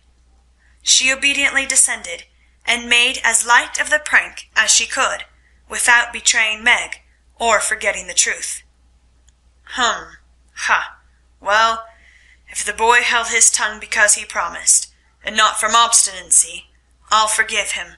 He's a stubborn fellow, and hard to manage," said Mr. Lawrence, rubbing up his hair till it looked as if he had been out in a gale, and smoothing the frown from his brow with an air of relief. "So am I, but a kind word will govern me, when all the king's horses and all the king's men couldn't," said Jo, trying to say a kind word for her friend, who seemed to get out of one scrape only to fall into another. "You think I'm not kind to him, eh?" was the sharp answer. "Oh dear no, sir. You are rather too kind sometimes, and then just a trifle hasty when he tries your patience. Don't you think you are?" Jo was determined to have it out now, and tried to look quite placid, though she quaked a little after her bold speech. To her great relief and surprise, the old gentleman only threw his spectacles onto the table with a rattle, and exclaimed frankly, "You're right, girl, I am. I love the boy, but he tries my patience past bearing, and I know how it will end if we go on so. I'll tell you he'll run away." Jo was sorry for that speech the minute it was made. She meant to warn him that Laurie would not bear much restraint, and hoped he would be more forbearing with the lad. Mr. Lawrence's ruddy face changed suddenly, and he sat down, with a troubled glance at the picture of a handsome man, which hung over his table. It was Laurie's father, who had run away in his youth, and married against the imperious old man's will. Jo fancied he remembered, and regretted the past, and she wished she had held her tongue. "He won't do it, unless he is very much worried, and only threatens it sometimes, when he gets tired of studying. I often think I should like to, especially since my hair was cut, so if you ever miss us, you may advertise for 2 boys, and look among the ships bound for India." She laughed as she spoke, and Mr. Lawrence looked relieved, evidently taking the whole as a joke. "You hussy, how dare you talk in that way? Where is your respect for me and your proper bringing up? Bless the boys and girls, what torments they are, yet we can't do without them," he said, pinching her cheeks good-humoredly. "Go and bring that boy down to his dinner. Tell him it's all right, and advise him not to put on tragedy airs with his grandfather. I won't bear it." "He won't come, sir. He feels badly because you didn't believe him when he said he couldn't tell. I think the shaking hurt his feelings very much." Joe tried to look pathetic, but must have failed, for Mr. Lawrence began to laugh, and she knew the day was won. "I'm sorry for that, and not to thank him for not shaking me, I suppose. What the dickens does the fellow expect?" And the old gentleman looked a trifle ashamed of his own testiness. "If I were you, I'd write him an apology, sir. He says he won't come down till he has one, and talks about Washington and goes on in an absurd way. A formal apology will make him see how foolish he is, and bring him down quite amiably. Try it. He likes fun, and this way is better than talking. I'll carry it up and teach him his duty." Mr. Lawrence gave her a sharp look, and put on his spectacles, saying slowly, "You're a sly puss, but I don't mind being managed by you and Beth. Here, give me a bit of paper, and let us have done with this nonsense." The note was written in the terms which one gentleman would use to another after offering some deep insult. Joe dropped a kiss on the top of Mr. Lawrence's bald head, and ran up to slip the apology under Laurie's door, advising him through the keyhole to be submissive, decorous, and a few other agreeable impossibilities. Finding the door locked again, she left the note to do its work, and was going quietly away, when the young gentleman slid down the banisters and waited for her at the bottom, saying with his most virtuous expression of countenance, "What a good fellow you are, Joe! Did you get blown up?" he added, laughing. "No, he was pretty mild on the whole." "Ah, I got it all around. Even you cast me off over there, and I felt just ready to go to the deuce," he began apologetically. "Don't talk that way. Turn over a new leaf and begin again, Teddy, my son." "I keep turning over new leaves and spoiling them, as I used to spoil my copybooks, and I make so many beginnings there never will be an end," he said dolefully. "Go and eat your dinner. You'll feel better after it. Men always croak when they are hungry." And Joe whisked out at the front door after that. "That's a label on my sect," answered Laurie, quoting Amy, as he went to partake of humble pie, dutifully with his grandfather, who was quite saintly in temper, and overwhelmingly respectful in manner all the rest of the day. Everyone thought the matter ended, and the little cloud blown over. But the mischief was done, for though others forgot it, Meg remembered. She never alluded to a certain person, but she thought of him a good deal, dreamed dreams more than ever, and once Joe, rummaging her sister's desk for stamps, found a bit of paper scribbled over with the words, "Mrs. John Brooke," whereat she groaned tragically, and cast it into the fire, feeling that Laurie's prank had hastened the evil day for her. End of chapter 21.